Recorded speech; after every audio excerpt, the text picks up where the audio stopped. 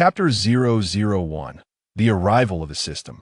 In a company in Tokyo, the atmosphere was quiet and oppressive. Suddenly, a classic phrase shattered the tense ambience. Imzeo, airphone.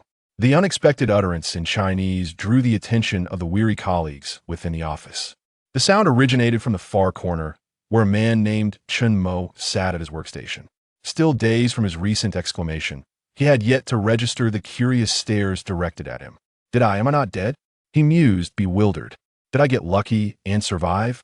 After a prolonged moment of confusion, he finally became aware of the atmosphere around him, noticing the many eyes fixed upon him.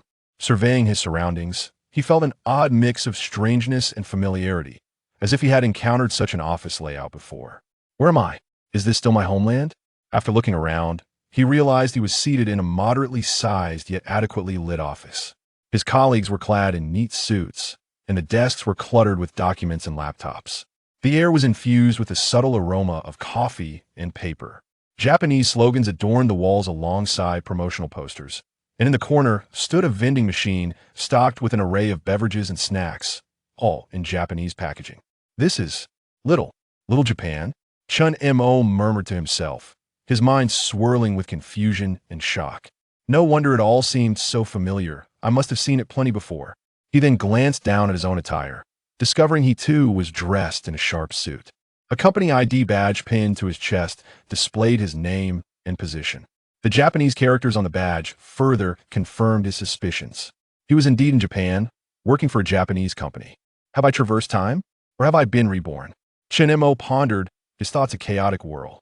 Just then, the sharp sound of high heels echoed through the office, breaking the silence. He looked up to see a tall, poised woman with an icy demeanor and striking beauty striding towards him. She wore a tailored black pencil skirt suit, her long legs accentuated by black stockings that drew the eye. Her long hair cascaded over her shoulders, and her gaze was sharp and commanding, exuding an undeniable authority with each step. Chen Mo, what are you doing? Her voice was cold, laced with impatience, as if reprimanding a subordinate for a mistake, her eyes reflecting disdain and contempt. Startled by the fierce woman before him, Chen Mo momentarily froze, then quickly realized she was likely his superior. A swift glance at her ID badge confirmed her identity, Fujiwara Mizuki. Director Fujiwara, he instinctively began to explain, but was cut off by Fujiwara Mizuki. This is work time, not a moment for daydreaming. Her tone elevated slightly, dripping with sarcasm. If you find this job too easy, I can certainly assign you more tasks. The surrounding colleagues lowered their heads, feigning busyness, yet their ears were perked up, clearly accustomed to such scenes. Sensing the atmosphere, Fujiwara Mizuki smirked internally. Is this what frightens you? Pathetic men? Nothing but a bunch of incompetent fools. Chen Mo felt a surge of irritation rise within him. Without fully grasping his situation and wishing to avoid unnecessary trouble, he forced a smile. Apologies, Director Fujiwara, I was momentarily distracted. It won't happen again. Fujiwara Mizuki shot him a cold glance, clearly unimpressed, her disdain for him palpable. She stepped closer, towering over him as she spoke. Distracted? Don't think I'm unaware you were dozing at your desk. Did the company hire you to sleep? If it happens again, I wouldn't mind sending you to Human Resources for a chat. Her voice was low, yet resonated clearly throughout the office. Chen Mo felt the stares of his colleagues prickling against him like needles, yet he did not shrink away. Shrink back? What a joke. His blood bore the heritage of a proud nation. Not only did he refuse to retreat, but he also lifted his head, meeting Fujiwara Mizuki's gaze squarely. Director Fujiwara, I understand now. His tone remained calm, yet there was a hint of defiance in his eyes. Fujiwara Mizuki was evidently taken aback by his response. Typically, he wouldn't dare lift his gaze when speaking to her, yet now he was boldly returning her stare. This surprised her, prompting her to think, this Chinese man is different. He was never like this before. Fujiwara Mizuki furrowed her brow slightly, but recalled she had tasks to attend to, quickly regaining her icy composure. I hope you truly understand otherwise. With that, she turned and strode away, the sound of her heels echoing in the office until her silhouette vanished at the corridor's end. Chen Mo slumped back into his chair, internally smirking. Fujiwara Mizuki, is it? With some allure? Is she? Just wait and see who ends up laughing last. Let's hope she doesn't fall into my hands otherwise. I might just ruin her reputation.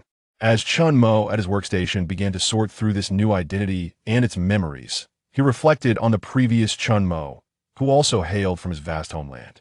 An exemplary student and an orphan, he had fortuitously arrived in Tokyo for study.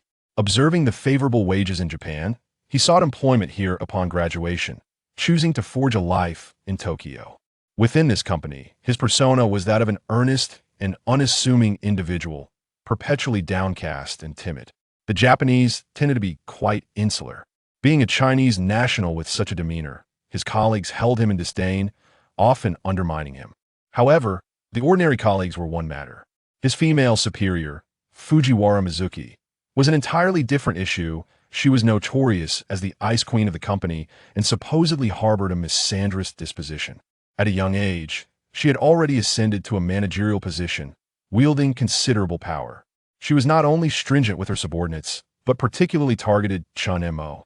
Perhaps it was due to his nationality that she found endless reasons to make his work life difficult, frequently docking his bonuses and publicly chastising him in meetings, leaving him humiliated. Lately, this woman had become relentless, assigning him an overwhelming workload, forcing him to endure late nights and endless overtime. Chen Mo, with his poor physical constitution, ultimately met his demise at his workstation under the strain of such rigorous demands. As the new Chen Mo recalled these memories, a cold smile crept across his face. Ah, it seems the previous owner of this body was quite the pushover, easily manipulated by others. However, now that I am here, I shall not endure such indignities. Fear not, my friend, I will avenge you. Just then, a voice echoed in his mind. Ding! Host conditions met system activated. The sudden arrival of the cold, mechanical voice sent Chen Mo leaping to his feet in excitement. His startled reaction drew the attention of his colleagues, their gazes filled with varying emotions, some sympathetic, others reveling in his misfortune. After all, the oppressive work atmosphere in Japan often led to mental breakdowns. Ignoring the curious glances, Chen Mo sat back down and tentatively asked in his mind, System? Ding! This system is a conquest system. Upon completing each task, you will earn corresponding points. Points can be exchanged for money or used for a lottery draw. Each lottery draw costs 100 points, and any item can be drawn. Chen Mo was taken aback. Could it be that systems truly existed in this world? Having often indulged in light-hearted reading of web novels in his past life, he never anticipated such fortune would come his way. Elated, Chen Mo readily accepted the system. Chapter 002. The conquest task. Having accepted the situation, he began to delve into the functions of the system. The lottery feature currently appeared to be inactive, likely due to insufficient points. At present, there was only one function available for exchanging conquest points for cash.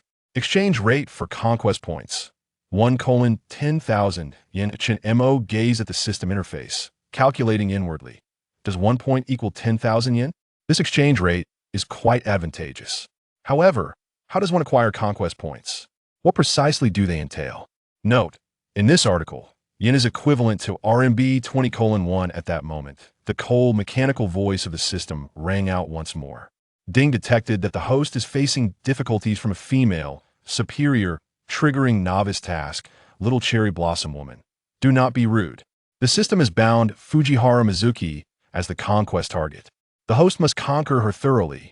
Task requirements. Increase conquest progress by 10 task rewards. 10 million yen, 200 conquest points, 2 free attribute points. Conquest Lottery X1. Task deadline, 7 days. Due to the initial binding by the system, new player benefits apply. Doubling the task rewards, doubled rewards. 20 million yen for 100 conquest points for free attribute points. Conquest Lottery X2, remaining time for task. 6 days, 23 hours, 59 minutes, and 59 seconds. 10 million yen. Good fortune has finally arrived. Chen Mo was extremely pleased upon seeing the task rewards. 10 million yen was no small sum, equivalent to a substantial 500,000 renminbi. One should not underestimate 500,000 renminbi currently. 80 of young people might not accumulate such an amount even after a decade of work. Thus, Chen Mo felt no disdain, a slight smile gracing his lips as a glimmer of cunning sparkled in his eyes. Hehehe, so this is the system? How intriguing. The path to conquering Tokyo begins with you, Fujihara Mizuki. Chen Mo sat at his workstation, his mind already devising ways to accomplish the system's task. He glanced around to ensure no one had noticed his unusual demeanor before continuing his mental dialogue with the system. System, what does conquest progress entail? How is it specifically enhanced? Chen Mo inquired. Conquest progress refers to the host gradually instilling feelings of fondness, reliance, admiration, and affection in the target through actions, words, and psychological means. When the progress reaches 100, the target is considered fully conquered. Chen Mo's heart stirred, a smile curling at the corners of his mouth. I see. So this means I must strategize to win over Fujihara Mizuki? Hehehe's task appears to be more engaging than I initially thought.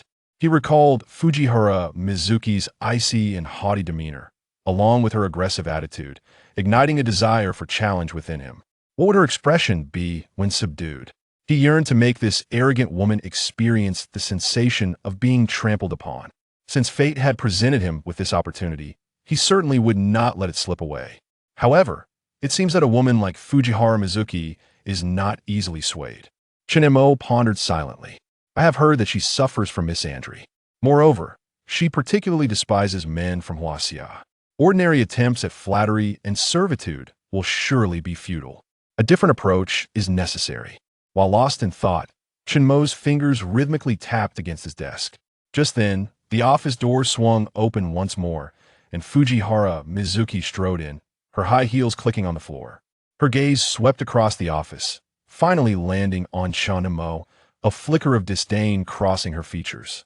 Chen Mo, have you prepared the materials for this afternoon's meeting? Fujihara Mizuki inquired coldly.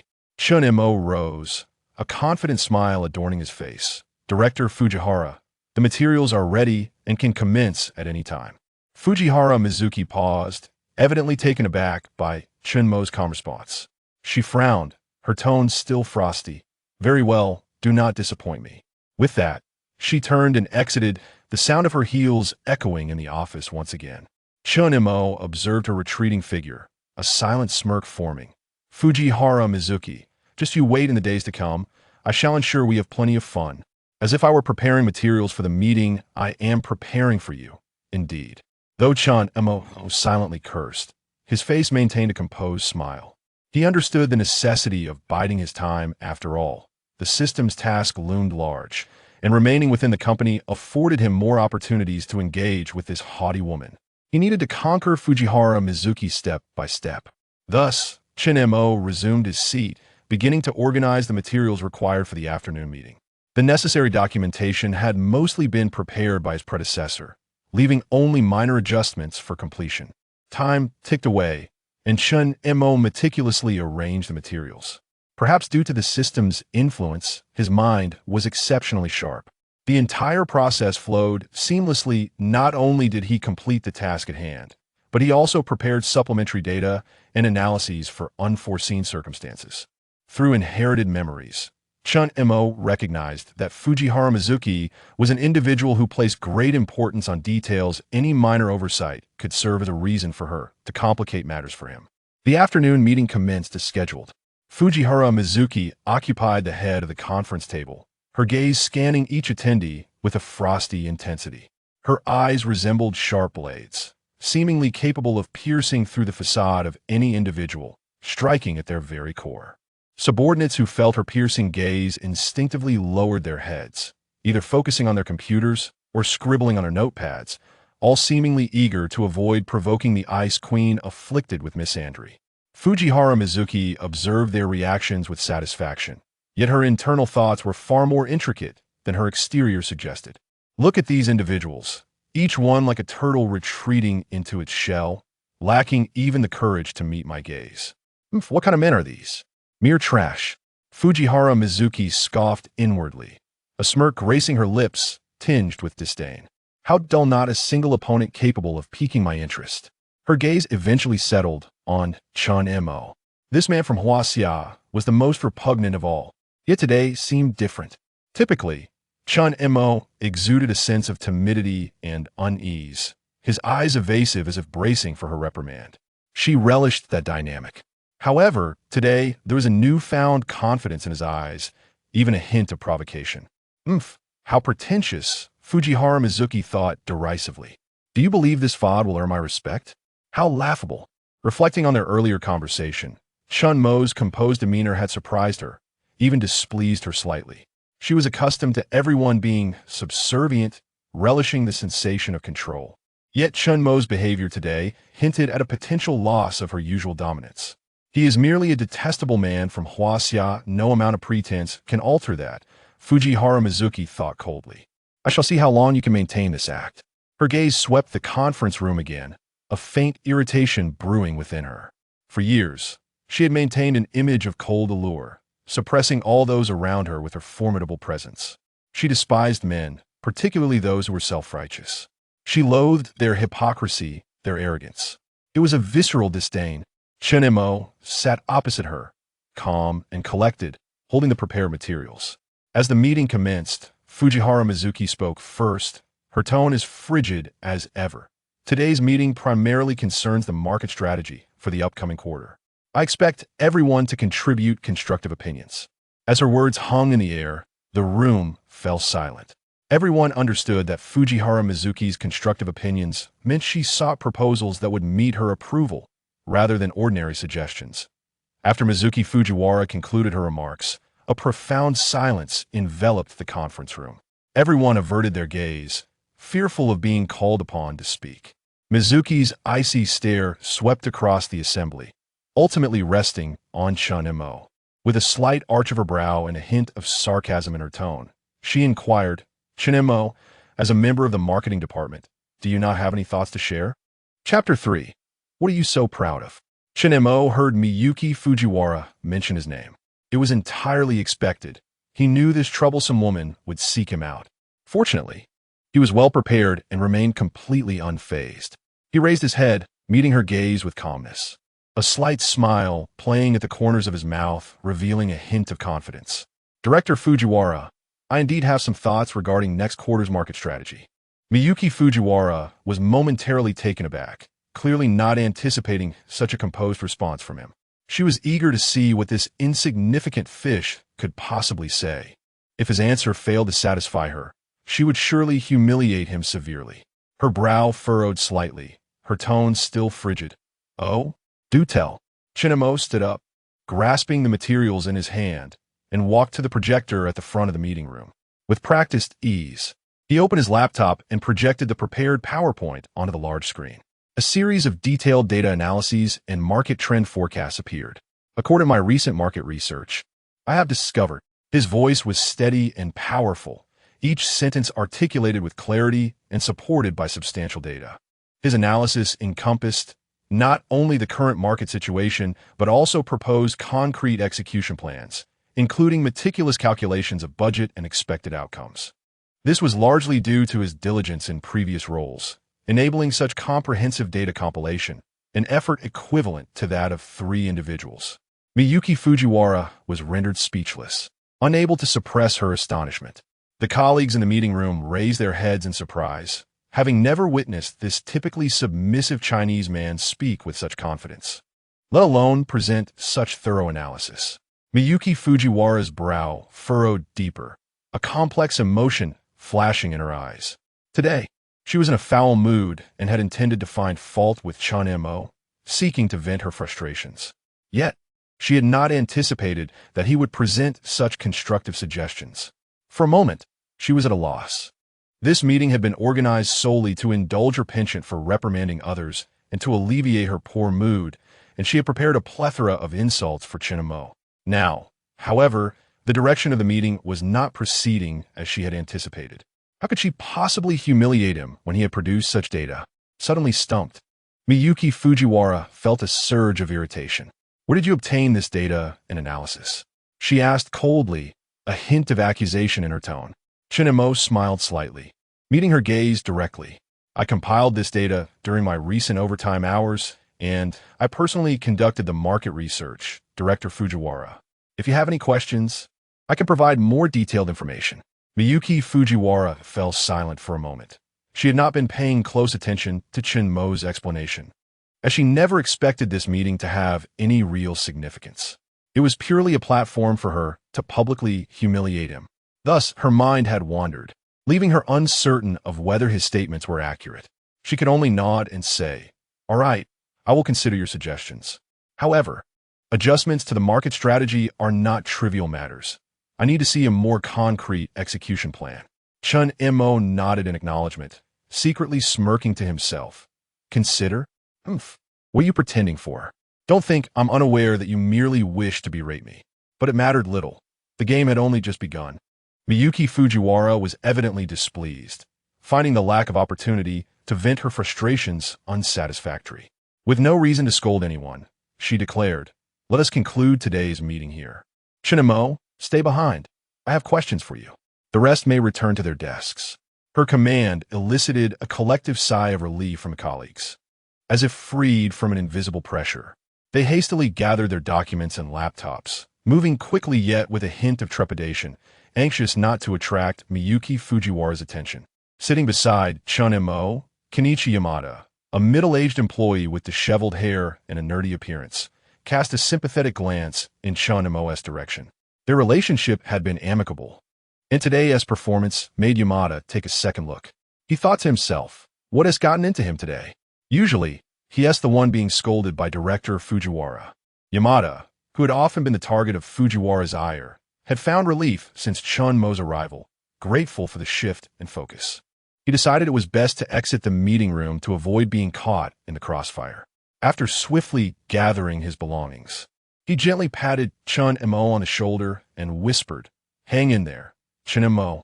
You can do this, just endure it. Don't resist, or she'll have a reason to pounce." With that, he slipped out of the meeting room, careful not to draw Fujiwara's attention. Chen Mo felt the weight of Yamada's supportive gesture and nodded slightly in acknowledgement. As the door to the meeting room closed slowly, the final colleague's figure vanished, leaving only Chen Mo and Miyuki Fujiwara in the room. Standing at the opposite end of the conference table, arms crossed and eyes piercing, Miyuki Fujiwara scrutinized Chen Mo as if trying to see through him. "Chen Mo," she began, her voice still icy but tinged with impatience, "your performance today has surprised me." Chen Mo replied with unwavering composure, "Director Fujiwara, I merely executed my responsibilities. Adjusting the market strategy is crucial for the company's future development, and I could not afford to be lax." Miyuki Fujiwara let out a cold laugh, approaching the conference table and tapping her fingers lightly on the surface, producing a rhythmic sound. Her gaze remained sharp, laced with sarcasm. "Is that so? Then enlighten me on how you managed to produce such a detailed report in such a short time. I recall you were overwhelmed with other projects just a few days ago."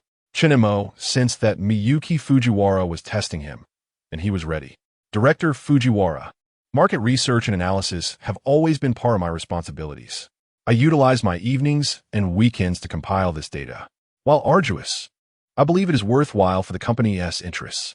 Miyuki Fujiwara narrowed her eyes, clearly not fully satisfied with his response. She stepped closer, towering over him, her tone carrying an undercurrent of threat. "Chen Mo, do not think that today's performance can mask the fact that you are an ineffective liability. I have always been dissatisfied with your attitude and efficiency. I will continue to observe your work. Should there be any discrepancies in the materials you provided, do not blame me for being unkind." In the face of Miyuki Fujiwara's harsh words, Chen Mo maintained his smile, his gaze steady as he met hers. "Director Fujiwara, I understand your expectations. I will persist in my efforts to ensure that every task is executed to the best of my abilities." Miyuki Fujiwara scrutinized him for several seconds, seemingly searching for cracks in his demeanor, but Chen Mo's composure left her at a loss. "API call failed with status code 429. Error. Code 429. Message. Resource has been exhausted. E.g. check quota. Status. Resource exhausted. Chapter 004. Time pause ping. Detected that the host has successfully dealt with Fujiwara Mizuki's provocation. Conquest progress increased by 2. Reward. 40 conquest points. Remaining time for novice task. 6 days 1859. 59. Upon hearing the system's notification, Chen Mo felt a slight smile tug at the corners of his mouth, secretly reveling in his triumph. It appears that this obstinate woman is not entirely invulnerable. A mere counterattack can elevate the conquest progress. How intriguing. I had thought the system rewards were only granted upon meeting established criteria, but it seems there are progressive rewards as well. Quite delightful. In a buoyant mood, Chen Mo organized the documents on his desk and was preparing to leave the meeting room when the system's voice echoed in his mind once more. Ping. Hidden task triggered. Hidden task. Emotional provocation. Task requirement. Within the next 24 hours, induce at least one emotional fluctuation. Anger, surprise, confusion, etc. in Fujiwara Mizuki through words or actions. Task reward. 100 conquest points, 10 free attribute points, initial hidden task. Hence the reward is doubled reward. 200 conquest points, 20 free attributes. Task failure. No penalties. Remaining time for task, 23:59. 59. Raising an eyebrow. Chen Montag smirked invertly. Emotionale Provokation. This task is rather amusing. He exited the meeting room and returned to his workstation, already devising strategies to accomplish this hidden task.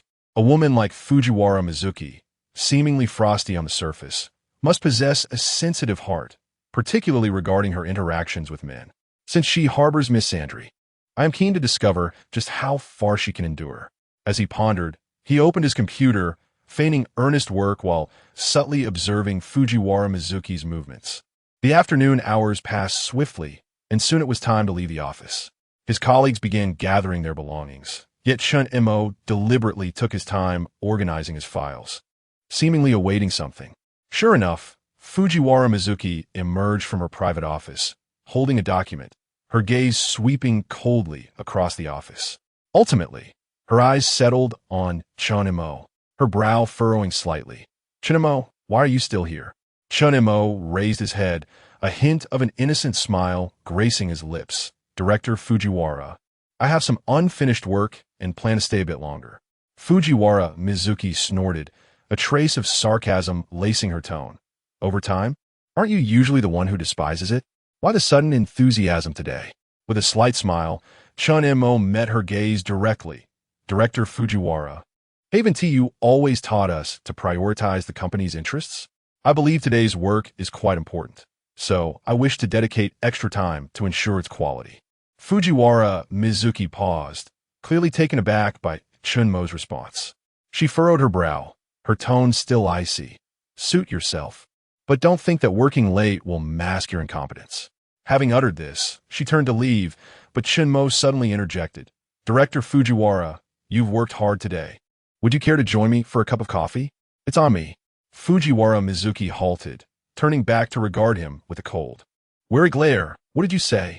Today's Chen Mo was too different, and it unsettled her, leading her to suspect that he might have ulterior motives, perhaps even something nefarious in the coffee. Maintaining his smile, Chen Mo replied casually, I said you've worked hard today. Would you like to join me for a cup of coffee? My treat. Fujiwara Mizuki's frown deepened, her eyes fixed intently on Chen Mo. Something was amiss. Very amiss. This upstart Chen Mo must be up to something. He wouldn't genuinely consider drugging me, would he? Perceiving her unease, a flicker of displeasure crossed her eyes. Chen Mo, do you think that just because you performed well today, you can casually bond with me? Chen Mo shrugged, his tone remaining composed. Director Fujiwara, you've misunderstood. I merely thought you deserved a break after your strenuous work. After all, you are human too and require rest.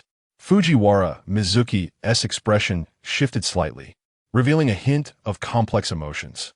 She clearly hadn't anticipated such a response from him. Could it be that things were not as she had assumed? Might Chen Mo genuinely harbor no ill intentions, but simply wish to show concern for her? For a moment, she found herself a loss for words. You. She opened her mouth, seemingly about to say something, but ultimately coldly retorted, no need. You can drink by yourself. With that, she departed the office without looking back. Chen Mo observed her retreating figure, a smirk playing on his lips, inwardly reveling in his success. It seems this obstinate woman is not completely indifferent. In that fleeting moment, her emotions were undeniably stirred. Ping. Hidden task. Emotional provocation completed. Task reward. 200 conquest points. 20 free attribute points have been granted. Hearing the system's notification, Chen Mo felt a swell of satisfaction.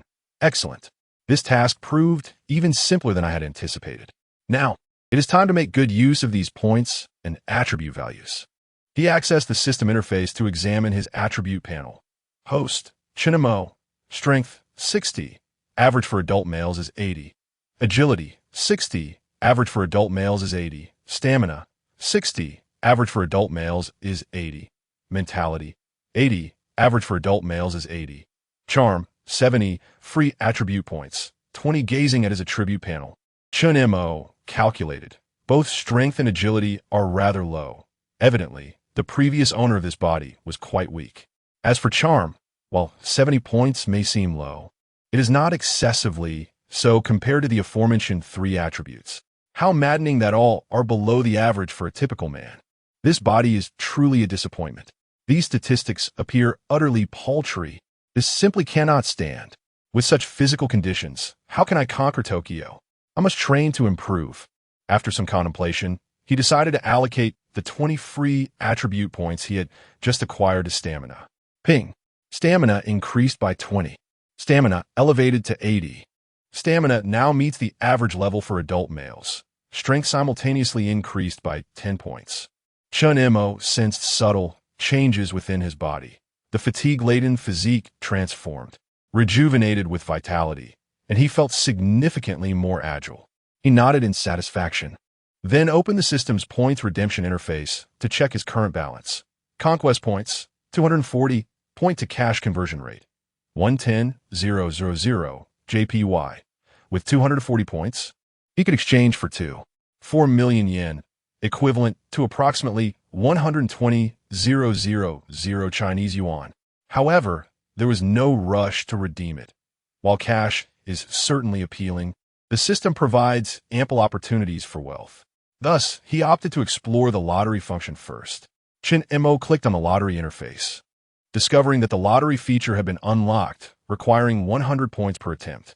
While the cost was steep, given he had 2 chances, he decided to proceed without hesitation. He clicked the lottery button. Ping. Lottery in progress. Congratulations, host. You have obtained time pause, permanent. Time pause. Each use allows for a 3-minute suspension of time, with a cooldown period of 1 hour.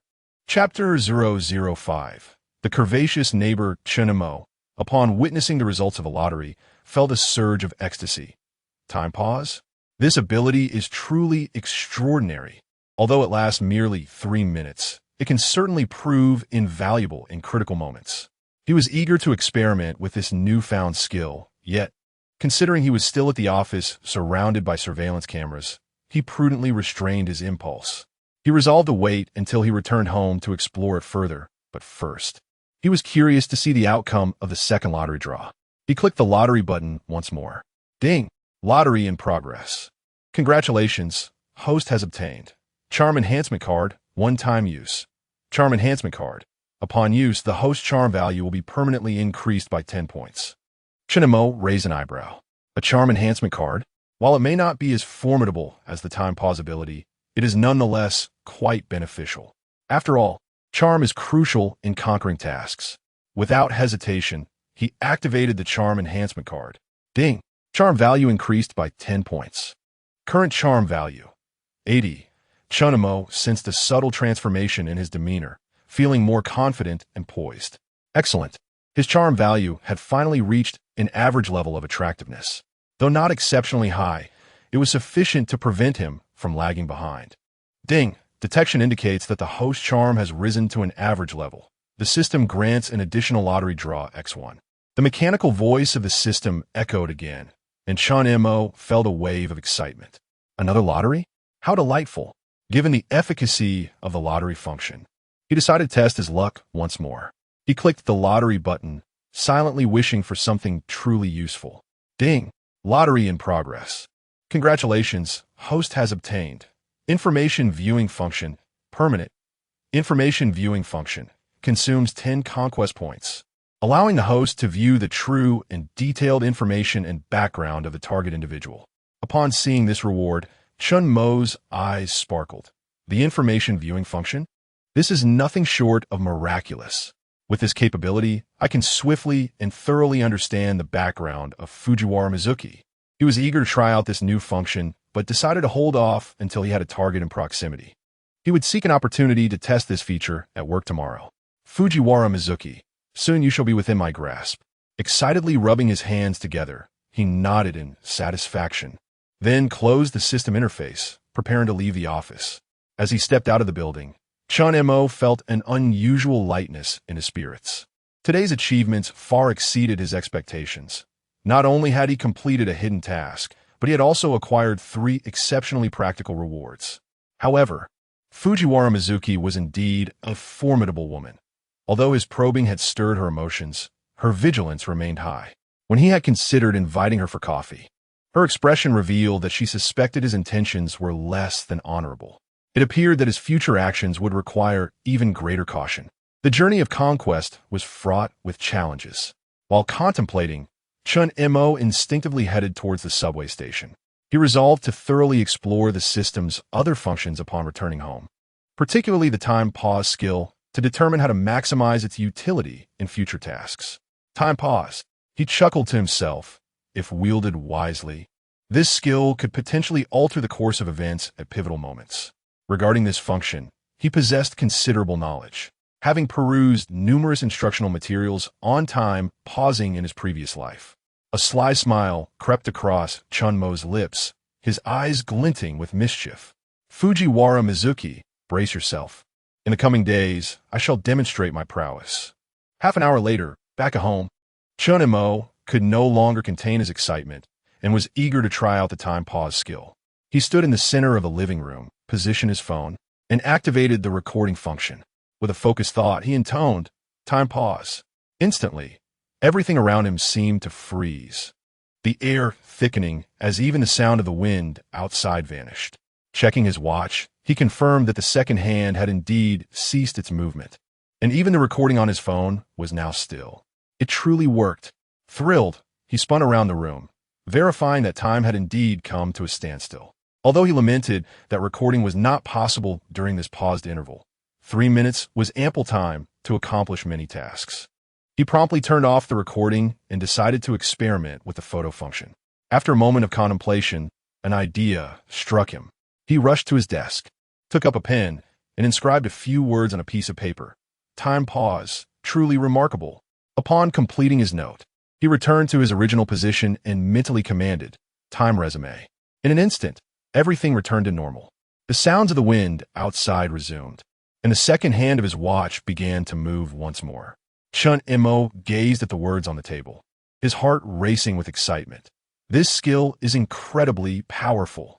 Although limited to 3 minutes, it can undoubtedly be indispensable in crucial moments. He checked his phone for the photos, and to his delight, they were indeed saved, though the video remained frozen. He now understood that while recording was not feasible, he could capture images. He resolved to make the most of this skill, particularly in encounters with Fujiwara Mizuki, where he might execute some unexpected maneuvers while she was caught off guard. Next, he thought to himself, watch how I employ this skill to gradually take control of the obstinate Fujiwara Mizuki. A glimmer of confidence shone in Chen Mo's eyes, and he brimmed with anticipation for the promising days ahead. Fujiwara Mizuki and the peak of Tokyo await my arrival. Gurgle lost in the exhilaration of acquiring a new skill, Chen Mo was abruptly interrupted by the rumbling of his stomach. It seemed he had become so enthralled that he had forgotten to eat dinner. Patting his belly with a chuckle, he reached for his phone, opened the food delivery app, and decided to order something to satisfy his hunger. In high spirits, he opted for a sumptuous meal. As he perused the menu, he stumbled upon a newly opened Japanese restaurant with stellar reviews and promptly ordered a deluxe sushi set. Payment successful, 9,600 yen. After placing his order, he set down his phone and continued to explore the system's features. Approximately 20 minutes later, the doorbell rang. So soon after placing the order, Chen Mo was taken aback as he rose to answer the door. Upon opening it, he was momentarily stunned. Standing before him was a voluptuous, alluring woman. She wore a soft, beige form-fitting dress that accentuated her graceful curves, the neckline slightly open, revealing a glimpse of her fair neck. Her hair was casually styled into a loose bun, with a few strands cascading by her ears, imparting an air of lazy charm. A gentle smile adorned her face, her eyes lifting slightly at the corners, exuding the allure of a mature woman.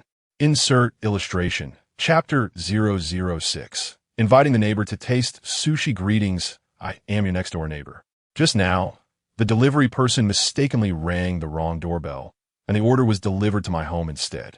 It seemed that the delivery person was unaware of the mistake and hurriedly handed me the package before leaving, so I took the liberty of bringing it to you. Chen Mo, coming back to his senses, quickly accepted the takeout with a smile and said, I'm truly grateful for your assistance. I feel quite embarrassed for the trouble I've caused you. The young woman offered a gentle smile and waved her hand dismissively. No need to mention it. It's only natural for neighbors to help one another. By the way, my name is Morisawa Kana, and what about you? Chen Mo found the name somewhat familiar, but could not recall it at that moment. So he politely replied, I am Chen Mo, hailing from Huaxia. I just moved in recently, and I hope to rely on your kindness in the future. Morisawa Kana nodded, her voice warm. From Huaxia, you say, do you live alone? If you ever need assistance, please don't hesitate to ask. Chen Mo chuckled lightly, his tone relaxed. Yes, I live alone. Thank you for your kind offer. I will certainly reach out if I need help. Observing the sunny demeanor of the young man before her, Morisawa Kana smiled subtly, a softness flickering in her eyes, and she instinctively wished to continue their conversation, saying, no need to be formal. We are neighbors, after all. By the way, the sushi you ordered looks delicious. Which restaurant did you choose? Chen Mo pointed to the name of the restaurant on the takeout bag. It is from this newly opened Japanese cuisine establishment. The customer reviews on my phone praise its flavor. If you're interested, you could give it a try. Morisawa Kana glanced at the restaurant's name and nodded. All right. Thank you for the recommendation. I will definitely order from there next time. You should enjoy your meal. I won't intrude any further. However, Chen Mo's eyes sparkled with an idea, and he quickly proposed, how about you come in for a moment, Miss Kana? I just moved in, and my place is still a bit chaotic, but we could enjoy some sushi together. Morisawa Kana was momentarily taken aback. After all, they were still strangers. Hesitating slightly, she replied, is that really appropriate? Chen Mo flashed a radiant smile and reassured her, there is nothing inappropriate about it. As a token of my gratitude for bringing me my takeout, it would be no trouble at all to share some sushi with you. Seeing the harmless expression on Chen Mo's face, Morisawa Kana found herself agreeing before she realized it, nodding with a smile. Well, all right then. I hope I'm not imposing. They entered the living room together, where Chen Mo arranged the sushi on the table and poured 2 cups of tea. Miss Kana, do try it and let me know how it tastes. Morisawa Kana picked up a piece of sushi and took a delicate bite, her eyes lighting up with surprise. This is indeed quite delightful. It seems this restaurant is truly worth recommending. Chen Mo chuckled, a hint of pride in his voice. Isn't it? My taste is quite discerning.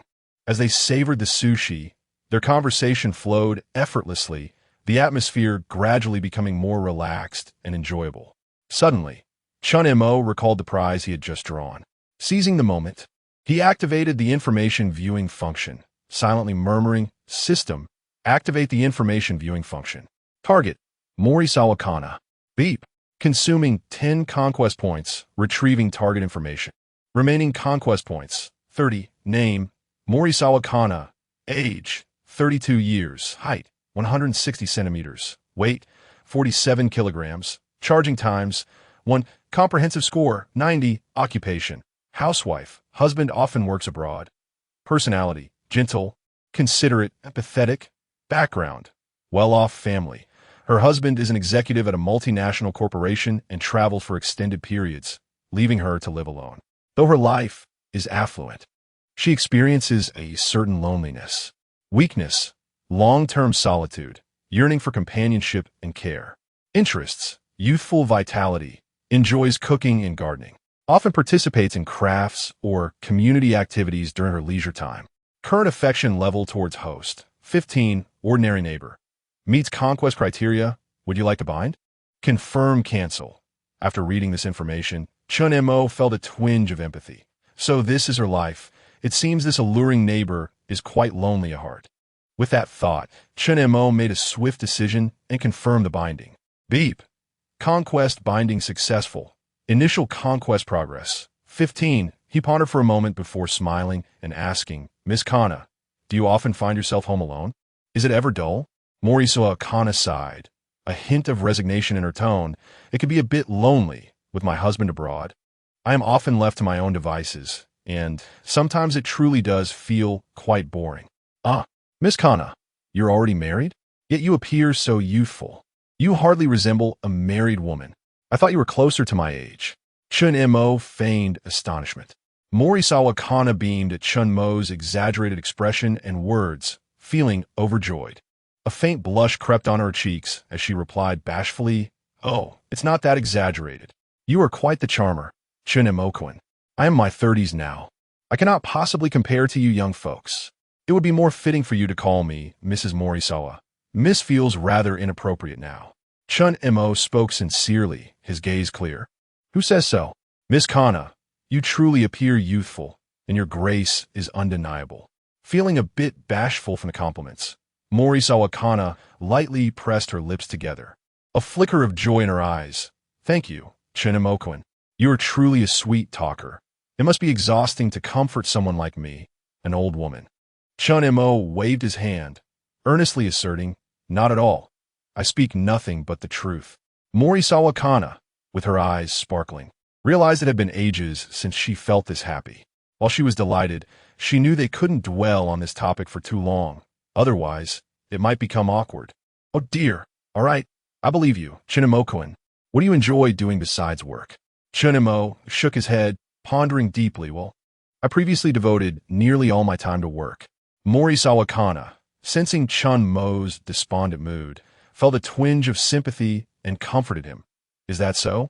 However, Chen Mo-kun, working so hard is truly admirable. Chen Mo lifted his head, a smile returning to his face as he said, I'm all right. Thank you for your kindness, Mrs. Morisawa. And what about you? What do you do to pass the time? Surprised by Chen Mo's resilience, Morisawa Kana noted how quickly he shifted from his earlier melancholy and replied, I enjoy crafting or participating in community events. By the way, there's a cooking competition in the community this Sunday. It should be quite lively. I plan to participate, and if you're interested, you could come to watch. Chen Mo's eyes sparkled with intrigue. A cooking competition? That sounds quite interesting. I will definitely come to support you. Morisawa Kana was pleasantly surprised that this young man showed interest in cooking. It made her feel validated in her own pursuits, and she smiled gently, a glimmer of anticipation in her eyes. Then it settled. I will save you a spot. They exchanged smiles, the atmosphere becoming even more harmonious. The system has detected an increase in the host affinity with Mrs. Morisawa. Current affinity, 25, friendly neighbor. Conquest progress, 25, conquest reward. 100 points upon hearing the system's notification. Chen Mo was inwardly delighted. He mused that this voluptuous neighbor must be quite lonely, considering the rapid pace of the conquest. Thus, he resolved to strike while the iron was hot, continuing to deepen his interactions with Kana Morisawa and further bridge the gap between them. Mrs. Morisawa, what kind of crafts do you typically enjoy? Chen Mo inquired, feigning curiosity with a hint of genuine interest. Speaking of her favored domain, Kana Morisawa smiled faintly, a glint of radiance in her eyes. I rather enjoy fabric crafts, such as sewing small dolls or creating home decor items. Occasionally, I dabble in simple woodworking, though I'm not very skilled, but I find it quite amusing. Chen Mo listened attentively to his neighbor's voice, nodding in agreement and displaying an admiring expression. That sounds fascinating. Alas, I'm usually swamped with work and rarely have the opportunity to engage in such crafts.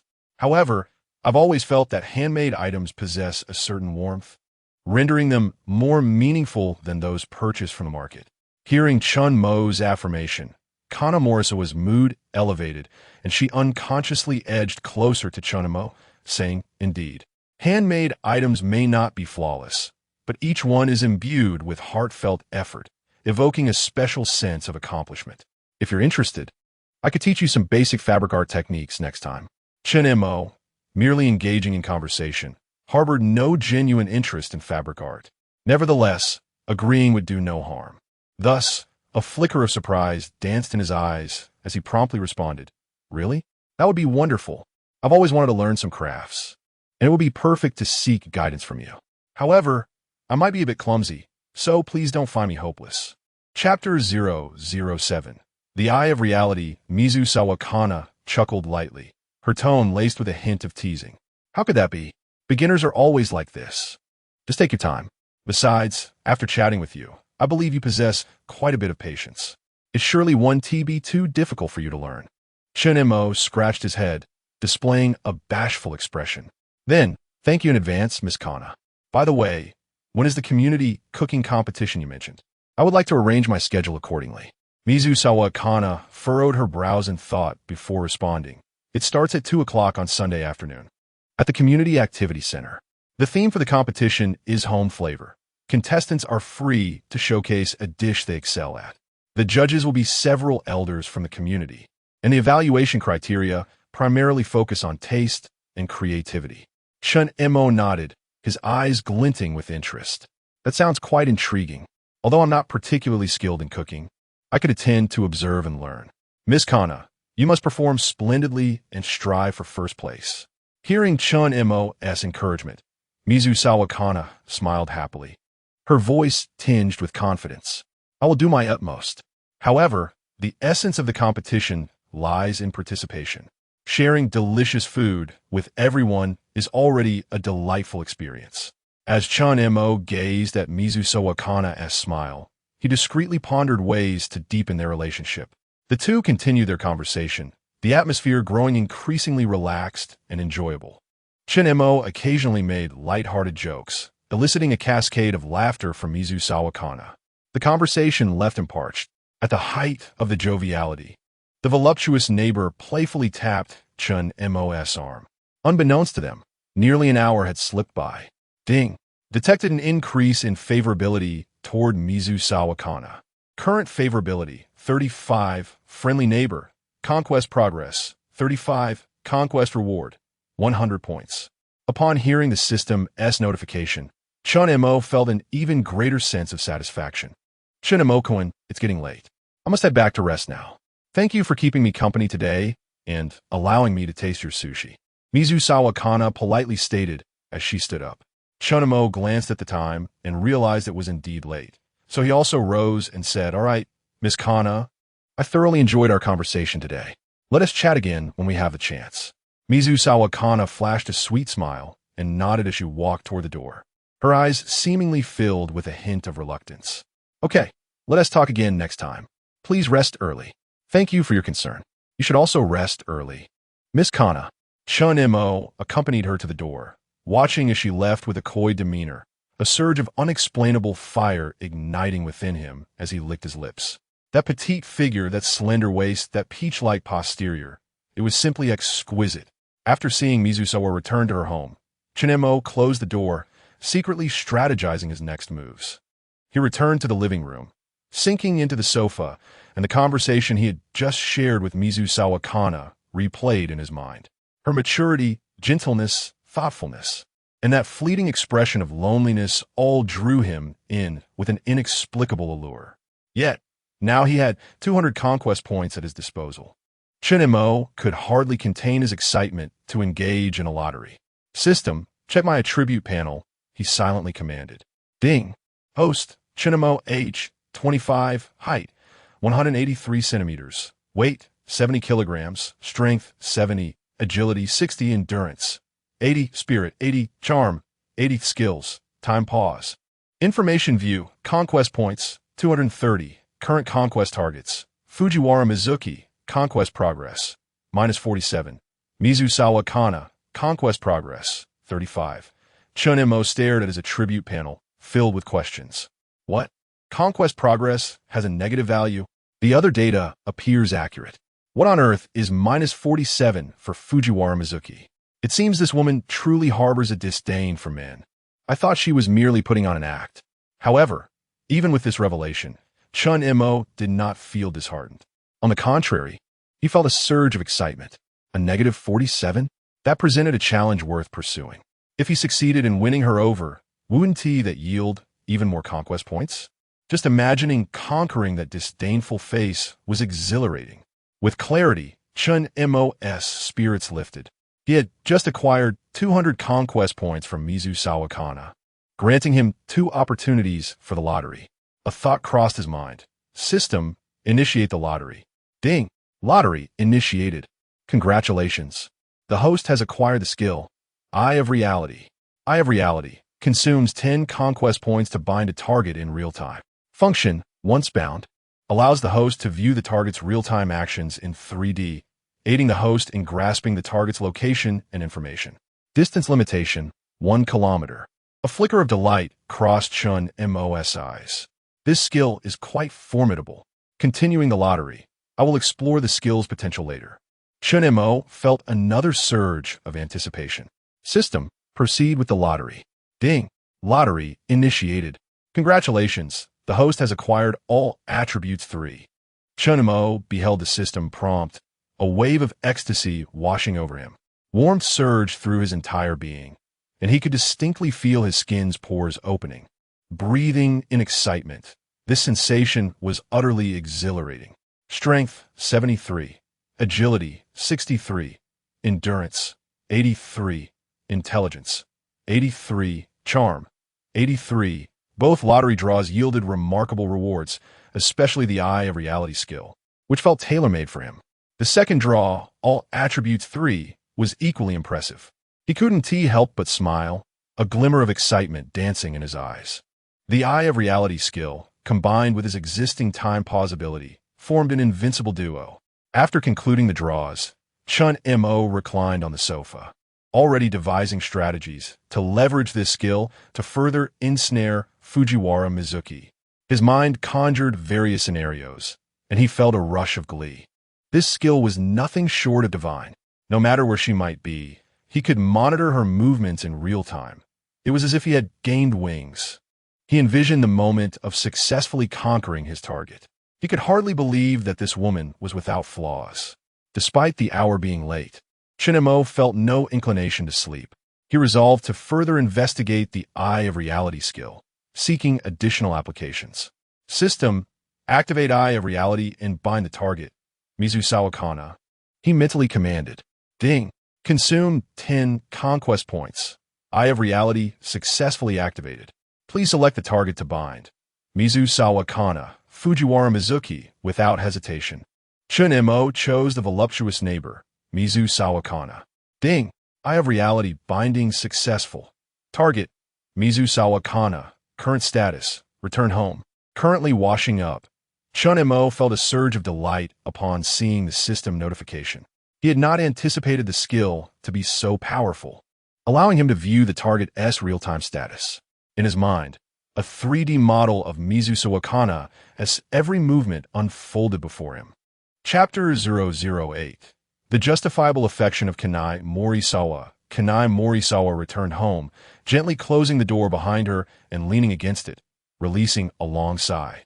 Her cheeks were slightly flushed, her heart racing as memories of her recent conversation and interaction with Chen Mo flooded her mind. The young neighbor smiled. The warmth of the sun and his genuine interest in her crafts and cooking filled her with a sense of long-forgotten ease and joy. What an intriguing young man he is. Morisawa mused softly, a smile unconsciously curving her lips. She made her way to the bathroom, turned on the faucet, and began her evening routine. Suddenly, an odd sensation washed over her, as if someone were watching her. Turning around, she found the house empty. Am I just too tired lately? How could I feel this way? Kanai shook her head and continued with her routine. The warm water flowed over her hands as she gazed at her fingers, recalling the moment when Chen Mo had invited her to partake in sushi tasting. His smile was sincere and warm, instilling an inexplicable sense of reassurance within her, as if a switch had been flipped in her heart. He lives alone and has just moved in. He must feel quite lonely. Kanai pondered, feeling an unanticipated concern for Chen Mo. As her thoughts spiraled, her head began to feel slightly overheated. She splashed water on her face, forcing herself to regain composure. My goodness, what am I thinking? Kanai, have you lost your mind? After freshening up, she donned a comfortable, form-fitting pajama set, her graceful figure accentuated as she slipped into slippers and settled onto the sofa in the living room. The room was eerily quiet, save for the gentle ticking of the wall clock. She picked up a craft magazine from the coffee table and flipped through a few pages, only to find her mind wandering. Should I invite him to the cooking competition next week? Kanai hesitated internally. Although she had mentioned the competition to Chen Mo earlier, she was uncertain if he would truly attend. After all, he was merely a neighbor, and they were not particularly close. Setting the magazine aside, she approached the window and drew back the curtains, gazing toward the neighboring window. Chen Mo's room was still lit, and she could vaguely make out his silhouette on the sofa. A sudden warmth surged within her, as if that light offered her an inexplicable sense of companionship. Perhaps he might actually come, she whispered, a glimmer of hope flickering in her eyes. Returning to the sofa, Kanai picked up her phone, opened a social media app, and browsed the community activity group chat. The sign-up list for the cooking competition had been posted, and her name stood out prominently. She clicked on the details of the competition, mentally deliberating on what dish to prepare. A home-style flavor. Perhaps I shall make that stewed beef that my husband adored, she thought, the memory of her husband's praise for her culinary skills bringing a bittersweet smile to her face. However, that smile had long since faded from her life. Even her husband's visage had begun to blur in her memory. Kanai sighed softly, placing her phone down and leaning back against the sofa, closing her eyes. Her heart was a tangle of emotions, yearning for her husband while feeling a budding curiosity and fondness for her new neighbor, Chen Mo. She knew she shouldn't dwell on a young man, yet the long-lost sensation of companionship and the light atmosphere were irresistibly alluring. Perhaps we are merely engaging in ordinary neighborly interactions, she reassured herself, striving to calm the tumult within her heart. Yet, Chen Mo's smile and vibrant eyes continued to invade her thoughts. She shook her head, attempting to dispel such musings, but a faint anticipation lingered, as if something new were quietly taking root. Enough of this, I mustn't dwell on it. Tomorrow requires an early rise. Kanai stood, turned off the living room light, and made her way to the bedroom. Lying in bed, she continued to envision Chen Mo's figure. Tossing and turning, she found sleep elusive, her lips pressed together as if engaged in an internal struggle. Ultimately, Kanai sat up and stealthily drew the curtains.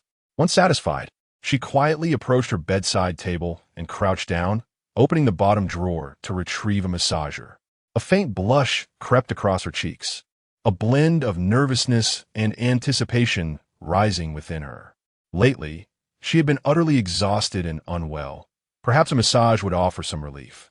She inhaled deeply, attempting to steady her emotions, yet Chen Mo's smile and those lively eyes continued to haunt her thoughts. What is happening to me? Why have I become like this? She murmured, a hint of helplessness and shyness lacing her voice. Shaking her head, she tried to cast those thoughts aside, but the yearning within her only intensified. Finally, she bit her lip. Time passed slowly. Kanai's mood gradually settled, a contented smile gracing her face.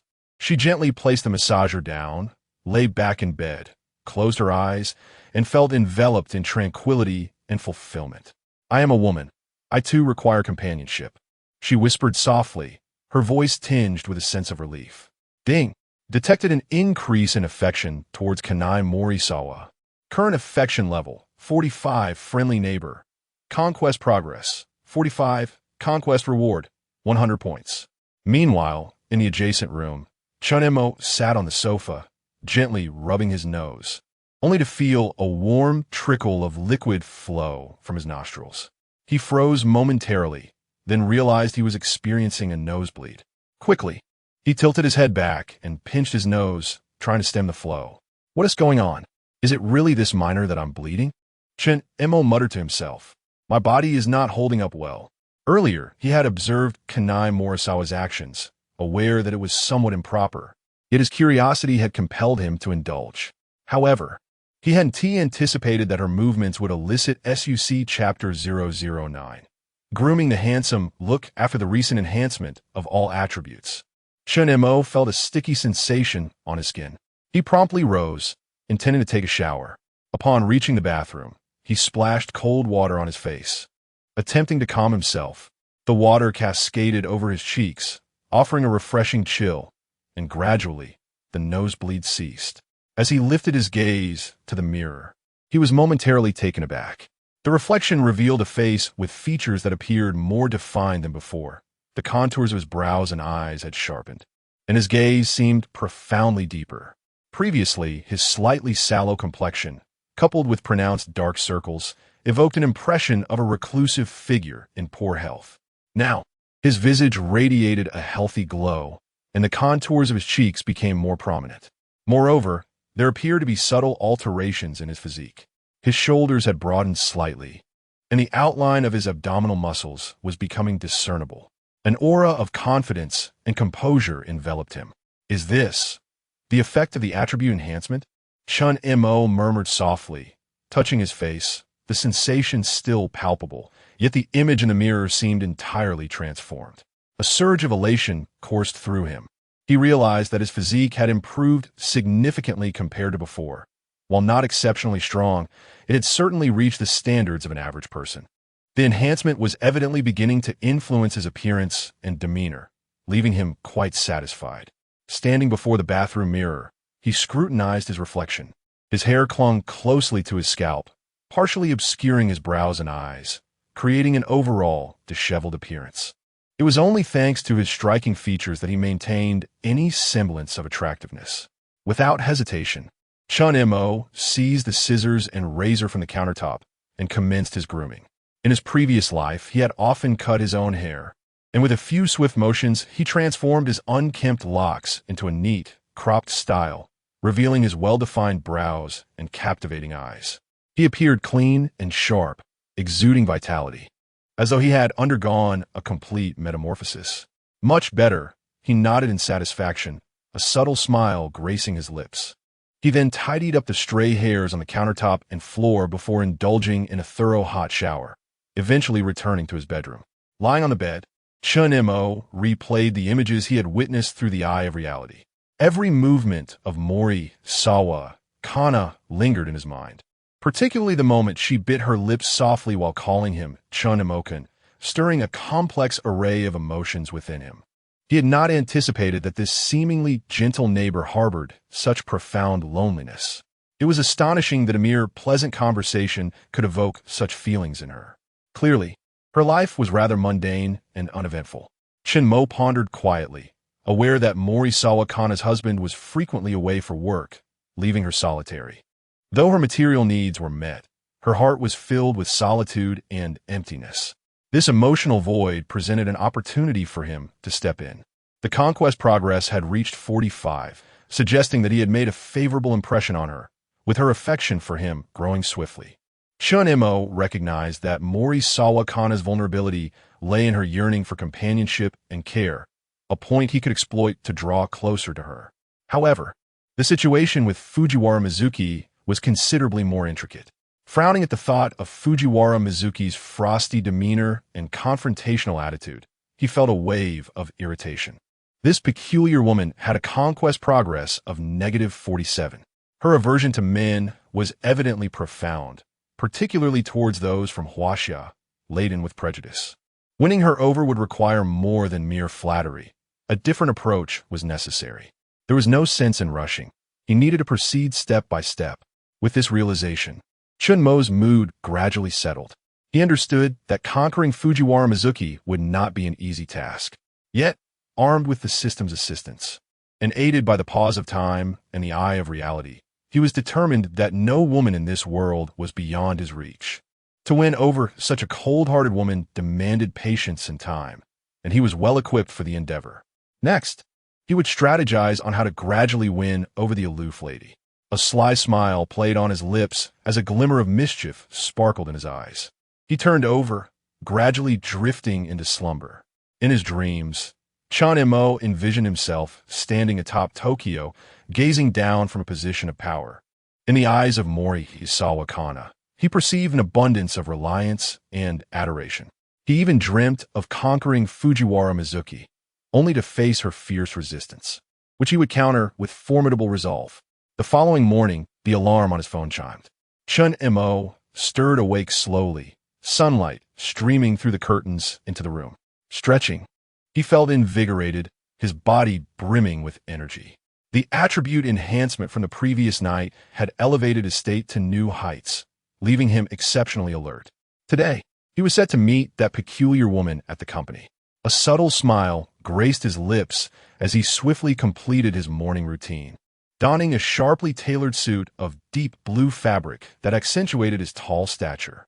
He appeared polished and confident, with the collar of his shirt slightly undone, revealing a hint of collarbone, a blend of formality and casual charm. His shoes gleamed brilliantly. After adjusting his tie and grabbing his briefcase, he stepped out of his home. Upon reaching the ground floor of his apartment, he heard a light patter of footsteps behind him. Turning, he found his neighbor, Mori Sawakana. Today, she wore a delicate pink dress, the hem swaying gracefully with her movements, exuding elegance. Her long hair cascaded over her shoulders, and a gentle smile adorned her face as she carried a beautifully crafted lunchbox. Upon seeing Chen Mo, a hint of shyness flickered in her eyes, but she quickly composed herself and greeted him with a smile. "Good morning, Chen Mo-kun." Her voice carried a note of delight. Chen Mo was momentarily taken aback, then responded with a radiant smile. "Good morning, Mori-san. Where are you headed?" Morisawa Kana gently shook the lunchbox in her hand. "I am off to the community center for a craft activity today, and I brought some snacks I made myself." As she spoke, she approached Chen Mo, her gaze lingering on him for a fleeting moment. She noticed the striking change in his hairstyle, the disheveled locks that once obscured his brows now transformed into a neat, cropped style, revealing his handsome features and deep-set eyes. He appeared fresh and revitalized, as if he had undergone a complete transformation.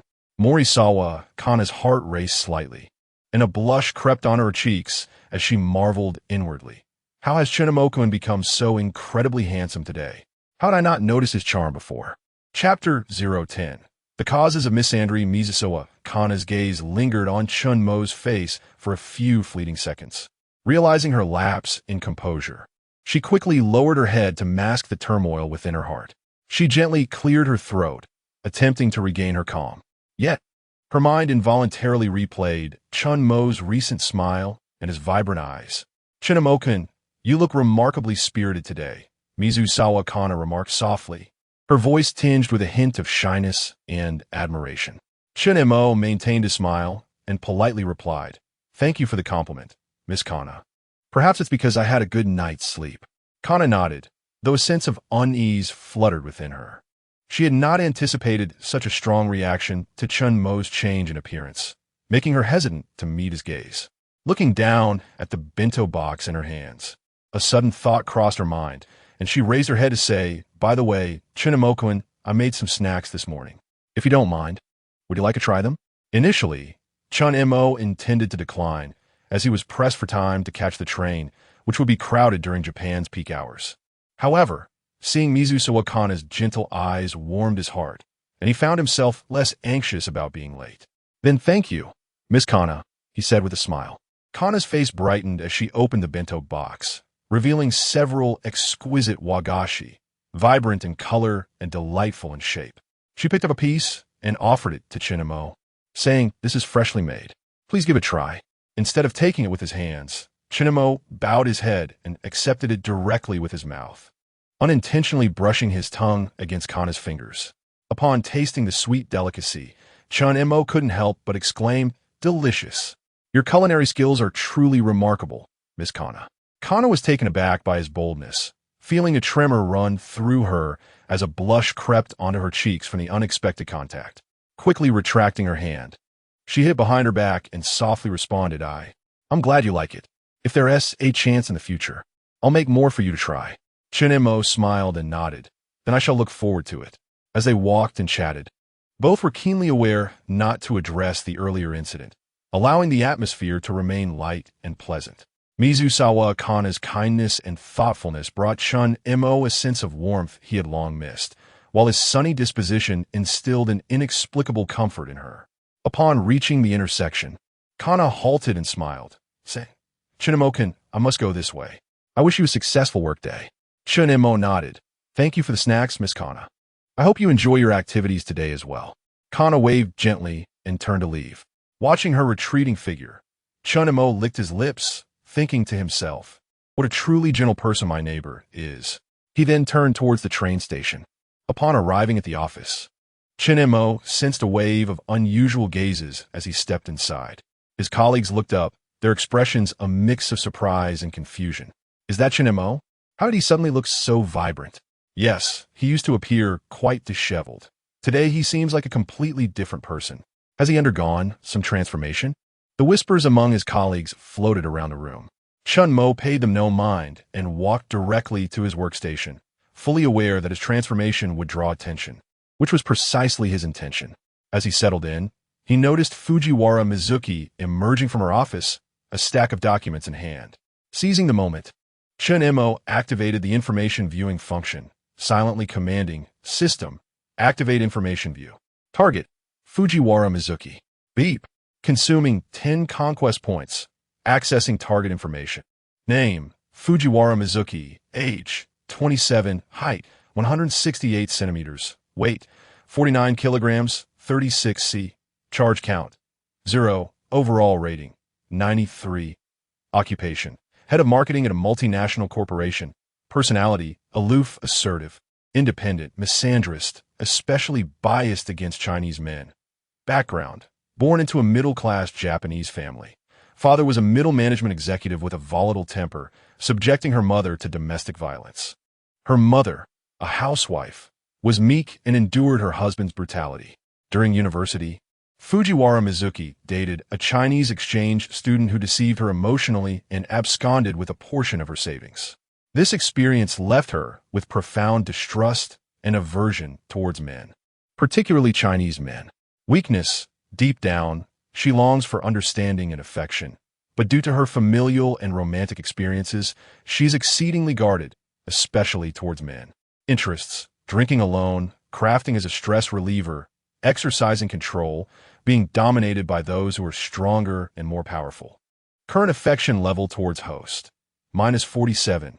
Chen Mo was taken aback upon reading the information panel. So that's why this woman harbors such strong misandry. Her experience with men has been quite unfortunate. My heart aches for her, if only for 3 seconds. Despite this fleeting sympathy, he knew he had to navigate her demeanor with care. Today, Fujiwara Mizuki was dressed in a well-tailored black business suit, the sound of her high heels echoing sharply in the quiet office. Her gaze swept across the room before settling on Chen Mo, her brow furrowing slightly in confusion. Chen Mo, you seem different today, Fujiwara Mizuki remarked coldly, her tone dripping with disdain. Chen Mo looked up, meeting her gaze with calmness, a slight smile gracing his lips. Good morning, Director Fujiwara. I merely changed my outfit and tidied my hair. There's nothing particularly special about it. Mizuki's frown deepened, clearly unprepared for his composed response, which bore a hint of provocation. Don't think a new hairstyle will change anything, she retorted, her tone laced with scorn. Work is what truly matters. I hope you don't lose sight of that. Chen Mo smiled slightly, his voice imbued with confidence. You are absolutely right, Director Fujiwara. Work is paramount, and I will continue to strive for excellence. Fujiwara Mizuki tossed the documents onto Chen Mo's desk with a flourish. These are the files you need to handle today. Submit them by the end of the day, or you'll be working overtime until they're completed. Her tone was imperious, her gaze scrutinizing. Chen Mo glanced at the pile of documents, narrowing his eyes slightly before nodding. Understood, Director Fujiwara. I will ensure they are completed on time. Without further comment, Mizuki turned on her heel, her high heels clacking as she left, a sense of satisfaction swelling within her. What difference does a new hairstyle make? He is still just a man, a mere pawn to be manipulated at my will. Chen Mo watched her retreating form, a glint of cunning flashing in his eyes. This woman, how amusing. I even felt a pang of sympathy for her earlier. And now she is putting herself under pressure first thing in the morning. System. Bind alive, I to Fujiwara Mizuki. Chapter 011. Hentai Chen Mo. Ding. Expending 10 conquest points. Initiating binding to target. Fujiwara Mizuki. Binding successful. Ocular surveillance activated. Host may observe the target's real-time status. A virtual interface materialized in Chen Mo's mind, displaying Fujiwara Mizuki's live image. Her expression remained icily resolute. This Chen Mo. Why has he suddenly become so self-assured today? Does he truly believe he can alter anything? Men are creatures fit only to be trodden underfoot. Resistance is unacceptable. Fujiwara Mizuki's soliloquy within her private office reached Chen Mo's ears via the ocular surveillance. He glanced down at the documents on his desk, idly flipping through a few pages. The files were not intricate, merely voluminous. Fujiwara Mizuki evidently intended to inundate him, forcing him to toil late into the night. You wish for me to work overtime? Not chance. Chen Mo inwardly scoffed, promptly activating his computer and commencing the expeditious processing of the documents. His fingers danced across the keyboard with remarkable alacrity, his gaze unwavering and composed. The ocular surveillance interface continued to display Fujiwara Mizuki's image as she moved about the office, occasionally venturing out for inspections, each time surreptitiously glancing in Chen Mo's direction. His dexterity. How is he processing these documents at such a blistering pace? Fujiwara Mizuki observed Chen Mo's slender fingers flying across the keyboard, their velocity so great as to produce afterimages. Chen Mo had detected Fujiwara Mizuki's scrutiny but disregarded her bewilderment, remaining fixated on the task at hand. Time elapsed swiftly, and Chen Mo's colleagues began to perceive his transformation. The habitually dilatory Chen Mo had metamorphosed into an individual possessed of extraordinary efficiency. What's gone into Chen Mo today? How has he suddenly become so proficient? Indeed, he used to be a perennial overtime worker. How has he managed to complete his tasks so early today? The Japanese are masters of shirking work. They will never finish in one day what can be done in two. They will never finish work early that can be done with overtime. After all, overtime is subsidized. The colleagues murmured amongst themselves, their gazes tinged with astonishment and envy. Chen Mo remained oblivious, cognizant only that his metamorphosis had captured Fujiwara Mizuki's attention. The initial step in his grand design. Time marched onward. At 3 p.m, Chen Mo finalized the last document, rose from his chair, and approached Fujiwara Mizuki's office. Materials in hand. Director Fujiwara, the documents have been processed. Please review them at your leisure. Chen Mo deposited the files on her desk, his tone even and self-assured. Fujiwara Mizuki lifted her gaze, casting a frigid glance at him before lowering her head to peruse the documents. Her brow furrowed slightly, betraying her surprise at Chen Mo's efficiency. You completed them so quickly? Fujiwara Mizuki's tone carried a hint of incredulity. Chen Mo offered a subtle smile and nodded. Indeed, Director Fujiwara.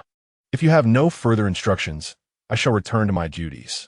Fujiwara Mizuki paused, contemplating placing further pressure on Chen Mo, but lacking any tasks to assign. She merely waved her hand dismissively. Very well. Chen Mo exited Fujiwara Mizuki's office and proceeded directly toward the lavatory. As he neared the entrance, he encountered his colleague, Yamada Kenichi, emerging from within. Yamada Kenichi's face registered surprise upon seeing Chen Mo, followed by a somewhat lewd smile. Chen Mo-kun, you seem to be in high spirits today. I hear you completed all the tasks Director Fujiwara assigned this afternoon. Quite the impressive fellow. Chen Mo responded with a slight smile and a nod. Haha, I suppose I was simply a bit more efficient than usual. As the two drew closer, Chen Mo detected a malodorous scent. Disgusted, Chen Mo cursed inwardly. Damn it, this perverted otaku colleague. Yamada Kenichi reached out to pat Chen Mo's shoulder, but Chen Mo, repulsed, sidestepped the gesture. Yamada Kenichi's hand met empty air, but he remained unfazed, his tone laced with playful banter. Did you imbibe some sort of elixir today, lad? I've never seen you so diligent. However, Director Fujiwara is not easily deceived, so don't get carried away. Chen Mo chuckled, offering a terse response. Thank you for the reminder. I shall remain vigilant. Despite the colleague's lascivious nature, he was not entirely disagreeable. On previous occasions when Chen Mo was being exploited by Fujiwara Mizuki and burdened with excessive workload, he would surreptitiously lend a hand. Yamada Kenichi waved his hand dismissively, adding, All right, I won't detain you from your ablutions. I shall return to my work. With that, Yamada Kenichi departed from the lavatory entrance. Chen Mo then entered the lavatory. The company's lavatory comprised only 2 stalls. One displayed an occupied sign, indicating its use, leaving him no choice but to enter the vacant stall. Good heavens! The stench within was overwhelming. He held his breath, swiftly concluding his business. After securing his trousers, Chen Mo promptly exited the stall. Upon reaching the communal wash basin and activating the faucet to wash his hands, he detected the sound of high heels.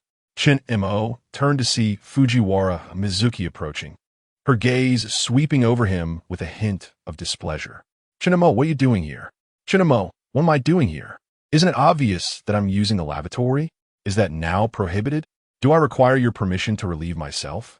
Fujiwara Mizuki was taken aback by the sudden shift in Chen Mo's demeanor, from obsequious to assertive. You. She was about to erupt in anger when she seemed to detect an odor, prompting her to recoil several paces, covering her nose and mouth. You, Chen Montak, you pervert. How dare you engage in such activities in the company? You are a vile man. Chen Mo felt a surge of helplessness and stepped forward to explain. Director Fujiwara, please allow me to explain. Seeing Chen Mo approach, Fujiwara Mizuki cut him off. Stop. Do not come near me. I require no explanation. You are nothing but a degenerate. I shall report this to Human Resources, resulting in the forfeiture of your monthly performance bonus and a formal reprimand. Chapter 012. Chen Mo. Why haven't you clocked out yet? Upon hearing Mizuki Fujiwara's words, Chen Mo felt a wave of silence wash over him. He never anticipated that a mere trip to the restroom would lead to such a misunderstanding, being mistaken for a hentai. The true hentai, Kenichi Yamada, had already departed. Taking a deep breath, he endeavored to calm himself before responding. Director Fujiwara, I believe there has been a misunderstanding. I merely went to the restroom and did not engage in any inappropriate behavior. If you doubt my words, would you like me to remove my trousers for your inspection? Mizuki Fujiwara's expression shifted slightly at the mention of Chen Mo's intent to disrobe. The situation became increasingly awkward. Her face displayed overt disdain, and she barked, "Get lost. You lecher. Who would want to smell your pants? Chen Mo, I warn you.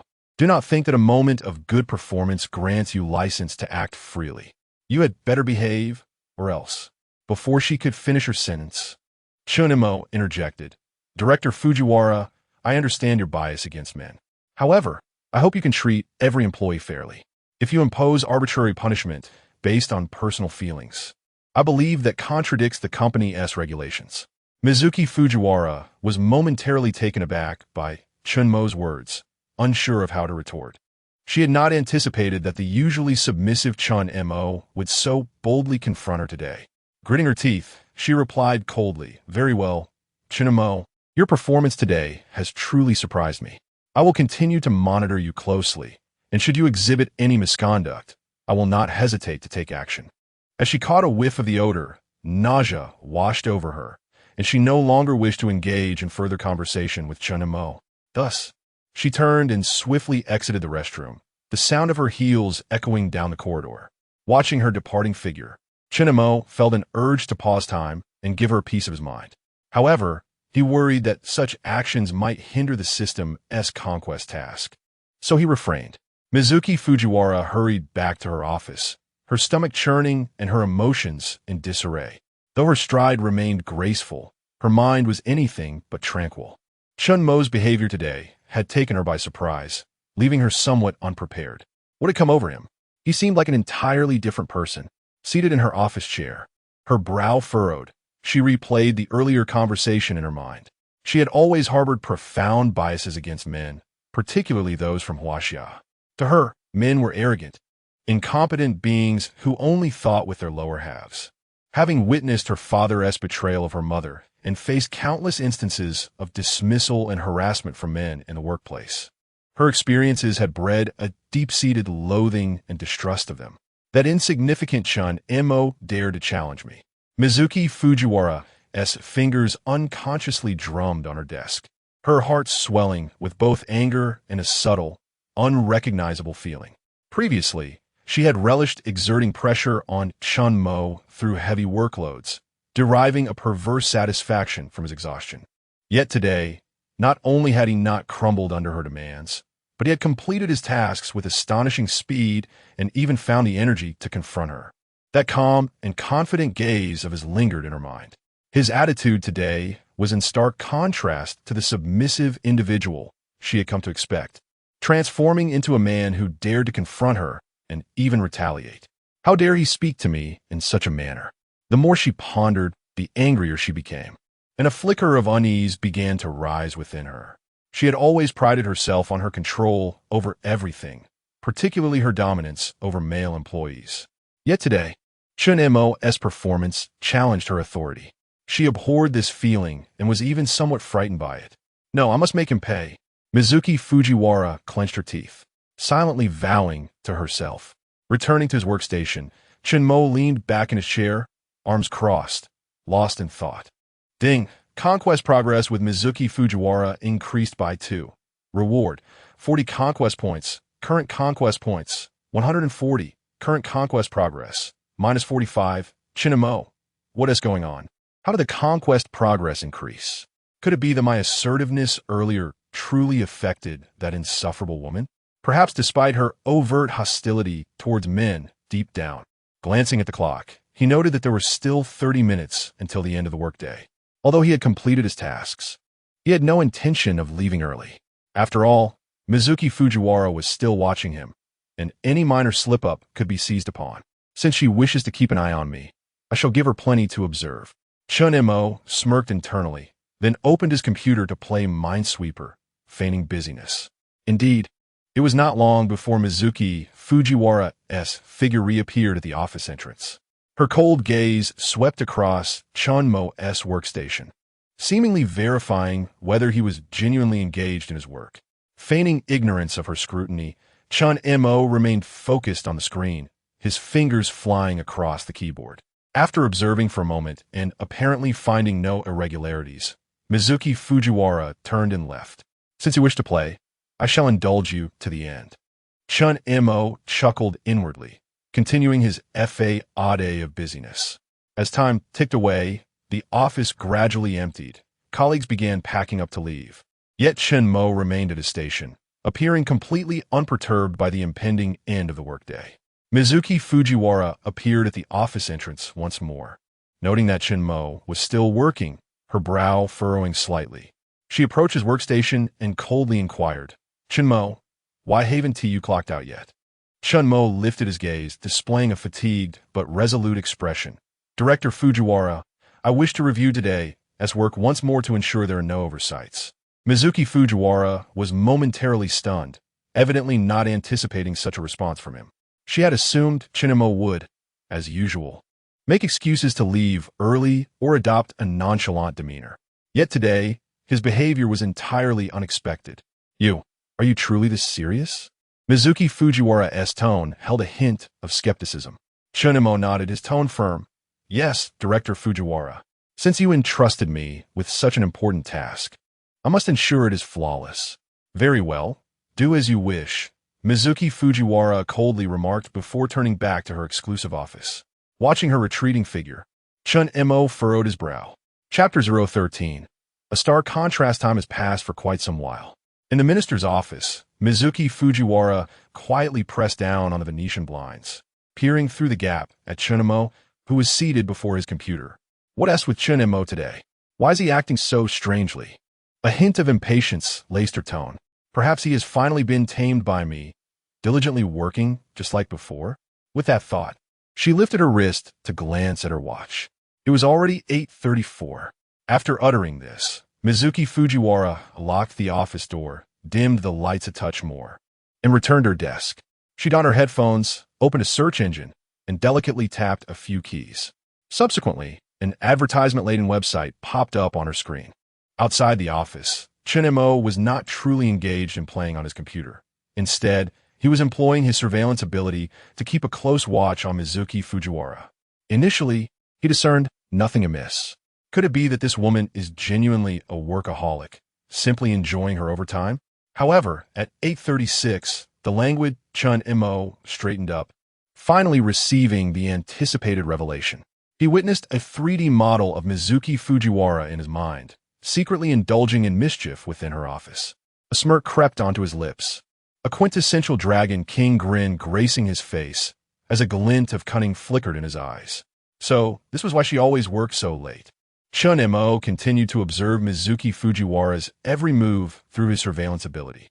He never expected that the typically aloof and frosty Mizuki Fujiwara was not someone who truly relished control or power. Such a stark contrast. Alas, this little minx had locked her office door. At that moment, Chen Mo yearned for the skill to pick locks, so he could pause time and slip into the minister's office to capture her indiscretions. Leaning back in his chair, Chen Mo began to devise a plan. It seemed that this ostensibly lofty minister had indulged in such behavior before. How skilled she appeared. I must find a way to acquire the key to her office. Though the progress of my conquest had not advanced, this newfound secret would grant me substantial leverage moving forward. He then sat quietly at his workstation, continuing to observe Mizuki Fujiwara's every action through his surveillance ability. While he could not physically intervene, merely feasting his eyes on the spectacle was quite pleasurable. As time slipped by, only he and Mizuki Fujiwara remained in the office. The dim lighting rendered the entire workspace exceptionally tranquil, with only the occasional soft tapping of Mizuki Fujiwara's keyboard breaking the silence. After about 20 minutes, she finally ceased her activities. She removed her headphones, gently massaged her temples, and a hint of fatigue washed over her features. Rising from her seat, she adjusted her attire, meticulously checking for any traces of her earlier actions before shutting down her computer and preparing to exit the office. Upon witnessing this, Chen Mo promptly closed his surveillance ability, feigning completion of his own work. He stretched leisurely and stood up, picking up a folder from his desk, deliberately creating some noise to capture Mizuki Fujiwara's attention. Hearing the commotion, Mizuki Fujiwara glanced up towards Chen Mo, her brow slightly furrowing. "You haven't left yet?" Chen Mo smiled, his tone casual. "I just finished reviewing the last document and was about to clock out. Minister Fujiwara, you've been working so late." As he regarded Chen Mo's smiling face, Mizuki Fujiwara's heart raced. What is with this guy? Why does he look so smug? Could it be that he has discovered something? Impossible. I was careful to avoid making any noise. Forget it. I just need to hurry home or I'll miss the subway. Mizuki Fujiwara forced herself to regain composure, though her voice trembled slightly. "My work does not require your report." Chen Mo noticed her anxiety, but chose not to call her out on it. Instead, he shrugged and continued, as the esteemed minister. "You certainly don't need to report to me. I merely thought it unwise to walk alone at night. How about we leave together? It's on the way." Mizuki Fujiwara, taken aback by Chen Mo's suggestion, regarded him with a hint of suspicion, her previously cold demeanor now tinged with confusion. "That's unnecessary. I can manage on my own." She could not fathom Chen Mo's motives. Thus, she flatly rejected his peculiar proposal. However, Chen Mo remained undeterred, smiling as he said, "Minister Fujiwara, even if you hold some reservations about me, it is only natural to show concern for a colleague. Besides, the streetlights around the company aren't very bright at this hour. Recently, Tokyo has seen an increase in stalkers and other nefarious characters. If you were to encounter any unfortunate incidents, I could not bear the responsibility." Mizuki Fujiwara fell silent for a moment, seemingly weighing the pros and cons. Indeed, there had been numerous alarming news stories circulating online lately. She had come across similar videos while scrolling through her phone. The thought sent a shiver down her spine as she glanced out at the pitch-black night and then back at Chen Mo. Finally, she coldly replied, "Do as you wish. But don't think this will change my perception of you. You must strive to prove yourself worthy of the salary the company provides." Chen Mo keenly captured the subtle expressions flitting across Mizuki Fujiwara's face. This stubborn woman, even in her fear, refused to relent. He chuckled softly, choosing not to elaborate further, and made a gesture, inviting Mizuki Fujiwara to proceed ahead. The two exited the office in succession, their footsteps echoing in the hallway. Mizuki Fujiwara's high heels clicked crisply against the floor, while Chen Mo trailed behind her, maintaining a respectful distance. Upon stepping out of the building, the night breeze was cool, prompting Mizuki Fujiwara to instinctively tighten her coat. Chen Mo observed this and gently remarked, "The wind is strong tonight. Be cautious not to catch a chill." Mizuki Fujiwara offered no response, merely quickening her pace. Chen Mo said nothing more, internally cursing, This insufferable woman is so arrogant. The more she behaves this way, the more rewarding my conquest will feel. Despite his silent reproaches, he kept a moderate distance, quietly following her. After walking for a while, Mizuki Fujiwara suddenly halted, turning to face Chen Mo, a hint of confusion in her tone. "Why are you doing this?" Chen Mo was momentarily taken aback before responding with a smile. "What do you mean by why?" Mizuki Fujiwara frowned slightly. "You could have left earlier. Why wait until now?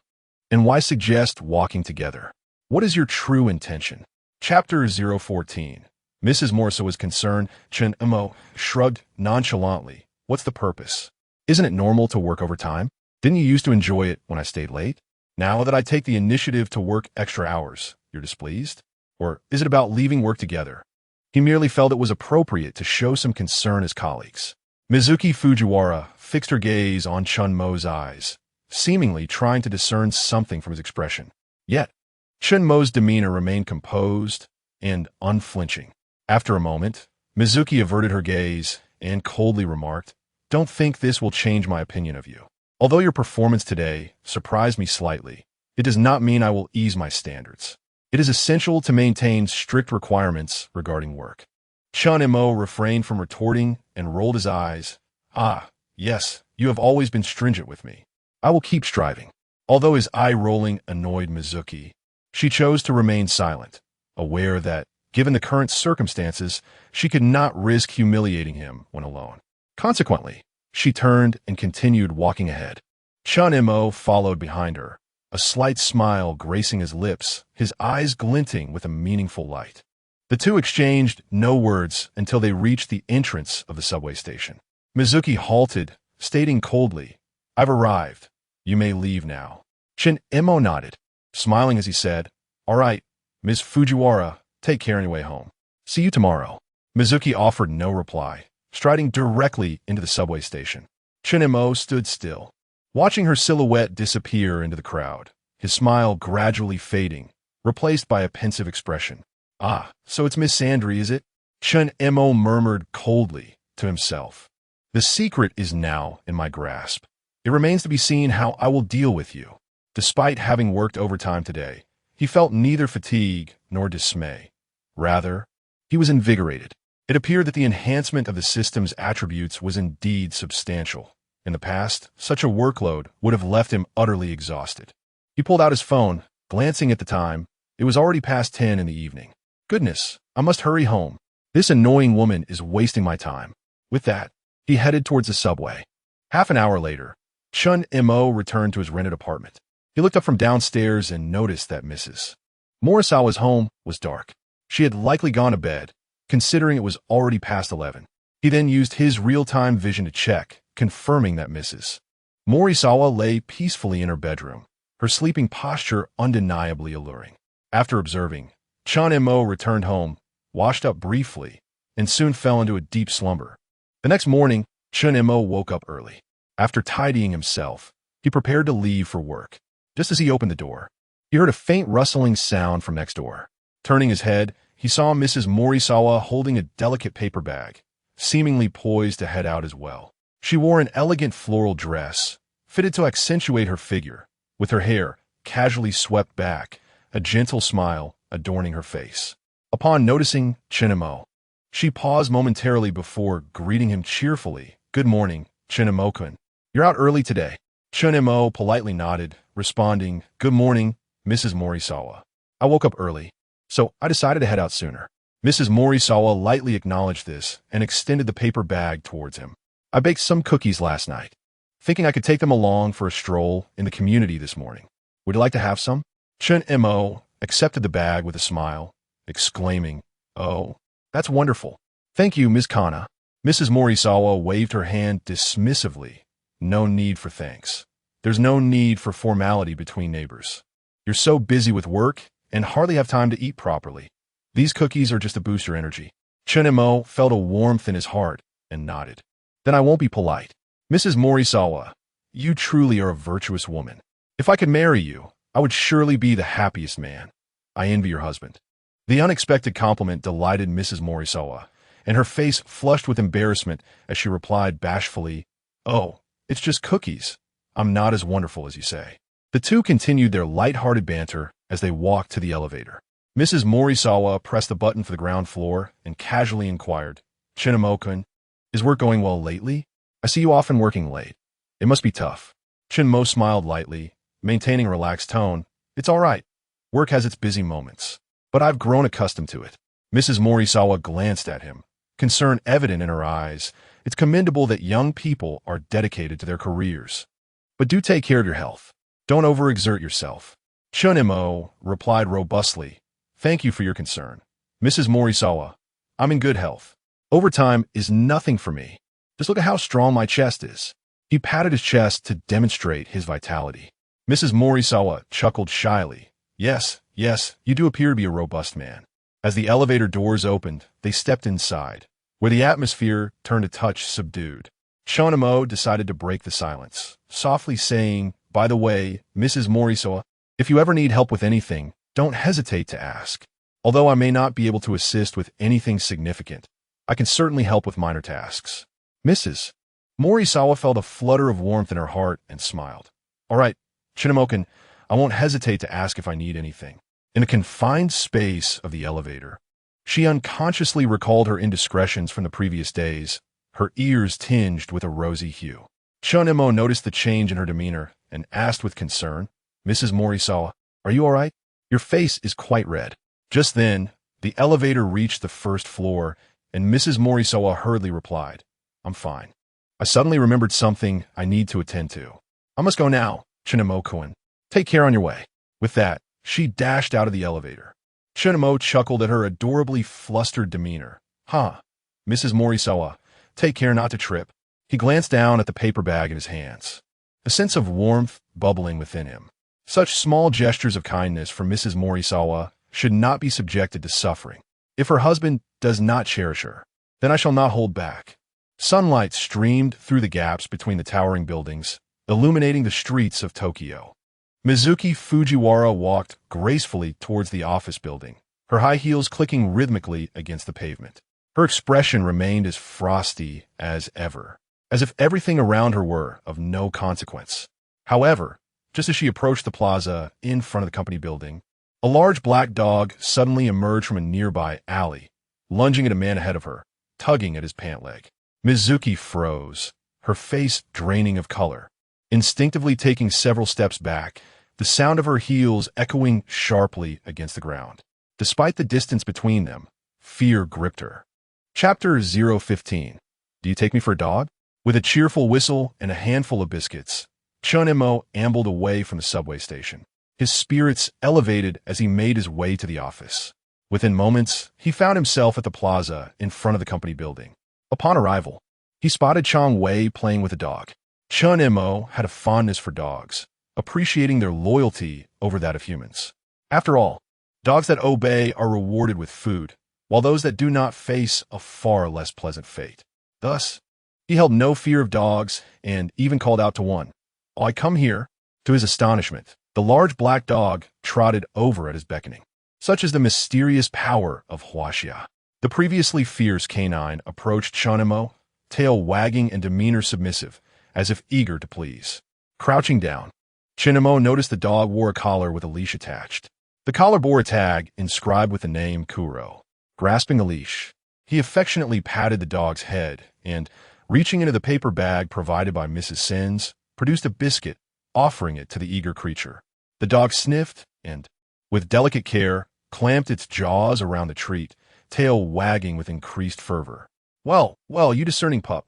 It seems you enjoy Mrs. Sen's culinary skills. Chen Mo chuckled, pulling out another biscuit to tease the dog further. Just then, a breathless middle-aged man emerged from a nearby alley, clutching a severed leash. As he ran, he shouted, Kuro, don't run off. Chen Mo glanced up and stood, still holding the leash. Upon reaching him, the man sighed in relief at the sight of his obedient dog seated by Chen Mo's feet. Thank you so much, he exclaimed, wiping the sweat from his brow, his face awash with gratitude. This dog is usually quite well behaved, but today it unexpectedly broke free and startled people. Chen Mo smiled, returning the leash to the man. No trouble at all. The dog is quite obedient, just a bit greedy. The middle-aged man accepted the leash, repeatedly expressing his thanks. I truly appreciate your help. Without you, I wouldn't have known where it had gone. Chen Mo waved his hand dismissively. It was but a small effort. However, it is indeed a sizable dog. Next time, make sure to secure it tightly to prevent further escapades. The man nodded vigorously. Yes, yes. I will thoroughly check the leash upon my return. Chen Mo continued. It did chew on someone else's pants earlier. You might want to address that. With that, he turned away from the plaza, heading toward the office. The middle-aged man took Kuro by the leash, thanking him again as he prepared to resolve the matter. Upon returning to the office, Chen Mo glanced at the time, noting that he still had a moment before work commenced. He settled at his workstation, organizing the tasks for the day. Although he had worked late the previous night, he had not engaged in any significant activities, having merely indulged in observing Fujiwara Mizuki. The morning passed in the usual flurry of busyness, with Chen Mo focusing on his work while occasionally stealing glances at Mizuki's office. The door remained firmly shut, suggesting she had not yet made an appearance. Chen Mo pondered whether she was avoiding him due to the events of the previous night, perhaps feeling a twinge of guilt. As afternoon approached, having just finished his lunch, he entered the break room with a cup of tea, only to find Mizuki standing at the coffee machine, cradling a freshly brewed cup. Her expression remained stern, yet there seemed to be a hint of hesitation in her eyes. With a slight smile, Chen Mo approached her and initiated conversation. Director Fujiwara, what brings you to brew coffee yourself today? Don't you usually have your assistant handle it? Mizuki glanced at him, her tone frosty. My assistant is on leave today. It's no trouble for me to do it myself. Chen Mo nodded, pouring himself some tea as he casually remarked, Ah, I see. However, Director Fujiwara, you seem a bit distracted today. Did you not rest well last night? Mizuki's fingers faltered momentarily before she regained her composure. My affairs are not your concern. Understood. Chen Mo replied with a chuckle, refraining from pressing further, instead savoring the steam rising from his cup. They lingered in silence for a time until Mizuki finally broke it. How did you manage to calm that dog down? It appeared so fierce, yet suddenly obeyed you. Chen Mo paused, realizing she was referring to the earlier encounter. I offered it a couple of biscuits, he explained. Mizuki frowned, evidently unsatisfied with his response. Is it really that simple? Chen Mo shrugged nonchalantly. Indeed it is. Her brow furrowed in confusion. What biscuits? Meeting her gaze, Chen Mo replied, What? Would you like a piece? At that moment, Mizuki inexplicably felt a wave of apprehension wash over her, despite her usual authoritative demeanor. Who would want the biscuits you fed to a dog? Don't be so presumptuous, she retorted, awkwardly sipping her coffee. Mizuki's discomfort stemmed from Chen Mo's effortless control over the fierce dog, conjuring memories of the creature wagging its tail before him.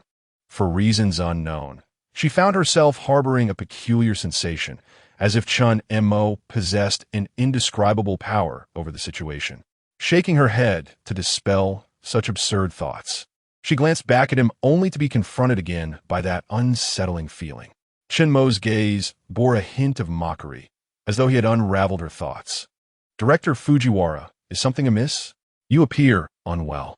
Feigning composure, Mizuki replied coolly, I'm fine, just a bit fatigued. Chen Mo smiled, choosing not to delve deeper. Instead, taking a sip of his tea, while his eyes remained fixed on Mizuki, awaiting her next move. Feeling increasingly uneasy, Mizuki hastily finished her coffee and turned to exit the break room. Yet, just as she did, Chen Mo called out Director Fujiwara, much like dogs. People too can be swayed with a little sweetness. Mizuki halted, glancing back at him, a complex emotion flickering in her eyes. What do you mean by that? Chen Mo shrugged casually, his tone light. Nothing in particular. I merely observe that sometimes individuals are more easily trained than dogs. Yet, some seem to prefer. Mizuki's brow furrowed slightly, her irritation evident as she fixed a cold stare upon him, warning laced at her voice. Chen Montak, you would do well to choose your words carefully. With a faint smile, Chen Mo's eyes glimmered with deeper meaning as he replied, Director Fujiwara, I merely spoke in jest. Do not take it to heart. After all, whether canine or human, both often appreciate a firm hand and guidance. Mizuki's expression shifted subtly. Sensing an underlying message in Chen Mo's words, her heart unconsciously quickening. The image of the obedient dog from the morning resurfaced, along with the aura of control he exuded. Overwhelmed, Mizuki snapped in anger. Chen Mo, do you take me for a dog? Chapter 16. Mind Your Identity. The voice of Mizuki Fujiwara reverberated in the break room, laced with unmistakable anger. Her complexion slightly flushed, her eyes betrayed a hint of embarrassment and vexation that she could scarcely conceal. Chen Mo's words had evidently struck a nerve, inducing an unprecedented discomfort within her. Yet, Chen Mo maintained his relaxed demeanor, seemingly indifferent to her ire. He gently set down his teacup, hands tucked into his pockets, and tilted his head slightly to regard Mizuki Fujiwara with a teasing tone. Minister Fujiwara, it appears there has been a misunderstanding. I was merely discussing matters pertaining to dogs. Why have you suddenly taken it personally? Mizuki Fujiwara's fists clenched slightly, her nails nearly digging into her palms. Taking a deep breath, she endeavored to compose herself. She recognized that Chen Mo was deliberately provoking her, and she could not afford to lose her composure in such a setting. As a minister, she had to exude calm and authority. Chen Mo, I warn you, do not presume that your assistance to the dog that startled me this morning grants you license to act insolently before me. This is a company, not a place for your jesting. Chen Mo shrugged, retaining his nonchalant attitude. You are quite right, Minister Fujiwara. This is indeed a company, and I should refrain from levity. However, he paused, a glint of mischief flickering in his eyes. Your reaction just now was rather amusing. Mizuki Fujiwara's expression darkened further. She felt as though Chen Mo was toying with her, and she struggled to find an appropriate retort. She had never encountered such a situation before, nor had anyone dared to be so audacious in her presence. Chen Mo's demeanor instilled an unprecedented sense of helplessness within her. You had best remember your words today, she said coldly, a note of menace in her tone. I do not wish to hear similar remarks again. Otherwise, be prepared for termination. Her gaze was laden with warning. Yet, Chen Mo remained unfazed, merely smiling and nodding. Understood, Minister Fujiwara. She said nothing more and swiftly exited the break room, her steps brisk, as if eager to escape the discomfort of the moment.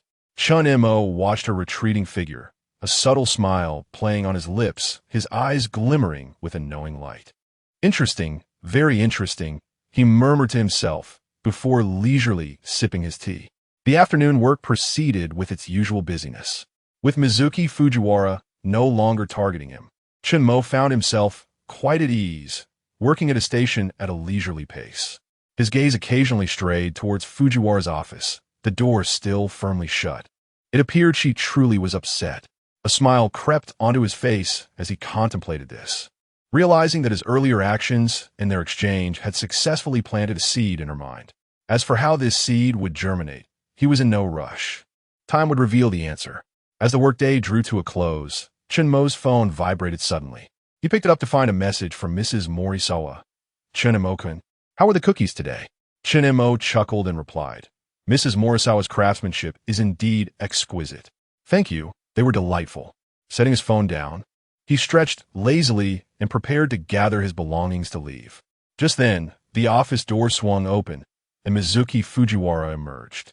Her expression remained stern, yet her eyes seemed to harbor a complex mix of emotions.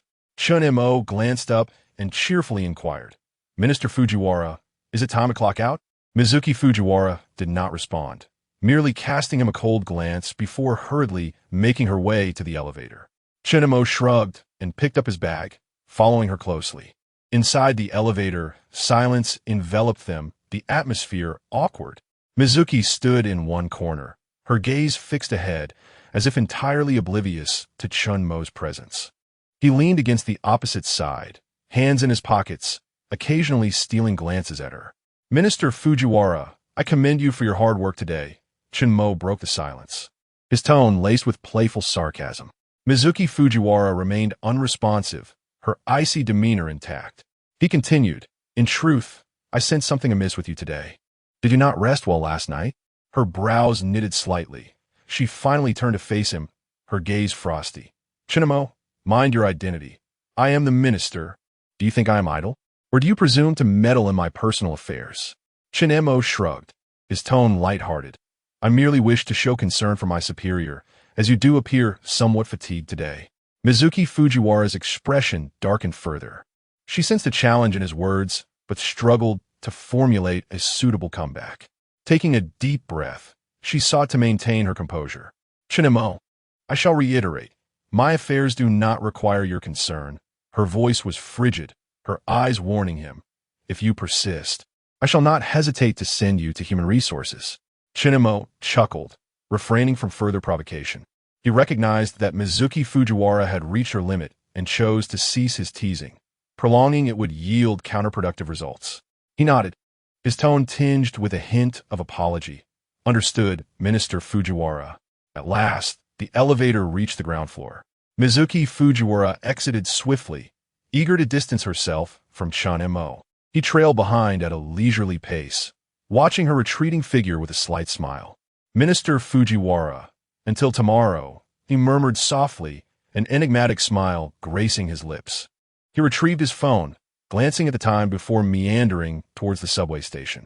The evening breeze carried a refreshing chill, brushing against his face and instilling a sense of relaxation within him. Everything that transpired that day had unfolded precisely as he had anticipated. Though Mizuki Fujiwara's reaction had been intense, it had not exceeded his control. Half an hour later, Chen Mo returned to his apartment. He discarded his suit jacket onto the sofa and sauntered into the kitchen, retrieving a chilled can of beer from the refrigerator. He popped the tab and tilted his head back for a refreshing sip, the icy sensation bringing him a wave of comfort. Ding dong, ding dong. Chapter 017.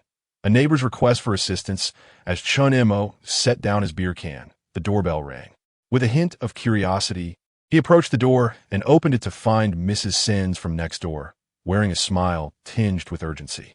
Miss Kana, is there something you need at this late hour? Mrs. Sins appeared somewhat flustered, her face reflecting a mixture of apology and anxiety. Chinamo-kun, I am truly sorry to disturb you at such a late hour. The pipes in my bathroom have suddenly begun to leak, and water is spilling everywhere. It's too late to find a repairman, so I was hoping you might take a look. Instantly sensing an opportunity, Chen Mo nodded with a gentle demeanor. No problem. I will come over right away. Grabbing his toolbox, he followed Mrs. Sins into her apartment. Upon entering, he immediately heard the persistent drip of water in the bathroom, where a puddle had already formed on the floor. After crouching down to inspect the pipes, he discovered that a connection had come loose. While kneeling there with a wrench in hand, his gaze inadvertently drifted towards Mrs. Sins, who stood anxiously at the door. She was clad in a loose-fitting loungewear, and the wet floor seemed to unsettle her.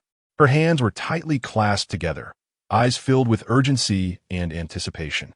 Chinamo-kun, how is it? Can it be fixed? Mrs. Sen's voice was soft, laced with unease. Chen Mo diverted his gaze, a subtle smile gracing his lips as he feigned a frown, adopting an expression of concern. The issue with the pipes is a bit complicated. The connection is loose, and there seems to be a problem with the valve as well. It may take some time. Upon hearing this, Mrs. Sins grew more anxious. What? What should we do? If the water keeps flowing, the floor will be ruined. Standing up, Chen Mo spoke in a relaxed tone. Don't worry, I have a solution. However, I will need your assistance. Me? What can I do to help? Mrs. Sins asked, puzzled. Just hold this pipe steady while I tighten it, he instructed, motioning towards the pipe with a mischievous glint in his eyes. Without hesitation, Mrs. Sins complied, crouching down and grasping the pipe, though her movements were clumsy, clearly unfamiliar with repairs. Chen Mo stood behind her, watching her delicate silhouette as he deliberately slowed his motions with a wrench. Chen Mo-kun, is it ready? She inquired, her hand starting to ache. Almost, he replied, dismissively, yet his hands remained idle, his gaze fixated on the nape of her neck. At that moment, Mrs. Sins suddenly felt a warm breath against her back and turned abruptly, startled to find Chen Mo's face nearly brushing her ear. In her shock, her grip faltered and the pipe clattered to the ground, splashing water everywhere. She exclaimed, hastily rising, only to slip on the wet floor and tumble backward. Quick as lightning, Chen Mo caught her around the waist, securing her safely in his embrace. Their bodies were pressed closely together, and the atmosphere turned palpably intimate. "Be careful, the floor is very slippery," he murmured, his voice gravelly. Mrs. Sen's face flushed a bright red, her heart racing as she awkwardly pushed away from him. Thank you. I'm fine." Both stood there momentarily awkward. As the steady drip of water continued to echo in the bathroom, droplets splattering everywhere, soaking their clothes. Chen Mo glanced down at his drenched shirt and then at Mrs. Sen's, whose loungewear clung to her form, accentuating her curves. Her damp hair framed her face, rendering her appearance particularly vulnerable. His throat tightened, the stirring in his heart intensifying. The pipe still needs fixing." He cleared his throat, attempting to dispel the tension. Mrs. Sens snapped back to reality, her cheeks still flushed. Her voice trembled slightly. "I'm sorry, I used accidentally." "It's all right. The floor is just too slippery," Chen Mo replied with a feigned ease, bending down to retrieve the wrench from the floor. "However, we must fix the pipe quickly, or the water will only continue to accumulate." Mrs. Sens nodded, cautiously stepping aside. Her arms crossed over her chest, exuding a sense of unease. Her wet clothing clung to her, sending chills down her spine, but more than that, she felt a wave of embarrassment. She was entirely oblivious to her own appearance. Chen Mo knelt again to recheck the loose connection, this time not delaying. He swiftly tightened the loose section with the wrench, the dripping sound gradually diminishing until it ceased altogether. "All done," he announced, rising and wiping the beads of water from his forehead, turning to Mrs. Sens. "I also checked the valve. It should not leak anymore." Mrs. Sens sighed in relief, a grateful smile illuminating her face. "I cannot thank you enough, Chen Mo. If it weren't for your help, I truly wouldn't know what to do." He waved his hand dismissively, maintaining a light tone. It was a mere, trifling matter, no need for such formality. "However, we must quickly clean up the water on the floor, or it will damage everything." Only then did Mrs. Sens notice the significant accumulation of water on the floor, exclaiming, "I'll get a mop right away." As she turned to leave the bathroom, she slipped once more, nearly falling again. Chen Mo, ever quick, caught her slender waist again, concern evident in his voice. "Be careful. The floor is covered in water and quite slick." The atmosphere in the bathroom had grown significantly charged, their gazes locking together. Mrs. Sen's cheeks flushed anew, her heart racing. It felt as though she could hear the pounding of her heart resonating within her chest. She felt Chen Mo's large hand steadfastly resting on her waist, the warmth seeping through her damp loungewear, causing her to involuntarily shiver. Thank you," she stammered, her voice barely audible, her gaze flitting away, unable to meet Chen Mo's eyes. Instead of releasing her, he leaned slightly closer, whispering softly in her ear, "Mrs. Sens, you really ought to be more careful. I worry about you. What would happen if I weren't here to catch you?" His breath brushed against her ear, warm and intimate, causing her ears to redden. She instinctively shrank back, attempting to create distance, but Chen Mo's embrace tightened, pulling her even closer. "Chen Mo. Chapter 018. "Mr. Chen, we mustn't," she uttered, her voice tinged with a hint of disquiet and bewilderment. Her hands, though feeble in their attempt, pressed against his chest, endeavoring to create distance. Chen Mo's gaze lingered on her face, captivated by the apprehension and bashfulness reflected in her eyes. A fire ignited within him. His fingers delicately traced the contours of her waist, sensing the subtle tremor that coursed through her frame. A faint smile graced his lips. "Mrs. Morisawa, are you aware?" he murmured, his voice a velvety caress, laced with a hint of enchantment. "In this moment, your allure is truly captivating." Mrs. Morisawa's heart threatened to breach her ribcage. Her cheeks flushed with an intense heat, her breath becoming shallow and erratic. She yearned to articulate her thoughts, but her vocal cords seemed paralyzed, rendering her speechless. Chen Mo gently elevated her chin, compelling her gaze to meet his. His eyes, profound and ardent, seemed to threaten to engulf her entirely. "Mr. Chen, please. Not like this," she whispered, her voice barely audible, tinged with a plea. Undeterred, Chen Mo continued his advance, his face drawing nearer until their breaths intertwined. Mrs. Morisawa felt her heart teeter on the brink of cessation, her fingers clutching his shirt, her knuckles blanching. Ultimately, reason prevailed over desire, and she forcefully pushed him away, fleeing the confines of the bathroom, her heart pounding relentlessly. Upon entering the sanctuary of her bedroom, Mrs. Morisawa secured the door, leaning against it as she inhaled deeply, attempting to regain her composure. Suddenly, her gaze fell upon her sodden loungewear. A wave of mortification washed over her as she realized the impropriety of her attire, wishing for the earth to swallow her whole. Oh, the shame, she inwardly lamented, belatedly recognizing her lack of decorum. No wonder Mr. Chen's Adam's apple quivered when he looked at me. A change of clothes was imperative. Despite the embarrassment that enveloped her, a sense of elation lingered. To think that, at her age, she could still captivate a handsome young man like Mr. Chen. Approaching her wardrobe, Mrs. Morisawa retrieved a fresh set of loungewear. Ding! Morisawa-kana's conquest progress increased by 10. Conquest progress, 55. Reward, 100 conquest points. Hint, reaching 60 conquest progress for the first time will grant a mysterious reward. In the bathroom, Chen Mo, privy to the system's notification, allowed a subtle smile to play upon his lips, a glint of triumph in his eyes. He stood before the mirror, droplets of water clinging to his face. His gaze then fell upon the pink towel draped over the sink. Presumably, it served as a hand towel. Chen Mo used the pink towel to dry his face, then meticulously adjusted his collar. His mind replayed the interaction with Mrs. Morisawa, the disquiet, the bashfulness, and the alluring moments that had transpired, all contributing to an ineffable sense of satisfaction. Conquest progress at 55.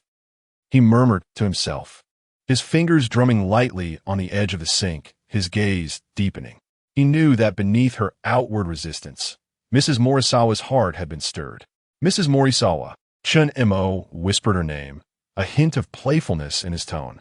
He felt no urgency to advance, instead relishing the gradual conquest. Each encounter, each moment of intimacy, eroded her defenses. It was akin to a predator toying with its prey before the final capture. Emerging from the bathroom, his eyes swept over Mrs. Morisawa's closed bedroom door, a faint smile curling his lips. Even without the aid of the eye of truth, Chen Mo could surmise her actions. She was likely in her room, frantically changing clothes, perhaps still mortified by her earlier discomposure. Reaching the master bedroom door, he gently knocked, his voice soft and solicitous. Mrs. Morisawa, are you all right? I was rather presumptuous earlier. I hope I didn't frighten you. A faint sound emanated from within, as if she had inadvertently knocked something over in her haste. After a few moments, Mrs. Morisawa's voice drifted through the door, tinged with a tremor and a palpable nervousness. I'm fine, Mr. Chen. I just need a moment to collect myself. Chen Mo chuckled softly, his voice laced with apology. Very well. If you require anything, please don't hesitate to inform me. I'll be just outside. With that, he turned and strolled into the living room, settling onto the sofa and casually picking up a magazine. He wondered if Mrs. Morisawa would emerge, and when she did, he would once again seize the initiative. As anticipated, it wasn't long before the bedroom door creaked open. Mrs. Morisawa, now clad in fresh loungewear, her cheeks still flushed, stood before him, her gaze averted. In a subdued voice, she said, Mr. Chen, I must apologize for earlier. Chen Mo set aside the magazine and responded gently, The apology is mine. I was too impetuous and failed to consider your feelings. His sincerity caused Mrs. Morisawa's heart to flutter once more. She lifted her gaze to meet his, momentarily lost in his profound eyes. Could it be that she still possessed such allure? Despite her age, Mr. Chen's reaction seemed genuine. Perhaps he was simply inexperienced with women and his feelings were misguided? If that were the case, she felt compelled to guide him, to steer him onto the right path. It would be a tragedy for such a promising young man to stray. She should advise him that younger women were more suitable for him, as she herself would inevitably age. Mr. Chen, she murmured, her voice tinged with a hint of melancholy that even she didn't fully recognize. Sensing Mrs. Morisawa's emotional shift, Chen Mo rose and approached her. gently taking her hand in his. He felt the subtle tremor in her fingertips. Mrs. Morisawa, he murmured, please forgive my earlier indiscretion. I'm deeply drawn to your undeniable charm, and I found myself unable to restrain my emotions. Chen Mo's words caused Mrs. Morisawa's heart to race once more. Her cheeks burning. She attempted to withdraw her hand, but his gentle grip held her captive. Mr. Chen, please, don't say such things, she stammered, her voice a mix of disquiet and confusion. We shouldn't. Chen Mo's gaze remained gentle and ardent. Mrs. Morisawa, he whispered, I understand your concerns, but emotions are not easily controlled. You are truly special to me. Chapter 019. The distressed Mrs. Sins found herself engulfed in a tumult of conflicting emotions. She could not fathom why, in such a brief span, she had developed feelings for Chen Mo. Perhaps it was his radiant kindness, or maybe it was her prolonged solitude that had fostered this unexpected attachment. Regardless of the reason, it was an unacceptable situation. Mrs. Sins reminded herself that she was still a wife. Her heart raced with turmoil. She was deeply touched by Chen Mo's tenderness and sincerity, yet felt a disquietude due to their age and status disparity. Lowering her gaze, her voice trembled as she spoke. Chen Mo, you are still young. You should seek a girl of your own age. I'm already married, and I'm no longer young. There should not be such feelings between us. Chen Mo gently lifted her chin, compelling her gaze to meet his. His eyes were filled with determination and warmth. No, Mrs. Sins, age has never been a barrier. What I cherish is you as a person, not your age. Every nuance of your being captivates me. Mrs. Sins locked her eyes on a Chen Mo's, her heartbeat nearly ceasing. Her fingers clutched tightly at his shirt, trembling slightly. Internally, she wrestled with her thoughts, reason urging her to push him away, while the long-standing loneliness and emotional void made it difficult to resist him. Her voice carried a hint of desperation. Chen Mo, please, don't do this. We cannot. Chen Mo's face inched closer, their breaths intertwining. His tone was low and gentle, laced with persuasion. Mrs. Sins, do not resist your heart. You feel something for me too, do you not? Just as their lips were about to touch, her reason finally triumphed over emotion. She forcefully pushed Chen Mo away, retreating a few steps in panic before turning to flee to the master bedroom. With a resounding thud, she locked herself inside, leaning against the door as her voice quaked. Chen Mo, I'm sorry. This is all too sudden. I wasn't prepared. Outside the master bedroom, Chen Mo stood in silence, listening to Mrs. Sins' quivering voice. He did not knock again, but remained quietly outside, waiting for a moment. With a gentle sigh, he spoke softly. Mrs. Sins, I understand how you feel. I was too impulsive today. I hope I haven't troubled you. I will give you some time to calm down. Having said that, Chen Mo turned towards the living room, retrieving his coat in preparation to leave. He felt content with the progress of their relationship, which had advanced to this point. The defenses Mrs. Sins had long held were beginning to wane. As he reached the entrance, Chen Mo glanced back at the closed master bedroom door, a faint smile gracing his lips. He softly called out, Mrs. Sins, I'm heading back now. If you need any assistance, do not hesitate to reach out. With that, he gently closed the door behind him and left Mrs. Sins' home. Upon returning home, Chen Mo felt an overwhelming sense of joy. In merely 2 or 3 days, Mrs. Sins had developed feelings for him. Currently, it was merely a battle between her reason and her emotions. What remained was just a catalyst to liberate her from her psychological burdens. Sitting on the sofa, he replayed the interaction with Mrs. Sins in his mind. The chaos, the shyness, and those subtle yet tantalizing moments filled him with an indescribable sense of satisfaction. He had not anticipated that his conquest progress had surpassed 55. Just a little more, and he could reach 60. Chen Mo's eyes sparkled with anticipation. He wondered what mysterious reward the system would grant him upon reaching 60. He was curious, but not in a hurry to hasten the process. In this new life, he relished the gradual journey of conquest, savoring the pleasure of watching Mrs. Sins succumb step by step. System check panel. Ding. Host, Chen Mo, age, 25, height, 183 centimeters, weight, 70 kilograms, strength, 73, agility, 63, endurance, 83, mental, 83, charm, 83, skills, time pause, live vision. Information view, conquest points, 240, current binding conquest targets. Fujiwara Mizuki, conquest progress, minus 45. Mrs. Senskanai, conquest progress, 55. Hit accrued another 240 conquest points. Sufficient for 2 rounds of point lottery. When it came to the lottery segment, Chen Mo felt a surge of indescribable excitement. Rubbing his hands together, he spoke to the system. System, initiate point lottery. Ding. Consuming 100 conquest points, commencing lottery. Congratulations to the host for acquiring the skill. Culinary master. Culinary expertise.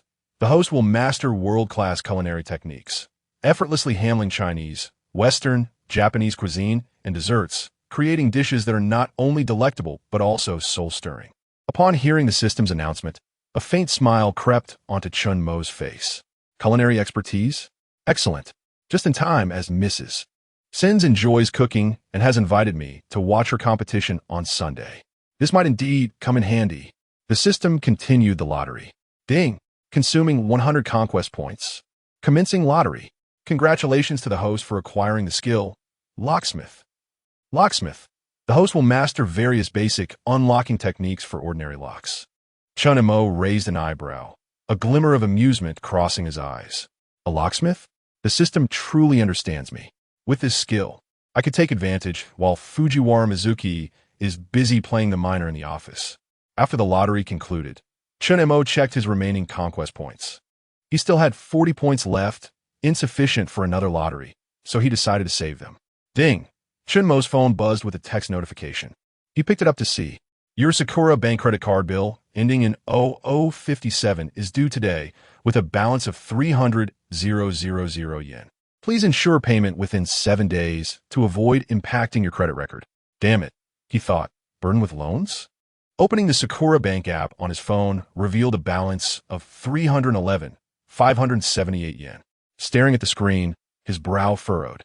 Good heavens, owing 300,000 yen with only 31,000 in savings. What a precarious situation. Fortunately, he had the system. It was the perfect opportunity to try out the cash conversion function for conquest points. System, use 40 conquest points to exchange for cash. Ding, consuming 40 conquest points. Cash exchange successful. Exchange rate, 1 conquest point 10,000 yen. Cash received, 400,000 yen. His phone vibrated again. Sakura Bank, your account ending in 0219 has been credited with 400,000 yen. Looking down, Chen Mo saw his balance had surged from 311,578 yen to 711,578 yen. Thank goodness for the system. Otherwise, he might genuinely have faced starvation. First, let's settle the loan. He navigated the Sakura Bank app and promptly paid off his credit card bill. His new balance stood at 411,578 yen. After repaying the debt, Chen Mo's lips twitched slightly. The prizes in the points lottery were all remarkable. Exchanging points for money seemed a lamentable loss. Suddenly, a thought crossed his mind. The cautious individual he inquired within, system, is there any issue with this money? Suddenly acquiring 400,000 yen. Could this lead to any complications? Rest assured, host. All sources of reward funds have been processed through legitimate channels, ensuring no suspicion will arise. This sum has been transferred to your account through standard procedures, with bank and tax records meticulously handled, posing no issues whatsoever. Having confirmed the information, Chen Mo felt a wave of relief wash over him. His physical condition had undeniably transformed. Since the system assured him there were no problems, he decided to trust its word. Chapter 20. The spectacle commences. As dawn painted the sky, Chen Mo arose with alacrity, meticulously preparing himself for the day ahead. A sense of elation buoyed his spirits as he embarked on his commute. It was Friday, and the prospect of a weekend respite loomed large. His interactions with Mrs. Morisawa the previous evening had instilled in him a renewed sense of confidence. The conquest, in its nascent stages, had already progressed to 55%. Mrs. Morisawa's favor was undeniable. He contemplated his subsequent stratagems, a subtle smile gracing his lips. Sometime later, Chen Mo entered the office, as usual. Shortly after settling in, Fujiwara Mizuki arrived, her stilettos clicking with sharp precision. Her countenance remained as aloof and haughty as ever. Clutching a document, she advanced directly to Chen Mo's desk. "Chen Mo," she began, her tone brusque. "This report is due today. It is required by Monday. Do not disappoint me." Chen Mo glanced up, a faint smile playing on his lips. "Very well, Director Fujiwara. I shall endeavor to complete it punctually." Fujiwara Mizuki deposited the document on the desk and turned to depart. Chen Mo watched her retreating figure, a glint of amusement in his eyes. Fujiwara Mizuki's conquest progress remained at negative 45%. However, the incident with the great black dog had unveiled to Chen Mo the secrets harbored within Fujiwara Mizuki's heart. He had already formulated a plan on how to handle her next. He was merely awaiting the opportune moment when Fujiwara Mizuki would engage in further transgressions, at which point he would apprehend her. The day elapsed swiftly. Chen Mo grasped the core essence of the report and worked with remarkable efficiency. By late morning, he had already completed the majority of it, and by late afternoon, he had finished it ahead of schedule. Noticing that there was still an hour remaining before the end of the workday, Chen Mo decided to feign inability to finish the task and work overtime.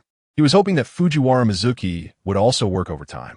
Thus, he opened his computer and perused various work-related materials, occasionally tapping on the keyboard to create the illusion of being engrossed in his tasks. The office gradually emptied as colleagues began to pack up their belongings in anticipation of the weekend. As Friday approached, the company's employees departed promptly at the end of the workday. Chen Mo, however, remained seated at his desk, appearing exceptionally focused. Before long, only two individuals remained in the office, Chen Mo and Fujiwara Mizuki. After a while, Fujiwara Mizuki emerged from her office.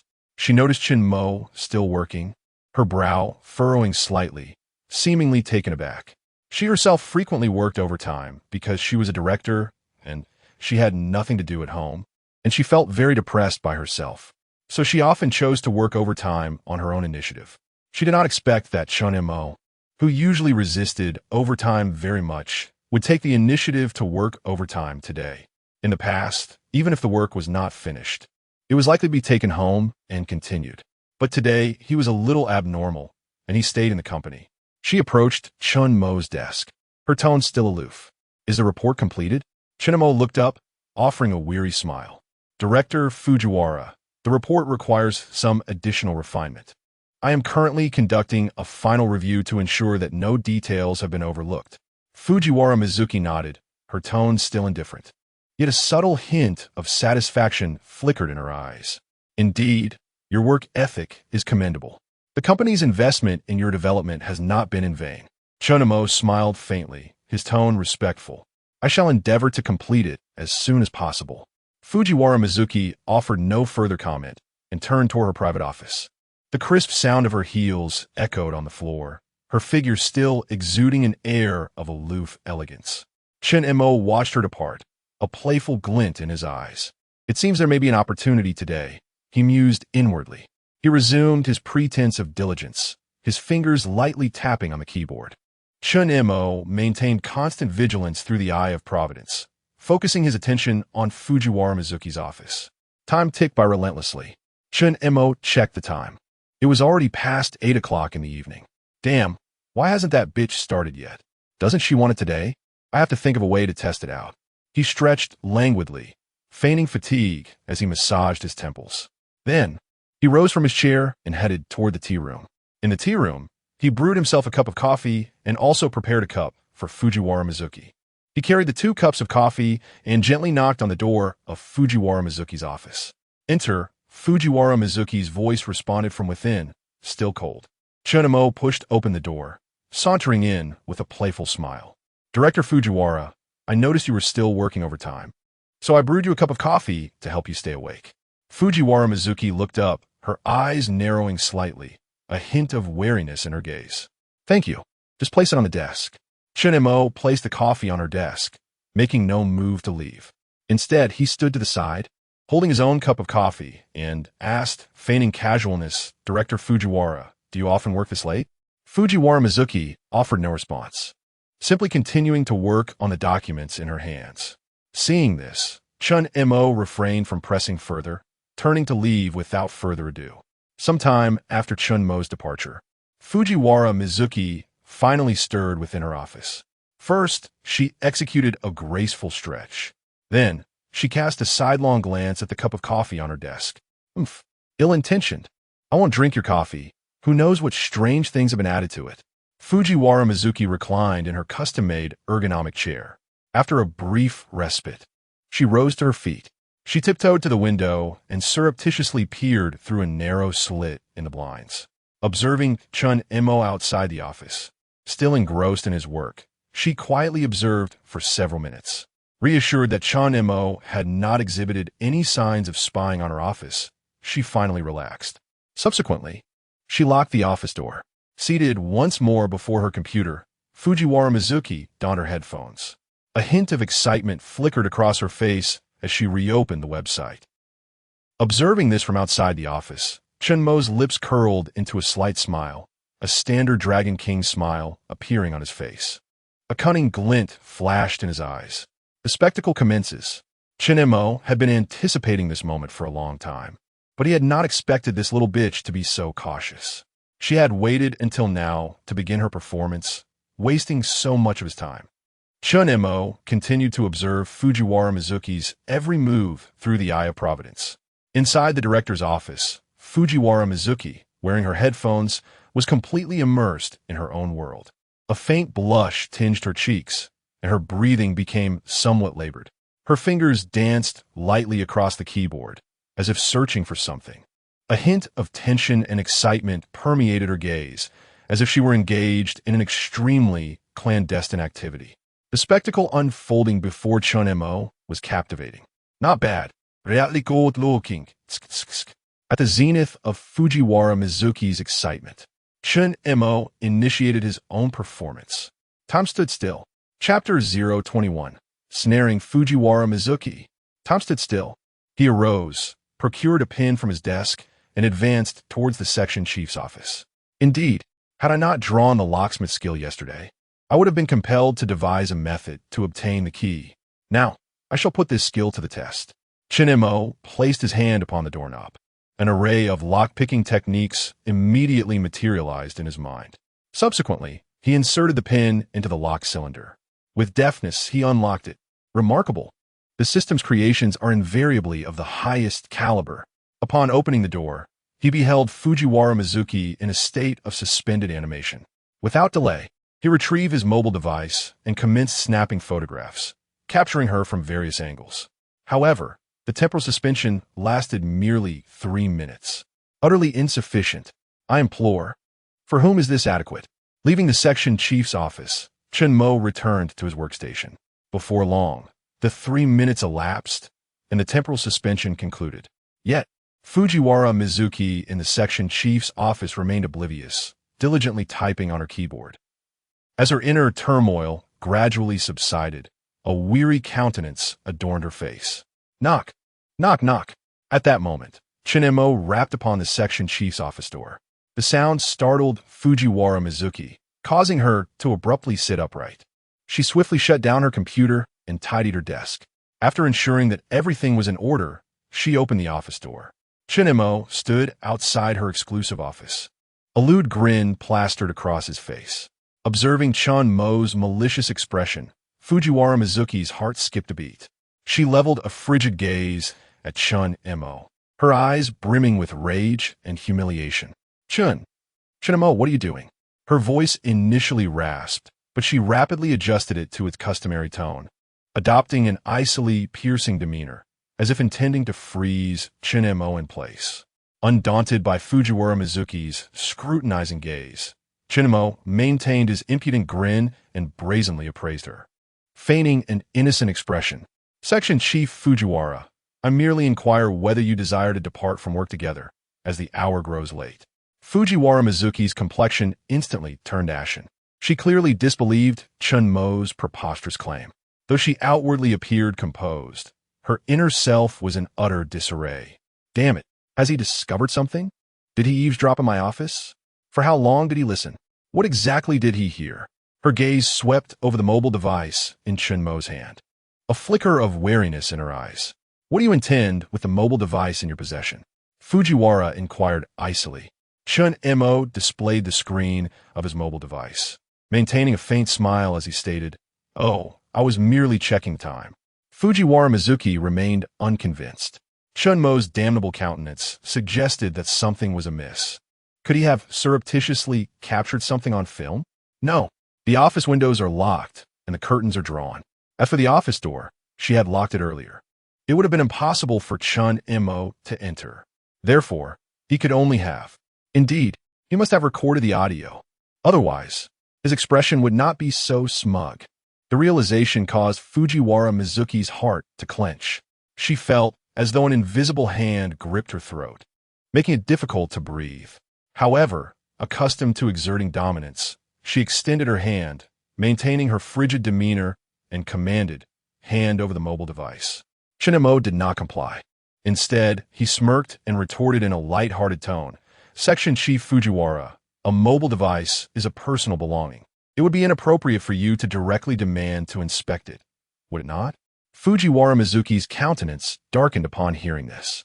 Chen Mo's response displeased her greatly. It further solidified her belief that Chen Mo had indeed recorded the audio. She glared at Chen Mo with gritted teeth, a hint of menace in her voice. "Chen Mo, what scheme are you hatching? What were you doing surreptitiously outside just now? Hand over the mobile device, or you shall incur my displeasure." Chen Montak schlugt, still refusing to relinquish the mobile device. Instead, he took a step forward, approached Fujiwara Mizuki, and lowered his voice, "Section Chief Fujiwara, your agitation suggests that you harbor some clandestine matter that you fear being exposed." Fujiwara Mizuki's pupils contracted slightly, evidently struck by Chen Mo's words. Her index finger trembled imperceptibly, but she swiftly regained her composure. She recalled her actions from earlier, noting that she had not emitted any peculiar sounds during the process. At most, she had let out a soft moan at the end, which she had suppressed. It would have been impossible for Chen Mo to hear it from outside. Moreover, the office door was locked, and the windows were sealed. No sound could have escaped to the outside. Nevertheless, she felt a vague sense of unease. She could only feign composure and declare, "Chen Mo, cease your nonsensical babble. I shall state this one last time. Hand over the mobile device, or you shall face the consequences." Chen Mo chuckled softly, a glint of cunning in his eyes. He sauntered towards the sofa in the office and plopped down. He extracted a cigarette from his pocket, lit it, and leisurely stated, "Section Chief Fujiwara, I witnessed your misdeeds in the office, and I even captured some beautiful photographs to commemorate them." Upon hearing this, Fujiwara Mizuki's comely face drained of color, becoming deathly pale. She stammered, How could you possibly? You were spouting nonsense. Who was engaging in misdeeds in the office?" Her voice trembled. Her eyes filled with disbelief. Chen Mo smiled faintly, taking a deep drag from his cigarette. He paused before speaking. Temporal suspension was a phenomenon that could not be divulged. He had been unsure how to address this issue. Fortunately, Fujiwara Mizuki's computer monitor possessed a built-in webcam. He gestured towards the webcam on the monitor, a hint of triumph in his voice. "Section Chief Fujiwara, observe what that is. Do you surmise that I might have found a means to capture your photographs?" Fujiwara Mizuki's gaze followed the direction of Chen Mo's gesture. The webcam. Damn it. How had she never noticed this issue before? Fujiwara Mizuki clenched her fists tightly, her nails almost piercing her palms. She glared at Chen Mo, her eyes filled with both anger and resignation. It was her own negligence. Now, she no longer doubted whether Chen Mo had indeed taken photographs. Chen Mo's expression provided the answer. Her heart sank completely.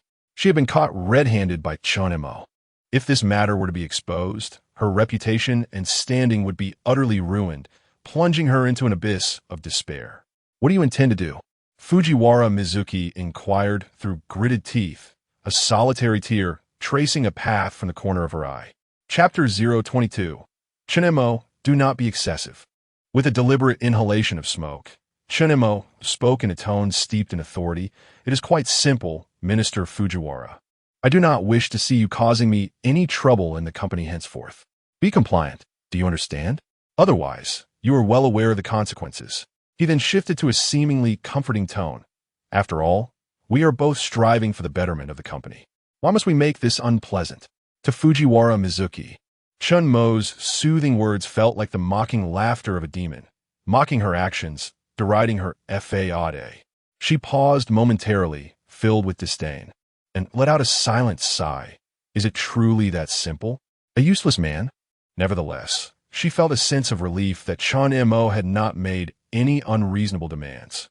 Otherwise, she would have had no choice but to acquiesce. Finally, taking a deep breath, she replied, Very well, I shall comply. However, Chen Mo, you had best remember, should you dare to speak of this matter, I will not spare you. Chen Mo smiled subtly and nodded. Rest assured, Minister Fujiwara, I am a man of discretion.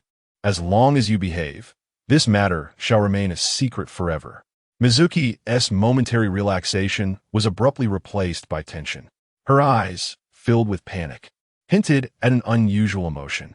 Gritting her teeth, she inquired, What do you mean by behaving? Chen Mo flicked away the ash from his cigarette, appraising Fujiwara Mizuki from head to toe. My dear minister, do you truly believe this matter can conclude so effortlessly? His words rekindled the anxiety in Mizuki's heart, and her gaze was laden with aggression, as though he had stripped her of her defenses. This unsettling vulnerability made her uncomfortable. Gripping the hem of her clothing tightly, her eyes betrayed a whirlwind of fear, yet her tone remained unyielding. I've already promised to refrain from troubling you. I will keep my word. So, what more do you desire? Chen Mo's smile broadened, his eyes glinting with mischief. Gradually, he rose and approached Fujiwara Mizuki, looking down upon her with a teasing inflection. Minister, are you not being a tad naïve? Now that I possess your little secret, do you truly think I would let you off so easily?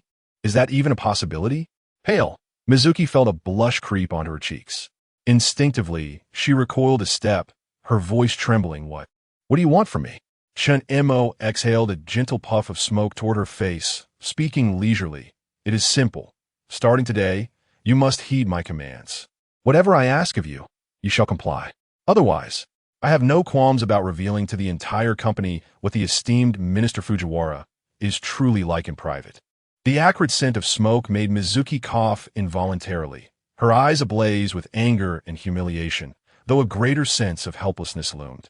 She realized she was now entirely at Chen Mo's mercy. You despicable man, Mizuki seethed through clenched teeth. Chen Mo shrugged nonchalantly, chuckling. Despicable? Minister Fujiwara, you have not been lenient with me, have you? I am merely returning the favor. Mizuki fell silent, cognizant of the truth in his words. Her previous oppression and difficulties imposed upon him were indeed somewhat excessive. Yet, was it not for his own good?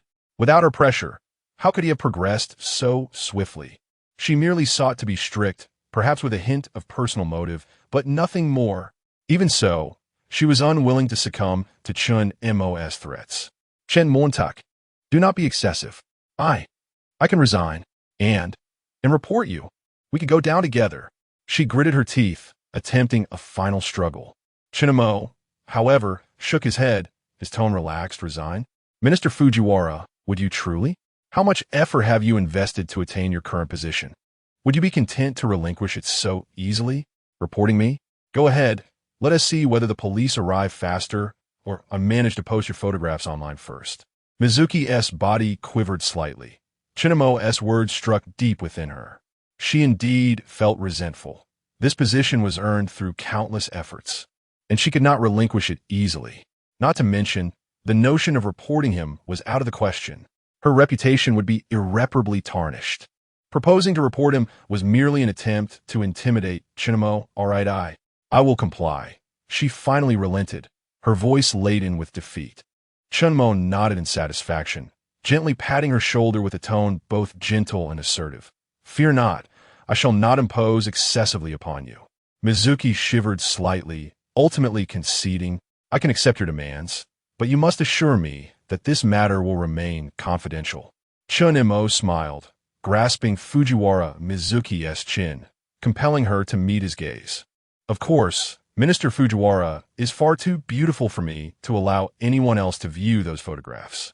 Mizuki was forced to lift her head, engulfed in shame. The sight of Chen Mo's hand made her yearn to bite it fiercely. After a moment's hesitation, she ultimately refrained from resistance, opting instead to maintain a facade of toughness. You had better keep your word, or I shall never forgive you, even in death. Ding! Fujiwara Mizuki's Conquest Progress. 5. Reward. 100 Conquest Points. Fujiwara Mizuki. Conquest Progress -40. Congratulations to the host for completing the task. Task requirement. Increase Fujiwara Mizuki's Conquest Progress by 10. Task reward. 5 million yen. 200 Conquest Points. 2 free attribute points. Conquest Lottery X1. Rewards doubled.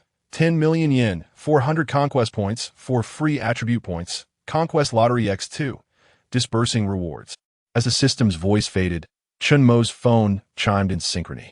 He released his grip on Fujiwara Mizuki's face and retrieved his phone to examine it. Sakura Bank. Your account ending in 0219 has been credited with 10,000,000 yen. Account balance. 10,411,578 yen. At that moment, Fujiwara Mizuki observed Chen Mo with his phone. Though she was unaware of his actions, the sight of his lewd grin sent an unsettling feeling coursing through her. Could this pervert be perusing those photographs?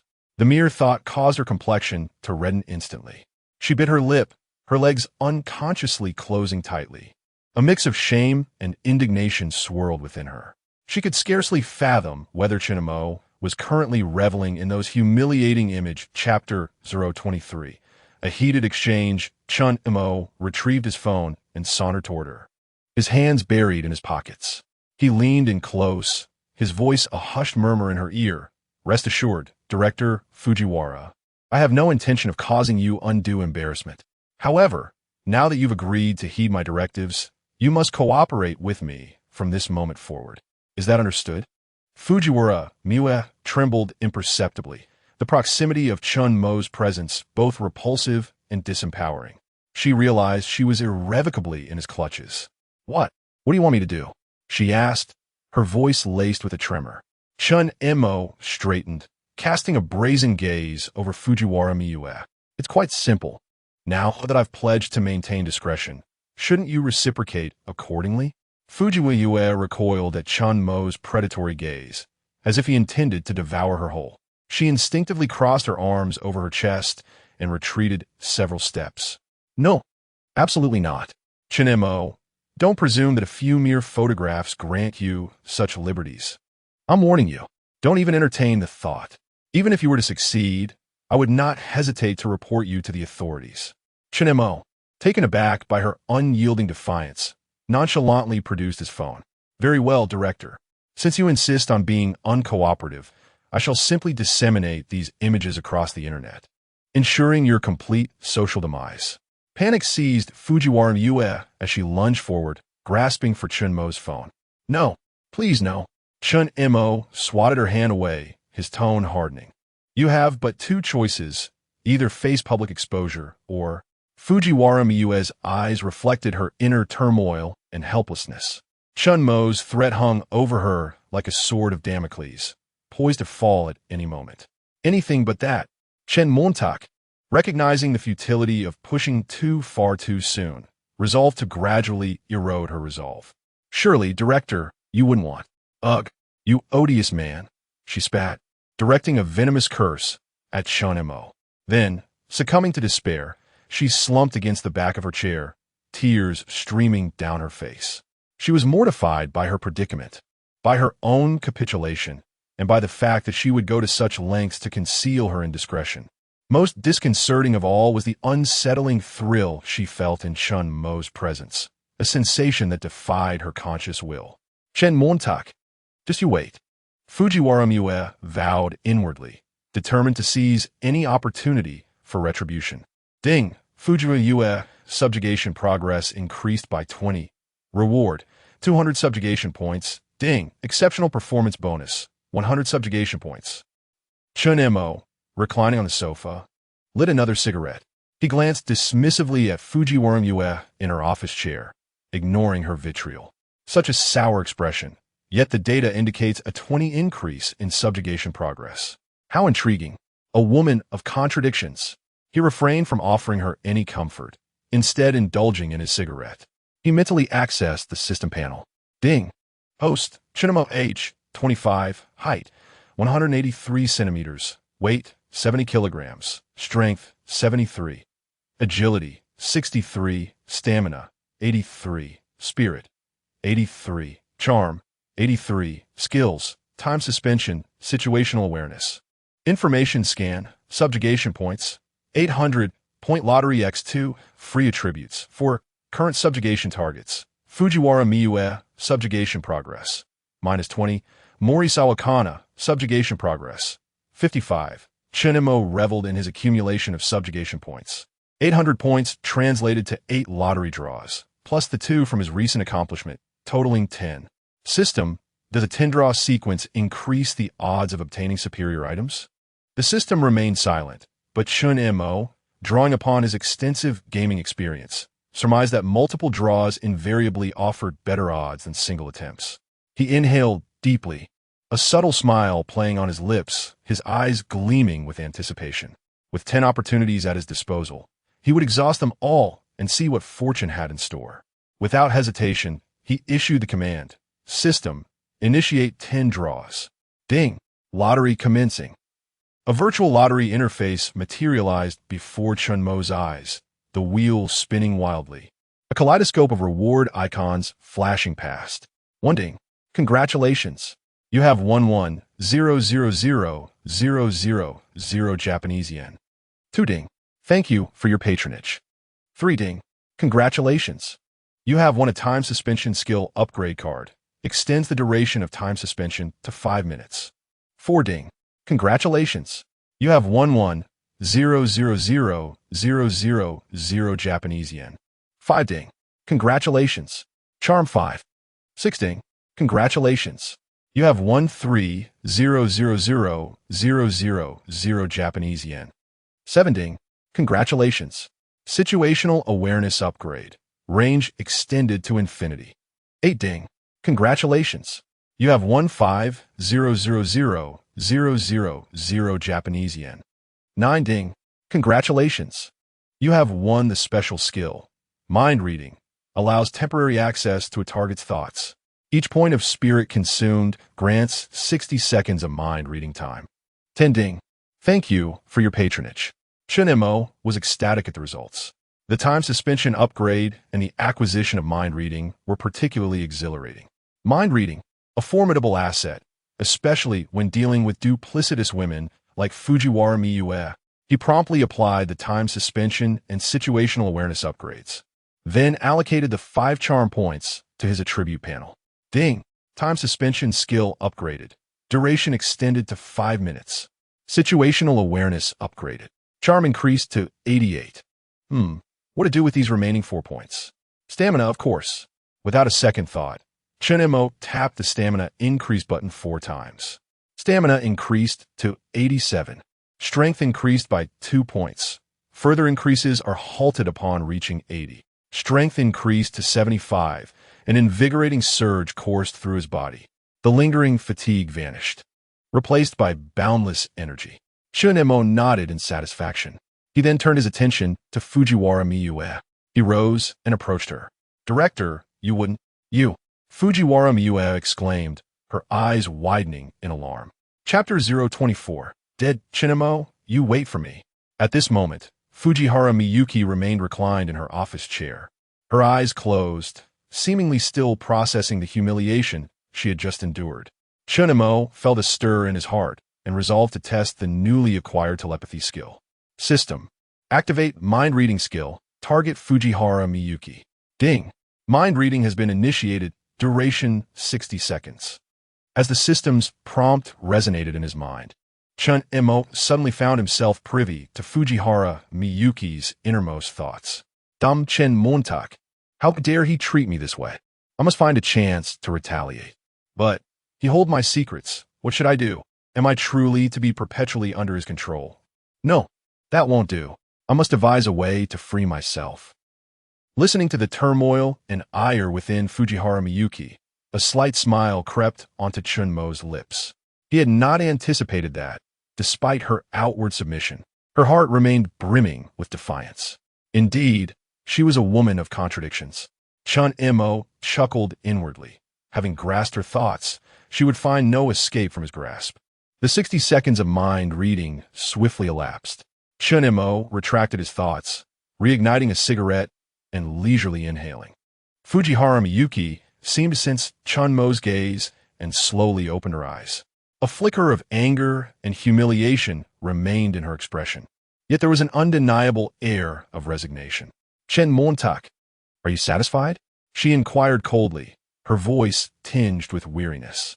Chen Montak smiled faintly, rising to approach her, leaning close to whisper in her ear, "Rest assured, Director, as long as you comply, I shall not make things too difficult for you. However, should you entertain any ulterior motives, do not blame me for being unkind." Fujiwara Miyuki quivered slightly, biting her lip before finally nodding, "Understand." Chen Mo nodded in satisfaction. Half an hour later, emerging from the office building, Chen Mo inhaled the fresh night air, feeling utterly elated. He retrieved his phone to check his bank account balance, his smile widening. With a lottery win of 10 million yen, combined with the previous 10 for million, he could truly indulge in the pleasures of life on this delightful island. Tomorrow was Saturday, no need for words. Expenditure was imperative. Meanwhile, in the office above, Fujiwara Miyuki curled up in her chair, hugging her knees tightly.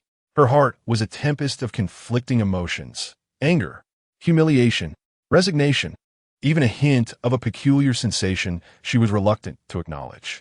"How did I end up like this?" she murmured, her voice trembling. She recalled the earlier encounter, Chen Mo's breath still lingering in her ears. The oppressive sense of control left her gasping. She loathed this feeling, despised being under his thumb. Yet the most intolerable realization was that, in that moment, she had felt a flicker of unexpected excitement. No, this cannot be. Fujiwara Miyuki shook her head vigorously, attempting to banish that feeling from her mind. She arose and approached the window, gazing vacantly at the nightscape, her heart as cold as ice. She recognized that she had fallen into Chen Mo's clutches, unable to extricate herself easily. If those photographs were ever made public, her career, her reputation, even her very life would be irrevocably shattered. Damn it, I cannot allow myself to be controlled like this. Fujiwara Miyuki gritted her teeth, a glimmer of determination flashing in her eyes. She resolved to find an opportunity to counterattack, to not remain idle and allow Chen Mo to prevail. She needed time, a plan, a method to extricate herself completely. But was that even possible? Would such an opportunity truly present itself? Her gaze drifted to the street below, where she spotted Chen Mo. He walked with an air of carefree ease that irked her immensely. Her throat tightened in suppressed rage. Coughing lightly, she seethed, "Damn, Chen Mo. Just you wait."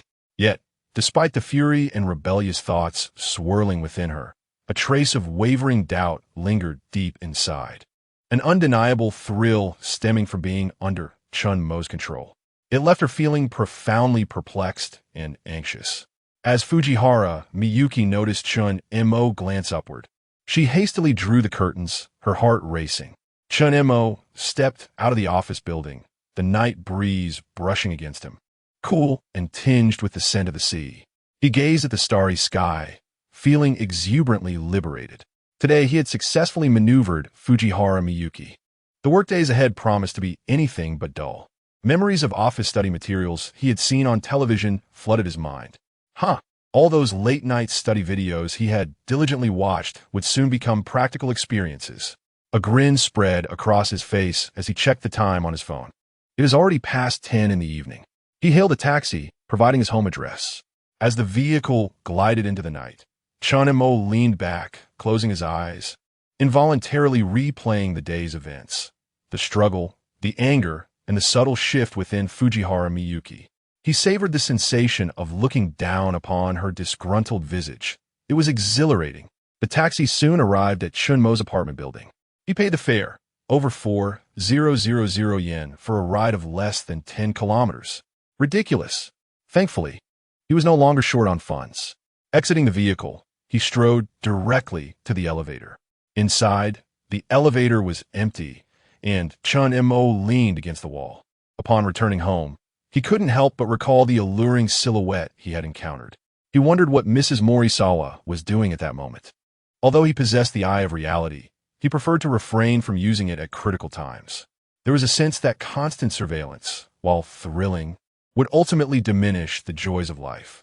As the elevator doors opened, Chen Mo stepped out, retrieving his keys to unlock the door. The room was shrouded in darkness. He flicked on the light, illuminating the tidy living room. He shed his coat, tossing it onto the sofa, and made his way to the refrigerator, retrieving a chilled can of beer. With a swift motion, he pulled the tab and tilted his head back, savoring a refreshing gulp as the icy liquid coursed down his throat. The coolness brought forth a wave of comfort. His stomach grumbled in protest, having been active all evening, and Chen Mo chuckled at the unexpected sound. Chapter 25. Dialing the number on the card. Chen Mo gently rubbed his rumbling stomach and casually picked up his phone to order takeout. He noted in the order that the delivery should be left at the doorstep before heading off for a shower. Half an hour later, wrapped in a towel, Chen Mo emerged from the bathroom. He glanced down at his physique. What had once been a slender frame had now begun to fill out, taking on a more balanced appearance, with hints of abdominal muscles becoming visible. This physique still leaves much to be desired. I wonder when the system will grant me more free attributes or perhaps a body enhancement, he mused while drying his hair. Approaching the sofa, he noticed his phone screen lit up, indicating missed calls. Has the takeout arrived? He pondered. He walked to the door and opened it to find the delivery waiting at his feet. Just as he was about to pick it up, he noticed a small card placed atop the takeout. What is this? He wondered, bending down to retrieve it. The card was pink, adorned with an illustration of a cute anime girl, and it advertised a rental girlfriend service, complete with contact information. A rental girlfriend? Is this a Japanese novelty? Chen Mo raised an eyebrow, a playful smile creeping onto his lips. Well, since I plan to go shopping tomorrow, it can be quite dull to go alone. Perhaps I should give this service a try? He dialed the number on the card. The call connected swiftly, and a sweet voice greeted him. Moshi Moshi, hello? How may I assist you today? Hello, I found this number on a card. Chen Mo replied succinctly. Greetings. You've reached Sweet Companionship Rental Girlfriend Service. How may we assist you? The voice responded enthusiastically. Curious, Chen Mo inquired. Could you please elaborate on the services you offer? The representative warmly described their offerings and prices. Our standard girlfriend service is priced at 30,000 yen for 3 hours of companionship. If you wish to extend the time, it's an additional 3,000 yen per hour. For a premium girlfriend, it's 50,000 yen for 3 hours, with extensions at 5,000 yen per hour. Which option would you prefer, sir? Chen Mo pondered for a moment before asking. Do you not have any photos? How can I know what type I might like? The representative replied, Sir, we allow you to specify age, gender, and style. With a slight frown, Chen Mo asked, So, I can't choose based on appearance? Apologies, sir. Our Chapter 026.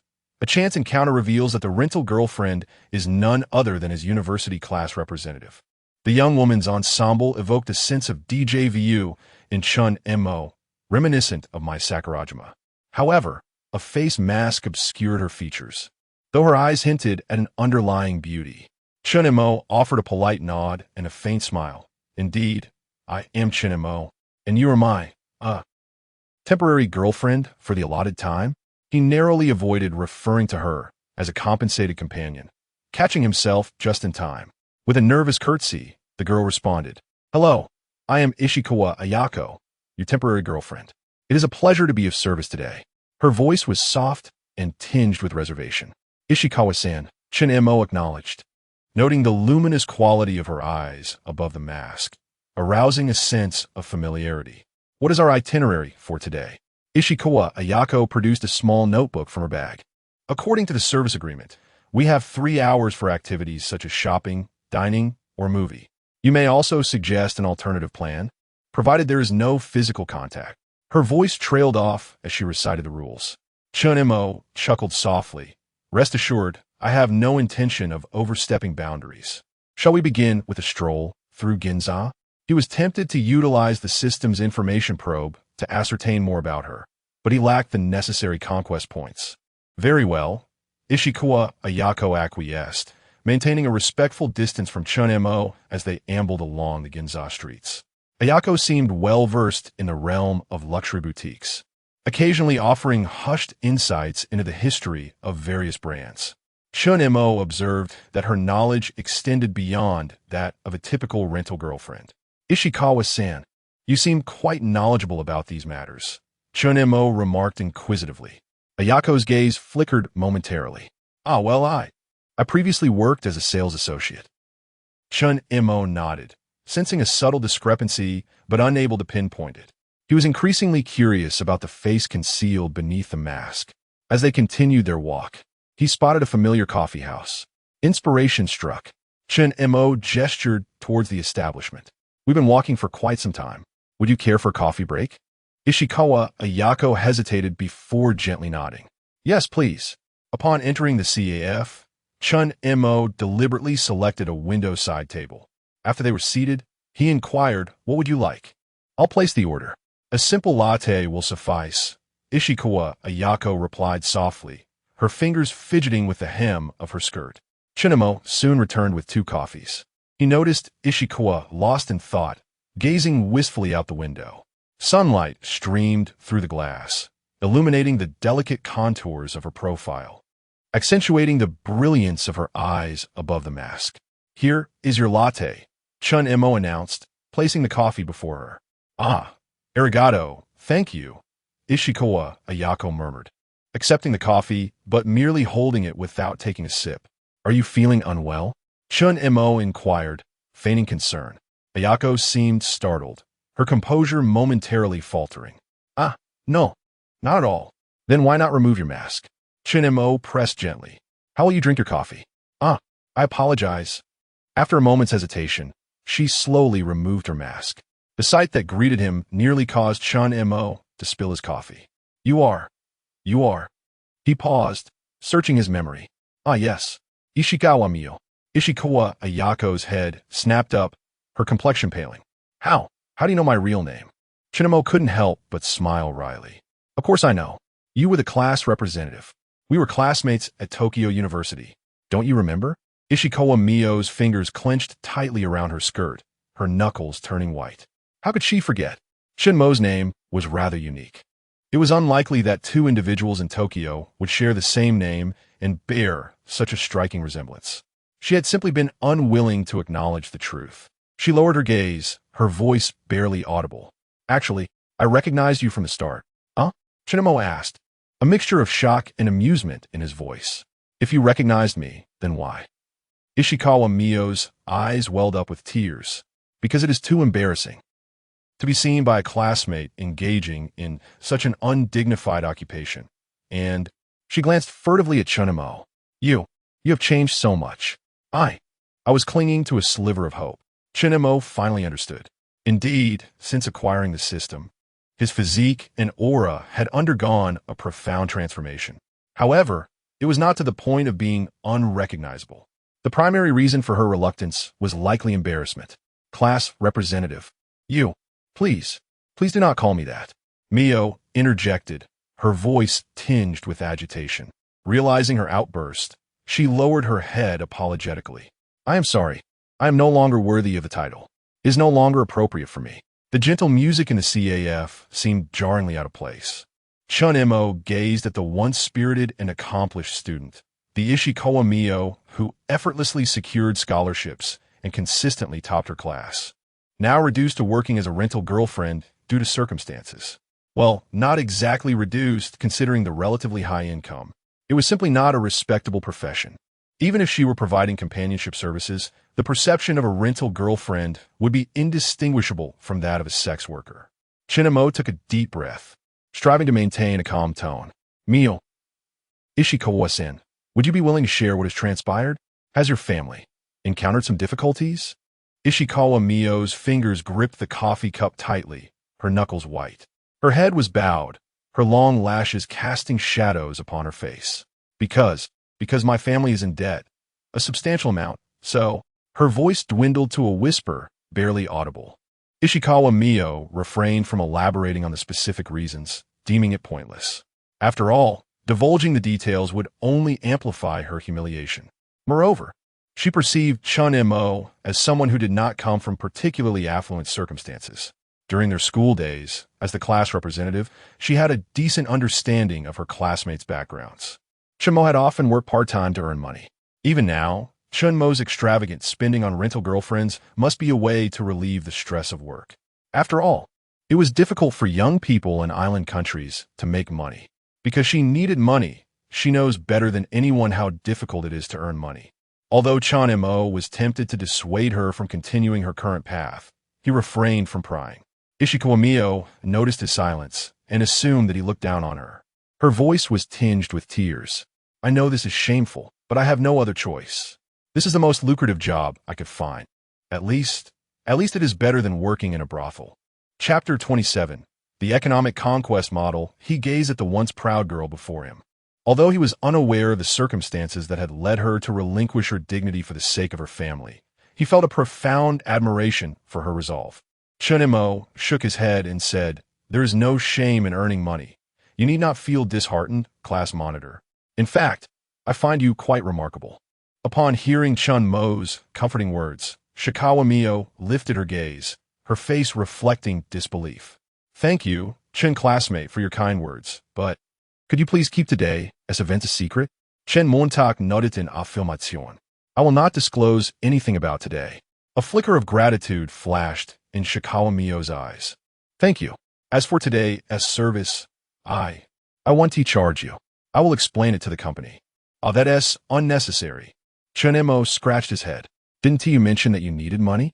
Earning it isn't easy, so I will pay you as if you were an ordinary guest." Ishikawa Mio bit her lip. "No, that is not acceptable. Although I do urgently need the money, in my previous experiences, others have always sought to take advantage of me. You are the first to understand and comfort me. Chen Mo-kun, you also find it difficult to earn money, so let us consider this a class reunion." Chen Mo found her stubbornness amusing in such a situation. "It's all right. I will pay what I owe. After all, I did not come here merely to chat. I would like to purchase a few clothing items, and I would appreciate your advice."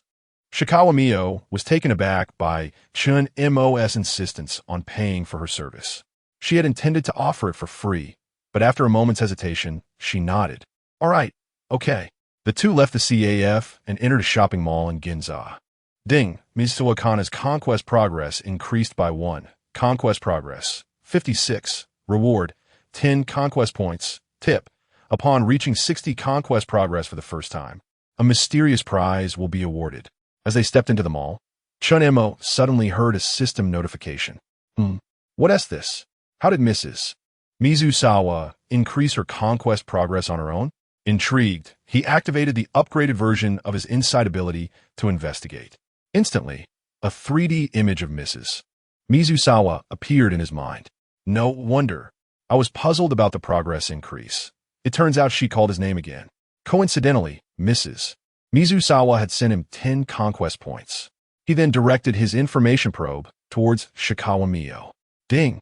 Consuming 10 conquest points, retrieving target information. Name: Ishikawa Mio. Age: 23. Height: 158 centimeters. Weight: 46 kilograms. C. Charging attempts: 0. Comprehensive score: 94. Occupation: rental girlfriend from a sweet companionship shop. Personality: resilient and enduring. Delicate and sensitive. Materialistic yet not frivolous. Background: Ishikawa Mio was born into an ordinary family in Osaka. Her father was a company employee and her mother a housewife. An exemplary student, she was always a source of pride for her parents. However, 2 years ago, her father incurred massive debts due to a failed investment and, subsequently, took his own life under the weight of despair. Her mother fell gravely ill, and the exorbitant medical expenses and debts plunged the family into dire straits. To repay debts and cover her mother's medical bills, Ishikawa Mio had to forego further education and took on various jobs. Yet, The sheer magnitude of the debts rendered ordinary part-time work insufficient. In her desperation, she stumbled upon an advertisement for rental girlfriends, which offered substantial pay without the need for physical contact. Despite her internal resistance, she ultimately chose this path for survival. Weakness yearns to be rescued by a man she admires, desires immense wealth rather than love. And this month, if she cannot gather enough money, she plans to audition for action films. Hobbies: photography, anime, and cosplay. Current affinity towards the host: 10 ordinary friends. Score above 90 qualifies for conquest conditions. Bind? Confirm cancel. After perusing this information, Chen Mo felt a stirring in his heart. So her situation is akin to this? No wonder she is so financially strained. This narrative felt oddly familiar to him. A gambling father, ailing mother. If I don't help her, who will? Such classic tropes. Without further contemplation, Chen Mo confirmed the binding. Ding. Conquest binding successful. Initial conquest progress. 10. Ding. Different target types yield varying conquest rewards. Current target detected as economically related. Unlocking economic conquest mode. Economic mode. All expenses for Shikawamiyo will be reimbursed by the system, with a chance of doubling the reimbursement. With a multiplier of 1 to 5. Economic mode cannot be exploited for cash. All interactions must be reasonable and reciprocal. At that moment, Chen Mo was interrupted by a voice beside him. Chen-kun, Shikawamiyo was speaking to him. What type of clothing are you looking to buy? What is your budget? I used to work here, so I might be able to assist you. In truth, Shikawamiyo did not intend to interrupt Chen Mo. His gaze had lingered on her for quite a while, making her feel somewhat bashful. She was confident in her appearance, well aware of her beauty. After all, she had encountered countless instances of being stared at. However, while she found those gazes repulsive, Chen Mo's attention made her shy. Returning to the moment, Chen Mo looked at Shikawamiyo's earnest expression and smiled, scratching his nose. As for the budget, I'm okay with anything under 20 million yen. Shikawamiyo's eyes widened in surprise. Are you joking, Chen-kun? No, I'm serious, Chen Mo shrugged. I've had good fortune recently and earned some money, so I plan to splurge a bit. Shikawamiyo regarded him with skepticism, but her professional demeanor quickly returned. Then, let us first check out the men's clothing. There are a few excellent custom shops around here. The two entered a high-end menswear store. Initially, the staff appeared indifferent to Chen Mo's attire. However, when he casually inquired about the price of a shirt, Shikawamiyo's fluent and professional introduction immediately altered the staff's demeanor. This fabric is imported from Italy, and the cut is particularly suitable for Asian physiques. Shikawamiyo's fingers gently caressed the material, her gaze focused and professional. Chen Mo watched her serious profile, curious about her expertise. Did you work here before? Shikawamiyo paused briefly, then nodded gently yes. I worked part-time as a sales assistant during my second year of university. Chen Mo nodded thoughtfully and casually selected a few outfits to try on. When he emerged in the first outfit, Shikawamiyo's eyes brightened noticeably. It suits you very well. You look quite dashing, she whispered, then quickly added, the cut accentuates your physique. Chen Mo glanced at his reflection in the mirror. Indeed, he looked significantly more attractive than usual. He turned to the staff and said, I'll take this set. Let me try on a few more. An hour later, Chen Mo had purchased 5 outfits, with the total exceeding 5 million yen. As he swiped his card, Shikawamiyo watched without blinking, her curiosity deepening. However, she was acutely aware of her position and identity, and refrained from inquiring about Chen Mo's circumstances. Chapter 28. I'm not short of money. Continuing in her role as a shopping guide, she inquired, Chen Mojuan, aside from clothing, do you intend to purchase anything else? Chen Montak Ponda Tukt 40. With 41 million still in hand, while it was a considerable sum, it was not excessively abundant either. He needed to find an opportunity to present a gift to Ishikawamiyo, thereby testing the cashback feature of his spending. This would not only enhance his conquest progress, but also yield a substantial amount of cash. Thus, he smiled gently and replied to Ishikawamiyo, are there other items? Indeed, my briefcase is quite worn. I plan to replace it with a more upscale bag. Do you have any recommendations? Ishikawamiyo nodded and professionally suggested, for a high-end bag. The new arrivals at the Hermes boutique in Ginza might be worth a look. Shall we go see? Sound good. Let's go take a look, he agreed. The two arrived at the Hermes boutique. The service attitude in the Shinichi area was indeed world-class, devoid of the disdainful scenes often depicted in dramas. Even if one were clad in ordinary attire, they would still receive a warm smile. Moreover, upon noticing the other luxury shopping bags in Chen Mo's possession, the staff promptly approached with enthusiasm. Welcome to Hermes, esteemed guests. What may we assist you with today? We have the latest Birkin and Kelly bags in stock. The attendant respectfully inquired.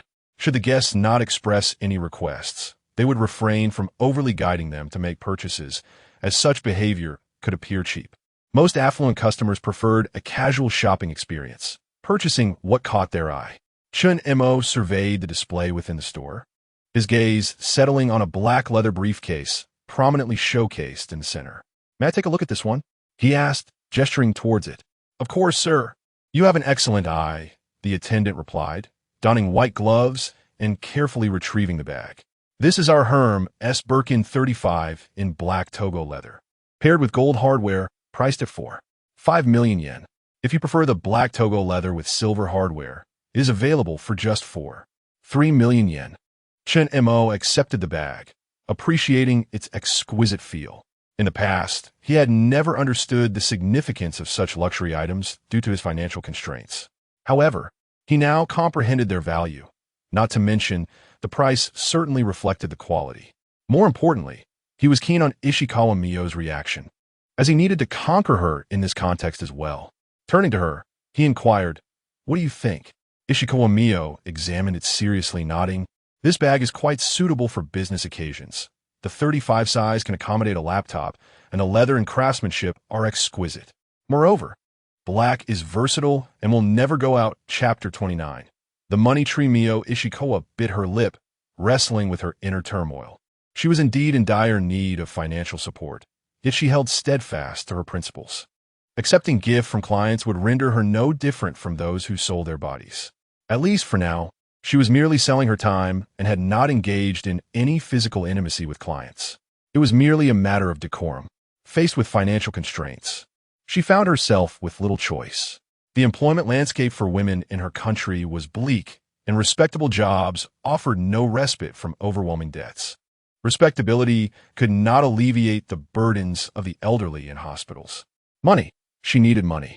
No, really, I can't accept it, she murmured, her voice tinged with defiance despite the gravity of her situation. How could a girl not desire beauty? In this age of information, with the internet at its peak, it was impossible for a young woman to turn her back on elegant and functional items like handbags. She too cherished bags and clothing, but she remained rational, merely admiring them from afar, aware that such indulgences did not belong to her current lifestyle. Chen Mo observed the stubborn girl with a sigh. He had been attentive to Miyo Ishikawa, noting that although her gaze often lingered on him, she would occasionally steal glances at a golden brown handbag nestled in a woman's purse. Subsequently, he pointed at the bag and addressed the sales attendant.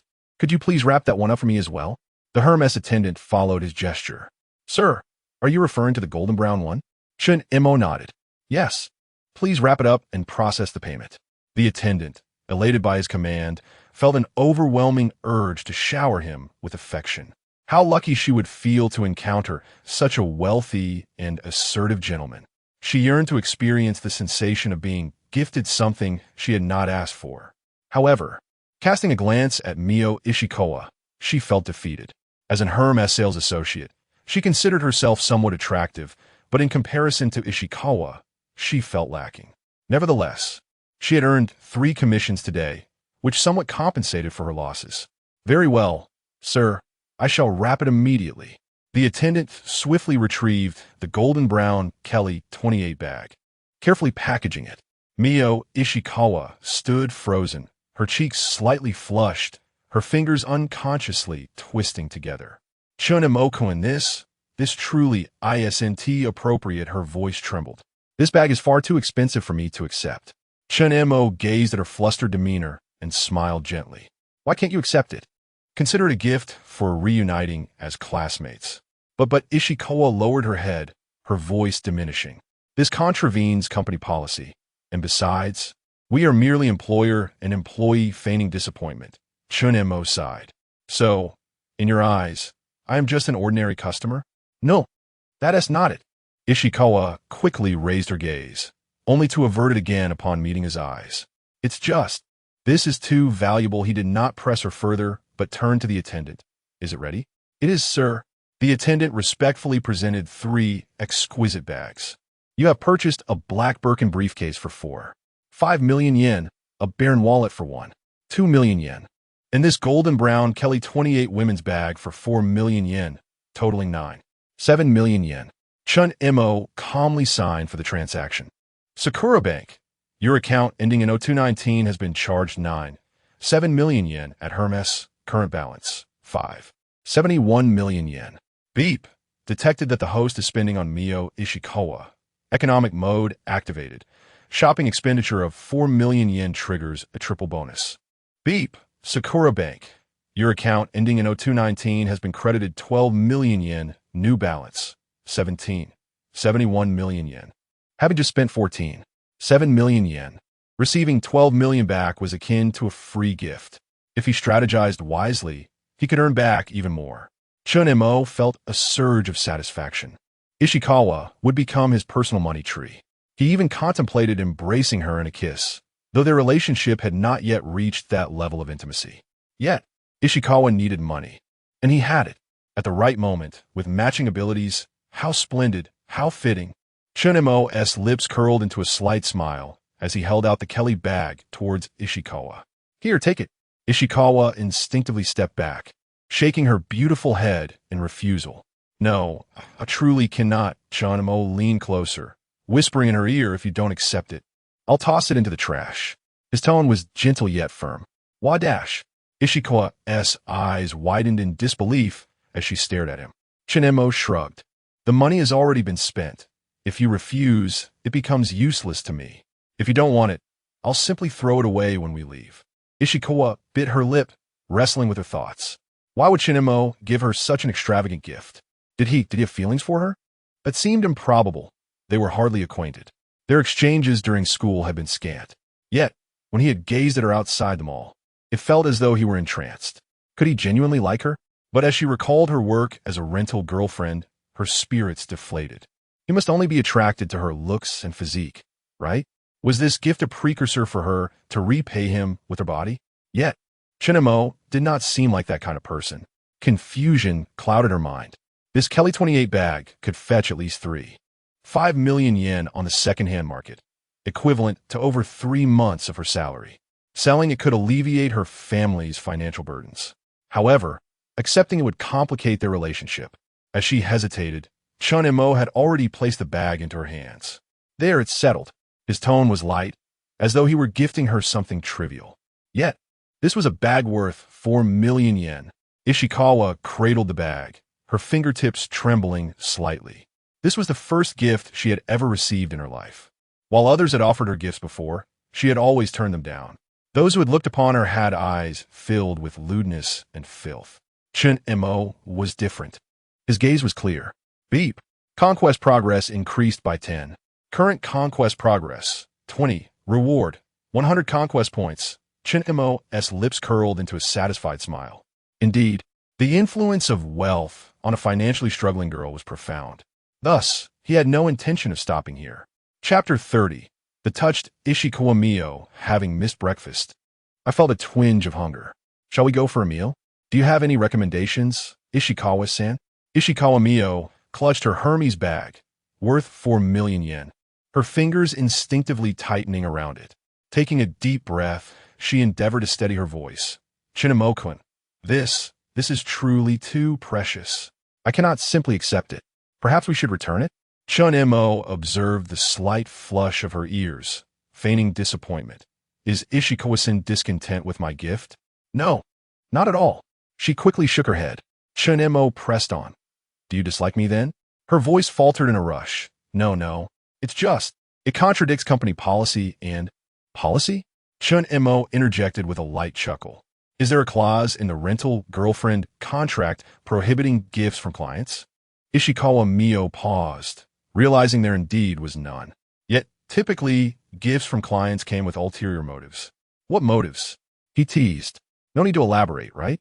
Stealing a glance at Chen Mo, she found his gaze clear, devoid of any ulterior intent. Well, let us not overthink it.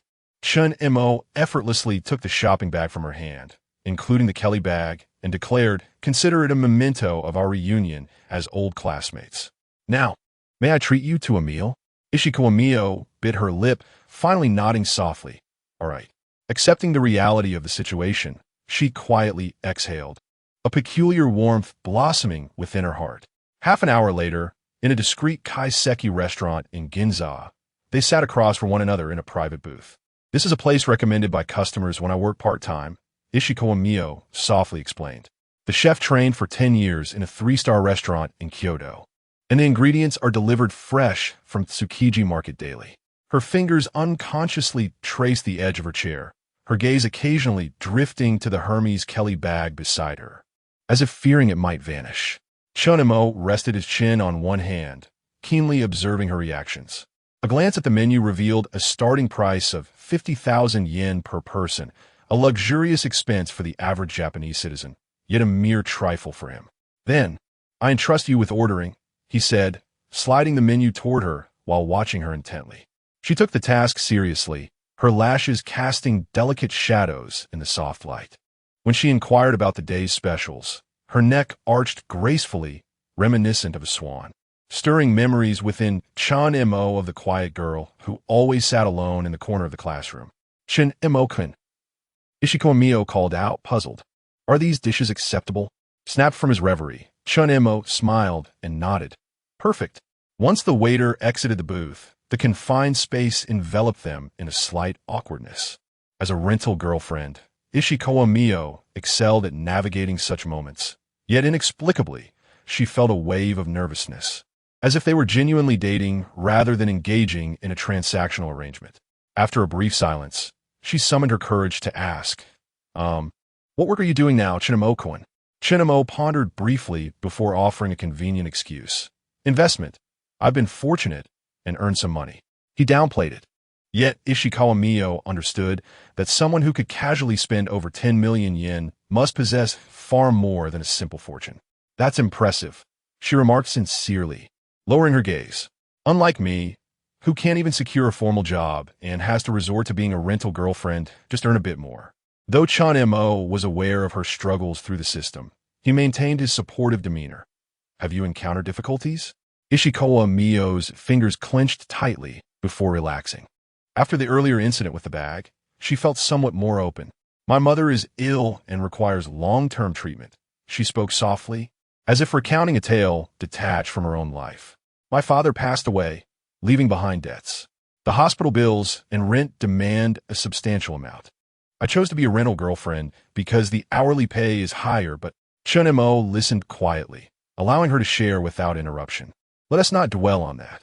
Honestly, I am very happy to see you today, Chinamo-kun." Ishikawa Mio suddenly lifted her head, her eyes glistening yet smiling, as if transported back to their student days, when the only concern was preparing for exams. Ding! Conquest progress for Ishikawa Mio has increased by 10. Current conquest progress, 30. Reward, 100 conquest points. They continued to chat idly for half an hour until the waiter presented their dishes. The exquisite kaiseki cuisine was served artfully, each plate resembling a delicate work of art. "Esteemed guests, please enjoy your meal. Should you have any dissatisfaction, do not hesitate to inform us." The waiter bowed deeply before exiting the booth.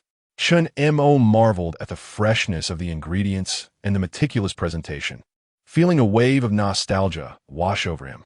In the past, he could only afford boxed lunches or takeout, merely focused on survival. "Now, this will be my everyday life," he mused. With wealth, he could savor the finest delicacies. Though a hint of melancholy lingered, Chunamo soon regained his composure. He picked up a piece of sashimi and placed it in Ishikawa Mio's bowl, cheerfully encouraging. "All right, with the dishes served, let us dig in, Ishikawa-san." "Thank you, Chinemo-kun. I shall begin," she replied, delicately picking up a slice of fatty tuna, its alluring pink hue glowing under the light. "Oh my, this is truly delicious," she whispered, her eyes widening as the rich flavor melted in her mouth. Observing her childlike reaction, Chen Mo couldn't help but chuckle. Take your time. If it's good, enjoy it. There's no one here to compete with you. After all, Ishikawa Mio was currently blessed with a money tree's aura, and he intended to indulge her to maximize his gain. Suddenly, Ishikawa Mio became aware of her own lapse in decorum, her ears flushing crimson. Japanese women are particularly mindful of their demeanor. She set down her chopsticks, her hands neatly resting on her knees. I apologize. I was rude, having not tasted such fresh food in so long. Chen Mo discreetly pushed the most expensive dish toward her. Do try this sea urchin. It's quite favored by the Japanese. However, after a few bites, he found it rather unremarkable. Ishikawa Mio stared at the vibrant orange sea urchin, her throat moving as she hesitated to refuse. Chen Mo-kun, please go ahead. Before she could finish, he had already brought the delicacy to her lips. His gaze firm. Open your mouth. This overly intimate gesture rendered Ishikawa Mio rigid. She should have declined. The first rule of being a rental girlfriend is to maintain a proper distance. Yet, as the sweetness of the sea urchin burst in her mouth, she felt an unexpected sting in her nose. What's wrong? Chen Mo noticed her eyes glistening. Is it really that delicious? He hadn't felt anything particularly remarkable when he tasted it earlier. And no, it's nothing. She stammered, hurriedly lowering her gaze, a tear slipping onto the table. It evokes memories of my father taking me to Otaru to savor sea urchin. Today's experience deeply moved her. Chapter 031. The Bridge of Beans. Chen Mo found himself at a loss for words to console Shi Chuan Mei, and thus opted to change the subject. As the dinner drew to a close, Shi Chuan Mei appeared considerably more relaxed when the dessert was served. Sipping delicately on her matcha pudding, she suddenly inquired, Chen Mo-kun, why are you so kind to me? Chen Mo swirled the sake cup thoughtfully and replied, perhaps it is because someone once slipped an umbrella into my desk during university. Shi Chuan Mei's spoon clattered against the dish in astonishment as she looked up, her eyes wide. You know it was me? I didn't tea at the time, Chen Mo admitted, noticing the flush on her cheeks. But later I recalled that you had used that umbrella.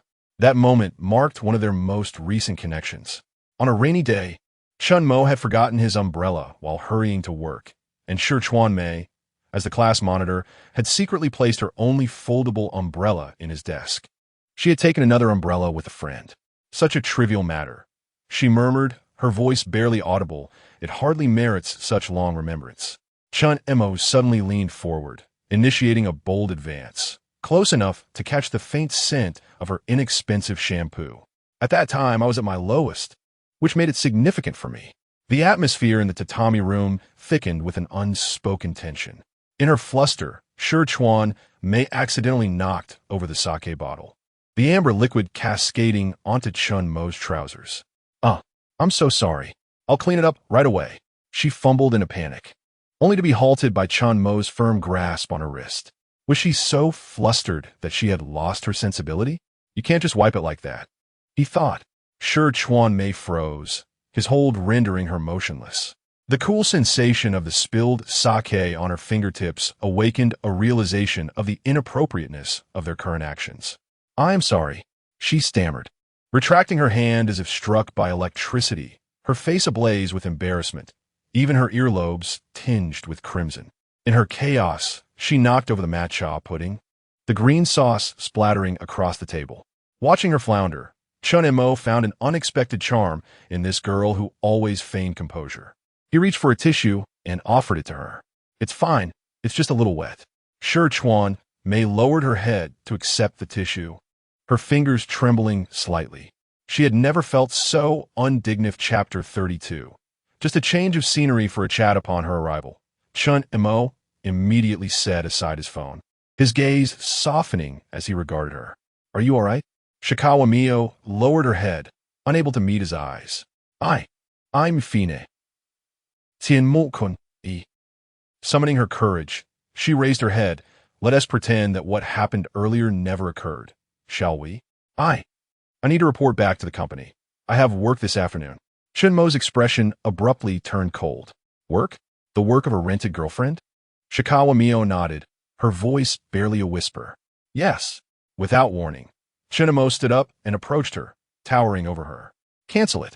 Eh. Shikawa Mio looked up in astonishment. I said, cancel the appointment for this afternoon. His tone brooked no argument. I will cover the rest of today. Shikawa Mio's hands flailed in panic. No, that's not possible.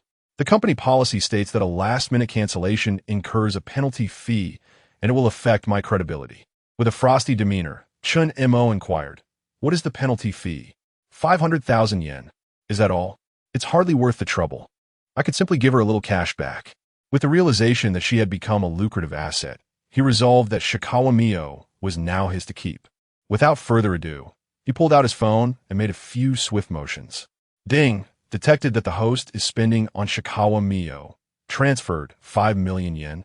Triggering a 5-fold bonus. Sakura Bank.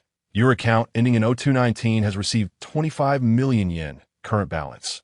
38.91 million yen. Soon, Shikawa Mio's phone buzzed with a transfer notification.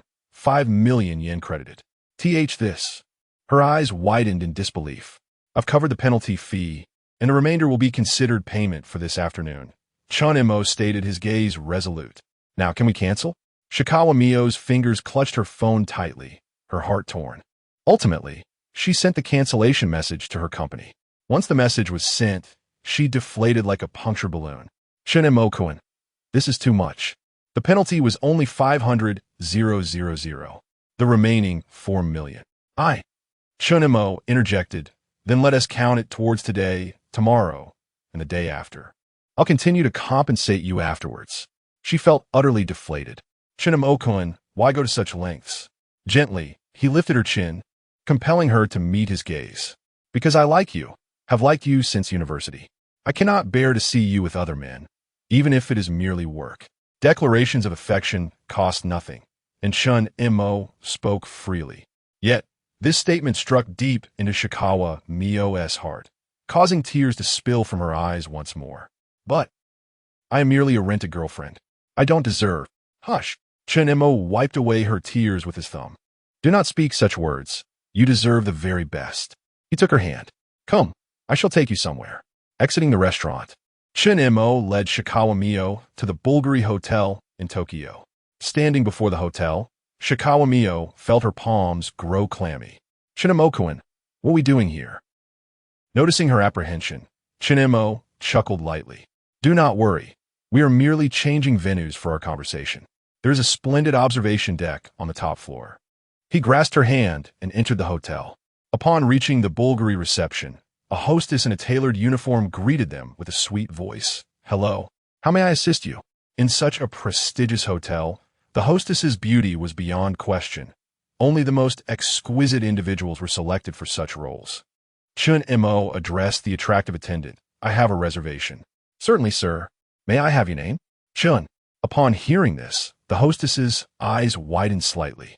Moments earlier, she had received a message via intercom about a distinguished guest who had booked their most luxurious suite on the 44th floor, spanning 400 square meters at a rate of 4 million yen per night.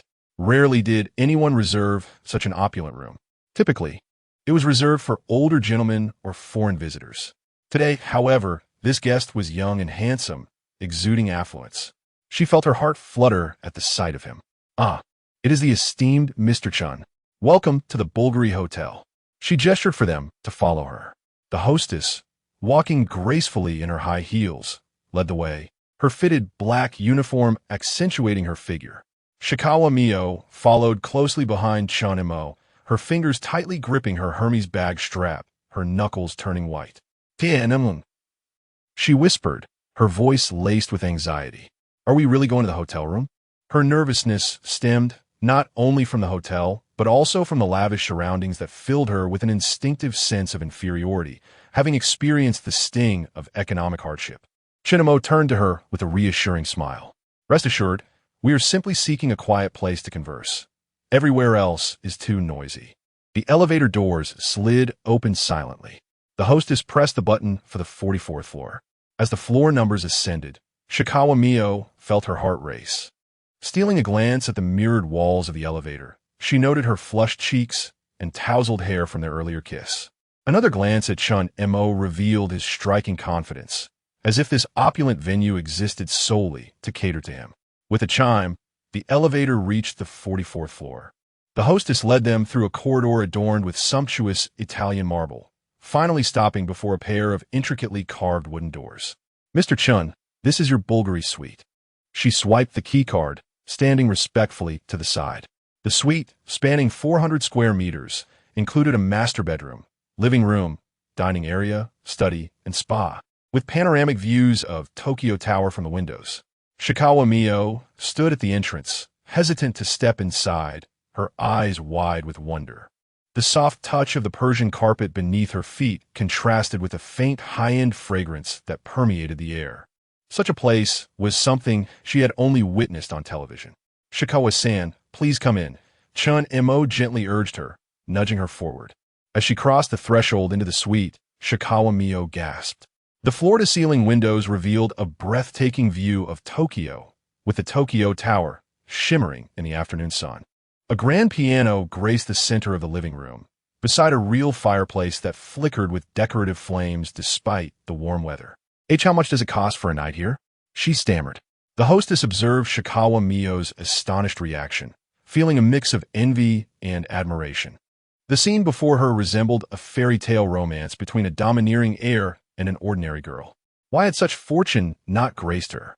With professional poise, she replied with a smile, "Is 4 million yen, miss." 4 million. Chapter 033. The choice of Ishikawa Mio upon hearing the figure of 4 million. Ishikawa Mio nearly bit her tongue.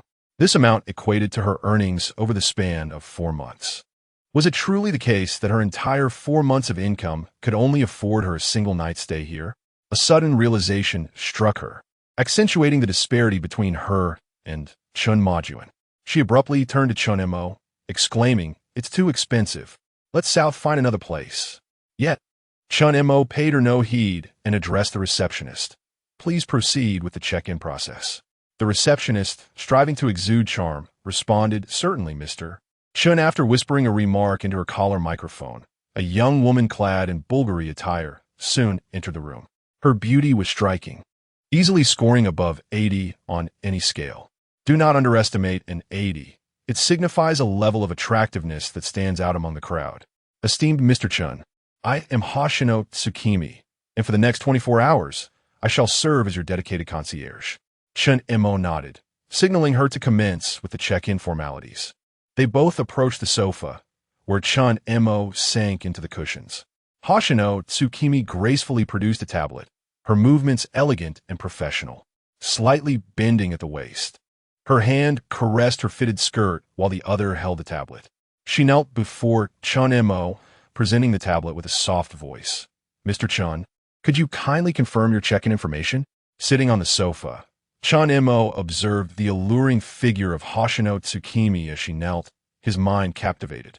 What does it mean to indulge? What defines true service? Look at how effortlessly she embodies it. The emotional value she provides is palpable. Chen Mo took the tablet, swiftly scanning the details before signing.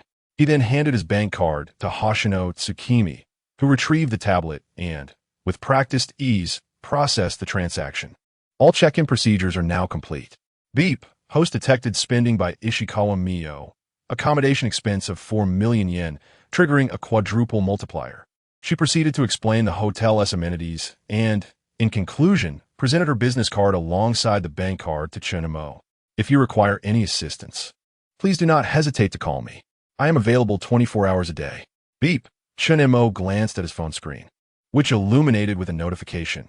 "Sakura Bank.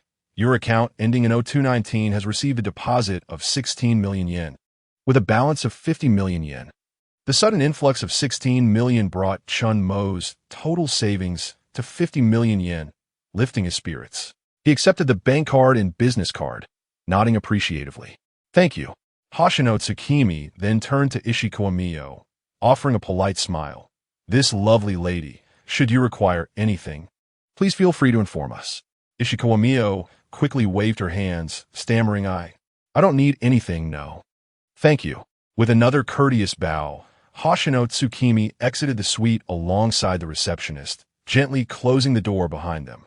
Once the door clicked shut, The receptionist could no longer contain her curiosity. Tsukimi, who is this young man? He effortlessly booked this suite. He must possess considerable influence. Hoshino Tsukimi, hearing the young girl's remark, playfully tapped her forehead. Kobayashi-chan, our company policy prohibits inquiring about guests' personal information. How could you forget that? The receptionist, Kobayashi, rubbed her head and replied, ouch, that hurt. Tsukimi, I was merely curious. After all, it's my first time encountering such a young, handsome, and capable man. I truly wish to get to know him.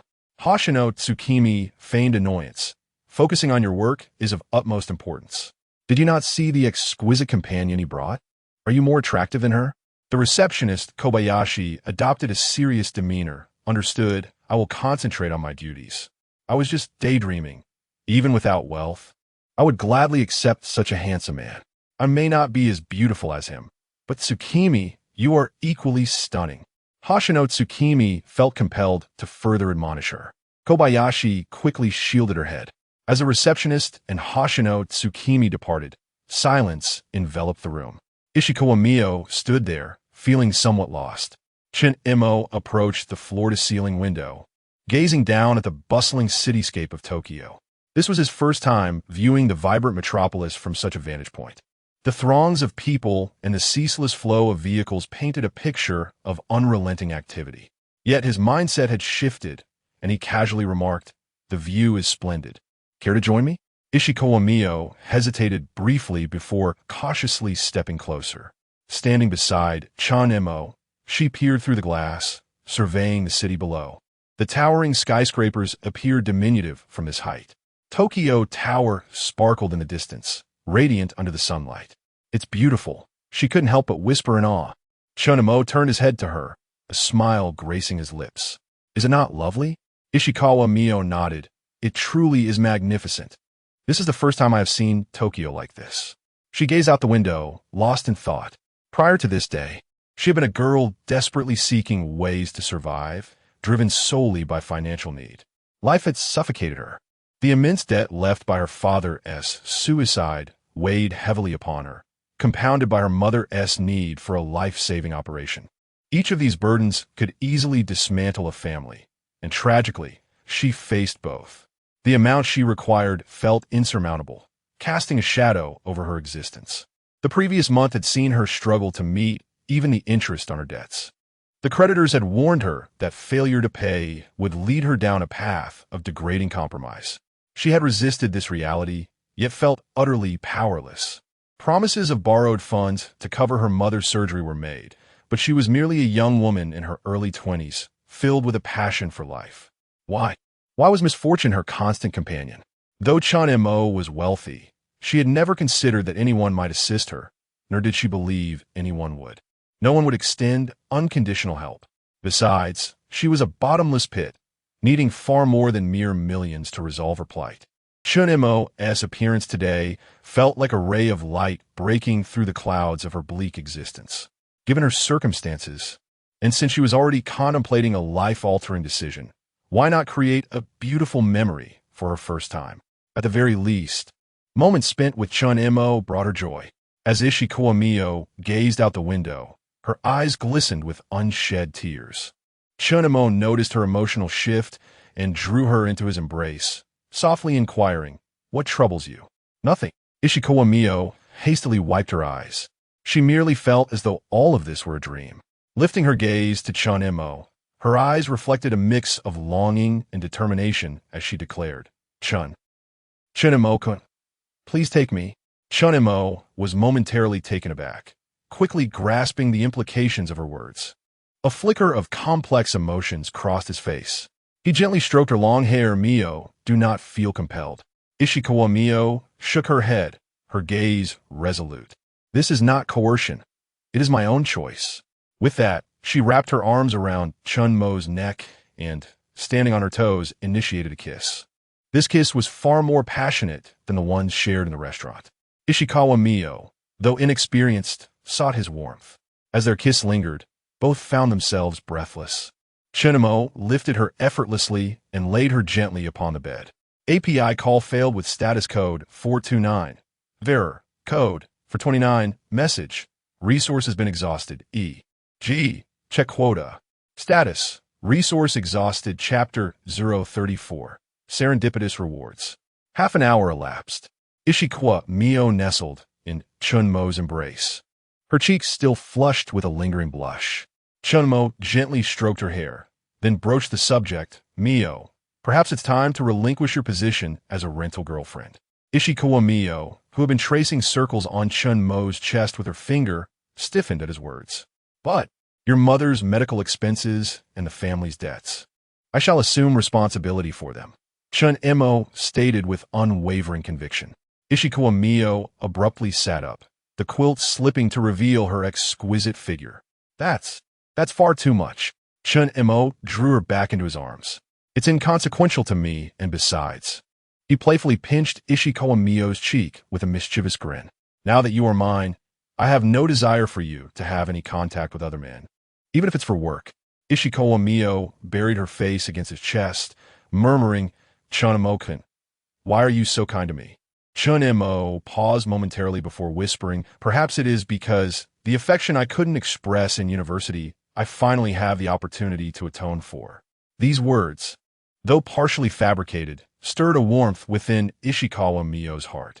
She initiated a kiss upon Chen Mo's lips, both tentative and fervent. As the night deepened, Ishikawa Mio succumbed to an exhausted slumber.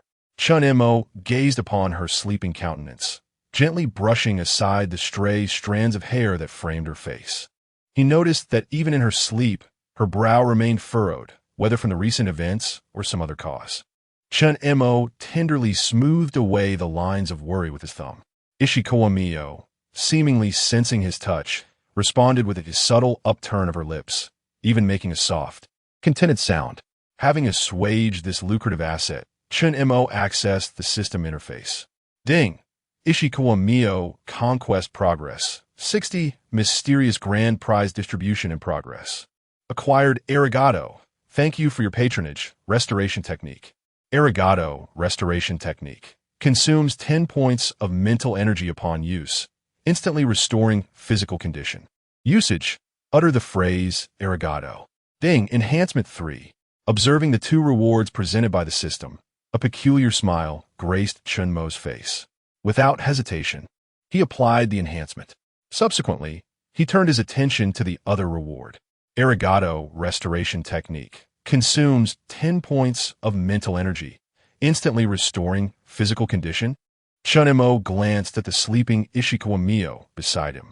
Her sleeping visage was serene and lovely, yet a trace of weariness lingered between her brows. After confirming that she was indeed fast asleep, Chen Mo decided to test the technique, murmuring, Arigato. His previously somewhat fatigued body was instantly revitalized, brimming with renewed energy. He felt an impulse to awaken Ishikawa Mio, but he resisted the urge, remembering her recent emotional distress that had led to her immediate collapse into sleep. Chen Mo then shifted his gaze to the system panel. Today, he had accumulated a total of 500 conquest points from Ishikawa Mio, granting him another opportunity to draw from the lottery. However, he resolved to save them for a future 10-draw attempt. With nothing else to occupy his time, he joined Ishikawa Mio in slumber. At 5 o'clock in the afternoon, Chen Mo detected faint rustling sounds nearby. Opening his eyes, he observed Ishikawa Mio furtively wielding a pair of scissors. Amused by her endearing behavior, Chen Mo couldn't resist teasing her, Mio-chan. Damaging this bedsheet could incur a cost of hundreds of thousands of yen, you know? Ishikawa Mio, whose back was turned to Chen Mo, startled at the sound of his voice, causing her hand to tremble and the scissors to fall onto the bed. Her face flushed crimson as she turned around. Her head bowed like a child caught in a transgression. I'm sorry, I just wanted to. Chen Mo sat up and, noticing the few crimson blossoms adorning the bedsheet, reached out and drew Ishikawa Mio into his embrace, chuckling softly. Such precious mementos should indeed be preserved with care. Ishikawa Mio's face deepened in color as she mumbled, it's quite all right, Chen Mo interjected, changing the subject. Next time, you can simply inform the hotel. They will assist you. You can even take the bedsheet with you. High-end hotels place great emphasis on the privacy of their guests. Ishikawa Mio lifted her head in surprise. Ah, is that permissible? Is it really? Certainly, Chen Mo replied, reaching for the phone on the bedside table. Shall I contact them on your behalf? Oh no. No, thank you. Ishikawa Mio hastily restrained his hand. I've already cut it out. Observing her flustered demeanor, Chen Mo couldn't resist planting a kiss upon her cheek. Are you feeling peckish? I've already arranged for them to prepare dinner, which can be served at any time. Ishikawa Mio finally noticed the fading light outside the window. She glanced at the time in astonishment. Has it become so late already? Have we been asleep for so long? To be precise, you have been asleep for so long, Chen Mo corrected with a smile, rising from the bed. I awoke long ago, but I refrained from disturbing your peaceful slumber. Ishikawa Mio blushed at Chen Mo's playful remark, frantically attempting to conceal the cut-out portion of the bedsheet within her bag. Chen Mo, amused by her awkward and endearing actions, couldn't suppress a chuckle. Silly girl, don't bother hiding it. I'll have the housekeeper assist you in packaging the entire bedsheet later. He picked up the phone and dialed the number listed on the business card. Miss Hoshino, please send up 2 dinners. After hanging up the phone, Chen Mo retrieved a bathrobe from the closet and presented it to Ishikawa Mio, saying, All right, go take a shower first. Dinner will arrive shortly. Ishikawa Mio accepted the bathrobe, her face still flushed, and whispered a quiet thank you before retreating into the bathroom. As the warm water cascaded over her body, she gazed at her reflection in the mirror, her skin adorned with a multitude of crimson marks, causing her to feel a wave of languor. Chapter 35. Consider abandoning treatment 20 minutes later as she emerged from the bathroom clad in a bathrobe. The room was suffused with the tantalizing aroma of food. Tsukimi Hoshino was orchestrating a team of young female servers who were setting the dining table. Upon seeing Mio Ishikawa, she respectfully bowed. Miss Ishikawa, Mr. Chen has prepared French cuisine for you. We hope you enjoy it. Mio, feeling somewhat flustered, returned the gesture. Thank you. Chen Mo naturally wrapped an arm around her waist. Let's sit down and see if it pleases your palate. His affectionate gesture left Mio feeling bashful and at a loss. It would have been fine if it was just the 2 of them, but there were others present. Hoshino, perceptive as ever, noticed Mio's discomfort and quietly led the servers out of the room. After dinner, the clock had just passed 7. Chen Mo watched as Mio sipped her post-dinner champagne. Her cheeks flushed with a gentle tipsiness. He couldn't help but pinch her cheek playfully. Mio, how about we go for a stroll after dinner? Do you have anywhere in mind? Mio blinked, looking bewildered. Huh, I'm fine. You could decide, Chen Mo-kun. Chen Montak smedet. Then shall we wander around Ginza? There's a money tree there. We ought to take full advantage of the system's generosity, don't you think? Those with wealth play with watches, while those without even have no car. Although I don't have a car at the moment. I could buy you a watch later and have the fund for a car, right? Ginza. Mio nearly choked, hastily setting down her glass. Chen Mo's spending habits were simply too extravagant. The thought of shopping in Ginza made her anxious, as she knew he would undoubtedly want to buy her something. That place. It's too expensive, isn't it? Expensive? Chen Mo raised an eyebrow, gently brushing a strand of hair from her face. Do you think I care? Mio bit her lip, choosing not to argue further. Indeed, a person who could casually spend 4 million yen for a night's stay likely wouldn't find anything in Ginza too costly. Suddenly, Mio's phone alarm rang, shattering the cozy atmosphere of the room. As she heard the sound, her face turned pale. She had enjoyed her time out so much that she had forgotten other matters. Suddenly recalling that her mother was still waiting for her at the hospital, Mio frantically grabbed her clothes. I'm sorry, Chen Mo-kun, I must go to the hospital immediately. Chen Mo, puzzled by her sudden panic, immediately stood up. I'll take you. No need. Mio's reaction was surprisingly intense. Really, it's fine. I can go by myself. She hurriedly dressed, not even taking the time to fix her disheveled hair, grabbing her bag and rushing towards the door. Chen Mo grasped her wrist firmly. Mio, what is going on?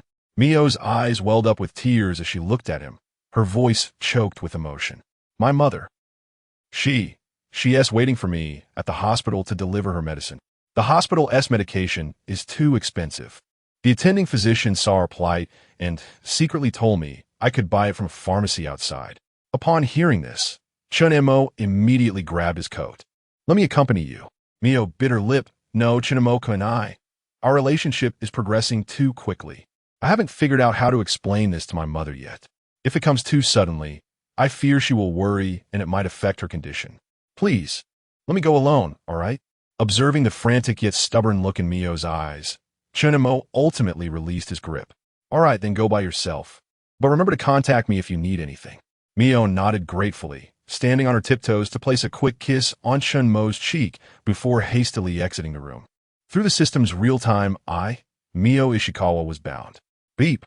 10 conquest points consumed. Binding target. Mio Ishikawa. Binding successful. As the door closed, Chen Mo immediately dialed Hoshino's number. Prepare a car for me, as quickly as possible. 10 minutes later, Chen Mo was seated in a black Mercedes arranged by the hotel.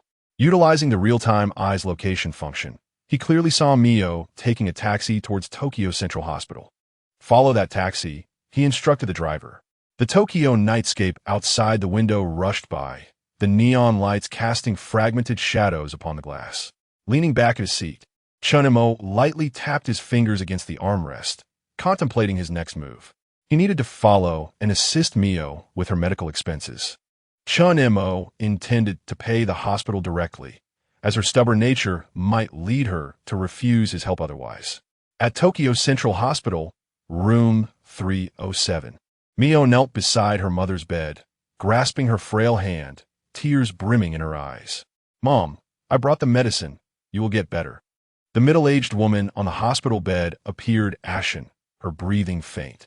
She struggled to lift her hand to gently stroke her daughter's swollen eyes. Mio-chan, don't cry. Okayasan is fine.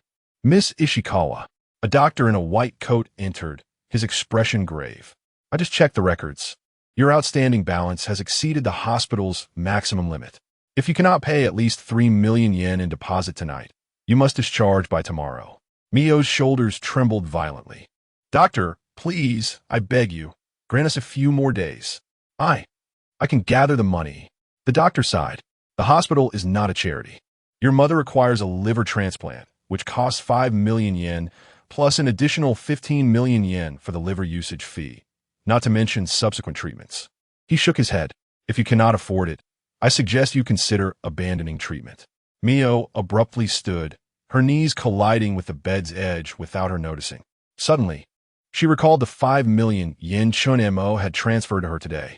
After paying the 50,000 yen penalty to her company, she still had 450,000 left. No, I have money now. I will pay the deposit first and figure out the rest later. I will never give up. I can borrow. I can. Mio-chan. Her mother weakly called out from the bed. Don't burden yourself. Okayasan has lived long enough. As Mio's mother, she had been cared for by her daughter since falling ill. Not only was Mio responsible for her medical expenses, but she also had to deal with the enormous debts left behind by her failed husband. Watching her daughter work tirelessly day and night, her heart ached. Countless nights had seen her in tears, as she had long since wished to cease treatment, but feared that after her passing, Mio would struggle alone against the overwhelming debts. Okayasan, please don't say that. Mio broke down, embracing her mother tightly. You must live. You cannot leave me all alone. In that moment of despair, the door to the room swung open. A young nurse rushed in, breathless, declaring, Doctor, the hospitalization and surgery fees for Misaki Ishikawa have been paid. Preparations for surgery can commence now. Chapter 036. Redemption of 50 million yen just moments ago. Chen Mo felt an unsettling concern for Ishikawa Mio and decided to accompany her to the hospital. The central hospital is right ahead, murmured the chauffeur. Chen Mo lifted his gaze to behold a stark gray-white edifice standing resolutely against the night sky, with the emergency room's crimson sign glaring vividly. As he prepared to settle the fare, the driver informed him that his suite provided complimentary drivers and vehicles. Nodding appreciatively, Chen Mo proceeded towards the hospital entrance. The live eye indicated that Ishikawa Mio was located in the third-floor internal medicine ward, where she held the hand of a frail, middle-aged woman lying on the hospital bed. The patient's name was written as Ishikawa Misaki. Rather than approaching them directly, Chen Mo first made his way to the registration desk. Could you please tell me which room Ms. Ishikawa Misaki is in? He inquired fluently in Japanese. The nurse glanced at him warily. Who are you? I'm a friend of her daughter, here to deliver the medical fees, he replied, producing a bank card from his wallet. The nurse's demeanor shifted to one of respect. Room 307. But she lowered her voice. Ms. Ishikawa has been overdue on her medical fees for half a month. If payment is not made today, she will have to be discharged tomorrow. Chen Mo's expression hardened. How much is owed? Including the surgery and hospitalization fees. The total, as the nurse swiftly tapped on her keyboard, 22 million yen. I will cover it all, Chen Mo declared, handing over his bank card. Additionally, please deposit 28 million yen into my account and arrange for the finest doctors and medications. The nurse's jaw dropped in astonishment as she hurriedly accepted the card. Yes. Of course, sir. I'll take care of it immediately. While waiting for the payment process, Chen Mo observed through the live eye that Ishikawa Mio was kneeling beside the hospital bed, weeping profusely. He frowned and addressed the nurse. Please expedite this. I apologize. It will be done shortly, she replied, her fingers flying across the keyboard. Sir, are you sure you want to deposit an additional 28 million yen? Yes. Chen Montak responded succinctly. As the notification of payment completion chimed, the nurse respectfully returned the receipt and card to him. All amiss. Ishikawa's outstanding fees have been settled. The vice president has been notified and will personally oversee her treatment. Thank you. Please inform them that the surgical fees for room 307 have been paid. Chen Mo instructed before departing. Meanwhile, in room 307, the atmosphere fell into a brief silence after the nurse's exit. Ishikawa Mio stood there dazed. The medication bag slipped from her grasp. Doctor, are you certain? Could there be a mistake? The doctor, equally perplexed, picked up the medical chart at the foot of the bed. This is indeed strange. I will verify it right away. Just then, the door swung open again, and an elderly man with graying hair and gold-rimmed glasses strode in, flanked by two nurses. Ms. Ishikawa, I am Sato, the vice president of this hospital, he said kindly to the patient on the bed. Your surgery has been scheduled for first thing tomorrow morning, and I will be performing it myself. Ishikawa Mio stared in shock at the scene before her. Vice President Sato? But we clearly turning to her with a smile. Vice President Sato replied, Miss Ishikawa, your friend has prepaid all the fees. This covers not only the liver transplant, but also a 3-month VIP care package post-surgery. Such is the allure of wealth. Money can indeed open doors. Realizing the magnitude of the financial commitment, Ishikawa Mio suddenly recalled something and dashed out of the room. She ran to the hospital entrance, but found no trace of the figure she sought. Dejected, she returned to the ward, her shadow elongated by the corridor's lights. Gently pushing open the door to room 307, she discovered her mother was absent. In a panic, she inquired with a nurse and learned that her mother had been transferred to a VIP room. Following the nurse's directions, she arrived at her mother's new room, which was spacious and well-lit, featuring a solitary bed. Mio Ishikawa Misaki called weakly. That gentleman who paid earlier, he must be your boyfriend, right? Ishikawa Mio shook her head. Biting her lip, no, he's just a friend. Observing her daughter's evasive demeanor, Ishikawa Misaki sighed softly. Mio, dear, your mother is ill, not foolish. I've been through this. Your gait is different than usual. You made a decision. Haven to you? Besides, anyone willing to spend such a sum on you must care deeply. Taken aback that her mother had discerned her secret, Ishikawa Mio felt a wave of embarrassment wash over her, her fingers twisting together. Mother, I'm Mio, my dear Ishikawa. Misaki struggled to sit up, grasping her daughter's hand. I only wish for your happiness. If this person treats you well, then I am at ease. Tears welled in Ishikawa Mio's eyes as she fell into her mother's embrace. Choked with emotion, Mother, I'm sorry, I don't know how to face him. He is so kind to me. It frightens me. I feel unworthy of him. Ishikawa Misaki tenderly stroked her daughter's hair, speaking softly. My dear, it is a blessing when someone treats you well. Do not reject the light because of shadows from the past. You are a hardworking and wonderful girl. Please have a little more confidence. Gradually calming under her mother's comfort, Ishikawa Mio wiped her tears and said gently, Mother, please rest. I need to make a phone call. Stepping out of the room, Ishikawa Mio stood by the corridor window, gazing at the Tokyo nightscape. Taking a deep breath, she dialed Chen Mo's number. Mio? His gentle voice resonated from the other end. Chen Mo, Ishikawa Mio's voice trembled. Did you pay my medical fees? A brief silence ensued. Yes, I did, he affirmed. Why would you do that? Ishikawa Mio clenched her phone tightly. The sum was overwhelming. She felt she could never repay it. I do not require repayment. Chen Mo's tone was resolute yet gentle. Mio, I wish to care for you and your mother. This is not charity. You are my first woman, perhaps not the only one, but there will always be a place for you in my heart. Ishikawa Mio's tears flowed anew. But we just reunited yesterday. Sometimes a single day is enough, he replied softly. Now you must be exhausted. Please ensure that both you and your mother rest well. Holding the phone, Ishikawa Mio felt her vision blur with tears. She had never imagined that, at her most desperate moment, someone would extend such unconditional support, pulling her from the abyss of darkness. Chen Mo, thank you, she managed to utter, her voice choked, barely able to form coherent sentences. Ding! Ishikawa Mio's conquest progress increased. 20. Current conquest progress. 80. Reward.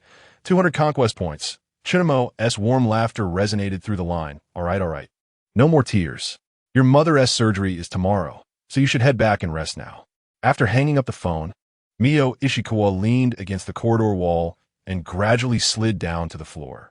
She embraced her knees, burying her face in the crook of her arms, silently weeping. This was the first time she felt such a profound sense of relief since her father's passing. Chapter 037. The Yakuza's maple upon exiting the hospital. Chen Mo felt an overwhelming sense of relief. Just moments ago, he had paid 50 million yen for the medical expenses of Shikawa Mio's mother. The system did not disappoint him. It triggered a fourfold critical return.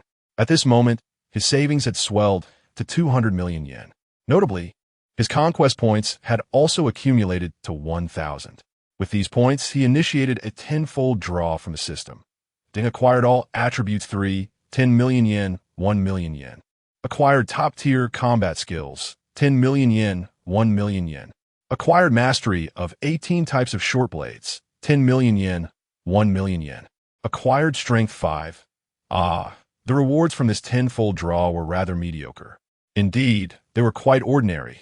The combat skills were decent for self-defense. But what use was mastery of short blades in today's lawful society? One would be foolish to engage in such activities, lest they face dire consequences. The other 6 rewards amounted to merely 6 million yen. Currently, he was not in need of money, with only the 2 rewards that enhanced his physical attributes being of any real interest. After walking for more than 10 minutes, Chen Mo decided it was time to return. He hailed a taxi and instructed the driver to take him to the Bulgari Hotel. The taxi came to a stop in front of the opulent entrance of the Bulgari. As Chen Mo stepped into the lobby, he was met with the sound of a heated argument. In a deep navy uniform stood Hoshino Tsukimi, blocking the elevator. Opposite her was a red-haired girl with a high ponytail, clad in black leather and a short skirt, her feet adorned with 10-centimeter platform boots, dragging a suitcase emblazoned with a skull motif. She bore a striking resemblance to Machima. I'm terribly sorry, Miss Keed, but the top-floor suite of 400 square meters has indeed been booked, Hoshino Tsukimi said, bowing deeply, her hair quivering slightly. We can arrange for you another suite, since you know who I am. Hurry and make him leave. I want to check in. The girl suddenly drew a butterfly knife, its tip dancing in a silver arc at her fingertips. Otherwise, I'll go up myself and have a word with him. Miss Hoshino, what is happening here? Chen Montak interjected. Hoshino Tsukimi rushed over as if she had seen a savior, whispering, Mr. Chun, this is Miss Keed, the daughter of the Wakagashira of the Sumiyoshikai. She insists on your suite before she could finish her sentence. The butterfly knife was pressed against Chen Mo's collar. The girl, named Keed, rose on her toes, her breath carrying a hint of mint. So you're the one occupying my room, foreigner? The tip of the knife lightly flicked upward. Make me an offer. I want to see the Tokyo Tower's night view tonight. Chen Mo lowered his gaze to the blade mere inches from him. Suddenly, he reached out and grasped the girl's wrist. In her astonished gaze, the knife somehow found its way into his possession. To be honest, Chen Mo had not anticipated such a turn of events. It was merely a reflex of muscle memory. Two bodyguards clad in black, witnessing the butterfly knife being seized, exclaimed, "Young miss, be careful." They rushed forward to protect her. "Miss Keed, is it?" Chen Mo twirled the butterfly knife with a flourish, then closed it, slipping it back into the girl's leather pocket. "Little one, don't play with knives. It's too dangerous." "Who are you calling little?" Keed exploded in her chapter 038, pretending to be Mrs. Sen's husband when Chen Mo returned to the apartment. It was nearly 10 o'clock. Habitually, he glanced up at the apartment above. The lights were on. What could Mrs. Sens be doing at this hour? The next day, at 1 o'clock in the afternoon, Chen Mo selected a casual outfit from the 5 sets of clothes he purchased for 5 million yesterday. Standing before the mirror, he scrutinized his appearance in a light gray linen shirt paired with dark casual trousers. The ensemble struck a perfect balance between formality and neatness. He smoothed out a slight wrinkle at the cuff, a faint smile gracing his lips. He resolved to buy a bouquet of flowers later. Initially, Chen Mo had intended to send Mrs. Sens a message to break the ice the previous night. However, he reconsidered and decided it would be more delightful to surprise her at the community activity center during her cooking event. Given the awkwardness that had transpired, it was only natural for anyone to feel uncomfortable meeting again. Yet for him, Chen Mo, such feelings were inconsequential. After preparing himself, he stepped out, making his way to a nearby flower shop. Inside, his gaze lingered on the roses for a moment, finding them somewhat cliché. Ultimately, he chose a fresh bouquet of lilies accompanied by elegant sprigs of baby's breath. The shopkeeper smiled and asked, "Are these for someone special?" "Yes, for a remarkable lady," he replied. Exiting the shop, he glanced at his watch. It was precisely 2 o'clock. The event should have just begun. The community activity center was not far from his apartment, a mere 10-minute walk away. Turning the final corner, he caught sight of the glass doors of the activity center, shadows of people moving within. Unconsciously, he slowed his pace, adjusting his collar. As he prepared to enter the activity room, a woman blocked his path. "Excuse me, sir, but there's a community activity in progress. May I ask who you are?" "I reside in this area and have come to accompany Mrs. Sens," he responded. The woman scrutinized him with enthusiasm, exclaiming, "Ah, you must be Mrs. Sens' husband. How young and handsome you are." Her eyes crinkled with delight. "Mrs. Sens often speaks of you. Please go right in. The activity has just started." Chen Mo was momentarily taken aback, but quickly realized it was a misunderstanding. He offered a polite smile without elaborating and entered the activity room, bouquet in hand. The sweet aroma of baked goods filled the air. A dozen housewives gathered around the counter, attentively listening to the instructor explain cake decorating techniques. His eyes swiftly found Mrs. Sens, who stood quietly in the corner, dressed simply in a beige knit sweater, her hair casually pinned up with a few strands framing her face. She appeared particularly serene compared to the lively exchanges around her. Occasionally, she lowered her head to take notes. Taking a deep breath, he approached her. "Jianai." The familiar voice startled Mrs. Sens, and she looked up, her pupils widening in surprise. The pen in her hand clattered to the floor. "Chen Mo-kun, what are you?" With a warm smile, he extended the bouquet towards her. "Since I promised to come, I would never go back on my word." She clumsily accepted the flowers, her voice barely above a whisper. Thank you." But the surrounding housewives had already turned their attention to the commotion, casting curious glances. Upon seeing the young and handsome man, they became intrigued, teasing remarks filling the air. "So you're Mrs. Sen's husband? How young you are. Hey, I heard her husband was quite busy. What brings you here today?" "Jinai, your husband is so handsome. Why haven't you introduced him to us sooner?" Mrs. Sen's face flushed crimson, her fingers nervously gripping the wrapping of the bouquet. She opened her mouth to explain, but was interrupted by Chen Mo's gentle voice. "Good afternoon, ladies. Chen Montak." He bowed slightly, his smile gracious. "I heard today's event is quite delightful, so I came to see Jinai." The housewives erupted in good-natured teasing. Mrs. Sens lowered her gaze, her ears burning as if they might bleed. "Oh my, Mrs. Sens usually keeps to herself during community activities. It seems her husband is quite young and considerate," exclaimed a woman with curly hair. "Indeed, Young people are so romantic bringing flowers. Unlike my husband who only burrows under the covers, another woman in an apron chimed in. Finally, Mrs. Sins mustered the courage to explain softly, and no, it's not like that. Chen Mo is just what? Chen Mo leaned closer, whispering in a tone only she could hear, my dear. If we explain now, they might misunderstand our relationship. A warm breath brushed against her ear, sending a shiver down Mrs. Sen's spine, nearly causing her to drop the bouquet. She instinctively took a step back, only to bump against the counter with a soft thud. The instructor, noticing the commotion, quickly intervened. All right, everyone, let us continue decorating the cakes. If this gentleman doesn't mind, he can wait in the adjacent area. Chen Mo nodded politely. Of course, I apologize for the interruption. Turning to Mrs. Sins, he added softly, I will wait for you. Those 3 words made Mrs. Sins' heart skip a beat. She mechanically nodded and returned to her spot, struggling to steady the piping bag. The activity room buzzed back to life, yet Mrs. Sins found it impossible to concentrate. She could feel Chen Mo sitting not far away, his gaze unwaveringly fixed on her. Each time she looked up, she met his smiling eyes. Mrs. Sins, you're putting too much cream. A nearby housewife reminded her. I'm so sorry. Only then did she realize her cake was drowning in cream, and she hurriedly attempted to salvage it. The half-hour activity felt like an eternity for Mrs. Sins. When the instructor announced the conclusion, a new fun activity began. The instructor clapped her hands and surveyed the crowd. Next, we will have a family flavor segment. Please showcase a signature dish, and we will select the most popular home-cooked flavor. The housewives rolled up their sleeves, moving towards the counter, while Mrs. Sins remained rooted in place, her fingers anxiously twisting the edge of her apron. Jinai, what is wrong? Chen Mo approached her, his voice gentle. I'm not very skilled at this. With my husband not here, I don't know what home flavor feels like, she murmured, her voice fading. I usually only prepare simple meals for myself. Chen Mo observed her reddened ears and suddenly reached for a spare apron hanging on the wall. No witties. Let us do this together. Chapter 039. Thoughts of you while sleeping?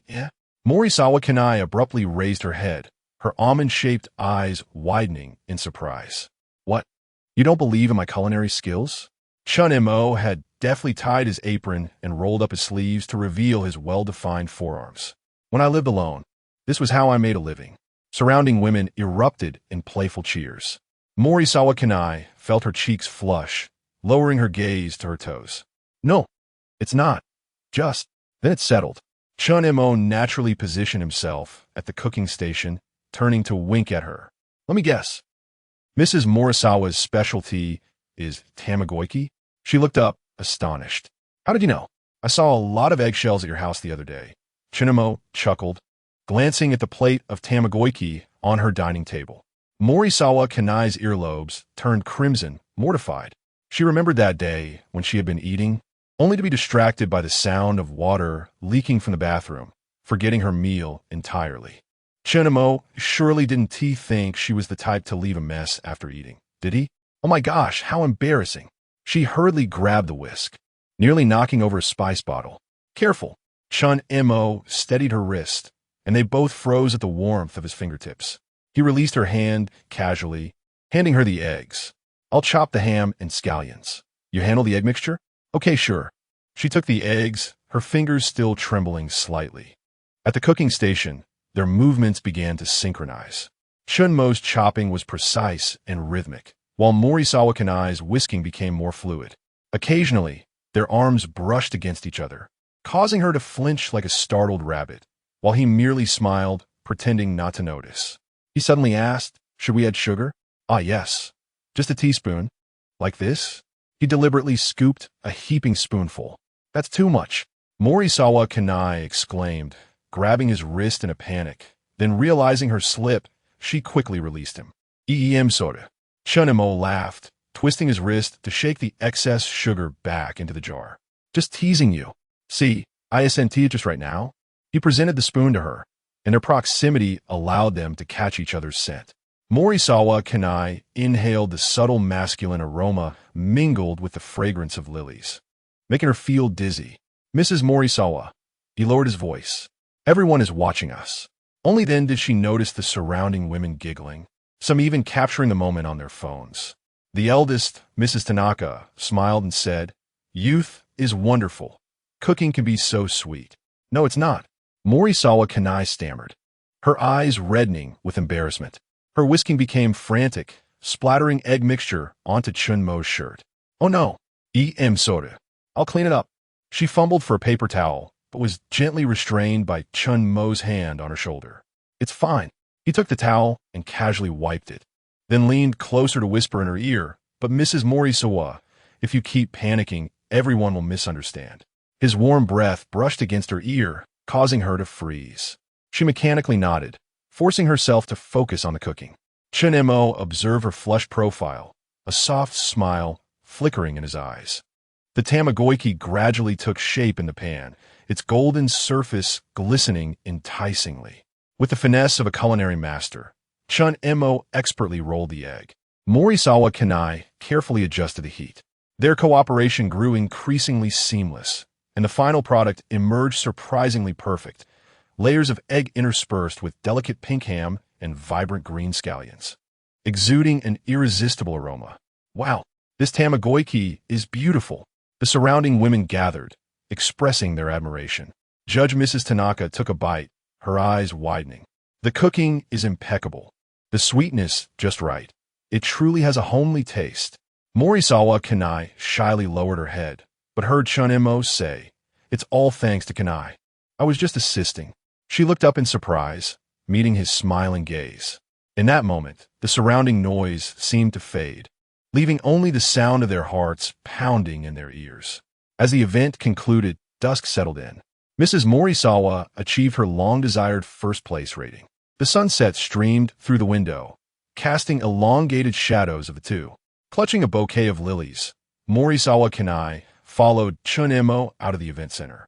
After a moment of silence, she spoke up. "Chen Mo, why didn't you explain earlier?" Her voice dwindled to a whisper. "Explain what?" "Chen Montak feignet ignorance. That we're not a couple. Otherwise, everyone will question our relationship, and you'll have a harder time explaining, especially since I brought flowers." Morisawa Kanai bit her lip. Unable to retort, her gaze fixed on the bouquet. The floral scent lingered between them. Moreover, Chen Mo suddenly became serious. "I mean it." What?" "I said, Mrs. Morisawa, I like you." Chen Mo's eyes were earnest, devoid of jest. His sudden confession sent Morisawa Kanai's heart racing. The air around her felt thin. Just then, a curly-haired woman tapped her shoulder from behind. "Mrs. Morisawa, remember to bring your husband to next week's flower arranging event." I. Morisawa Kanai was startled by the unexpected neighbor. Chen Mo readily replied, "Of course, we'll definitely be there," smoothly taking her hand. "We look forward to next week's event." The woman left, satisfied, leaving Morisawa Kanai in a daze. She stared at their intertwined hands, her mind blank. Chen Mo halted, turning to face her. "Mrs. Morisawa." "Yes." Morisawa Kanai, feeling lightheaded, instinctively responded to him. In fact, he brushed away the flower that had somehow settled in her hair.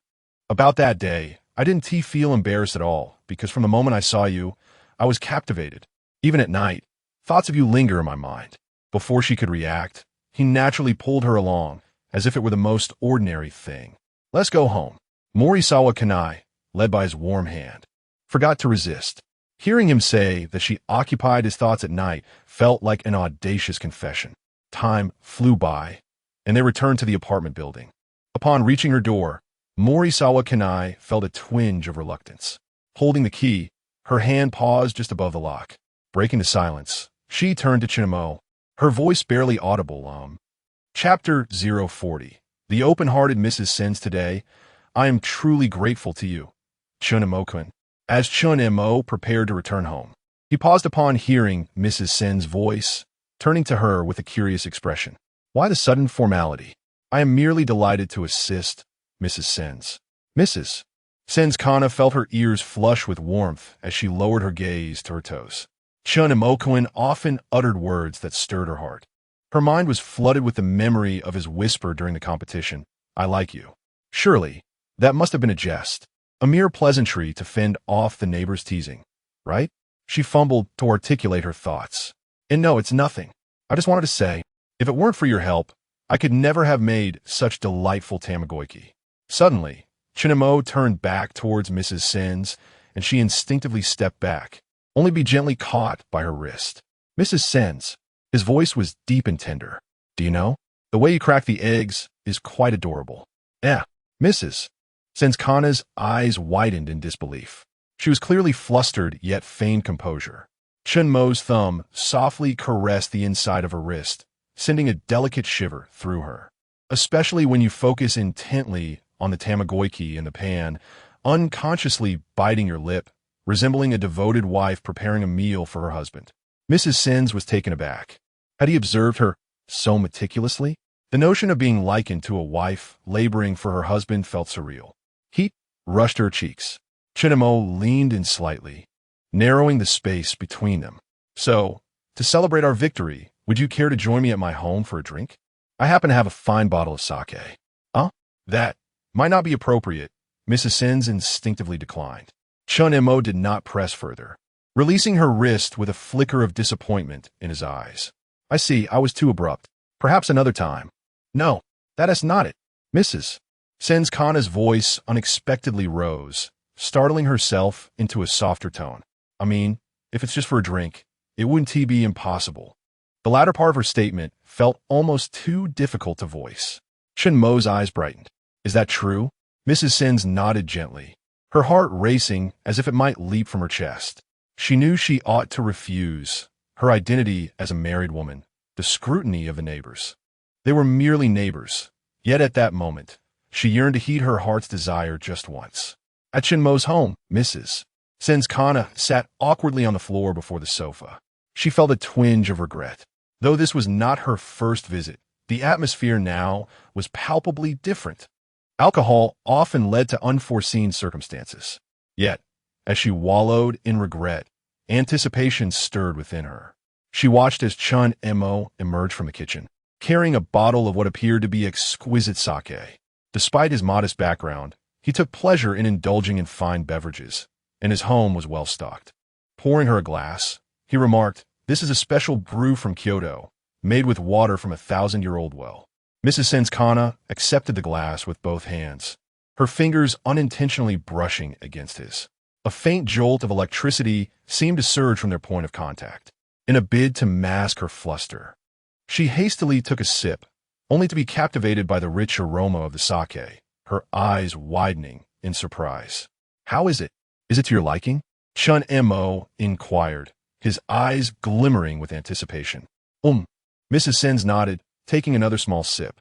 "It's delightful, smooth on the palate with a lingering aftertaste." Chen Mo smiled, pouring himself a glass as well. "You certainly have a refined palate, Mrs. Sins.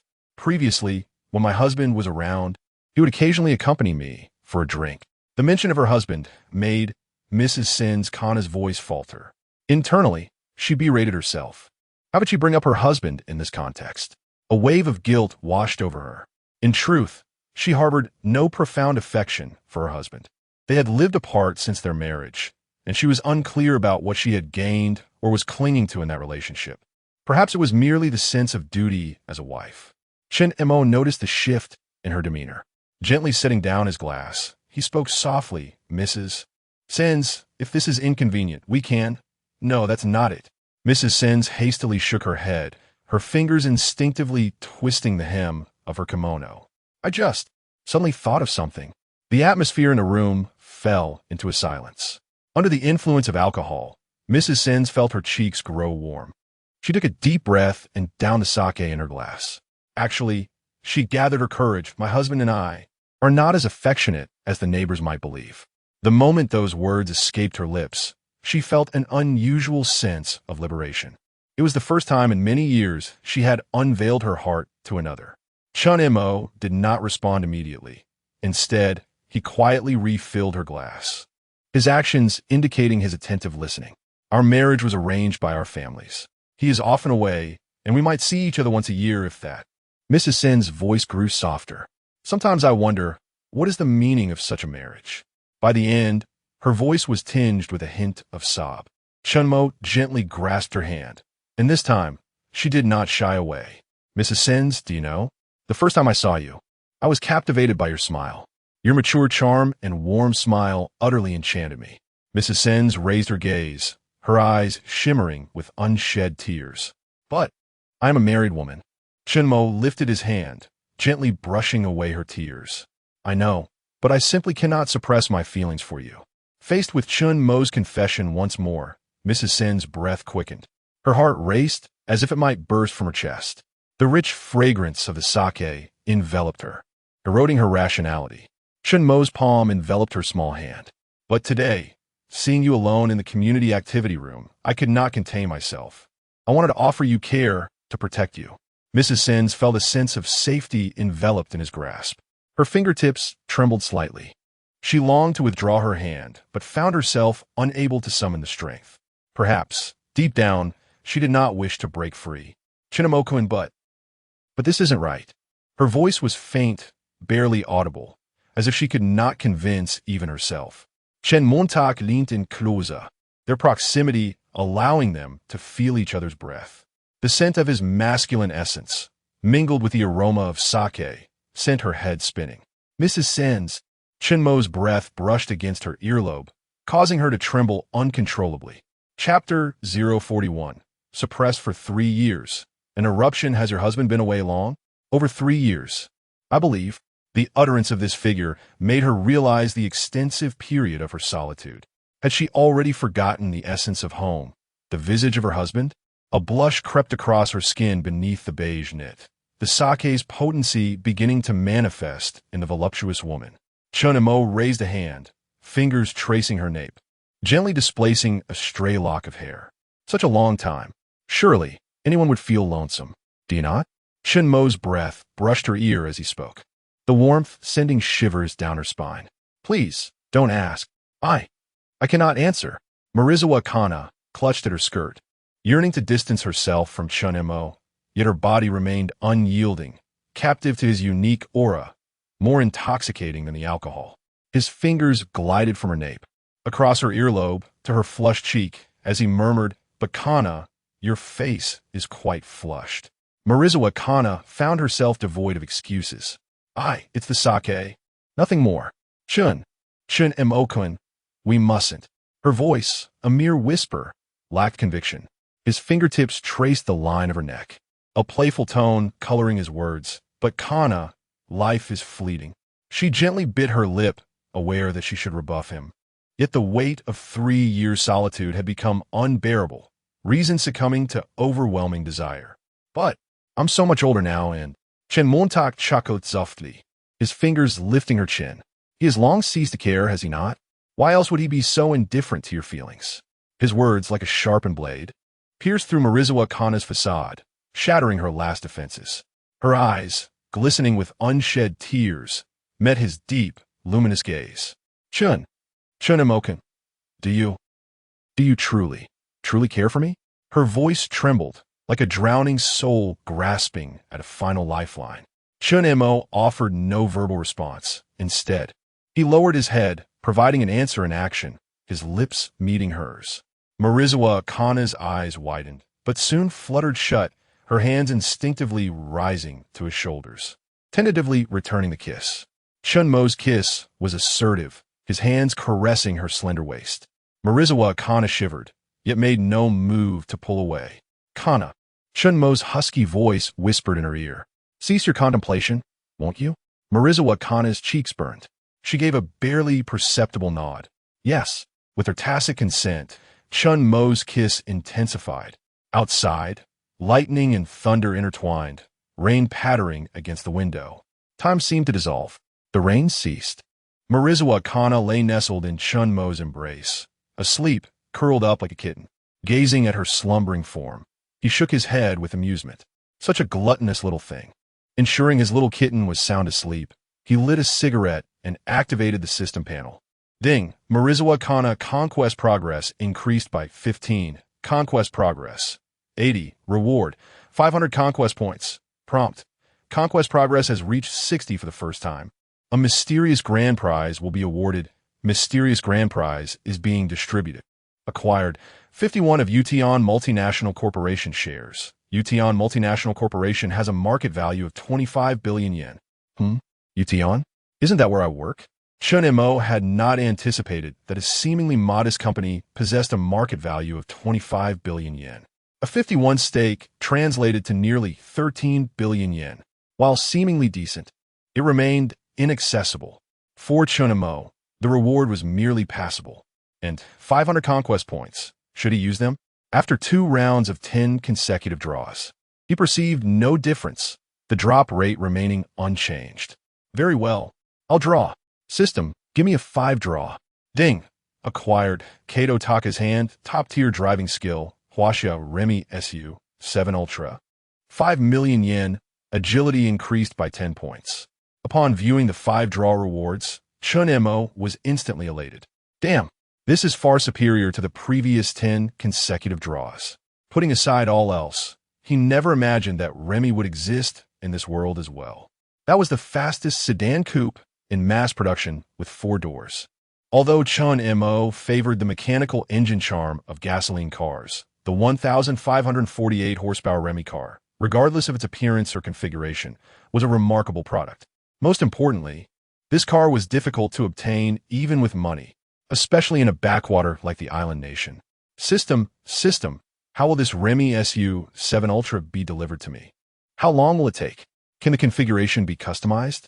Due to the island nation's policies, the car requires the host to have their own property before it can be registered and licensed. Once the property and parking space are available, it can be delivered within 3 to 7 days, and the configuration can be customized. As the system's voice faded, a Remy car configuration interface appeared in Chen Mo's mind. Awesome. It can even be brought here? Doesn't that mean I can become the first SU-7 Ultra owner on the island nation? Staring at the configuration interface, Chen Mo excitedly extinguished his cigarette and began to operate. The configuration would undoubtedly be fully maxed out. Color: Space Silver. Original color carbon fiber, dual air duct front cover. Decal selected. Carbon fiber roof, large wing, forged wheels, all selected. Following a selection, Chen was eager to experience the thrill of riding in his new vehicle. Despite its modest price, its allure was undeniable, surpassing even the most extravagant cars. After his initial excitement subsided, his attention shifted to the other reward. Kato Taka's hand enhances dexterity of all 10 fingers. Intrigued, Chen examined his hands and mentally activated the skill. The immediate transformation was a delightful surprise. Exquisite, truly exquisite. With this, fewer ergatos will be necessary. The following day, the morning light filtered through the curtains into the bedroom. Despite a night of vigorous activity, Chen felt invigorated. Waking naturally without an alarm, he quietly rose from the bed, observing the still sleeping Kana Morisawa. She was nestled in the covers, her hair artfully scattered across the pillow, a faint smile gracing her lips. Her delicate hand clutched the blanket, creating an endearing scene. Chun gathered the discarded clothing from the floor, depositing them in the laundry basket. After donning fresh attire and a quick shower, he ventured into the kitchen. The refrigerator held a modest selection of ingredients, sufficient for a respectable breakfast. Chun skillfully cracked eggs, the butter sizzling in the pan. As the aroma of fried eggs permeated the air, he heard soft footsteps behind him. Kana Morisawa stood at the kitchen entrance, clad in his white shirt, the hem barely concealing the tops of her thighs. Her pristine skin bore a few tender marks from the previous night. Awake? Chun inquired without turning, expertly flipping the eggs. Have a seat on the sofa. It will be ready shortly. Kana Morisawa remained rooted to the spot. Having bared her soul, she had resolved to embrace her decision. She approached Chun from behind, encircling his waist with her arms, her cheek pressed against his broad back. Chun, last night, her voice was raspy with sleep. Shoo. Chun extinguished the stove, turning to gently pin her against the counter, his egg-coated finger tracing her slightly swollen lips. Kana Morisawa, don't overthink things, all right? Life is fleeting. We should savor the present. Kana Morisawa nodded, her ears instantly flushed. Chun chuckled softly, kissing her forehead before plating the breakfast. He arranged the golden brown eggs and perfectly toasted bread on a plate, then poured 2 glasses of warm milk. Eat up. I need to head to work soon. He ruffled Kana Morisawa's hair. Kana Morisawa nibbled on the toast, stealing glances at Chun, resembling a young girl. Her exquisite profile was sharply defined. Chun-kun, she began hesitantly tonight. Are you working late? Chun set down his glass, regarding her with a teasing smile. What, Kana Morisawa?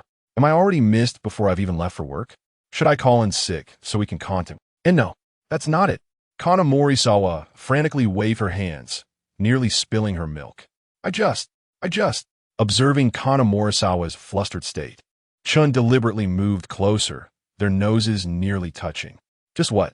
Kana Morisawa lowered her head, her face crimson. I just want to make you dinner. Chun chuckled softly, pecking her lips. All right, having a beautiful woman waiting for me to cherish at home. I'll be sure to return promptly after work. His words caused Kana Morisawa's ears to burn once more. Chun-kun always says such lovely things. After finishing breakfast, Chun donned his suit jacket.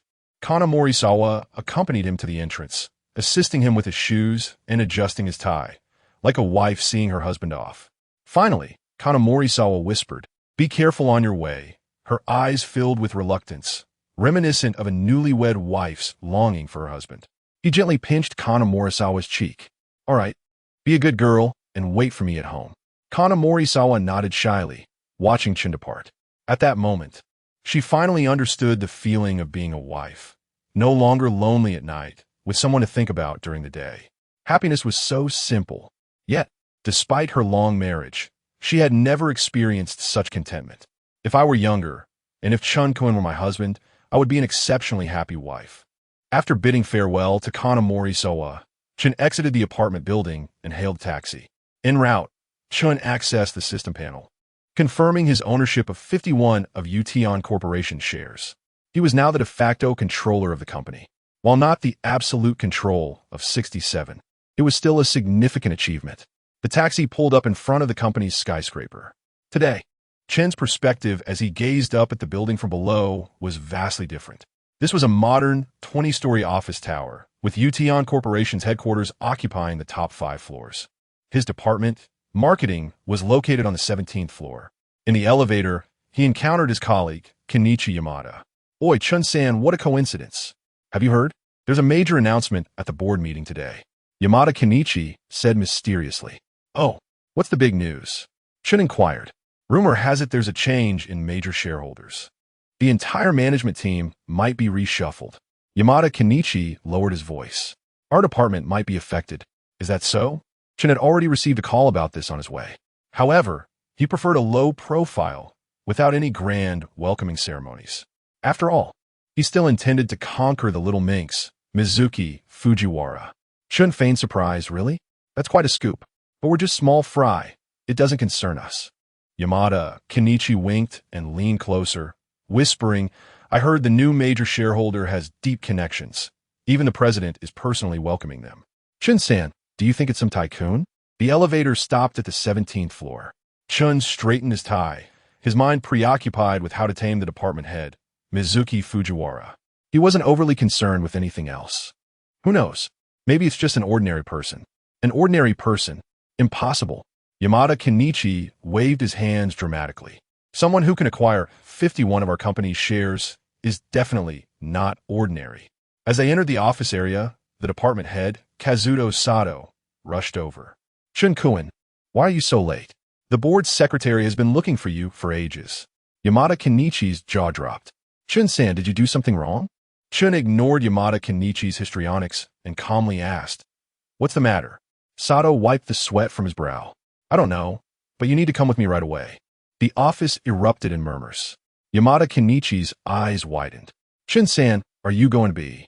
Then I'm in danger too. Chun remained unfazed. No problem. I'll be right back.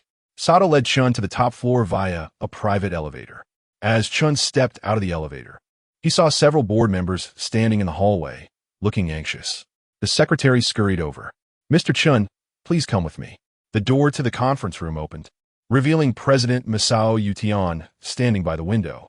He turned around upon hearing the commotion. He is nearly 60, his hair grizzled, yet his gaze is as sharp as that of an eagle. Are you Chen Mo? Chapter 043. The pressure of a new authority. Are you Chen Mo? Yu Qianmasao scrutinized him from head to toe. Indeed, Chen Mo replied with a calm demeanor.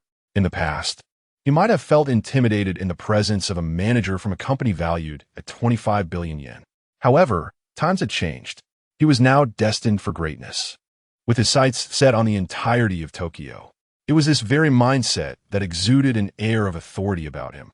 Suddenly, Yu Qianmasao bowed deeply and said, Chairman Chen, from today onwards, I entrust Yutian Company to you. The elderly Yu Qianmasao displayed a notably humble attitude. The reason was simple. The previous night, he had received news of an unknown overseas investment firm acquiring a significant portion of his company's shares overnight, leading to the purchase of many scattered shares as well. His status as chairman had been reduced to that of a president. Without delving into other matters, such a maneuver was nothing short of extraordinary. Moreover, these enigmatic individuals had employed Chen Mo's identity for the acquisition. Yu Qianmasao had also researched Chen Mo, discovering that his background was rather obscure. His university experience was unremarkable, and after spending over half a year at their company, he had exhibited no particularly outstanding qualities, ordinary to the extreme. Yet, the more ordinary Chen Mo appeared, the more Yu Qianmasao perceived him as extraordinary. The Japanese have a profound admiration for strength. If one possesses sufficient power, they will gladly submit. Yet if one lacks it, they will mercilessly attack, regardless of past kindness. In the conference room, the other shareholders and board members, holding the remaining 49 of shares, also bowed in unison. Chen Mo raised an eyebrow. President Yu Tian, there is no need for such formality. No. Chairman Chen, this is protocol. Yu Qianmasao straightened up and continued. You hold 51 of the shares, making you the highest decision-maker of the company. The board has prepared the transfer documents, awaiting your review and signature. Upon speaking, his secretary hurriedly presented the documents before Chen Mo. Instead of accepting them, Chen Mo proceeded to take a seat at the head of the conference table. He lightly tapped his fingers on the surface, and an air of profound silence enveloped the room, instilling an inexplicable pressure upon the board members present. After a moment of contemplation, he spoke. I currently have little interest in the company's operations. I will leave daily affairs to President Yu Tian. Yu Qianmasao breathed a sigh of relief. After all, this company represented decades of his toil. Although he had sold a portion of his shares, he still retained over 10%. Chairman, do you have any specific instructions? After a moment of thought, Chen Mo replied. First, each of you must perform your duties. Second, I may take over the company at any moment, so I hope none of you will allow any issues to arise. Third, he paused. I will continue to work in my original position, so ensure your subordinates remain vigilant. Chen Mo now possessed such stature, yet he still chose to retain a subordinate role in the marketing department. Yu Qianmasao felt puzzled, yet he quickly noted it down. After all, couldn't he have their peculiar hobbies? In his youth, he had his own eccentricities, such as certain demands of secretaries and subordinates. Was Chen Mo intending to indulge in a narrative of superior and subordinate dynamics? Once the matters were settled, Chen Mo rose. Additionally, my identity must remain confidential. Just state that the new shareholder is an overseas investment firm. Understood. Yu Qianmasao nodded respectfully, assuring, Chairman Chen, rest assured, we will strictly adhere to your request to keep your identity confidential. Chen Mo nodded and turned to leave the conference room. As he reached the door, he suddenly halted and inquired, by the way, who was in charge of the latest project in the marketing department? Yu Qianmasao was momentarily taken aback and exchanged glances with the secretary. The secretary quickly rifled through her materials. It is Sato Ichiko who is responsible. Sato Ichiko, the one who just called me up? He had questioned Chen Mo with an interrogative tone right from the start. Replace him, Chen Mo stated coolly. Let Fujihara Mizuki take charge. The room erupted in astonishment. Sato Ichiko was a long-standing employee of the company, currently the head of the department, whereas Fujihara Mizuki was merely a young female manager. Despite her commendable capabilities, traditional views in Japan often placed women beneath men. Chairman Chen, Sato Ichiko's abilities are quite One board member could not restrain himself from interjecting. Chen Mo shot him a cold glance, stating, "I said replace him." The board member, caught in Chen Mo's gaze, fell silent, beads of sweat forming on his forehead. He had previously enjoyed some private dealings with Sato Ichiko, essentially regarding him as an ally. Whenever significant projects were assigned to Sato Ichiko, he had shown understanding and would discreetly offer him favors. As for the source of those favors, it was best left unspoken. "Chairman Chen, we will execute this immediately." Although Uchiha Masao was of advanced age, his keen perception remained intact. He quickly intervened to salvage the situation while secretly contemplating Fujihara Mizuki's background. This capable young female manager seemed to share a special relationship with Chen Mo. No wonder he chose to retain a position in the original role. Was he planning to play out a narrative involving superior and subordinate dynamics? Once Chen Mo departed, the elder board members in the conference room finally exhaled in relief. "Old chairman, who exactly is this young Chairman Chen? Indeed, he appears youthful. Yet his aura just now instilled pressure even on those of us who have battled in the business realm for many years." Two board members voiced their concerns. Uchiha Masao wiped the sweat from his brow, acutely aware of the pressure. He had clawed his way up from the bottom to this height. Perhaps age had dulled his fervor, but he still possessed the aura of a leader. "Do not pry into matters that do not concern you. Remember, from this day forth, none of you are to provoke him. Your petty tricks must cease. Do not think I am unaware." Uchiha Masao had invested his entire life into the company, and the other board members were his old companions in this journey. He was well aware of their past antics, having turned a blind eye to them. After all, they were all seasoned veterans. However, Chen Mo exuded a sense of danger that was unmistakable. Upon returning to the marketing department, Chen Mo sat back at his workstation, as usual. His colleagues continued their work, engaging in idle chatter, with few paying him any mind. After all, he had always possessed a low profile, only drawing attention when Fujihara Mizuki summoned him for reprimands. Chapter 044, Overtime Tonight. "I await you." As soon as Kenichi Yamada saw him return, he hurried over and whispered, "Chun-sen, what did Chief Sato want with you? It couldn't be that the company is in trouble and planning to lay you off, could it?" Chen Mo casually opened the computer on his desk and replied nonchalantly, "Nothing much, just some inquiries regarding the project report. You know, I handle many of the reports myself." He preferred to keep his identity undisclosed unless absolutely necessary. After all, this was the closest he could get to Mizuki Fujiwara.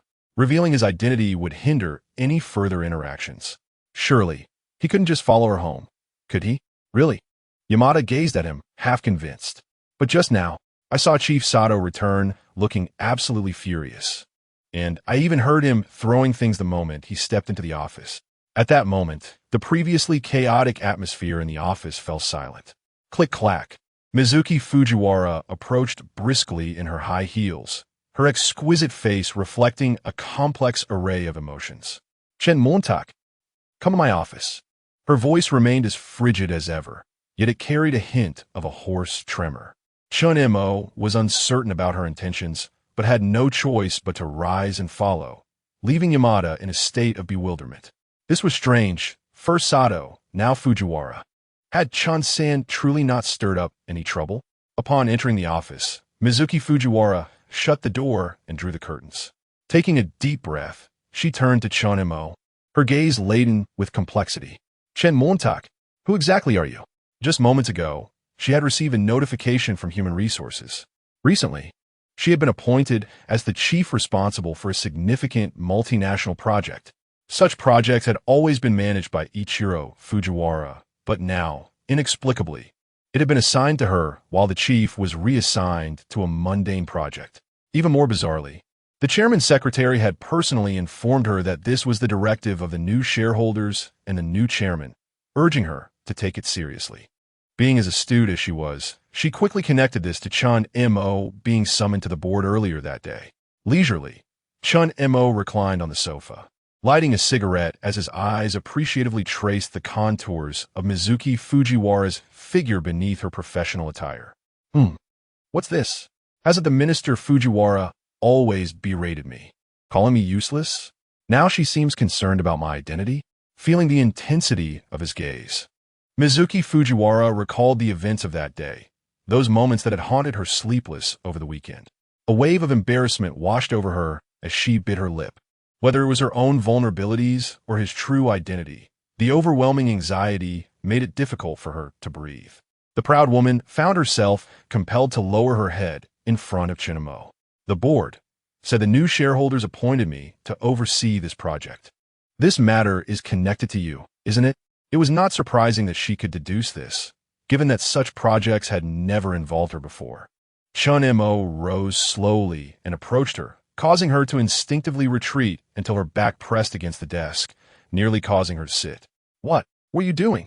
He leaned against the desk beside her, his hand gently lifting her chin. Minister, do you know?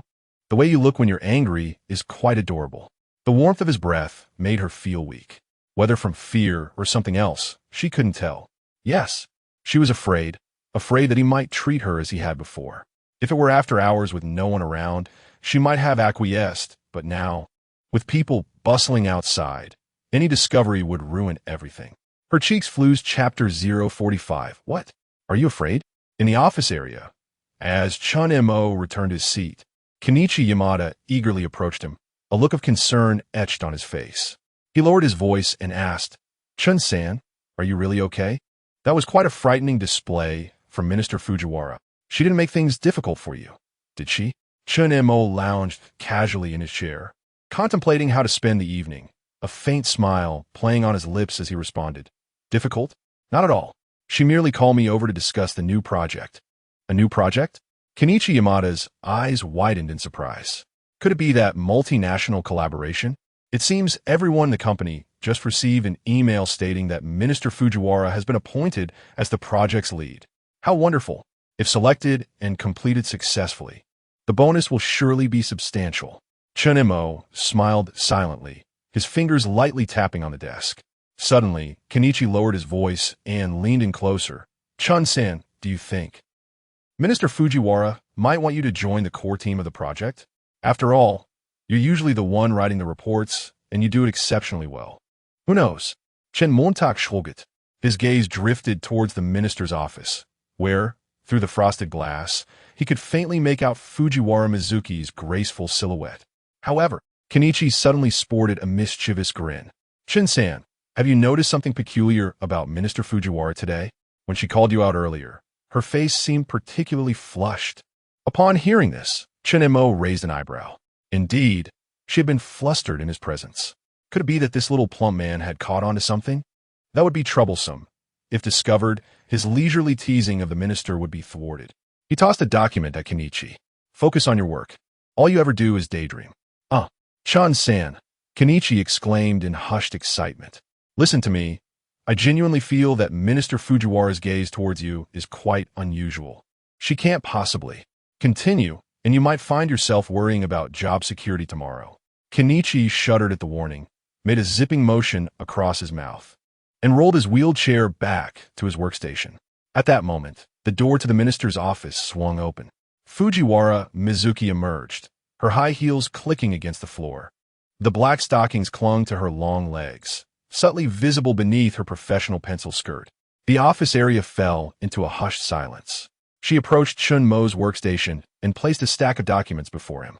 These materials must be reviewed tonight, even if it requires overtime. Her voice, though calm and cool, betrayed a slight tremor at the end. This woman is quite considerate, Chen Mo mused, not only providing herself with a reason to work late, but also adorning herself in alluring black stockings. As he took the documents, his fingertips brushed against her hand. Fujiwara recoiled as if shocked, her ears flushing a deep crimson. Understood, Minister, Chen Mo replied, a knowing smile curving his lips. Without lingering, Fujiwara quickly turned and left. Kenichi stared in astonishment at the scene, unable to suppress his curiosity. Chen-san, you and the minister, you can't possibly have some untold. Casually flipping through the documents, Chen Mo replied without turning. If you're so curious, why not stay and work overtime with me tonight? No. Kenichi shook his head vigorously. I just remembered. It's my grandmother's birthday tonight. I can't stay and work late with you. As the day quietly slipped away, the time to leave work arrived. Colleagues from the marketing department gradually departed. Kenichi finished tidying up his workspace and, before leaving, patted Chen Mo's shoulder with a gaze filled with reverence. Chun-san, take care. Once the last person had exited, the office fell into a tranquil silence. Chen Mo rose and made his way to the minister's office. The door was unlocked. Pushing it open, he found Fujiwara Mizuki standing by the floor-to-ceiling window. The setting sun cast a warm glow, accentuating her perfect profile. Upon hearing the door, she turned around. The black stockings glimmered enticingly in the sunlight. You really bought this company? Fujiwara Mizuki bit her lip, inquiring. Chen Mo remained silent, casually locking the door behind him as he approached her. What? Do you need me to show you the stock transfer agreement?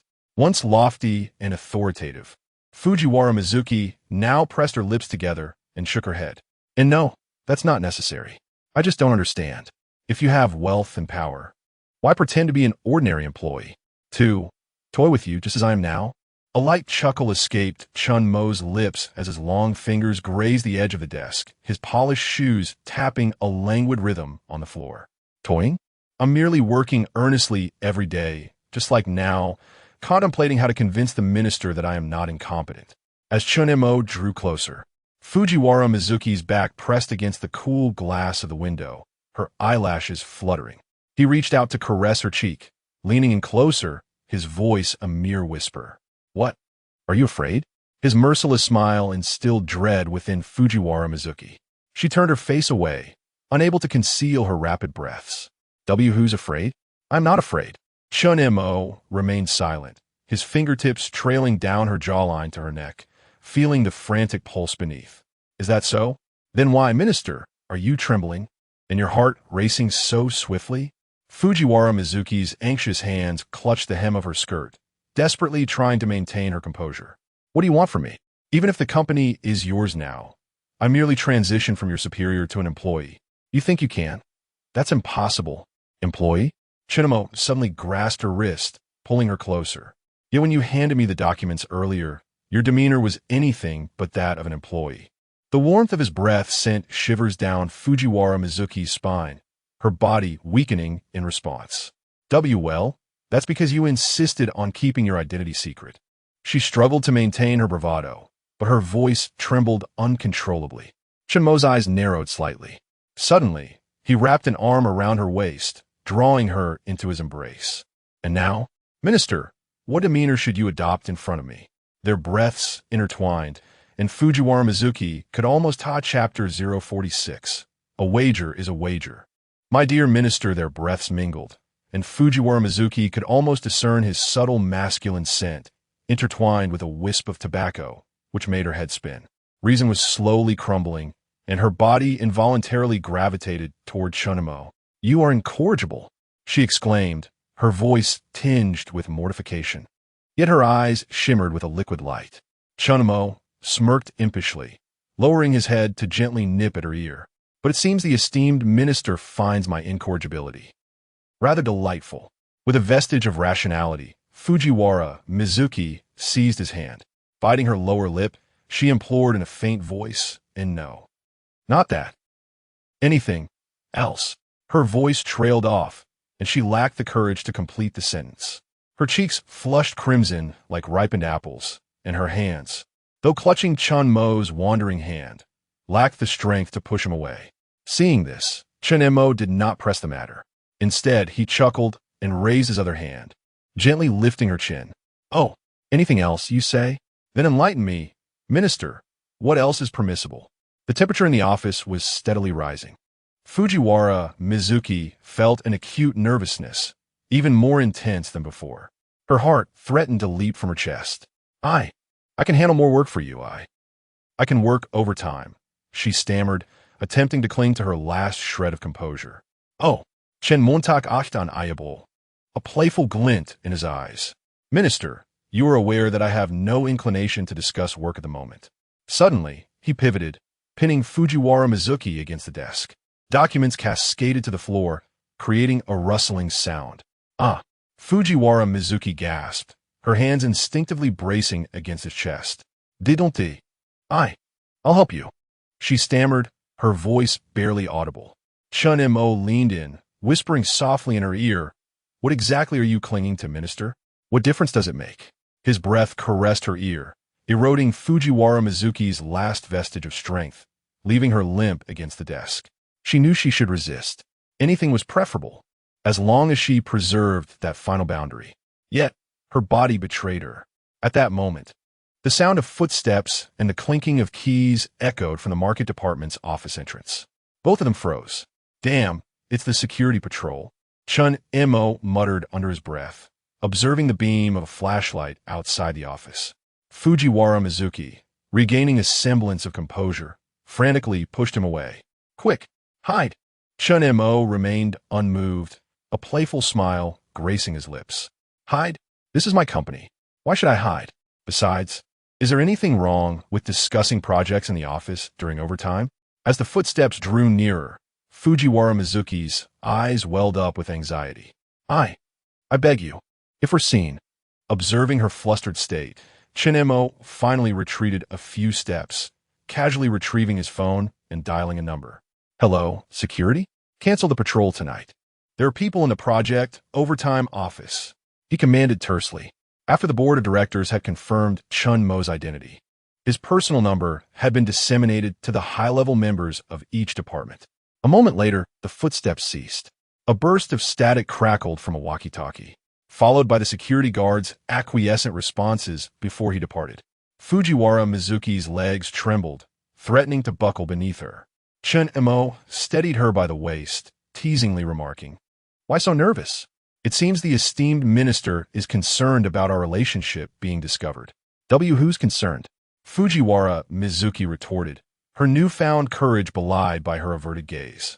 Her denial sounded fragile in the empty office. Betraying her words, she reflexively adjusted her disheveled collar. The black stockings shimmered faintly in the office lights. Chen Montak chuckled softly. "The minister certainly has many tells when she's prevaricating. En non sens, Fujiwara Mizuki stammered, recoiling." She desperately wanted to flee, but where could she go? Her work constituted the most significant aspect of her life. Besides, it wasn't that unbearable.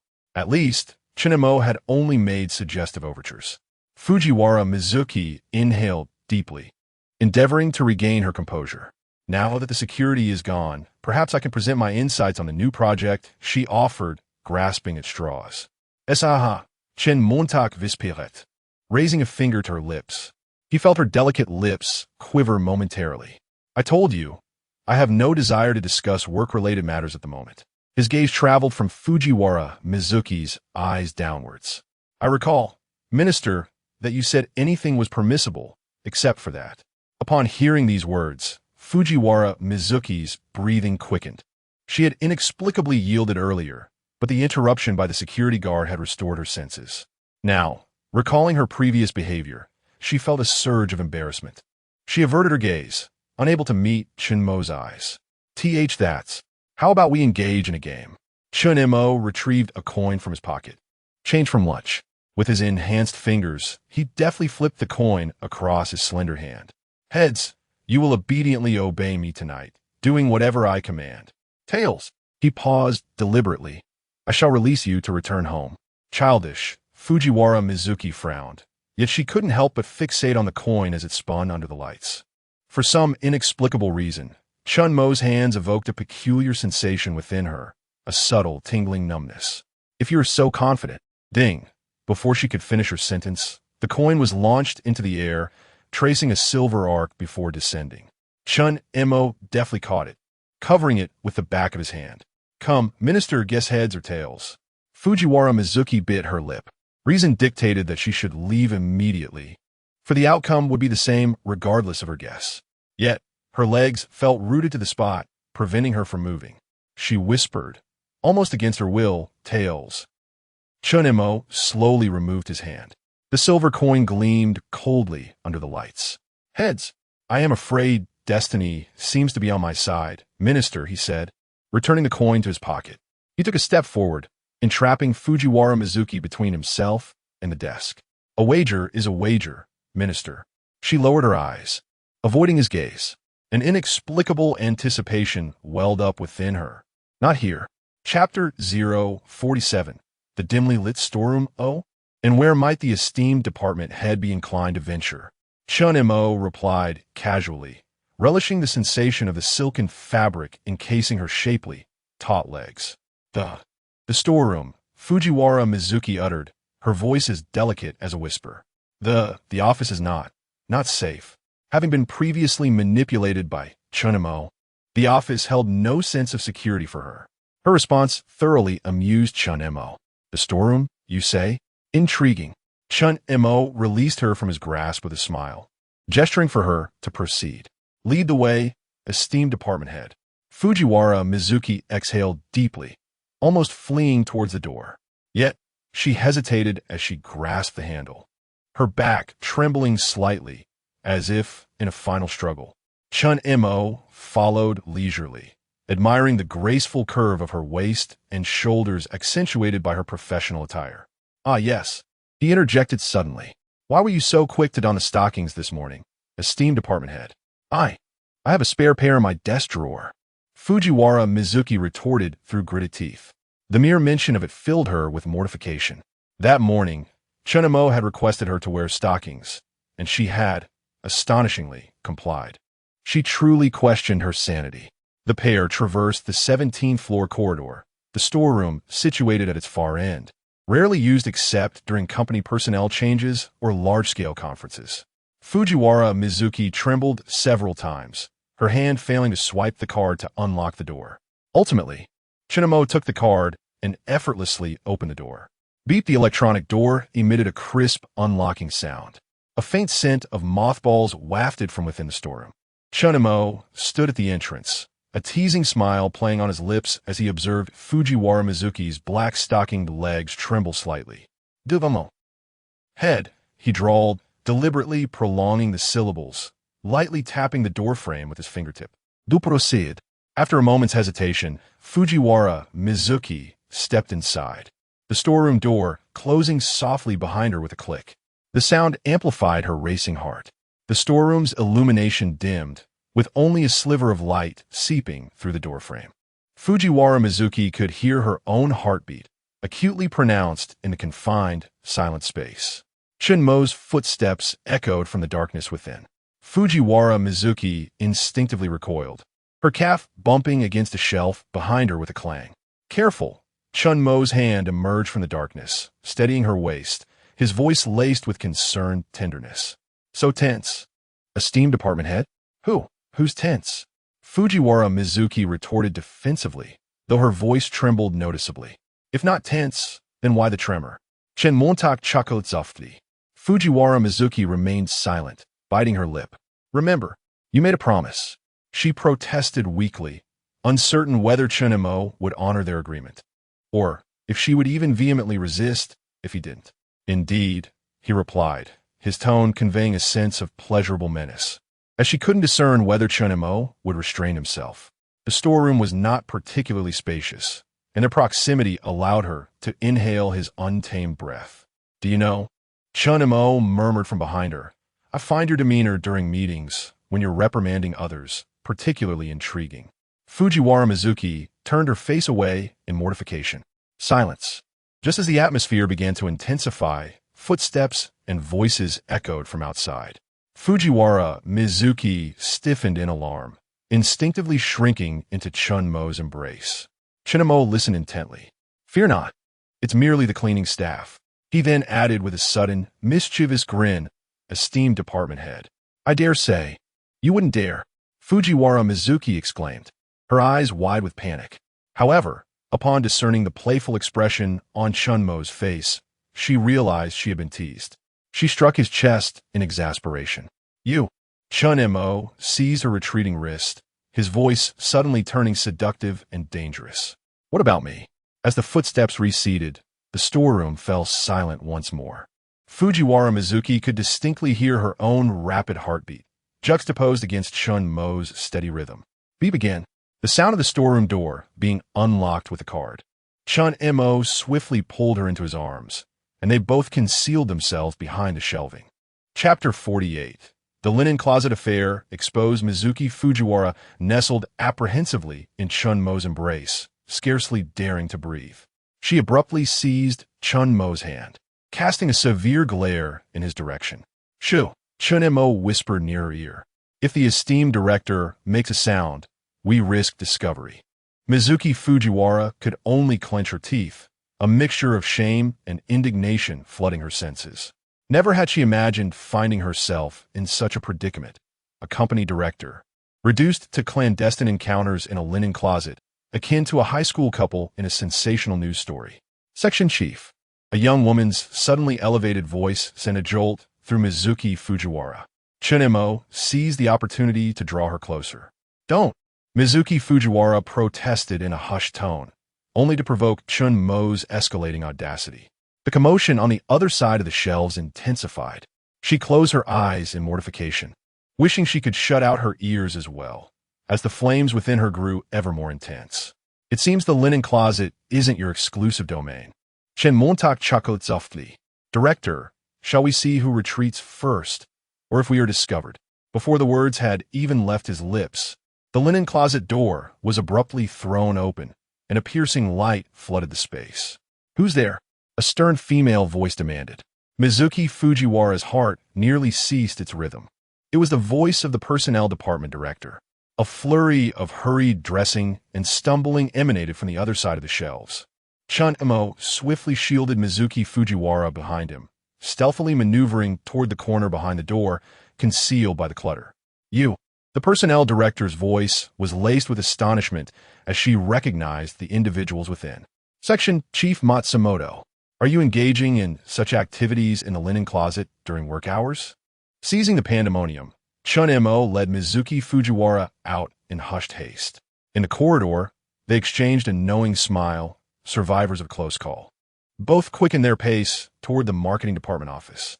Back in her office, Mizuki Fujiwara slumped into her chair, the flush from her recent sprint still lingering on her cheeks. Chen Mo fetched a glass of water and presented it to her. It appears the secret haven chosen by the esteemed director isn't quite up to par. Chen Montak remarked suggestively. Perhaps we should seek an alternative venue next time.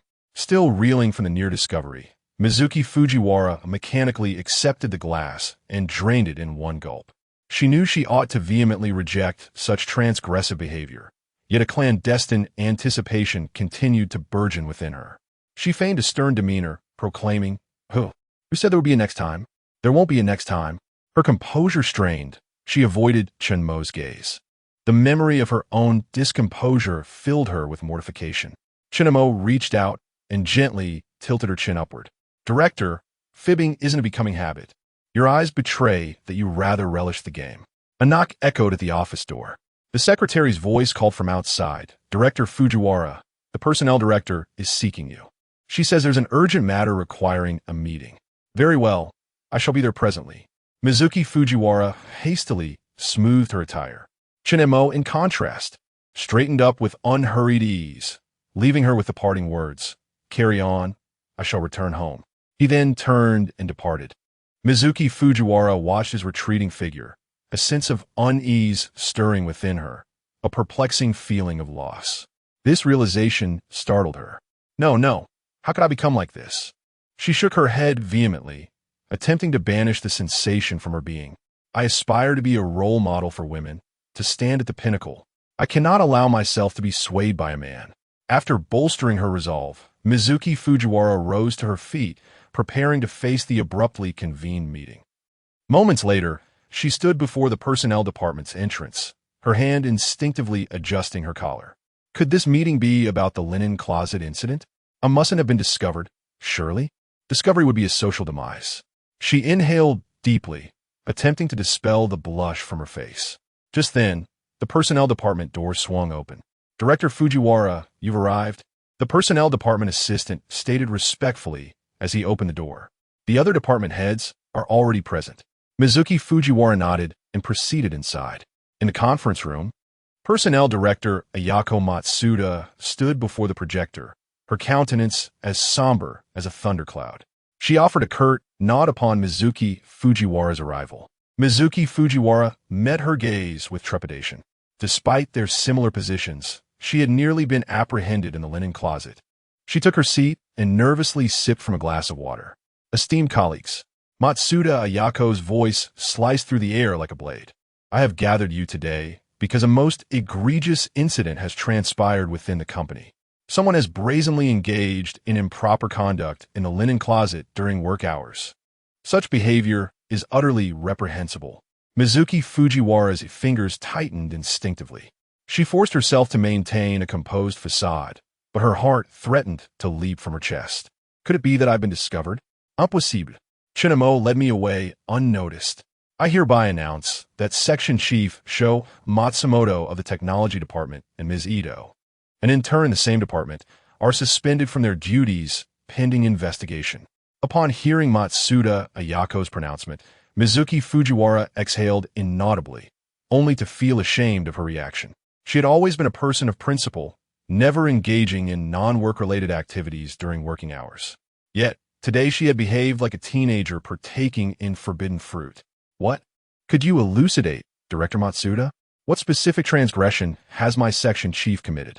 The technology department head rose to his feet, his expression defiant. The two of them brazenly engaged in a shameful physical transaction within the company's linen closet. I overheard them and possessed the evidence. Personnel Director Matsuda Ayako retorted, her tone equally assertive as she pressed the projector remote. The embarrassing sounds filled the conference room. Don't forget your promise to promote me. I know I promised. Chapter 49. A crimson kiss upon the collar before the recording could conclude, Ayako Matsuda pressed the pause button, plunging the conference room into silence. Anxious stillness permeated the air, broken only by the palpable unease of Mizuki Fujiwara. She recognized the rustling sounds within the recording as those made during her departure with Chen Mo. Do you have any further objections? Ayako Matsuda inquired, her gaze fixed upon the technology department head. And no. The department head stammered, shamefaced by the actions of his subordinate. He was not embarrassed by the act itself, which he himself had often engaged in, but rather by the public exposure. Then remained silent and be seated, Matsuda retorted, offering no reprieve. The department head, acknowledging his culpability, simply sat down without further protest. This matter carries significant implications for the company.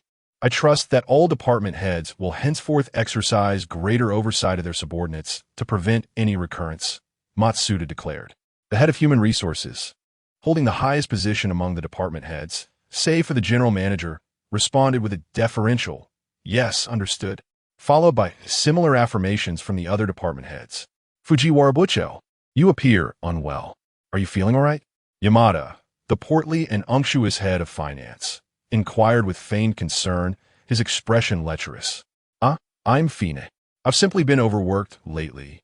Mizuki Fujiwara replied with a forced smile, lifting her cup of tea to conceal her disquiet. As the tea coursed down her throat, she recalled the water Chen Mo had offered her. What had he said? Perhaps another time, in a different setting? Where else in the company? No. Heavens! Why was she even entertaining such thoughts? A shiver ran down her spine as she banished the notion. Her anxiety was clearly clouding her judgment. The habitually aloof woman, who rarely deigned to acknowledge men she deemed beneath her, had inadvertently smiled today.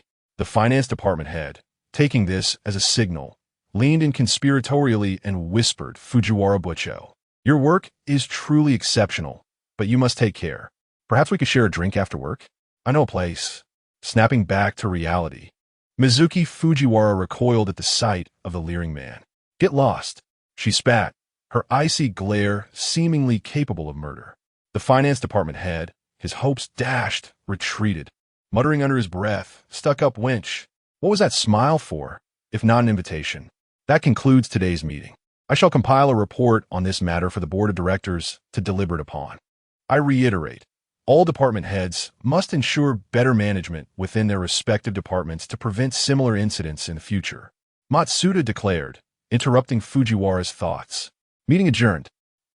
Upon exiting the conference room, Mizuki Fujiwara retrieved her phone, finding a message from Chen Mo. Buchodano. Did the meeting proceed smoothly? Were we discovered?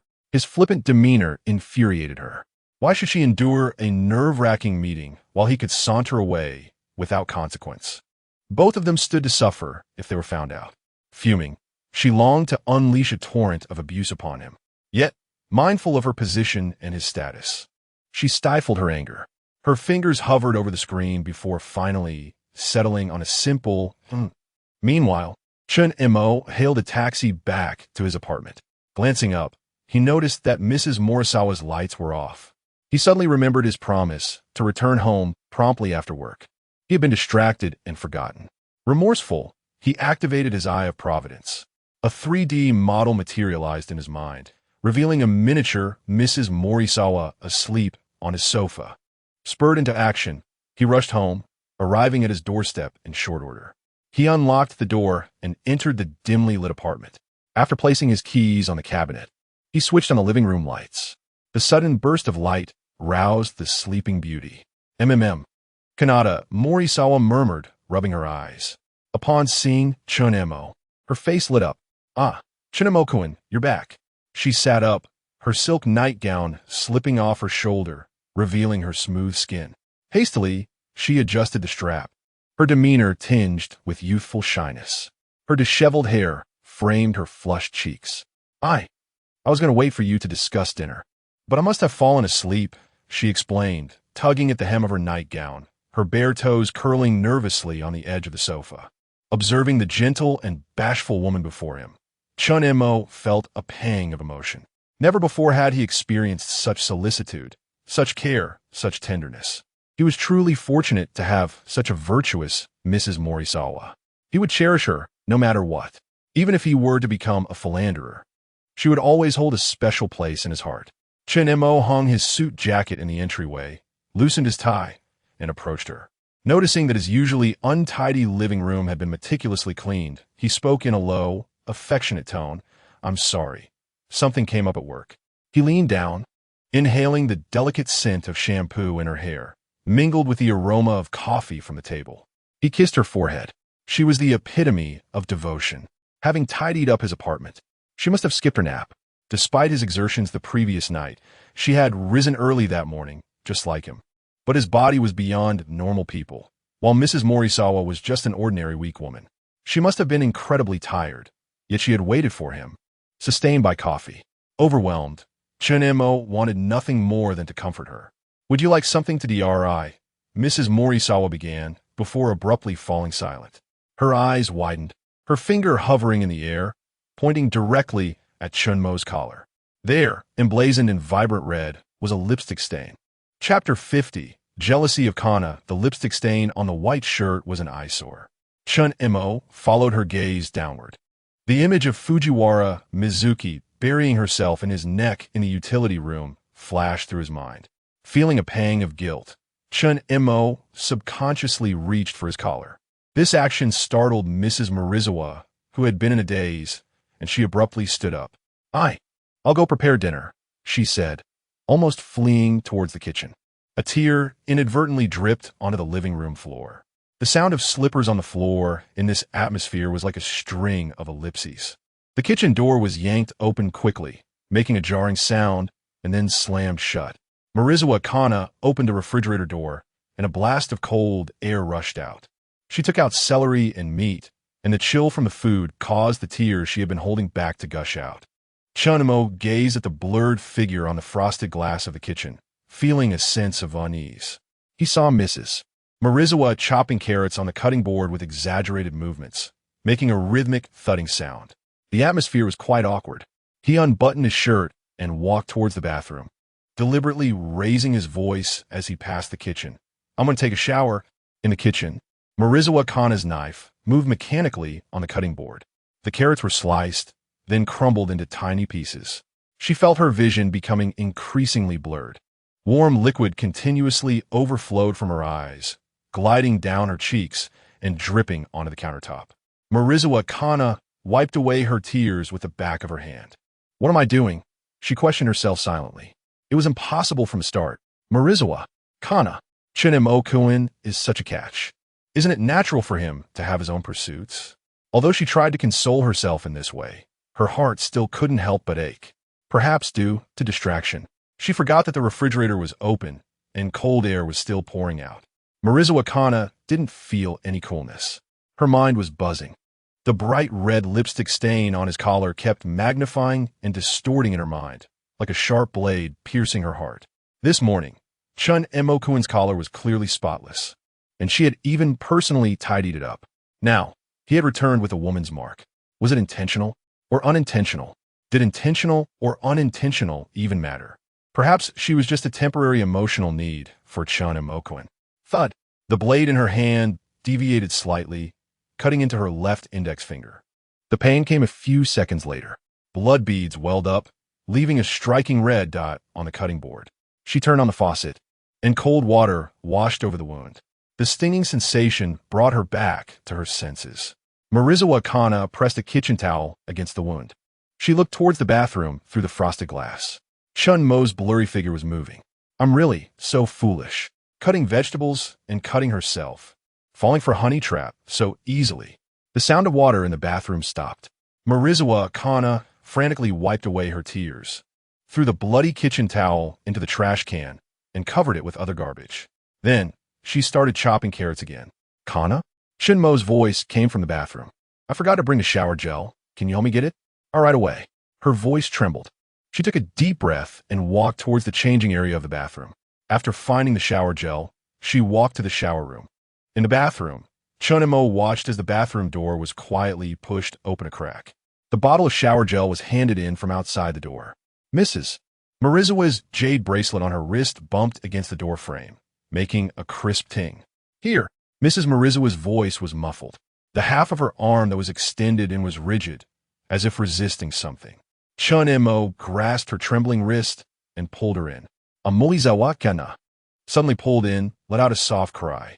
Losing her balance, she was pulled into Chen Mo's arms. He looked down at his neighbor, who was in low spirits. In her other hand, she was still holding a half-cut carrot. The lace trim of her apron still had some orange fragments. Her eyes were red, as if she had been crying. Meeting Chen Mo's gaze, she didn't avoid it. Instead, she gently touched the lipstick stain with the half-cut carrot. This needs to be scrubbed hard too. Before she could finish speaking, she sneezed. Mrs. Marizawa's nose was covered in water droplets, glistening under the bathroom lights. Chen Mo looked at her like this and felt a pang of heartache. He reached out and gently wiped the water droplets from her nose. I'm sorry, he said softly. Marizawa Kana shook her head and buried her face in his chest. The shower was pouring down on both of them. The water was warm, but not as warm as a person's embrace. The shower kept falling, and her hair was soaked. She had also come to terms with it. I don't have the right to interfere in your life, Marizawa Kana said in a muffled voice. I just didn't expect everything to happen so quickly. Chen Mo raised his hand and cupped her face, looking into her eyes earnestly. That was just an accident at work. I said I would take responsibility for you. And I will. Mrs. Marizawa bit her lower lip, her eyes flickering as she said, but no buts. Chen Mo interrupted her forcefully. If you don't believe me, I can call that person right now and have her explain to you in person, he said, and was about to walk out of the bathroom to get his phone, but was stopped by Marizawa Kana. No. She shook her head in a panic. I believe you. Chen Mo looked at her like this, gentle, virtuous, and innocent. He suddenly smiled. Then can you stop being sad now? This form of address made Marizawa Kana's face turn red instantly. She punched Chen Mo's chest in embarrassment, but Chen Mo took the opportunity to pull her into his arms. Warm water washed over them both. In the misty air, Marizawa Kana asked softly then, who is that woman? Chen Mo looked at Mrs. Marizawa, acting like a little woman. Suddenly, he wanted to tease her again. He raised his eyebrows and said, didn't you say you wouldn't interfere? I'm just curious. She turned her head away awkwardly, not daring to look Chen Mo in the eyes. The company's manager, Chen Mo, said casually, but the relationship between her and me is not like the one we have. He said, half-truthfully, in my heart, I only love Kana, and you are the most important. Marizawa Kana listened to his gentle voice and blinked her eyes.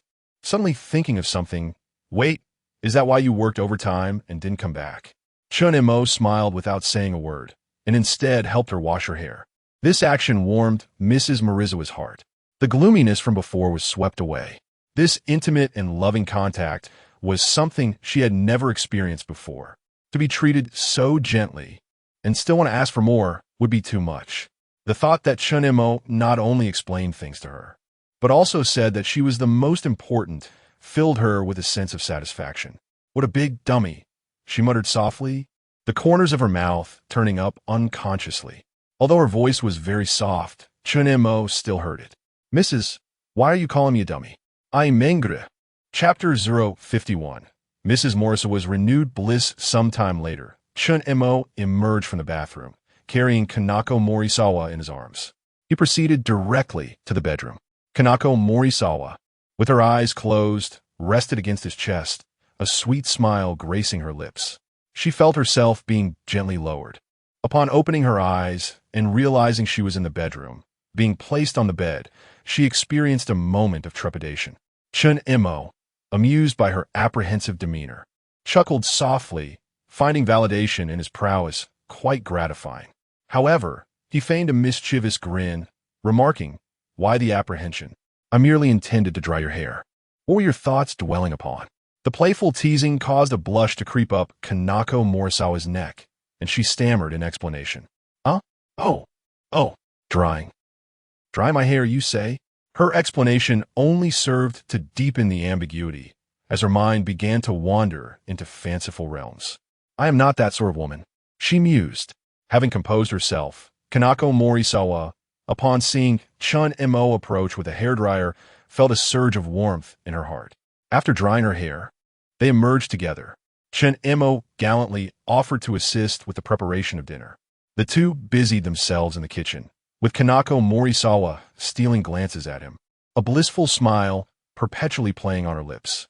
Suddenly, Chen Mo grasped her hand, his brow furrowed with concern. What happened to your hand? It's nothing, really. I just accidentally. Kanako Morisawa attempted to withdraw her hand, but he held it firmly. Stay put, Chen Mo commanded with gentle authority. He then retrieved a first aid kit and meticulously disinfected and bandaged her hand. Kanako Morisawa gazed at his focused profile, captivated by the undeniable allure of a man engrossed in earnest care. Her heart raced uncontrollably. Be more careful in the future, Chen Mo admonished softly. It would pay me to see you hurt, you know. These words resonated deeply within Kanako Morisawa, bringing her emotions to a crescendo. With tear-filled eyes, she embraced Chen Mo, clinging tightly to his waist. What is it? Chen Mo inquired with a hint of surprise. Nothing. It's just, I suddenly feel incredibly happy. Kanako Morisawa replied, shaking her head.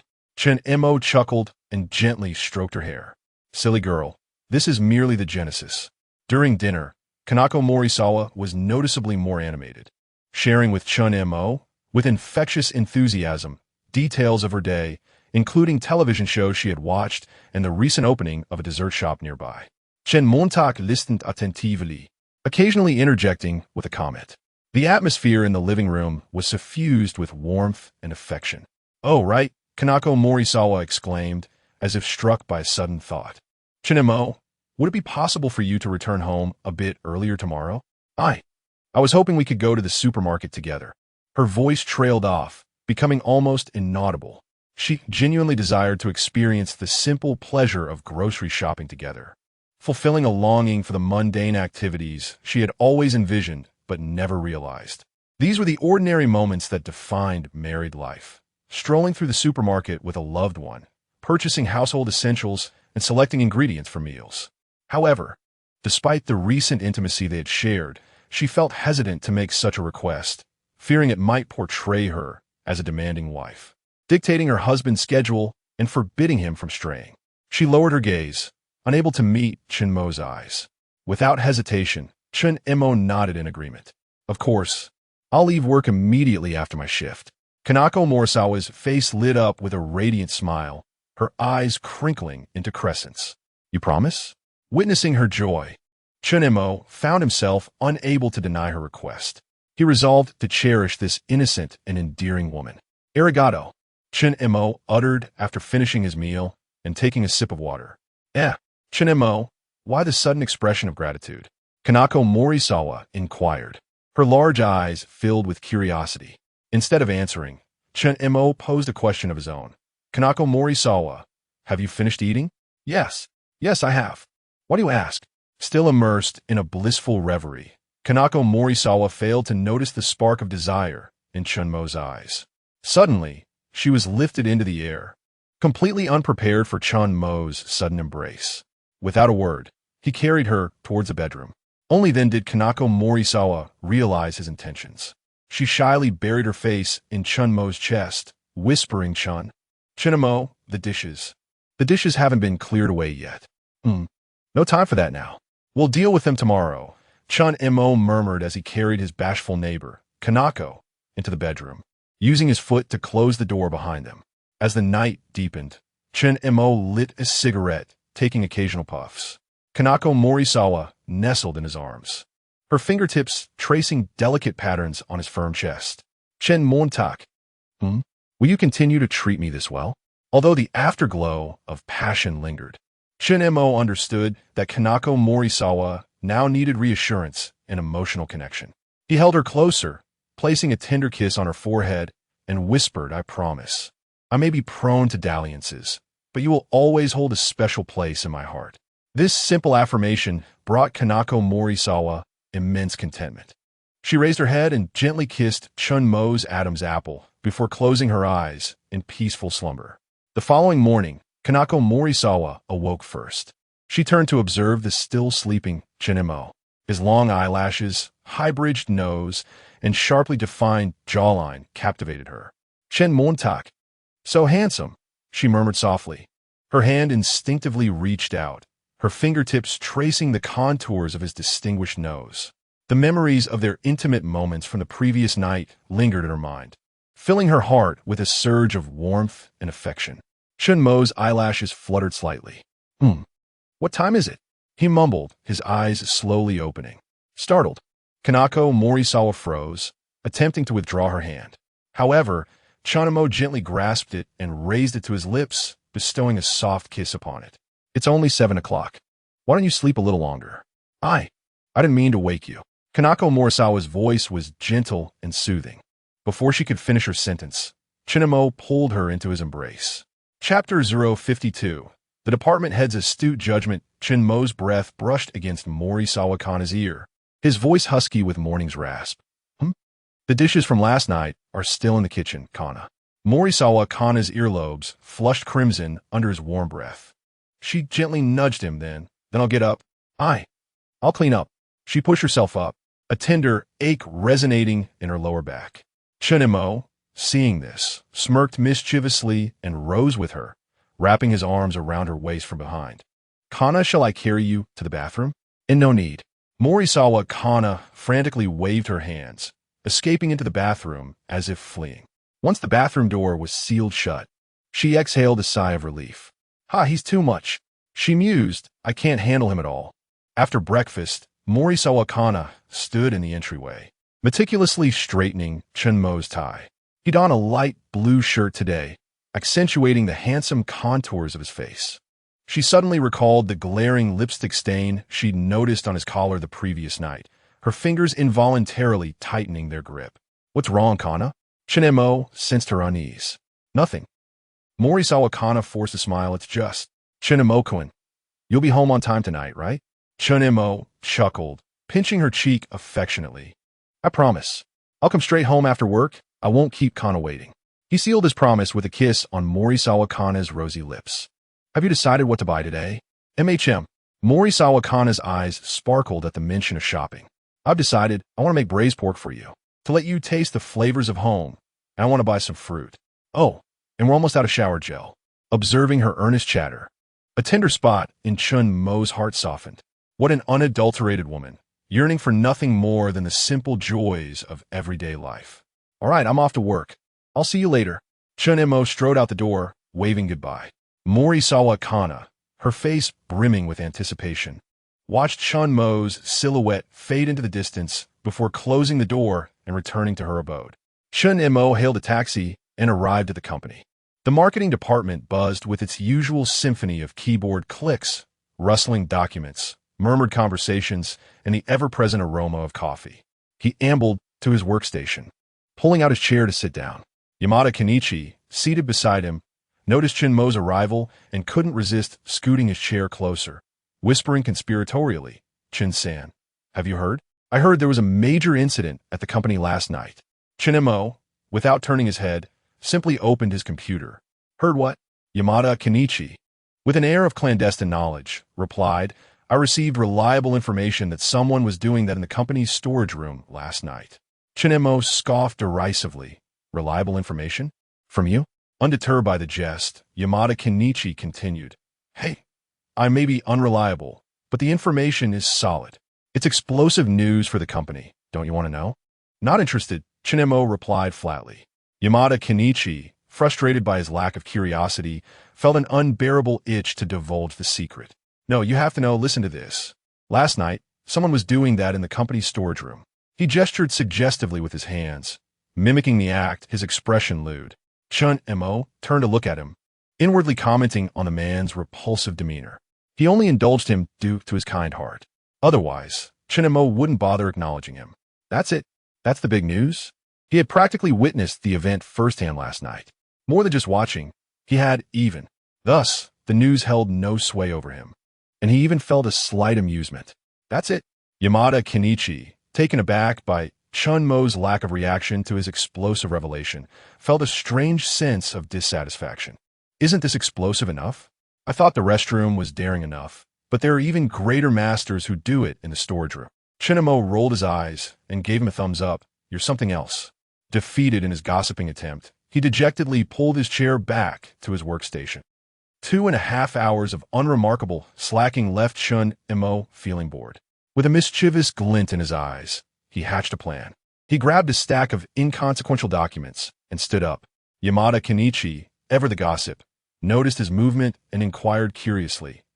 Shin-san, what are you up to? None of your business, Chen Mo retorted. I'm going to check some documents with Department Head Fujiwara. Want to come? Chen Mo was truly exasperated by the portly man. Upon hearing this, Yamada Kenichi shook his head vigorously. Going to the department head? You go ahead. I won't join you. Good luck. Seeing his cowardly demeanor, Chen Mo ignored him. With his timid nature, he would never succeed, destined for a solitary existence. Chen Mo first went to the pantry to brew a cup of coffee before heading to Fujiwara Mizuki's office. He turned the doorknob and opened the door. How discourteous. I've emphasized that when entering my office, you must knock. Fujiwara Mizuki, initially engrossed in processing documents, was visibly irked by the sudden interruption. However, upon seeing the intruder, her body involuntarily shuddered. The reprimand she was about to unleash died in her throat. Why you? What are you doing in my office? Chen Mo calmly closed the door, locked it, and lowered the blinds. Fujiwara Mizuki, observing his smooth actions, sensed impending doom. Her knees trembled as she pressed them together, her hands instinctively shielding her chest. What are you doing? It's working hours. There are people outside. Chen Mo, amused by her reaction, felt his workplace ennui dissipate instantly. Holding his coffee, he approached her. Department head, I merely brewed you a cup of coffee. Why are you reacting so dramatically? Fujiwara Mizuki remained unconvinced, her gaze wary. You're really just here to deliver coffee? With no ulterior motives? Chen Mo flashed a wide, innocent grin. Department head, what are you implying? I'm genuinely here to deliver coffee. He then placed the coffee in front of Fujiwara Mizuki. Fujiwara Mizuki's eyes darted back and forth, and after determining that Chen Mo seemed to harbor no ill intentions, she picked up the coffee and took a sip. The distinct bitterness of the coffee alleviated her fatigue. Speak, what do you want? Chen Mo's innocent smile morphed into a knowing smirk. Department head, you're right, I do have ulterior motives. Chapter 053. A peculiar odor. The coffee in Fujiwara Mizuki's hand jolted abruptly, the dark brown liquid nearly spilling onto the documents. She hastily set down the cup, startled enough to slide her office chair back half a meter. That rogue Chen Mo. This is during work hours. Is he truly unafraid of being discovered? Not only will I be finished, but he won't fare much better. At this moment, Fujiwara Mizuki regretted drinking his coffee. Had she known, she wouldn't have, and she might have maintained some semblance of composure, although she knew the outcome would be the same regardless. Before she could finish her thought, Chen Mo propped one hand on the desk and gently lifted her chin with the other. Director, you weren't so reticent last night, were you? Are you feigning ignorance now? The indistinct murmur of colleagues' conversations drifted in from beyond the blinds, and the mechanical whir of the printer was close enough to touch. Fujiwara Mizuki tensed, every muscle taut. I have documents to process. Don't disturb me. She grasped at the last straw, hoping to awaken his reason. Documents? How important can documents be? I am now the chairman of Ution Trading. I call the shots in this company, understand? The documents are very important. The data inside is incorrect. Sato Ichido has significant issues. Fujiwara Mizuki's voice was on the verge of tears.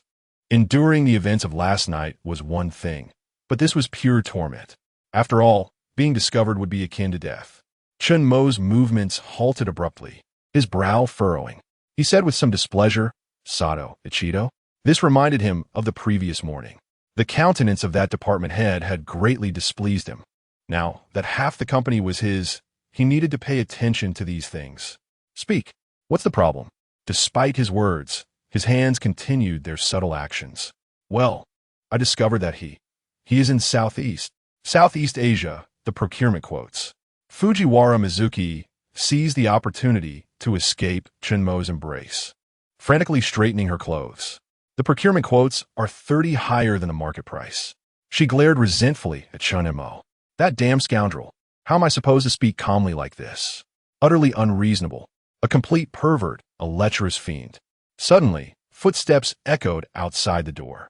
Both froze simultaneously until they heard Yamada Kenichi bellowing. Huh? Didn't Chun-san come to see the director? Chen Mo moved with lightning speed to unlock the door and quickly sat in the visitor's chair. Fujiwara Mizuki frantically grabbed a pen, pretending to review documents. Both hastily composed themselves. Knock, knock, knock. As the knocking sounded, Fujiwara Mizuki struggled to regain her composure and said coolly, Enter. The one who pushed the door open was Hayakawa, a financial specialist from the finance department. She paused, stunned, just a few steps inside. Chen Mo was sitting upright in the visitor's chair, and Director Fujiwara was buried in her work. But why was there a faint, peculiar odor in the air? Remembering her purpose, she walked directly to the desk. Regarding the additional budget for Southeast Asia, President Ution requested a reevaluation. The tip of Fujiwara Mizuki's pen left an ink blot on the paper. Feigning composure, she looked up in surprise at the news. Financial specialist Hayakawa adjusted her glasses and handed over the documents. This has President Yotian's personal signature, stating that the project's procurement price is significantly higher than the market rate, requiring a recalculation. Therefore, please temporarily suspend the project planning. As Fujiwara Mizuki accepted the documents, her fingertips trembled slightly. She glanced at Chen Mo, who was watching her with a knowing smile. Instantly, her ears burned. She was both ashamed and enraged. She wanted to devour Chen Mo alive. That scoundrel. He was truly incorrigible. She feigned composure and said, I understand. Please expedite the processing. Financial specialist Hayakawa nodded, preparing to leave. She sniffed the air and asked, Director Fujiwara, is there a strange odor in your office? Fujiwara Mizuki's heart skipped a beat. The pen slipped from her grasp and clattered onto the desk. Chen Mo coughed lightly and said, I smelled it too. Could it be a problem with the air conditioner's vent? Is that so? We can report to the maintenance company and have them send someone over to inspect and repair it. This smell is truly unpleasant. Financial specialist Hayakawa glanced around suspiciously. Finding nothing amiss, her gaze settled on Fujiwara Mizuki's flushed ears. Director Fujiwara, you don't look well. Do you have a fever? Me? No, nothing like that. I probably didn't rest well last night. Fujiwara Mizuki shuffled the documents on her desk. Chen Mo suddenly stood up, feigning concern. Director, please take care of yourself. I'll revise the report this afternoon and bring it to you. He winked at Fujiwara Mizuki, his eyes full of playful intent. Working during the day was indeed a bit unsafe, so Chen Mo decided to spare her for now, with the matter of Sato Ichido to address. He turned and left the office with Hayakawa. As soon as they were outside the office, financial specialist Hayakawa lowered her voice. Chen Mo-kun, are you and Director Fujiwara? Chen Mo's heart skipped a beat. Had they been discovered? That would be difficult. Are you investigating department head Sato Ichido? Financial specialist Hayakawa's eyes behind her glasses gleamed with shrewdness. She continued, I noticed that the project transferred from department head Sato to Director Fujiwara has potentially significant issues with the procurement orders in Southeast Asia. Chen Mo breathed a sigh of relief and followed her lead. Hayakawa-san is indeed perceptive, but I must ask you to keep this confidential. Financial specialist Hayakawa gave a knowing look. I understand. I've been in the finance department for quite some time and have noticed anomalies, but she hesitated, sensing that Director Fujiwara would rise to prominence and intuition. So, she spoke up and cautioned, be careful. Department head Sato has backers on the board of directors. Chen Mo suddenly asked, Hayakawa-san, would you be available for lunch? I'd like to learn more. He was quite fond of this finance department specialist, sensing her integrity. Financial specialist Hayakawa waved her hand. No need. That's all I know. You'll need to investigate yourselves. I can't help you. I have matters to attend to. Farewell. Clearly, she didn't want to get involved. Chapter 054, Capturing Sato. Ichiko, very well. Then, goodbye, Ms. Hayakawa. Chen Mo, presently an ordinary office worker, accepted the refusal with a sense of normalcy. After watching Hayakawa depart, he turned and made his way back to the marketing department, unnoticed by his colleagues, who remained engrossed in their respective tasks. As he settled back into his seat, his mind began to ponder the situation with Sato Ichiko. At that moment, Kenichi Yamada sauntered over. Chun, I can't help but feel that your relationship with Minister Fujiwara has taken a different turn. It's been days since I've seen him reprimand you. Initially, Chen Mo intended to remain silent, but Yamada's comment served as an unexpected assist. Oh, you seem quite concerned about whether I've faced any reprimands. Would you care to share some of the minister's displeasure? Yamada, known for his cowardice, quickly distanced himself when the matter concerned him. What are you talking about? I'm merely expressing my concern for you. You mustn't repay kindness with ingratitude. Chen Montauk chuckled in disbelief. If he was unwilling to help, then he should refrain from unnecessary chatter. Despite not being involved directly, Yamada's penchant for gossip remained unaffected. You were in the minister's office for half an hour just now. What were you up to? Chen Montauk casually replied. There was an issue with the project report that required detailed discussion. Yamada, seemingly overly trusting, responded, Oh, is that so? But I've noticed that the minister's gaze towards you has changed recently. There's an air of fear mingled with shyness. Do you think she might have taken a liking to you? He punctuated his words with exaggerated winks. Chen Mo paused. The pen twirling between his fingers suddenly halted. He turned to regard Yamada's inquisitive face and remarked meaningfully, Have you been watching too many late-night action dramas? Take care of your health. Don't let those teachers consume all your energy, lest you find yourself a lifeless husband in a film before you even marry. Suddenly, the door to the marketing department was flung open with great force. Sato Ichiko stood at the entrance, her face a stormy shade of fury, her gaze piercing as she directed her ire at Chen Mo. You, to my office now. Silence enveloped the office. Yamada's face turned pale as he muttered, This is it. You've really landed yourself in deep trouble this time. Chen Mo rose calmly, making his way towards Sato Ichiko under the mixed expressions of sympathy and schadenfreude from his colleagues. As they brushed past one another, he caught her seething whisper, Don't think that just because you have the president backing you, you can act with impunity. A moment later, within the minister's office, Sato Ichiko's fury reached its zenith as she slammed documents onto the desk. What kind of spell did you cast on President Yuda? Why did he agree to transfer the multinational collaboration project to that little vixen, Fujiwara Mizuki? Chen Mo leisurely seated himself before the desk, his fingers lightly tapping on the surface, unperturbed by her aggressive demeanor. Minister Sato, I must ask you to moderate your language. Personnel changes are decisions made after careful consideration by the board. You're talking nonsense. Such major projects have always been entrusted to me. Sato Ichiko rose, positioning herself to loom over Chen Mo, attempting to assert her authority. I've already investigated. The project only shifted after you were summoned to the board this morning. Speak. What means did you employ to sway President Yuda? Speak. Chen Mo chuckled lightly, rising to meet her gaze. I am now a new shareholder of the board. What? The revelation rendered Sato Ichiko momentarily speechless, retreating a few steps in shock.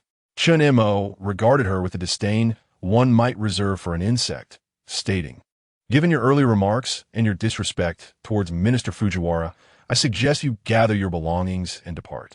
And no, I cannot allow this. I will request a board meeting. As the largest shareholder of the company, convening a board meeting would be redundant, Chen Mo retorted, watching as Sato Ichiko slumped in her chair, deflated. Why are you treating me this way? I have always dedicated myself to the company. Don't think I'm unaware of your little schemes, quietly embezzling project funds. Prepare to explain yourself to the police, Chen Mo declared, pulling out his phone to call President Yuda. Hello, please send someone from security to Minister Sato's office. I am reporting her for embezzling project funds. Understood, President Chen.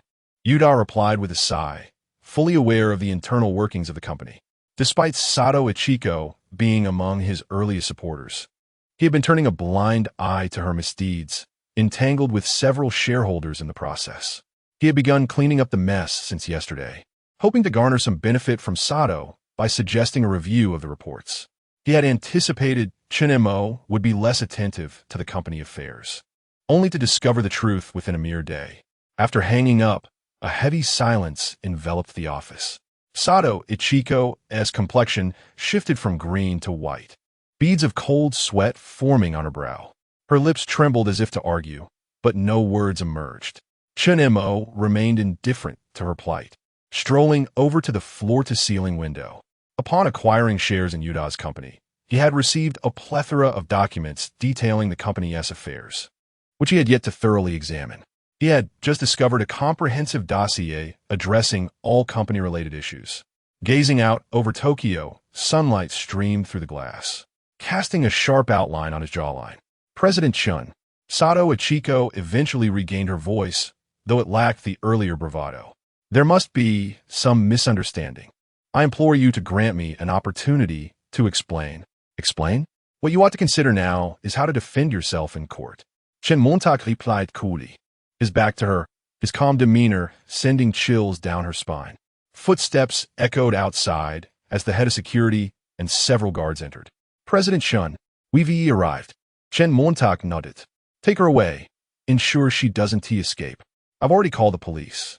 Also, prevent her from communicating with anyone.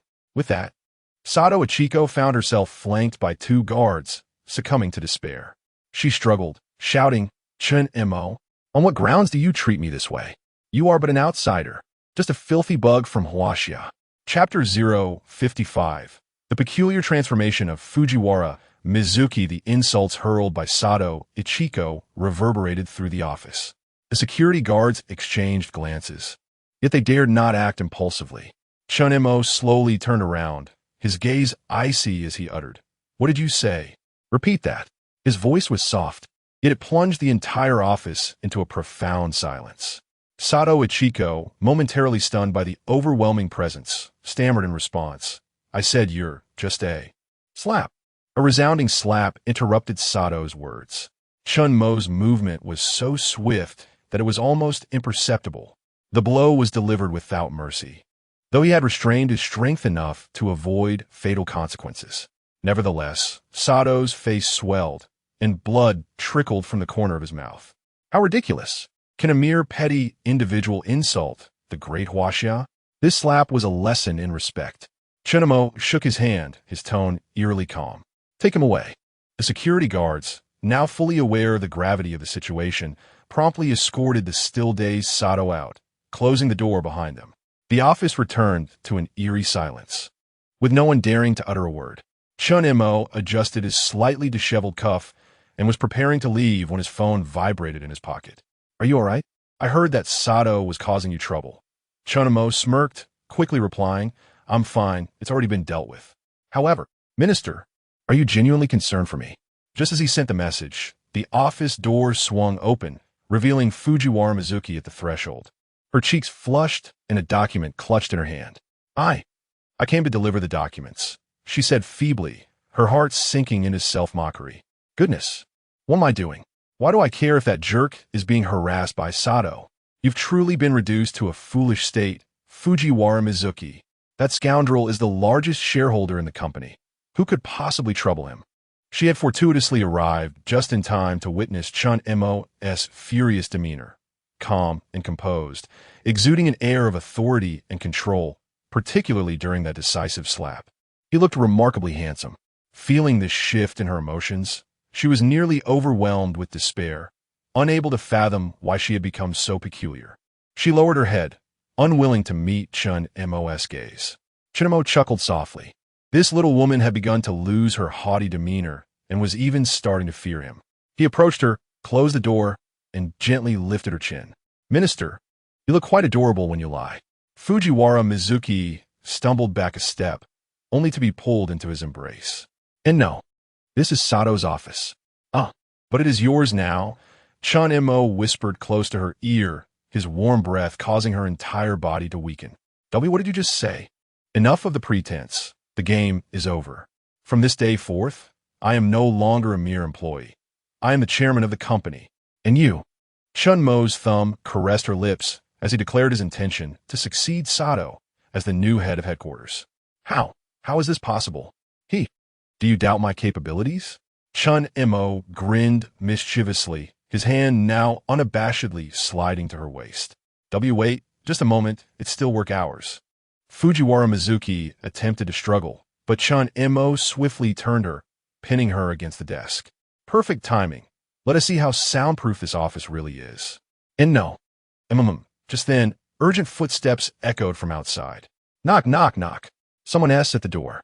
Fujiwara Mizuki pushed Chen Mo away forcefully, hurriedly adjusting her shirt buttons. Chen Montak, interrupted mid-action, felt a tinge of annoyance, but it was not the time to continue. Opening the door revealed the head of security, who inquired with a disgruntled tone. What is it? Outside stood the head of security, a man who had proven his astuteness by attaining such a position, although he was unaware of Chen Mo's identity. The recent incident of dealing with the head of headquarters indicated that he was someone of considerable influence. Apologies, Mr. Chairman. Realizing the gravity of the situation, Chen Mo decided to drop the pretense. Upon hearing this, the head of security dared not question him further and immediately responded with utmost respect. Chairman Chen, I apologize for the disturbance. The police have arrived and need to speak with you. Chen Mo waved his hand in annoyance. Have them come find me. The head of security, understanding the implications, bowed deeply. Understood. I will arrange it immediately. As the office door closed again, Fujiwara Mizuki's cheeks still bore a rosy hue, and upon witnessing the door shut, she felt a surge of anxiety. Are you truly the chairman? Why? Do you still doubt my authenticity? You don't strike me as a particularly foolish woman. Perhaps I should call you Masao to confirm? Chen Mo leisurely tied his disheveled tie, while Fujiwara Mizuki fidgeted nervously. No, that won't be necessary. I just can't comprehend why you would masquerade as a mere employee. Suddenly, Chen Mo advanced, trapping her between the desk and himself. What is this? The little employee who is reprimanded daily is now your superior, and you're filled with trepidation? He raised his hand, gripping her chin firmly. Fujiwara Mizuki turned her face away, her ears burning, and indignantly exclaimed, Who? Who is scared? Knock, knock.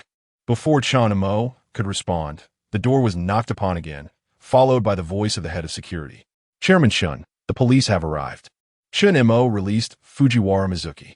Kumin. 3 police officers entered, the lead officer displaying his credentials and casting a glance between the two. Finally, he addressed Chen Mo. Regarding the case of Sato Ichiko's suspected embezzlement, we have confirmed the veracity of the situation through the email you sent, but we may require cooperation from both of you. Fujiwara Mizuki instantly felt a wave of unease and instinctively took a step back behind Chen Mo, observing her reaction. Chen Mo stifled a laugh. What could she possibly be afraid of? She had done nothing wrong.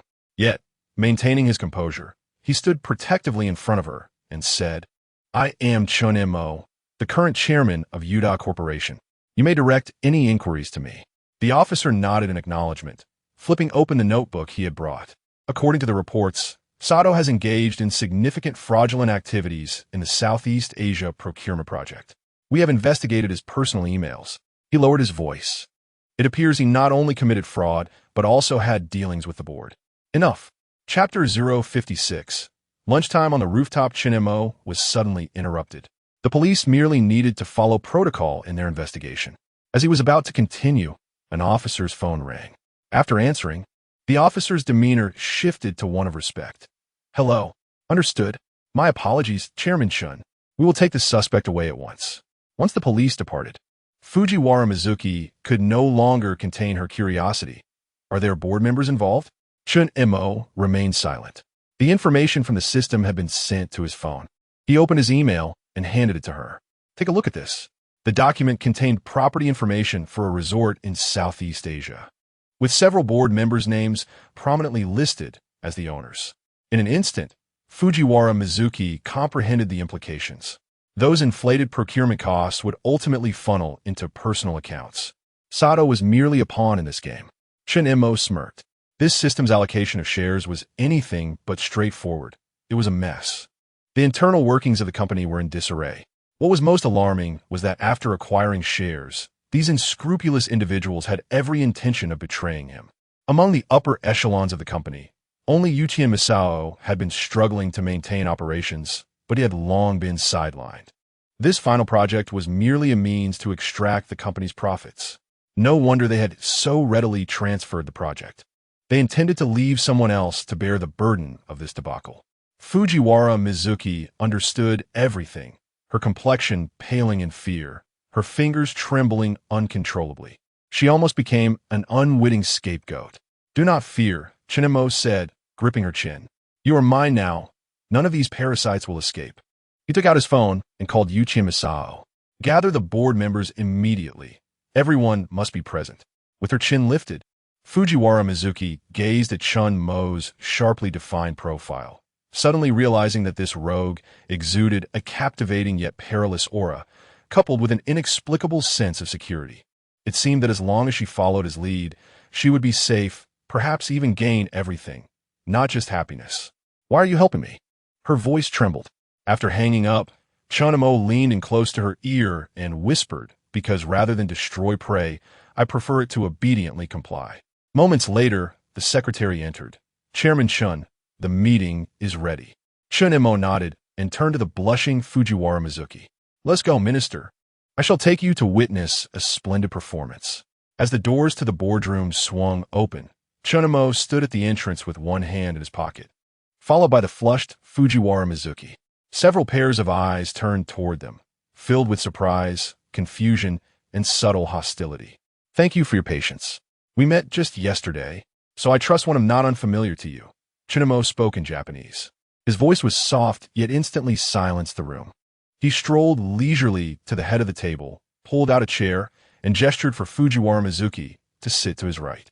Once seated, Yuichi Misao finally spoke up. "Chairman Chen, may I inquire why this meeting was called on such short notice?"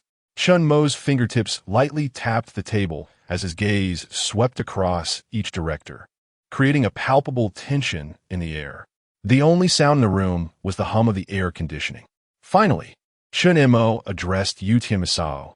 "Your management skills leave much to be desired." Yuichi Misao's heart sank at his words. Initially, he had assumed this young new shareholder was merely inexperienced and oblivious to the company's situation. However, it was evident that the reality was far from optimistic. Since Sato Ichido's arrest, he had begun to suspect something was amiss. "I apologize. The company has indeed struggled under my management," he said, rising to bow to Chen Mo. "I have made efforts to salvage the situation, but there are far too many complexities involved." Chen Mo gestured for him to sit. "Allow me to speak." The bald man, named Mikami, visibly flinched at being called out. "You purchased your villa in Okinawa using company project funds, specifically through kickbacks from the Philippine rubber factory. Did you not?" The bald director's forehead glistened with sweat. Perhaps he had struck a nerve and was momentarily at a loss for a rebuttal. "Additionally, Kobayashi," Chen Mo continued, his fingers rhythmically tapping the table, "your daughter is studying in New York, and her tuition appears to be funded by timber procurement from Vietnam. How dare you?" Suddenly, a board member with a handlebar mustache slammed his hand on the table. "You, a Chinese national, have no understanding of Japanese business etiquette." He turned to Yuichi Misao. "Chairman, are you going to tolerate an outsider?" Before he could finish, Chen Mo chuckled. "I hold 51 of the company's shares. Do you still consider me an outsider? I will not enumerate the transgressions of the others." He continued at a leisurely pace. "You now have two options: resign voluntarily, or," at his words, 7 out of the 12 board members immediately pulled out their phones and began to write their resignation letters, while Yuichi Masao remained silent, head bowed. I hereby announce that from now on, Fujiwara Mizuki will serve as the vice president of the company. The rest may disperse. Yuichi Masao remain. The atmosphere in the room seemed to freeze. The directors exchanged glances, some wishing to protest, but silenced by Chen Mo's icy gaze. Fujiwara Mizuki was left speechless, her fingers clutching the hem of her clothing, knuckles white. Vice president? This is no trivial position. In Japan, such roles were typically reserved for those of advanced age. She had toiled immensely to reach her current rank, combining her stellar education and outstanding capabilities. Normally, someone her age would only aspire to be a section chief. But now, with just a statement from Chen Mo, she had attained a position she once deemed unattainable. The sheer power of this commanding figure captivated her. Ding! Fujiwara Mizuki's favorability increased by 50. Reward. 500 conquest points, said Chairman Chen. She stammered, her voice quivering uncontrollably. I fear I may not be up to the task. Chen Mo turned his head, a playful smile gracing his lips. What? Are you questioning my decision, Minister?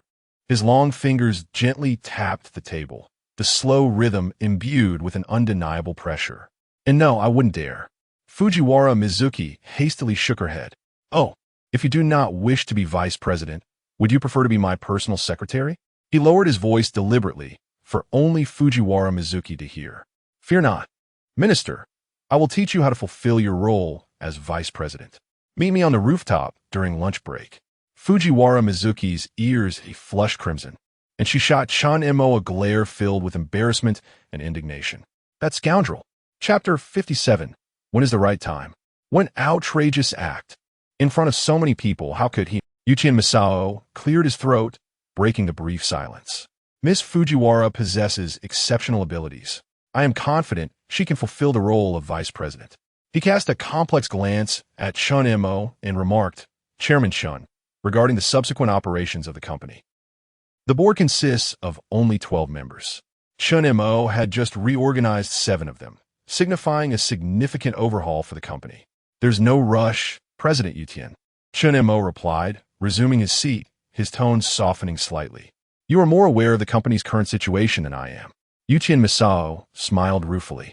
Indeed, I have been quite negligent over the years. No, you have done well, Chen Mo interrupted. Maintaining the company's operations under such circumstances is no small feat. And you have not compromised your integrity, have you? Yuichi Masao was taken aback. He had not anticipated such a response from Chen Mo. Therefore, I hope you will continue to serve as president. Chen Mo's subsequent words astonished him further. The company requires your experience, while He glanced at Fujiwara Miyuki, adding meaningfully, merely need to oversee the bigger picture. Chen Mo's intention was straightforward, to maintain control over the company. Thus, it was imperative to have his trusted individuals in the upper echelons, and this young lady was the ideal candidate. Fujiwara Miyuki felt her heart race under his gaze and hastily lowered her head. What scheme was he concocting now? What did he mean by emphasizing control? She was genuinely irked. After a moment of silence, Yuichi Masao finally nodded. I understand. I will cooperate fully with Chairman Chen. Excellent. Chen Mo replied with satisfaction. Suddenly shifting the topic, he added, as for those errant board members, you are responsible for investigating their accountability and attempting to mitigate the losses. I will send you the relevant evidence. His eyes sharpened as he declared, let none escape. Yuichi Masao's heart raced. He instantly grasped Chen Mo's implication. This chairman seemed intent on pursuing matters to the very end. If such evidence existed, this young man was indeed formidable. I will arrange it immediately, he said, bowing before swiftly exiting the conference room. As the door closed, Fujiwara Miyuki could no longer restrain herself and inquired, what exactly are you trying to accomplish? Chen Mo arched an eyebrow. What? Are you dissatisfied, Vice President? That's not what I meant. Fujiwara Miyuki bit her lip. You know full well I lack the qualifications and the capability. Why would you?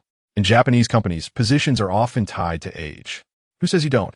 Chen Mo suddenly reached out and pulled her onto his lap. Oh, let go of me. Fujiwara Miyuki exclaimed, panic-stricken at the thought of someone entering. "Fear not," Chen Mo said, gripping her chin to force her to meet his gaze. "I'm the highest authority in the company now. If someone enters and sees us, so what? Who would dare speak out?" His thumb gently caressed her soft lips as he spoke in a low voice. "Or, are you saying you dislike this position?" Fujiwara Miyuki's heart raced. Being scrutinized under his gaze left her feeling weak. I just don't understand." "Don't understand? It's quite simple." Chen Mo leaned closer, his warm breath brushing against her sensitive skin. "Once I set my sights on something, I never let go. And you," his voice, deep and commanding, proclaimed from the inside out, "You belong to me." Feeling the warmth of his hand, Fujiwara Miyuki shuddered and pushed him away in embarrassment, saying, "You don't go too far." Chen Mo chuckled and released her. "All right, I won't tease you anymore. This is a conference room, and there are internal cameras. A little flirtation is acceptable, but engaging in serious matters here would be quite inconvenient." After all, he had no inclination to display his preferences for others to witness. Standing up, he adjusted his suit and declared, "Let us go, esteemed Vice President. It's time for you to see your new office." Fujiwara Miyuki blushed, staring at him incredulously. "Are you serious?" "Of course," Chen Mo replied, glancing back at her as he reached the door. "Or shall I say, esteemed Vice President? Would you prefer I carry you there?" "And no, that won't be necessary." Fujiwara Miyuki hurried to follow, her mind in disarray. What on earth did this scoundrel intend to do with her life? Meanwhile, in the company's underground parking lot, a mustachioed board member, who had stormed out earlier, was speaking on the phone with a sullen expression. "Yes, the new major shareholder is of Huaxia descent and has begun to purge our members." A chilling laugh echoed from the other end of the line. "Interesting. A Huaxia person dares to wreak havoc in Japan?" The mustachioed board member lowered his voice, asking, "Senior, how should we proceed?" "Continue as planned. I will send someone to handle the rest," came the cold response. "I will make him aware that this is not a place where a Huaxia individual can act with impunity, even if they control an entire company." On the 19th floor, Fujiwara Miyuki anxiously twisted her fingers, trailing behind Chen Mo. At the end of the corridor stood the office designated for the vice president. The company staff had acted swiftly. The nameplate had already been changed to hers. As she opened the door, the spacious interior halted her in her tracks. The panoramic floor-to-ceiling windows overlooked the entirety of Tokyo Bay. The office was equipped not only with leather sofas but also a small lounge and restroom. This was truly extravagant. Fujiwara Miyuki murmured quietly. Chen Mo approached from behind, his breath brushing against her ear. "Do you like it? I specifically requested they change the carpet." He pointedly stepped on the dark gray cashmere carpet. "This is much more comfortable than the storage room." Fujiwara Miyuki's ears flushed with heat as memories of the previous night in the storage room flooded her mind. "Chairman Chun." There was a knock on the office door. Chen Mo released Fujiwara Miyuki. "Kumin." Hayakawa entered, carrying a stack of documents. "These are the financial procurement details you asked me to organize." She placed the files on the desk and promptly exited. Chen Mo nodded and turned to Fujiwara Miyuki. "Vice President, this procurement report is for you to verify." Fujiwara Miyuki stared at him in shock. What? You trust me this much?" Chen Montauk chuckled softly. "What?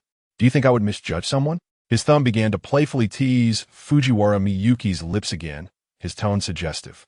"I have personally assessed your data verification skills from last night." Fujiwara Miyuki's face turned crimson as memories of being pinned against the filing cabinet surged back. "And now is not the time for that," she exclaimed, hurriedly swatting his hand away. Chapter 058. Do not clean the floor yet. "Oh." Chen Mo suddenly wrapped his arms around her waist from behind. The vice president pondered. What would be an appropriate time? During lunch break? Or after work? Fujihara Mizuki, flustered and embarrassed, struggled, saying, "You don't do this, this is the office."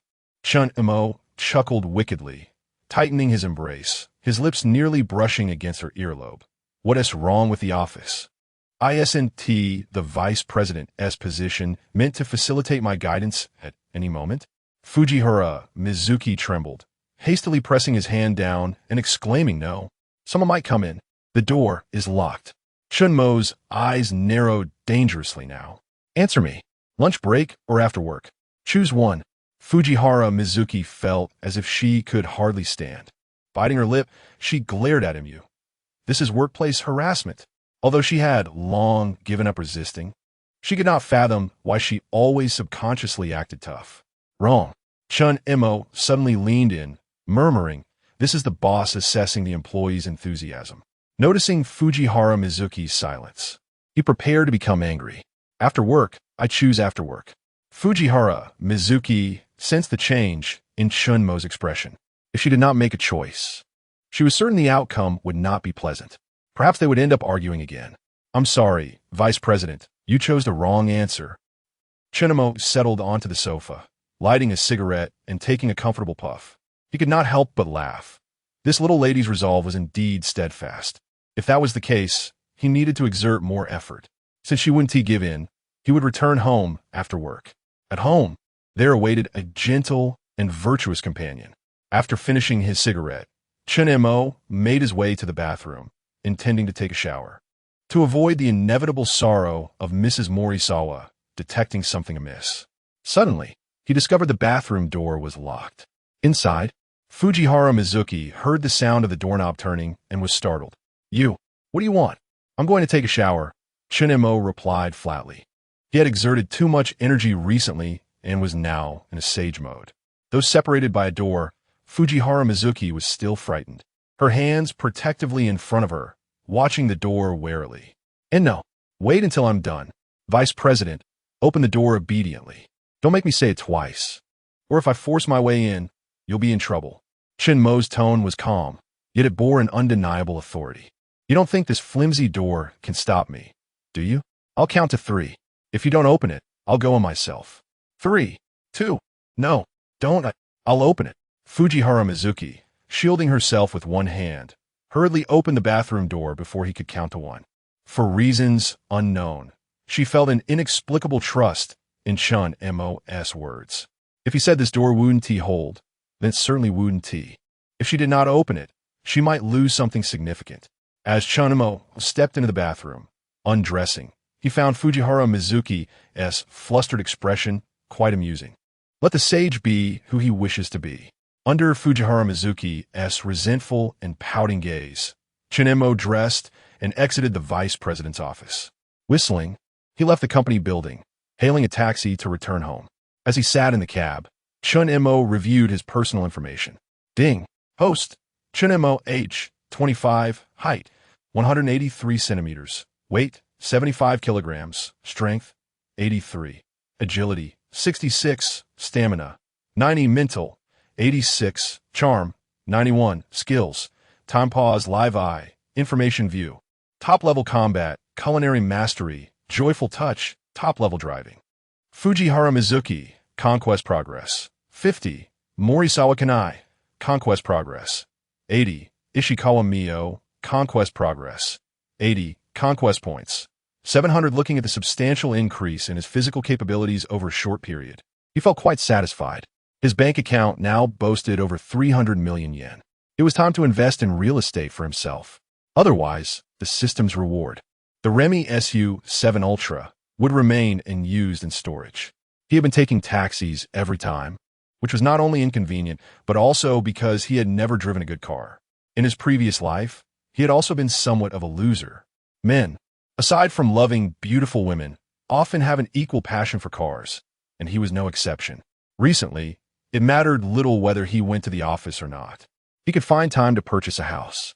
300 million yen was equivalent to around 15 million Chinese yuan. Although it was difficult to find a good house in Tokyo, something of decent quality should still be attainable. With the system, he no longer feared future financial woes. Having money meant he must enjoy it. The first choice for enjoyment had to be in the land of the rising sun. Chen Mo contemplated for a moment and decided to look at properties in a couple of days. As he was lost in thought, the taxi brought him back to his apartment building. After paying the fare, he got out and double-checked that he bore no marks, then took the elevator upstairs. Upon unlocking his front door, Chen Mo was captivated by the scene before him. Standing with her back to him in the entryway was Mrs. Morisawa, diligently wiping the floor with cloth. Who could understand this perspective of Chen Mo's? Hearing the sound of the door opening, Mrs. Morisawa turned around and was pleasantly surprised to see Chen Mo at the door. Chen Mo-kun, why are you back so early? Ahem. I just finished a project at work, so I got off early to take a break, he stammered, nearly choking on his own saliva as he gazed at her. Kanai, what are you doing? Realizing her awkward position under his intense gaze, Morisawa Kanai blushed and replied, I had nothing to do, so I thought I'd help clean your floor, Chen Mo-kun. Thank you, Mrs. Morisawa, but please do not clean the floor just yet. Perhaps you should tidy up elsewhere first. After speaking, Chen Mo locked the door behind him. The sound of Chen Mo locking the door made her heart skip a beat. The man's ardent gaze scrutinized her nylon-clad legs, his Adam's apple bobbing noticeably. Morizawa Kana bashfully averted her eyes. Was this the vitality of a young man? Or had her own allure not diminished? Either way, she was delighted. Lost in thought, she was oblivious to the water dripping from the rag in her hand. Suddenly, Chen Mo crouched down, grasping her delicate foot and removing the slipper. Dust from the entrance had sullied Kana's foot. Her toes curled involuntarily. She recoiled, only to bump into the shoe cabinet. Wait, the floor I just mopped will. Precisely. Chen Mo snatched the tie from his neck. If it gets dirty, Kana can simply mop it again. Thunder rumbled outside, and rain began to fall in Tokyo. A bedsheet was still hanging on the balcony, one that Morizawa Kana had changed that very morning. Some time passed. In the bathroom, a misty vapor filled the air. Chen Mo tenderly placed Morizawa Kana on the edge of the tub. He adjusted the shower head to a comfortable temperature and gently rinsed her. Mrs. Morizawa's skin was flushed a delicate pink, like cherry blossoms in bloom. Droplets cascaded down her collarbone, shimmering in the light. I can manage myself. Morizawa Kana murmured, shyly reaching for the towel, but Chen Mo demurred. Stay still. His voice was gentle yet firm. Warm water enveloped them both. Chen Mo's touch was meticulous and focused. When his hand traced the curve of her waist, Morizawa Kana flinched. Did I hurt you? Chen Mo paused. Morizawa Kana shook her head, her damp lashes lowered. No, just a little ticklish, she whispered. Chen Montak chuckled softly. 20 minutes had elapsed since the bath. The two emerged into the entrance hall. Morizawa Kana was clad in a white, form-fitting black-trimmed knit top, paired with a charcoal pencil skirt. Her legs, bare stockings, were still alluring. Her wavy hair accentuated her mature charm. This ensemble, combined with Morizawa Kana's pitiable face, was utterly captivating. Okay, stop staring, or I'll get embarrassed. Morizawa Kana playfully tapped Chen Mo's chest. Forgive me, Mrs. Morizawa is simply too beautiful, Chen Mo chuckled, pulling her into an embrace and planting a kiss on her lips. The sudden kiss sent a blush creeping up Morizawa Kana's neck. She futilely pushed against Chen Mo's chest, her nails digging into the firm muscles beneath his shirt. Someone might see us. I'm only teasing, let's go. Chen Mo released her and, instead, clasped her hand in his as they exited the apartment. As Chen Mo and Morizawa Kana emerged from the building, they encountered Mrs. Tanaka, the curly-haired woman they had met at the community event. Her eyes lit up as she spotted them, crinkling her face with a smile. Oh my, isn't this Kana and her husband? Mrs. Tanaka's booming voice drew the attention of passers-by. Look at you two, holding hands so sweetly. It reminds me of my younger days. Morizawa Kana's face flushed crimson. She instinctively tried to withdraw her hand, but Chen Mo held fast. He smiled and nodded to Mrs. Tanaka. Good afternoon, Mrs. Tanaka. Mrs. Morizawa looks lovely today, Mrs. Tanaka said, scrutinizing her. That skirt accentuates her figure. So young and already so curvaceous, no doubt she'll have chubby babies. No wonder her husband can't take his eyes off her. And no, Morizawa Kana stammered, hiding behind Chen Mo, her fingers twisting the hem of her skirt. She was mortified. It was all Chen Mo's fault for insisting she wear this outfit. She had bought the clothes when she was younger. They hadn't felt this way before. But now that she was older, the difference was striking. It was beautiful, but too revealing. Seeing her distress, Chen Mo wrapped his arm around her waist and said proudly, Of course, my wife looks good in anything. Ought to be young again. Mrs. Tanaka lowered her voice. Remember to close the windows at night. I could hear you two lovebirds communicating quite late last night. Marizawa Kana's head snapped up, her eyes wide with panic. What should she do? How could the neighbors have overheard? It was all that rascal Chen Mo's fault for wanting to admire the scenery on the windowsill. The scenery was beautiful, and she had enjoyed it, but she hadn't realized anyone could hear them. She should have listened to her instincts. She was utterly mortified. Chen Mo remained unfazed. He leaned in close to her ear and whispered, "It seems Mrs. Marizawa needs to be quieter when admiring the scenery." Chen Montak. Marizawa Kana stamped her foot in embarrassment, but the movement triggered a sharp pain, and she nearly stumbled. Mrs. Tanaka chuckled. "Oh my, you two are so in love. Were you planning to have children? The government offers so many benefits these days. If I weren't so old, I'd have another one myself. Take advantage of your youth." Mrs. Tanaka, Chen Mo interrupted, brandishing the shopping bag. "We have a lot to buy before the supermarket closes. Perhaps we can chat another time." Mrs. Tanaka waved dismissively. "Young people are always busy. Off you go, and remember to buy some healthy food to replenish your strength." She winked knowingly. Chapter 060. A reward for such docility. Morisawa Kana blushed, nearly burying her face in Chen Mo's embrace as he swiftly guided her away. Only after turning the street corner did she release a sigh of relief, gently tapping his chest with a flushed countenance. "It's all your fault," she exclaimed. "If Tanaka-senpai finds out, the entire neighborhood will know." Chen Montak chuckled, capturing her wrist and bestowing a tender kiss upon her palm. "Know what? That we are deeply in love," he murmured, his voice dropping to a sultry whisper. "Or perhaps that. Don't say it." Kana frantically covered his mouth, her fingertips brushing against his warm lips before recoiling as if shocked. She had almost forgotten Chen Mo was such a libertine. Had she hesitated even a moment longer, she feared she would have been caressed. Lowering her gaze, unable to even see her own toes, she confessed with crimson ears, I won't listen to you anymore." "Really?" Chen Montak pressed closer, his ardent breath caressing her ear. "Eep!" Kana yelped, startled. She frantically glanced around, and upon confirming their solitude, glared at him with puffed cheeks. If you say such things again, I'll," she stammered, unable to conjure a suitable threat, and ultimately surrendered, pressing her burning cheek against Chen Mo's shoulder in resignation. "I'll die of embarrassment." Chen Mo reveled in her flustered state. He continued to hold Mrs.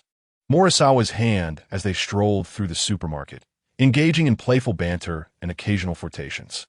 He was about to tease her further when his gaze fell upon the glass display across from them. His eyes darkened, and his arm tightened around Mrs. Morisawa's waist. "Darling, look over there." Following his gaze, Kana's eyes landed upon the display of various lingerie. A purple lace negligee hung prominently, its translucent fabric shimmering provocatively under the lights, exuding an air of wanton allure. "And no," she protested, immediately understanding Chen Mo's intent. She shook her head frantically. "But such fabric would be exquisite on your figure." Chen Mo countered, already leading her toward the display, his voice laced with irresistible amusement. "And I believe you would look particularly ravishing in purple." "Please, no more," she pleaded, on the verge of tears. This was not the privacy of their home, but a public supermarket. If overheard, she would be mortified. Suddenly, her eyes lit upon the fruit section in the distance. Seizing it as a lifeline, she pointed to the strawberries and exclaimed, "Chen-mo-kun, I want strawberries." Chen Montak chuckled knowingly. "Strawberries it is. Strawberries are a must." He led Mrs. Morisawa to the fruit, leaned in to select the ripest box, and gently traced a finger across the crimson berries. "These strawberries are truly exquisite, much like you, my dear." "Tien-mo-kun." Kana stamped her foot in exasperation, but as she did so, her foot slipped, sending her tumbling backward. In a flash, Chen Mo caught her around the waist. Amid gasps from nearby shoppers, they froze in a near-dance pose. "Are you all right?" Chen Mo's voice was suddenly serious. Kana, still shaken, nodded. She then noticed the envious glances cast their way. Young women murmured amongst themselves, "How romantic! That guy is so dreamy." The whispers reached Kana's ears, and she realized the intimacy of their position. She scrambled to her feet, but Chen Mo swept her into his arms. "Put me down," she protested softly, her cheeks ablaze. "So many people are watching. Not a chance. Why must my darling be so careless?" Chen Mo retorted playfully, carrying her toward the seating area, attracting even more attention. He whispered in her ear, "Now the entire supermarket knows you are my wife." Kana buried her face against his chest, inhaling his familiar scent, her heart pounding erratically. Although mortified, she felt a surge of sweetness and surreptitiously clutched his sleeve. Once Chen Mo had gently placed her on a bench, he immediately knelt to examine her ankle. Kana tugged lightly on his sleeve. Chen Mo looked up. She lowered her eyes, her lashes fluttering, and whispered that. Negligee. After a pause, she added almost inaudibly, "Get it in a size L?" Chen Mo swallowed hard, his lips curving into a smile. He had thought she would reject it, but it was merely modesty. He gently massaged her ankle. "Does it hurt, my dear? Did you twist it?" "And no, it doesn't hurt. I didn't twist it." She could no longer endure such intensely amorous behavior and quickly pulled Chen Mo to his feet. "I'm fine, Chen Mo-kun. I haven't had a proper look around the supermarket yet, now that I have someone to accompany me." She rose and linked her arm with his as they explored the supermarket. For over an hour, they wandered through the aisles, chatting and laughing, purchasing a plethora of groceries and household items. As it was still early, Chen Mo suggested dining out and perhaps browsing shops. Fortunately, the supermarket offered a delivery service. For a small fee, they could arrange for their purchases to be delivered to their home at a specified time. Chen Mo, under Mrs. Morisawa's watchful eye, discreetly added the purple negligee to their order. As they exited the supermarket, Chen Mo turned to Mrs. Morisawa, gently caressing her palm with his thumb. "Are you hungry, my dear?" Kana nodded. She had barely eaten lunch and had spent the afternoon cleaning Chen Mo's apartment and being thoroughly ravished herself. She admitted softly, "Yes, a little.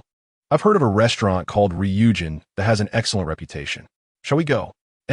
Really?" Her eyes lit up, but then she hesitated. "But that place is supposed to be very expensive."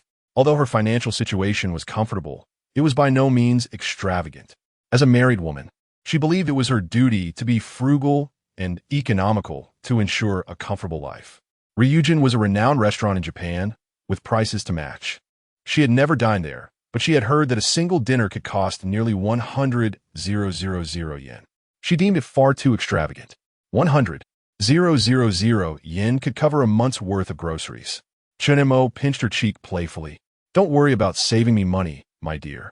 I'm alone, and I have no one else to spend it on. I'd rather spoil you." Kana blushed, flattered by his declaration, but murmured softly, still, "We shouldn't be too wasteful." "It's not wasteful," Chen Mo whispered in her ear, his voice low and suggestive. "Kana, you were so well-behaved today, cleaning my apartment so thoroughly. You deserve a reward." Chapter 061. Mrs. Sin's admiration for Chen Mo, who would desire such a reward. She gently pushed Chen Mo away. Her cheeks flushed with embarrassment, yet her lips betrayed a smile. In a longing restaurant, the ambience was both elegant and romantic. Soft lighting cast a warm glow upon the dark tablecloths, while a pianist serenaded the guests with soothing melodies. A waiter approached to inquire, "Good evening, esteemed guests. Do you have a reservation?" "No," Chen Mo replied, shaking his head. "Is it impossible to dine without a reservation?" "Not at all, sir," the waiter respectfully explained. "However, without a reservation, we have no private dining spaces available, and you would have to dine in the main hall." Chen Mo turned to Kana-sen's, seeking her opinion. To her surprise, he asked for her input, a rarity in a society where men typically held a higher status. A sweet sensation fluttered within her. After a brief moment of hesitation, she responded, That's fine." "Very well," Chen Mo said to the waiter. "Follow me, please." The waiter guided them to a window-side table, revealing a dazzling cityscape outside. Neon lights flickered, and traffic flowed like a river. "It's so beautiful here," Kana said as she settled into her seat, resting her chin in her hands, her eyes sparkling.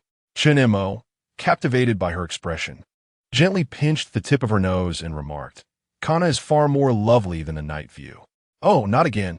She blushed, swatting Chen Mo's hand away, her heart softening with sweetness.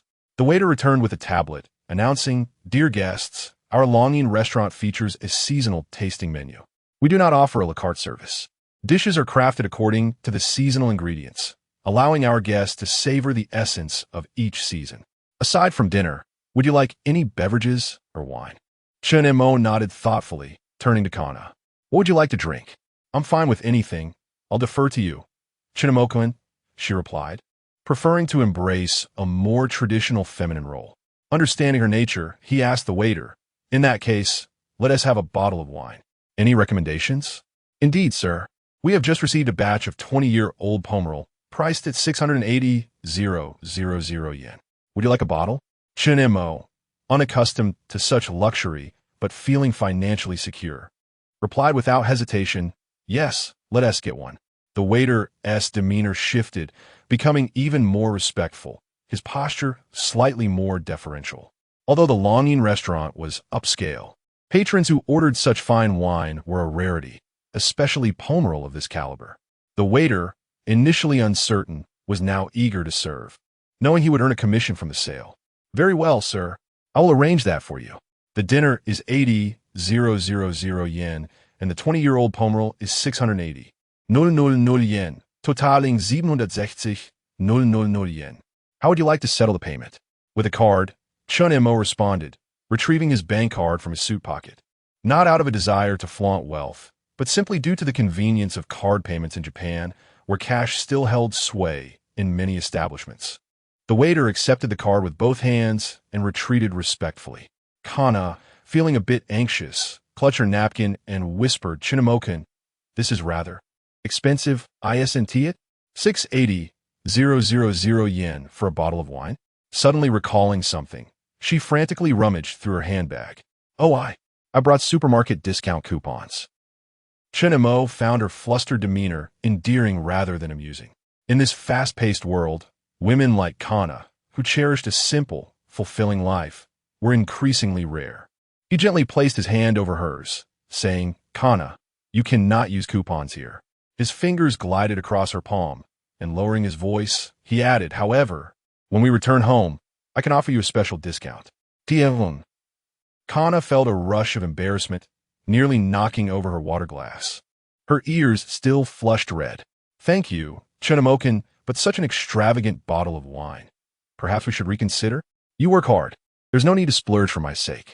With a heartfelt gaze, Chen Mo replied, no. The money spent for you, Kana, is worth every yen. Besides, I've received a promotion, so this amount is inconsequential to me. Seeing his earnestness, Kana ceased her attempts to persuade him otherwise, recognizing that such generosity was a form of affection. With admiration shining in her eyes, she exclaimed, oh, Chanamukun has been promoted? How wonderful! We must celebrate this achievement. Her admiration for this young man extended beyond mere happiness. She found herself captivated by him in every aspect, becoming his little fan. At that moment, the waiter wheeled over a cart. As he lifted the silver cloche, a waft of fragrant steam escaped. The first appetizer was a sakura-shaped wagashi adorned with edible gold leaf. Please enjoy, the waiter said, preparing to pour the wine. I'll do it, Chinemo interjected, taking the crystal decanter. As he leaned forward, the collar of his shirt hinted at his neckline, causing Kana to avert her gaze, feigning great interest in the sakura dessert. When Chan-Mo extended the wine glass towards her, Kana suddenly grasped his wrist, her voice barely above a whisper, I don't handle my liquor well. Last time, I only had 2 glasses and— Perfect, Chun-Mo replied, intertwining his fingers with hers. The memory of how adorable she looked when tipsy lingered in his mind. He wished to witness it again, under the flickering candlelight, as she gazed into his smiling eyes. Kana felt a wave of warmth wash over her, as if she were already tipsy before even taking a sip. When a second course, a sashimi platter, arrived, she picked up a slice of tuna belly, ready to dip in wasabi, only to have Chan-Mo grasp her wrist. Open your mouth, he instructed, dipping the fish in a special sauce and bringing it to her lips. Kana glanced around, her cheeks heating with embarrassment. This felt far too intimate. Nevertheless, she obediently opened her mouth, and as she bit down, her tongue accidentally brushed against Chun-Mo's fingertip. In a flurry, she reached for a napkin, but Chun-Mo had already wiped his fingers clean before she could offer it. Very sweet, he remarked, his gaze suggestive. At that moment, Kana felt immensely grateful for the dim lighting, which concealed her flushed expression. The main course, a 5 Wagyu beef paired with truffles, arrived next. Chen Mo cut a piece and held it out to her, saying, "Try this." Just as she was about to take it, he raised the fork slightly higher. A playful grin spread across his face. What a rascal, she thought, feeling a rush of shyness as she tucked a loose strand of hair behind her ear. Reluctantly, she opened her mouth. Chen Mo placed the tender steak in her mouth, and, as the juices burst forth, she suddenly heard his low voice ask, "Is it good?" The unexpected question caught her off guard, and she choked on her food, coughing. Chen Mo quickly stood to help her, patting her back to ease her discomfort, while chuckling softly in her ear, "Kana, your reactions are always so dramatic." Chapter 062. Stop. Don't run. Mizusawa Kana expressed her annoyance, exclaiming, "You rascal, Chen Mojuan. If you continue like this, I shall ignore you." With that, she lifted her glass and took a generous sip, her gaze darting around, anxious that others might overhear their intimate conversation. The dinner was drawing to a close, and the bottle of wine had been emptied by the two of them, though it was primarily Chen Mo who indulged. The light-headed Mizusawa Kana was already feeling tipsy, with dessert being the final course. As Chen Mo took the bill from the waiter, preparing to sign and head home, he suddenly felt a tug at his sleeve. "What is it?" he asked, looking down at Mizusawa Kana's watery eyes.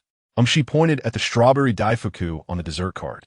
"I'd like to take it home for a midnight snack." She paused, momentarily bewildered and oblivious to the precariousness of the situation. As they departed, Mizusawa Kana walked somewhat unsteadily, her mind hazy as she was guided home. Upon reaching the apartment, Chen Mo wrapped his arm around her waist. Just as they exited the elevator, suddenly, he leaned against the corridor railing. Wait a moment." The dazed Mizusawa Kana regained a semblance of clarity. But before she could finish her sentence, her lips were silenced. As he held her firmly with one hand around her waist, he questioned, "Aren't you afraid of being seen?"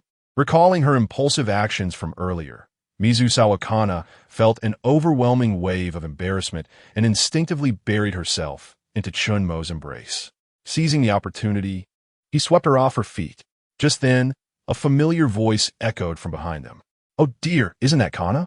Aunt Tanaka, who had just returned from a bargain shopping spree at the supermarket, dropped her plastic bags, causing a couple of onions to roll onto the floor as she gaped at the two. Mizusawa Kana froze, her mind racing with a singular thought. Move. Immediately. Leave the apartment. Escape Tokyo. Flee from the land of cherry blossoms. How utterly embarrassing.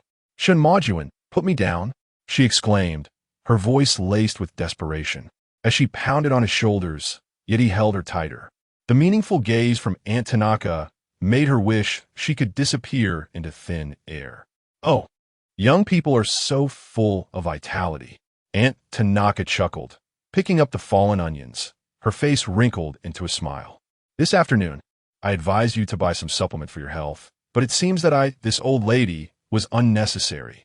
You two sweethearts clearly don't need any such nourishment." "Aunt Tanaka." Mizusawa Kana buried her face into Chen Mo's chest, her voice muffled. "It's not what you think." Chen Mo, however, remained unflustered, even adjusting his hold to make her more comfortable. "Aunt Tanaka, you misunderstood." Kana just twisted her ankle. "Oh, twisted her ankle?" Aunt Tanaka elongated her words, her gaze sweeping over Mizusawa Kana's high heels. "You must take good care of it." With that, Aunt Tanaka hurried back to her home, not wanting to intrude on the young couple's sweetness. However, just before closing the door, she remarked, "Take good care of Kana, dear. I hope to see a new life in the apartment next year." Mizusawa Kana felt her face heat up to the point of frying an egg. In a flustered rage, she smacked Chen Mo and scolded, "It's all your fault, you little rascal. Why did you concoct such an excuse?" Her voice dropped to a whisper. "Everyone will see I'm wearing high heels. They'll know I didn't twist my ankle." Chen Mo suddenly halted, looking down at the petite woman in his arms, his eyes shimmering with tenderness. "Kana, are you hinting that I should fabricate a more plausible excuse?" Perhaps his lips nearly brushed against her ear, his warm breath sending shivers down her spine. "What if I said you were exhausted and could not walk?" No, don't say that." Mizusawa Kana covered her ears, curling into a ball. "I can't hear anything." Chen Mo erupted into laughter, the vibrations from his chest resonating through their closeness, causing Mizusawa Kana's heart to skip a beat. Finally reaching their doorstep, Chen Mo held her with one arm, while the other fished for the key to unlock the door. The light tipsiness from the wine had diminished somewhat in the wake of their earlier fright. Seizing the moment when he was distracted, Mizusawa Kana suddenly slipped from his grasp, barefoot, and dashed toward the interior. Stop! Chen Mo reacted quickly, catching her wrist and pulling her back into his embrace. Trying to escape? Mizusawa Kana found herself trapped between the door and his chest, gazing up at his face, which was so close. I wasn't trying to. I simmed Chapter 063. The misfortune of Ishikawa Mio. Chen Mo furrowed his brow as he approached the door. Peering through the peephole, he saw it was the supermarket delivery man. He opened the door and accepted the items he had purchased that day, including a purple silk nightgown. Just as he was about to close the door, a familiar voice echoed from the corridor. Oh, isn't this Kana's husband? Turning around, Chen Mo spotted Aunt Tanaka standing by the elevator with shopping bags in hand, her gaze fixated on the packaging bag he held, which bore the logo of a lingerie store. This young man is quite energetic, Aunt Tanaka remarked suggestively. But do take care of your health. I just bought some eel, very nourishing. Would you like some? No. Thank you for your kind offer, Aunt Tanaka. Chen Mo politely yet firmly declined, swiftly shutting the door. As he turned back, he was met with the sight of Morisawa Kana wrapped in a towel, her wet hair still dripping. What is it? She inquired softly. Chen Mo shook the bag in his hand. Supermarket delivery, and he elongated the last word, Aunt Tanaka. Morisawa Kana's eyes widened in shock. Did she see that? She pointed at the conspicuous packaging. Chen Mo nodded. Not only did she see it, but she also suggested we eat eel for nourishment. Kana let out a lamenting sound and turned to flee back into the bathroom, but Chen Mo caught her arm.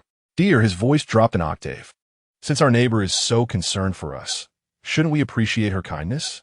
Kana gazed into his increasingly close face, her heart racing.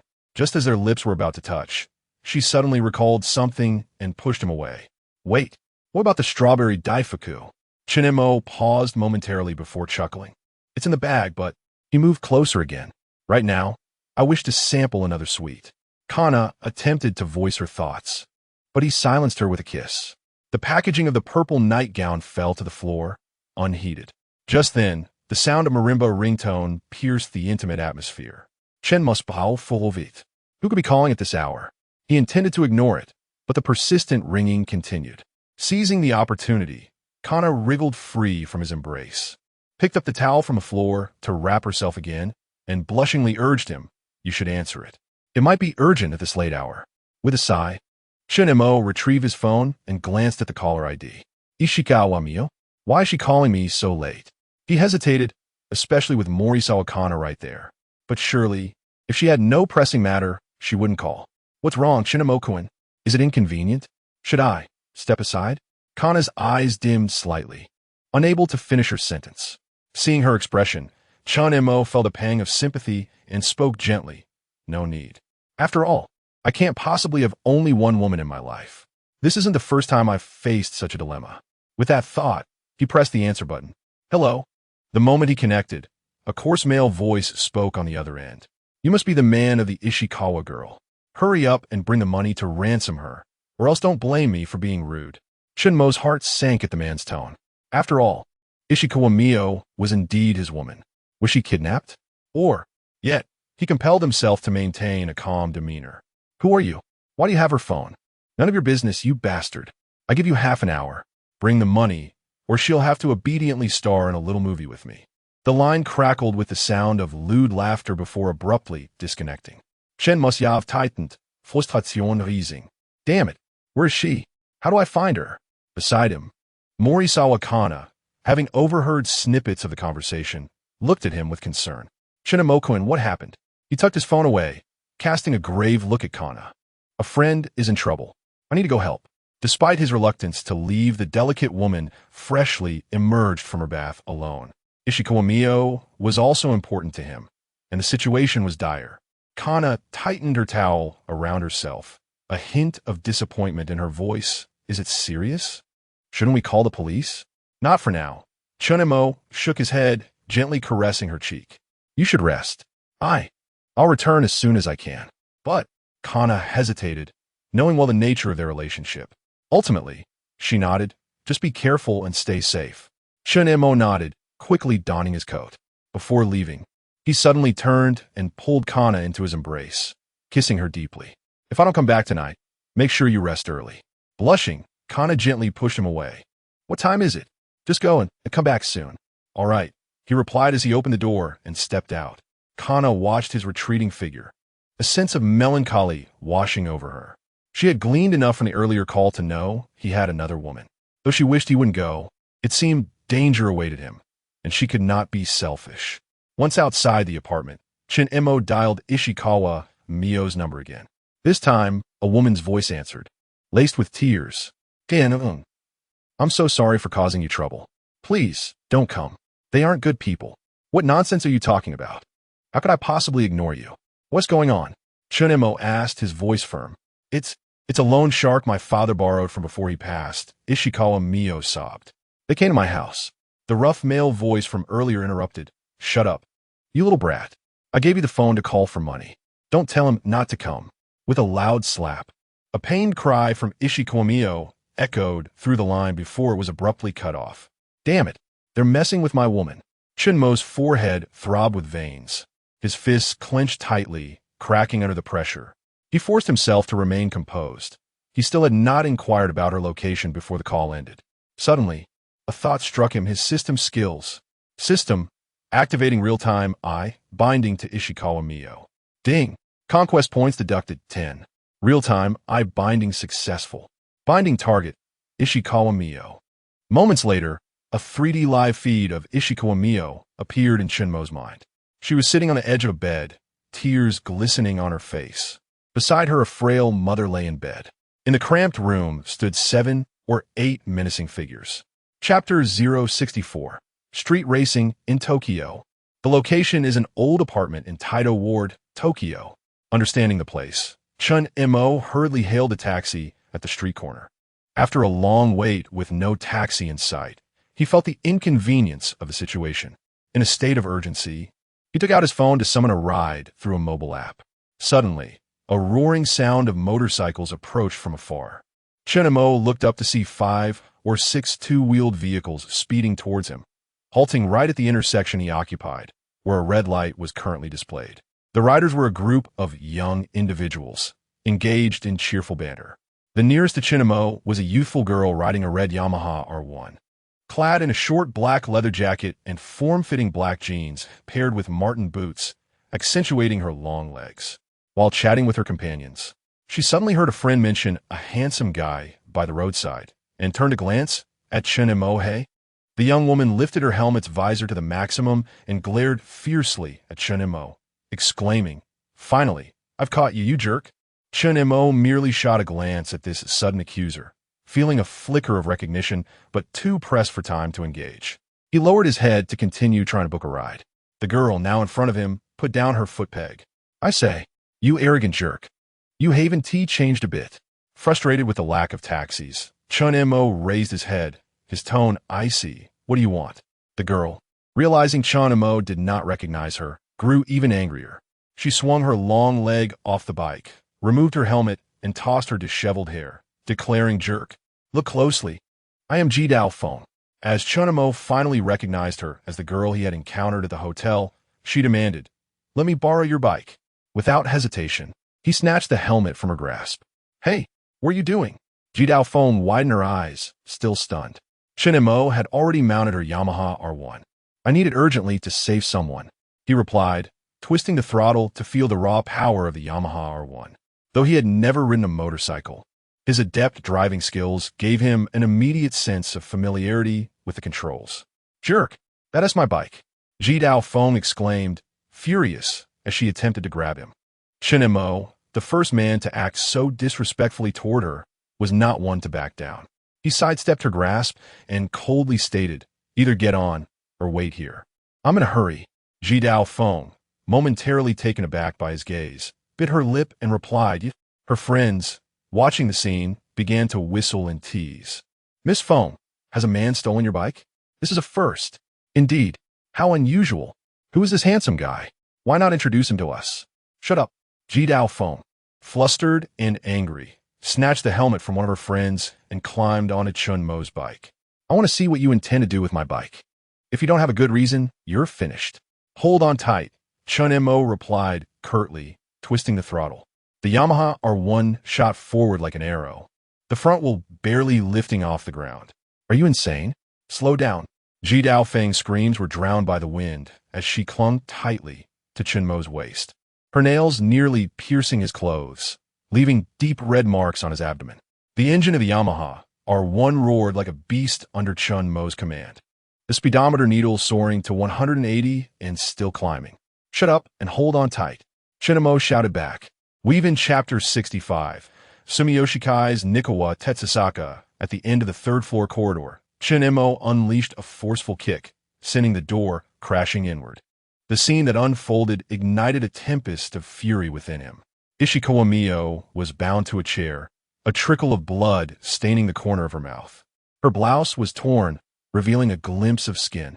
3 tattooed men surrounded her, one of them filming with his phone. Tien Emokun.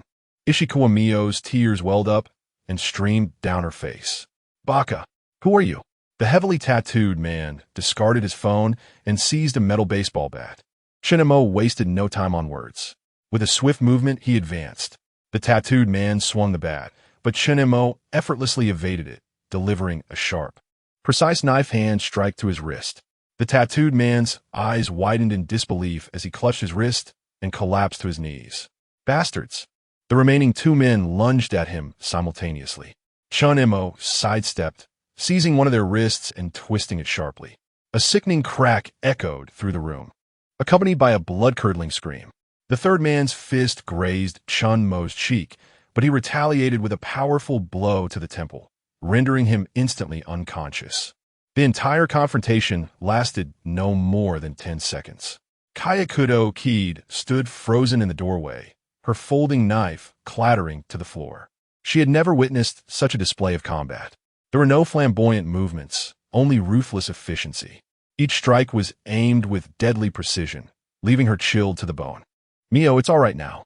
Chen Mo untied Ishikawa Mio, gently wiping the blood from her lips. I'm sorry. I've caused you so much trouble. Ishikawa Millionen Zubit, bullying Herself in Chen Mus Embrace. Kyakudo Keed watched from the doorway, a strange pang of melancholy tugging at her heart. This man, who had moments ago resembled a harbinger of death, was now radiating an unexpected tenderness. They said my father borrowed 30 million yen. Ishikawa Mio trembled as she spoke. My mother requested an early discharge from the hospital, refunded the money you deposited and used it to pay them, but they said it wasn't enough. There's still 20 million in interest. It's already taken care of, Chen Mo reassured her, gently patting her back. Loan sharks, huh? How intriguing. He turned his gaze to the groaning tattooed man on the floor. Tell your boss the debt is nullified if you dare harass her again. He then planted his foot on the tattooed man's wrist, applying a subtle pressure. The bones creaked ominously. Aya, understood. The tattooed man was drenched in sweat, writhing in agony. I promise we won't come back. Kyakudo Keed stepped forward and kicked the tattooed man. You're from the Sumiyoshikai, aren't you? You're a disgrace to the organization. Who sent you? The tattooed man's face paled. This girl was from the same gang as them. He felt like he had seen her before, but he couldn't quite place her. He tentatively inquired, You are? Kyakudo Keed placed her hands on her hips, glaring down at the tattooed man. Kyakudo Taki is my father. Who do you think I am? The tattooed man's complexion turned ashen. He realized he was in deep trouble. The daughter of a senior leader. His superiors might not fear her, but he was just a lowly grunt. He scrambled to his feet and knelt before her, his voice trembling. Kaede-sama, we didn't know it was you. You know now? Kyakudo Keed sneered. She snatched a nearby ashtray and smashed it over his head. You dare lay a hand on my friend?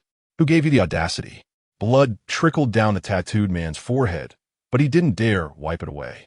It was Nikawa Tetsusaka, the underboss's youngest son. He said this job was lucrative. Dazed and battered, he couldn't help but feel resentful. Keed-sama, Nikawa Tetsusaka ordered us to pressure this woman. If you have a problem, take it up with him. Nikawa Tetsusaka? Kayakudo, keyed, narrowed her eyes. That treacherous, troublemaking scoundrel? She turned to Chen Mo and explained, although my father is with the Sumiyoshi Kai, this has nothing to do with us, but I will help you sort it out. Chen Mo overheard their conversation and realized that Kayakudo Kid was affiliated with these thugs, but not necessarily aligned with them. He cradled the weakened Ishikawa Mio in his arms and glanced at Kayakudo Kid. Thank you. Kayakudo Kid averted her gaze, kicking at the phone on the floor. Hey, if there are any compromising videos on there, I may not be able to touch Nikawa Tetsusaka, but I'll personally chop off your fingers. The tattooed man shook his head frantically. No, we didn't have time to film anything. Besides, Tetsusaka-san only told us to rough her up a little, but not to. Get out, Chinamo said coldly. Tell your people that if they ever appear before Mio again, they'll regret being born. Nikawa Tetsusaka, is it? I'll remember that name. Yes, we understand. The men scrambled over each other in their haste to escape. Chen Mo then addressed Kayakudo Kid. Thank you for your assistance. Kid-san, you may leave as well. Kayakudo Kid suddenly felt a surge of injustice. She had gone out of her way to help, and now she was being dismissed? She glared at him. You bastard. You still haven't addressed the matter of stealing my car. It wasn't stealing, it was borrowing. The car is downstairs. Chen Mo interrupted her. I'll remember your kindness, Kid-san. I'll repay you when the time comes. Or, if you prefer, you can name your price. He didn't want to be indebted to her. Money was easier to handle than favors. You jerk. How could this man be so insensitive? He had wronged her twice, and she hadn't even sought retribution. How could he say such hurtful things? Offering her money? Naming a price? It felt as if she had spent the night with him, and at dawn, he was tossing her a wad of cash and telling her to leave. Especially since this jerk had a gentle side. But that side was reserved for his woman. That's why her heart ached for reasons she couldn't explain. Kayakudo Kid, feeling utterly wronged, her eyes glistening with unshed tears, retorted, Who wants your filthy money? Ishikawa Mio, stifling her sobs, gently tugged at Chen Mo's sleeve. Chen Mo-kun, my mother fainted earlier.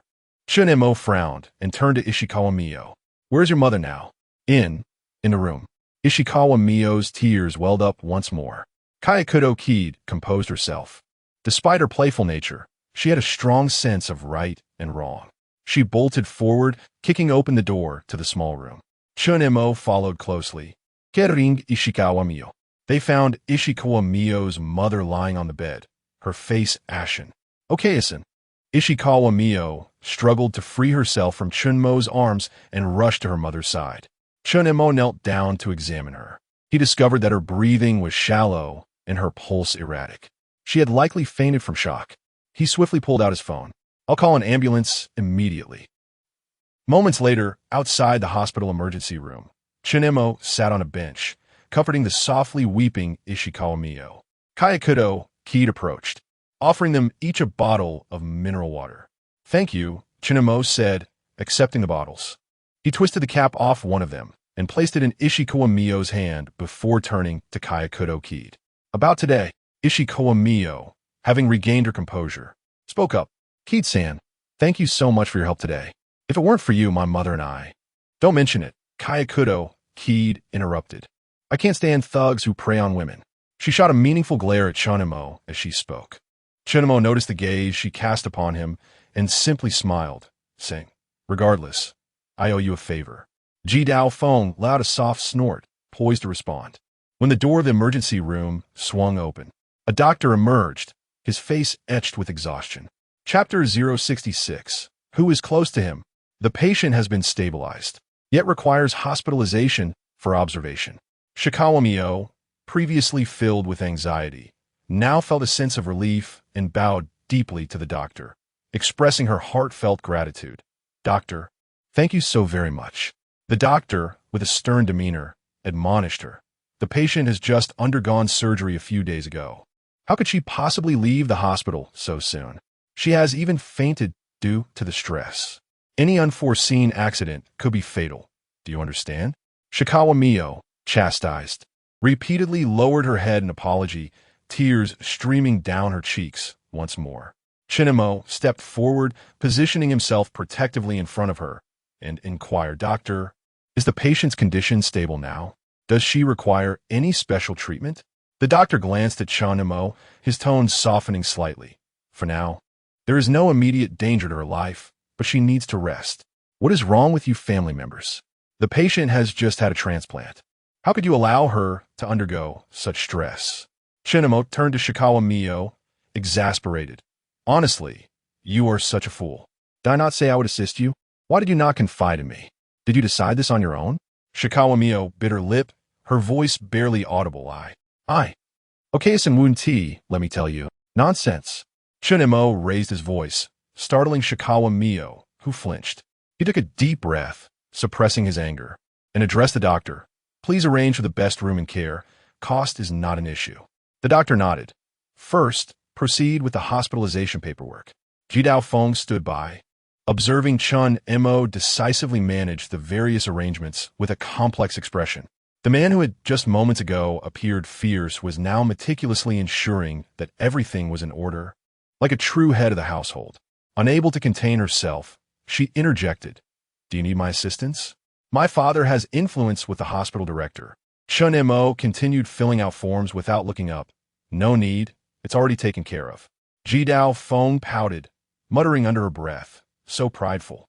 Shikawa Mio gently tugged at Chen Mo's sleeve. Chen Mo can. About my father's debts, Chen Mo paused, tousling her hair. Do not worry. I will handle everything. Jidao Feng watched the scene unfold, feeling inexplicably vexed. Mio, Chen Mo said, looking into Shikawa Mio's eyes. Can you tell me in detail about your father's high-interest loans? Shikawa Mio fidgeted with her fingers, her voice trembling. I don't know. My father never spoke of it. Those people came with contracts after he passed away, claiming that my father's friend borrowed 30 million, and my father was the guarantor. Chen Mo furrowed his brow, tapping his fingers lightly on the table. Guarantor? So, this debt was not originally borrowed by your father? Jidao Feng suddenly interjected. Wait, I've seen this kind of trick before.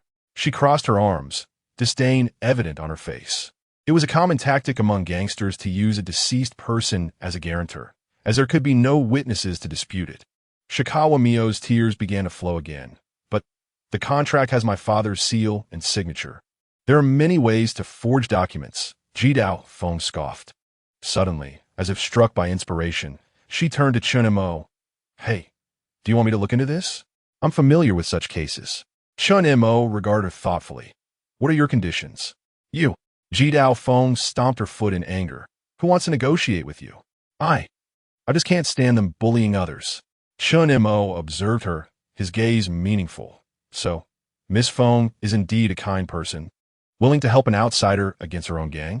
Jidao Feng was momentarily speechless, her face flushing with a mix of anger and embarrassment.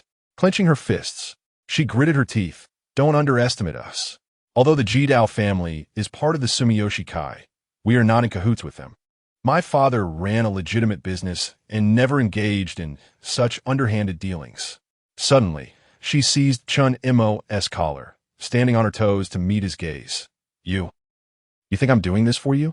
I'm doing it for Mio-chan. I can't bear to see such a lovely girl bullied by those thugs. Shikawa Mio was taken aback by the sudden confrontation, unable to comprehend why Jidao Feng would say such things when they had been strangers until today. She rushed to intervene. Miss Feng, thank you, but Chen didn't mean it that way. Chen Mo gently grasped Jidao Feng's wrist, subtly creating distance. He assessed her with cautious judgment, determining that despite her eccentric behavior, she had a good heart. He spoke.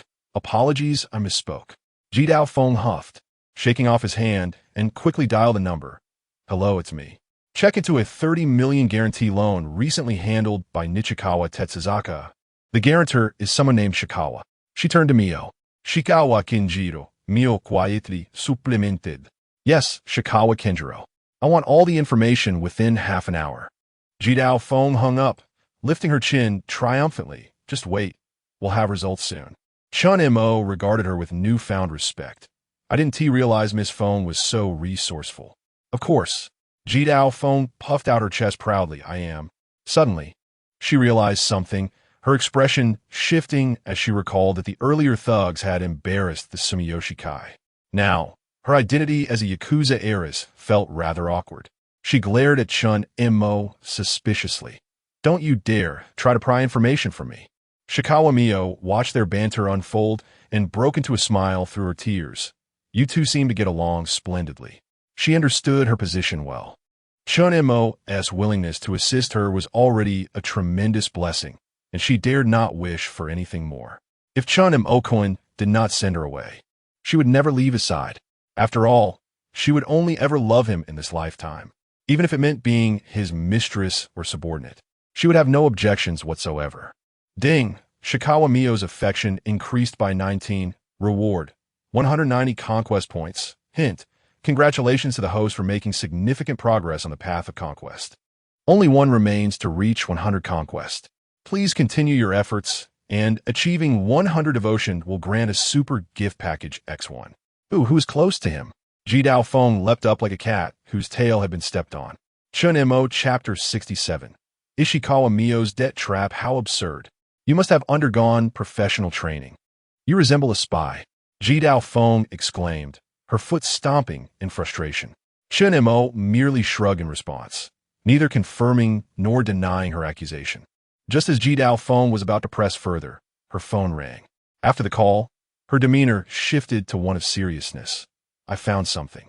That loan is indeed problematic. What do you mean? Chen Mo inquired, intrigued.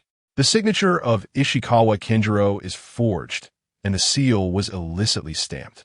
The true borrower is a subordinate of Nichikawa Tetsuzaka. They specifically seek out deceased individuals to act as guarantors because some of them purchase substantial insurance, thus leaving behind considerable sums of money. They've already deceived several families. A glint of coldness flashed in Chen Mo's eyes. Is the evidence conclusive? There is evidence, but it is managed by Nichikawa Tetsuzaka's underlings, making it difficult to leverage. Moreover, since you have thwarted his plans, he will not let you off easily.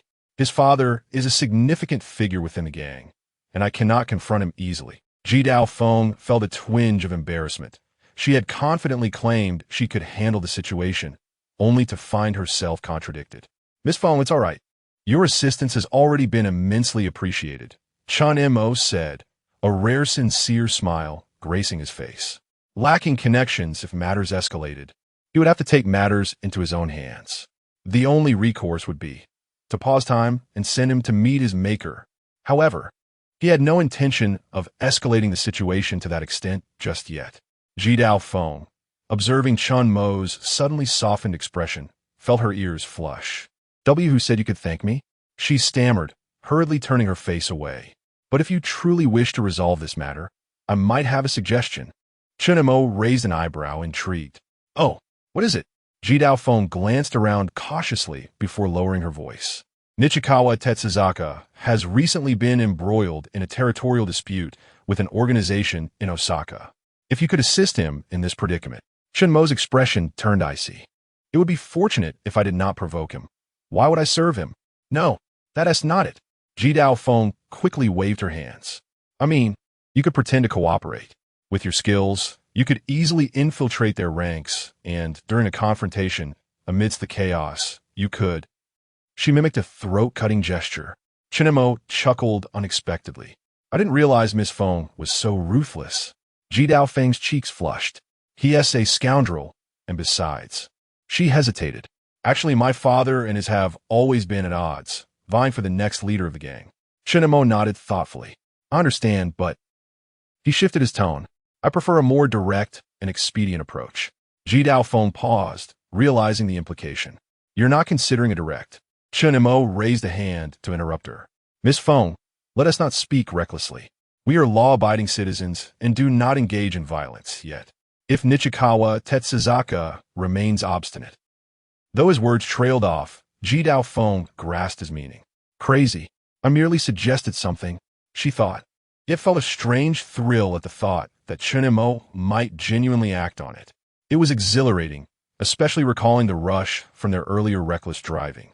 Suddenly, Jidao Feng asked, by the way, having helped you so much today, have you thought about how you will repay me? What do you mean? Chen Montauk replied, glancing at her lightly.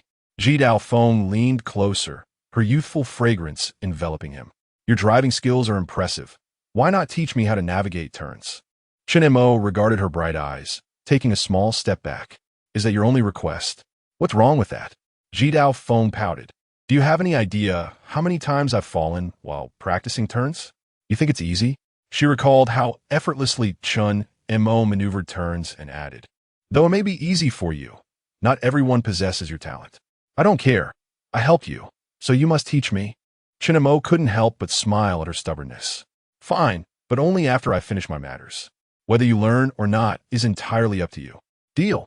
Jidao Feng clapped her hands in excitement, then suddenly turned serious. Hey, don't think about backing out. I really did you a huge favor. Of course, Chen Mo replied, nonchalantly. He turned his gaze toward the hospital room.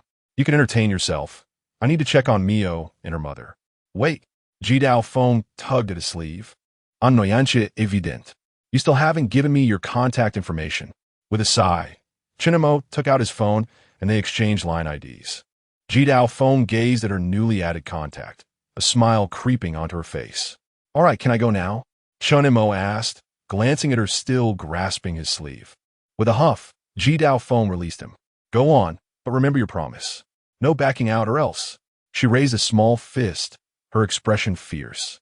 As he entered the hospital room, he found Ishikawa Mio by her mother's bedside. Upon seeing Chen Mo enter, she immediately stood. Damn. How's my mother? He lowered his voice. The doctor said the previous surgery was successful and her condition is stable, but she needs to rest. Ishikawa Mio replied softly, her eyes slightly red and swollen. Just then, a faint call came from the bed. Mio. Mio-chan. Mrs. Ishikawa slowly opened her eyes, her pale face weary and her gaze unsettled. Upon seeing her daughter beside her, she relaxed slightly. Mio-chan, thank goodness you're all right. Those bad people didn't bully you, did they? Mom. Ishikawa Mio grasped her hand. And no. Thankfully, Chen Mo arrived just in time. He helped chase away those bad people. If not for him. At that moment, Mrs. Ishikawa noticed the tall, handsome young man beside her. She struggled to sit up, and Chen Mo quickly stepped forward to support her. Auntie, please don't move. The doctor said you need a rest. Mrs. Ishikawa scrutinized the young man before her, her voice hoarse. You must be the one Mio-chan often speaks of. Mom. Ishikawa Mio's face flushed crimson as she hurriedly interrupted her mother. Mrs. Ishikawa smiled knowingly before turning earnestly to Chen Mo. Thank you, Chen Mo-kun. You not only saved Mio-chan and me, but also helped us with the medical expenses. Chen Mo shook his head. Auntie, there's no need for thanks. Mio-chan is a very important friend to me, so it's only right that I help. As he spoke, his gaze inadvertently drifted toward Ishikawa Mio, who was staring down, her ears flushed bright red. Chapter 68. The Lost Ishikawa Mio Misses. Ishikawa observed the interaction between the two and sighed softly. In any case, I'm truly grateful. I have always suspected there was something amiss with that debt. Although my husband died by suicide out of guilt following a failed investment, he should not have left us with debts. Rather, he provided for us through an insurance payout. Yet, those people are brandishing contracts and we. Her voice faltered, choked with emotion.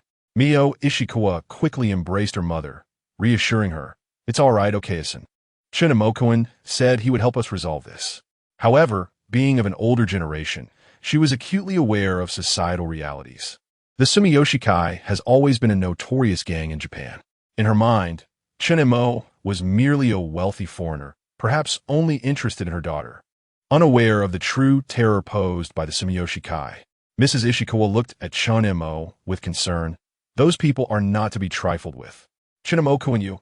Aunt, do not worry, Chen Mo responded with a reassuring smile. I have already found evidence proving that contract is a forgery. They will no longer harass you and Mio-chan.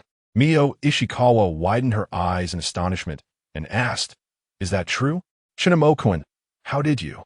Thanks to Miss Feng's assistance, Chen Mo briefly explained. She discovered that a group led by Hikawa Tetsuka specializes in forging guarantees for deceased individuals to commit fraud. Miss Feng? Mrs. Ishikawa inquired, puzzled. Yes, she is. A friend of Chen Mo-kun, Mio replied softly, her tone unexpectedly subdued. The three continued their conversation for a while. Mrs. Ishikawa glanced at the clock on the wall, wishing to create an opportunity for her daughter. She gently patted Mio's hand. Mio-chan, it's getting late. You should return home. The nurses will take care of me. I can manage alone. Mio quickly protested. No, Okayasan. I want to stay with you. Okayasan can manage on her own. Do you wish to trouble Chen Mo, who has helped us so much? Yet, Mio's brows furrowed with worry as her fingers nervously twisted the edge of the hospital bed. Mio-chan. Chen Mo interjected gently. Aunt needs rest now. We will return early tomorrow with some daily necessities and clothing. Mrs. Ishikawa nodded approvingly. Chen Mo is right. Mio-chan, you haven't rested properly these past few days. You're already exhausted, and your dark circles are more pronounced. Though Mio wanted to say more, her mother's gaze silenced her. She complied and stood up, carefully adjusting the blanket around her mother. Then, Okayasan, please rest well. If anything happens, do press the call button immediately. Understood. Now go. Mrs. Ishikawa smiled as she watched the two leave. As they exited the hospital room, the corridor lights elongated their shadows. Suddenly, Mio halted, her voice almost a whisper. Chen Mo-kun, thank you so much today. Chen Mo turned to see her eyes glistening with unshed tears. She lowered her head, her delicate shoulders trembling slightly, resembling a frightened little creature. Mio-chan. He was about to comfort her when the sound of hurried footsteps interrupted. Hey, why did you take so long? Jidao Feng strode towards them from the end of the hallway, jingling car, keys in her hand. She scanned the space between them. You didn't forget I was waiting, did you? Mio hastily wiped away her tears and took a step back. Feng, Miss Feng. Jidao Feng raised an eyebrow, suddenly leaning closer to Mio's face. Oh, have you been crying? She then turned to Chen Mo, her tone turning dangerous. Did you bully her? Don't say such nonsense. Chen Mo said, exasperated as he gently pushed Jidao Feng back a step. It was probably best to keep the oblivious Jidao Feng away from Mio. Mio-chan is just worried about her mother. Jidao Feng pouted, then suddenly threw an arm around Mio's shoulders. Come on, let us go. Tonight, I'm treating you to a late-night snack. Mio was taken aback by her sudden enthusiasm, looking to Chen Mo for help. Just as Chen Mo was about to speak, Jidao Feng had already dragged the girl towards the elevator. Don't look at him. I'm telling you, this guy is just a tight-lipped bore. Before the elevator doors closed, Chen Mo noticed Mio was laughing again, her tense demeanor finally easing. He hurried to catch up, but was stopped by a doctor in a white coat at the corner. Excuse me, are you Mr. Chen Mo? The doctor asked in a hushed tone. Could we speak privately? Chen Mo eyed him warily, but upon confirming his credentials, he nodded. The doctor led him to an empty nurse's station, producing an X-ray from a folder. He said, Mr. Chen, Mrs. Ishikawa's condition is somewhat complex. We discovered abnormal shadows on her liver during surgery, which require further examination. Chen Mo's heart sank. What does that mean? It may be a slight rejection of the new organ. The doctor adjusted his glasses. Of course, it requires thorough confirmation. However, considering her financial situation, money is not an issue. Chen Mo interrupted. Please arrange for the best examinations and treatments. The doctor sighed in relief. That's wonderful. I will arrange it immediately. In truth, it was not a significant issue. However, Chen Mo's previous deposit of several tens of millions of yen had stirred quite a commotion in their clinic. This young man clearly was not someone lacking in funds. Yet, since the Ishikawa mother and daughter had discharged themselves early last time, the doctor hoped to keep them longer this time to enhance the hospital's performance. Chen Montauk nodded. As he turned, he noticed the elevator doors had already closed. He quickly made his way to the stairwell, where he overheard Jidao Feng's voice echoing from the safety corridor. So you two are really just classmates and friends? Miss Feng. Mio's voice carried a hint of embarrassment. Chen Mo-kun, he is just helping out of kindness. Though she had shared a moment with Chen Mo, she was not a greedy girl. She had refrained from revealing their relationship in front of her mother, perhaps out of her own concerns. Though she felt a twinge of disappointment, she could not burden Chen Mo further.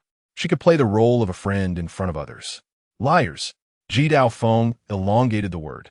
Just look at how he looks at you. Miss Feng, Mio's voice grew frantic. Please don't joke about that.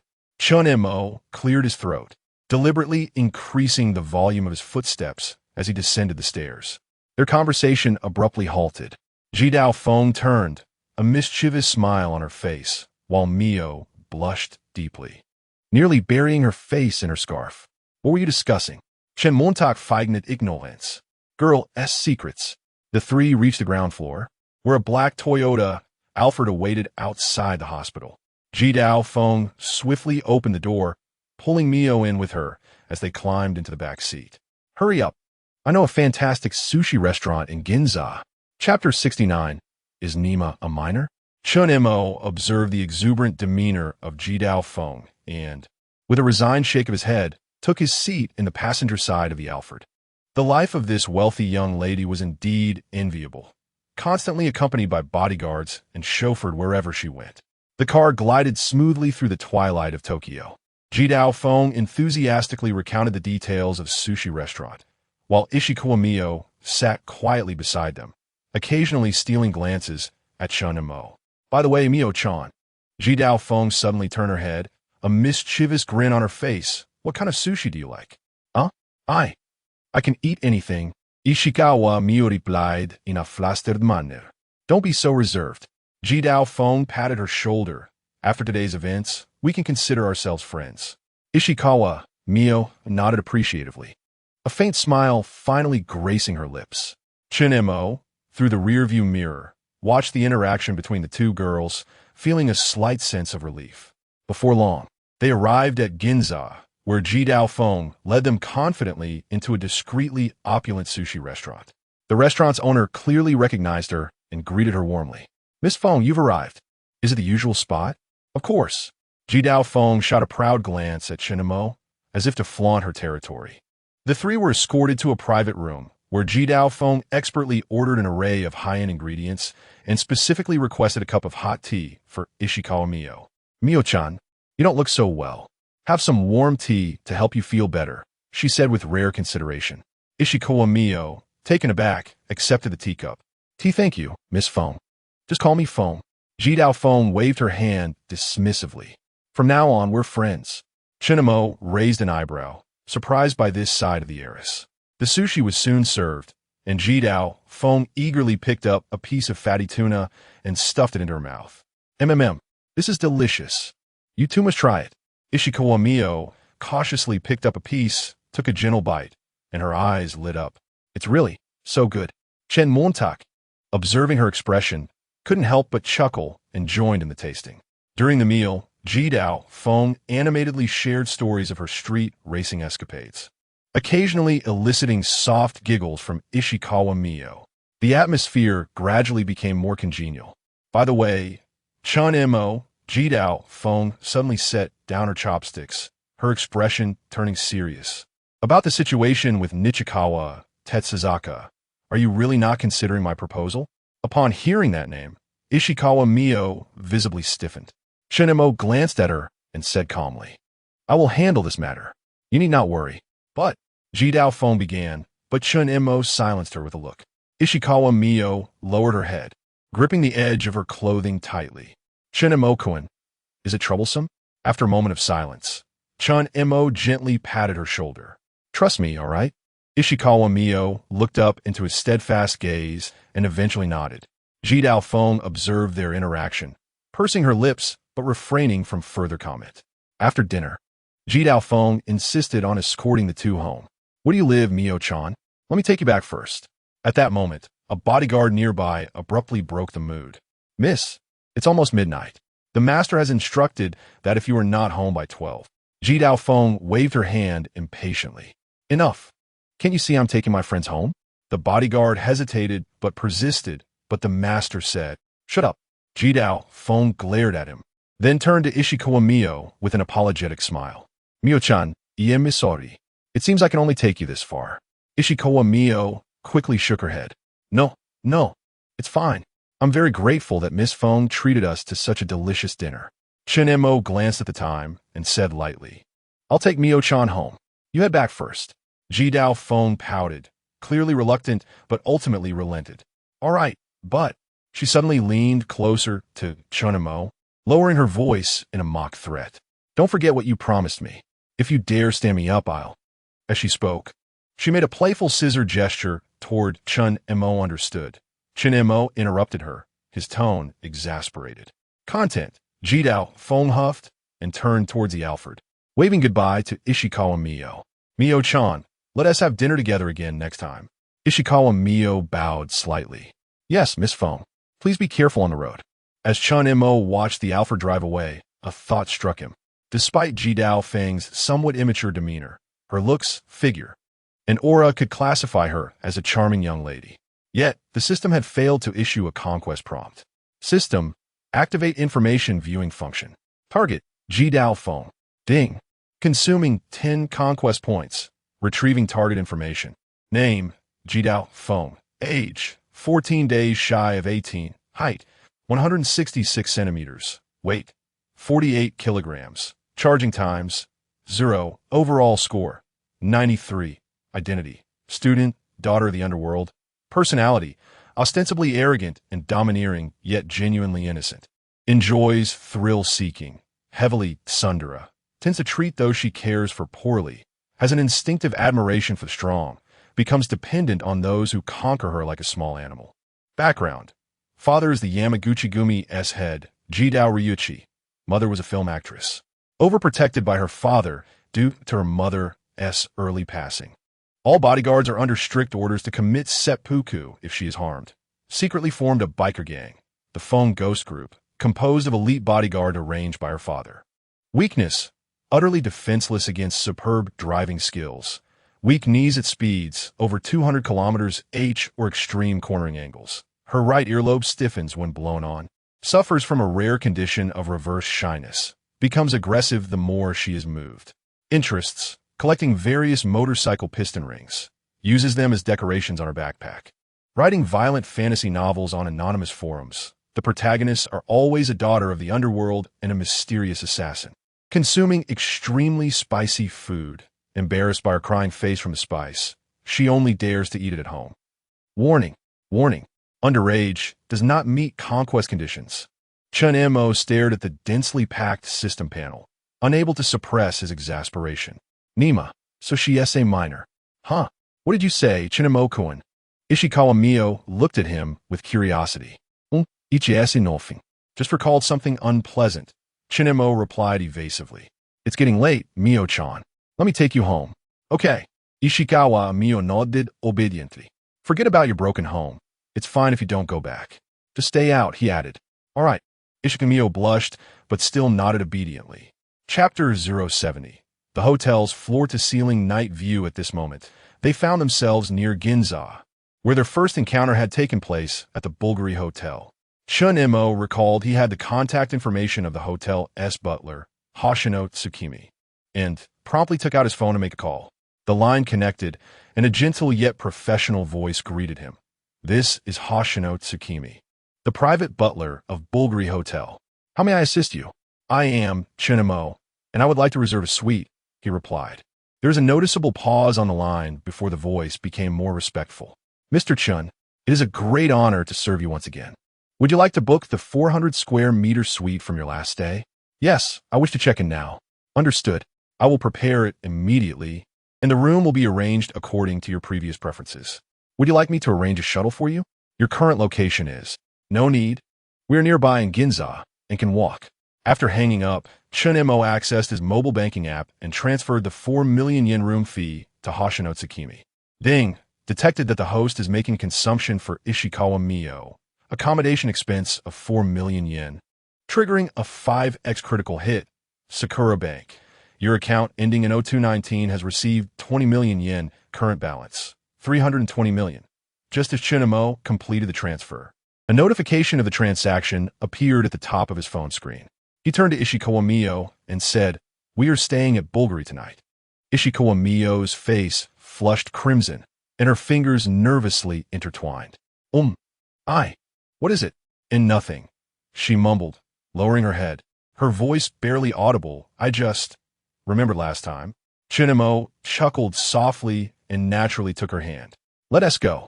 They strolled through the bustling streets of Ginza, the dazzling neon lights casting colorful reflections in Ishikawa Mio's clear eyes.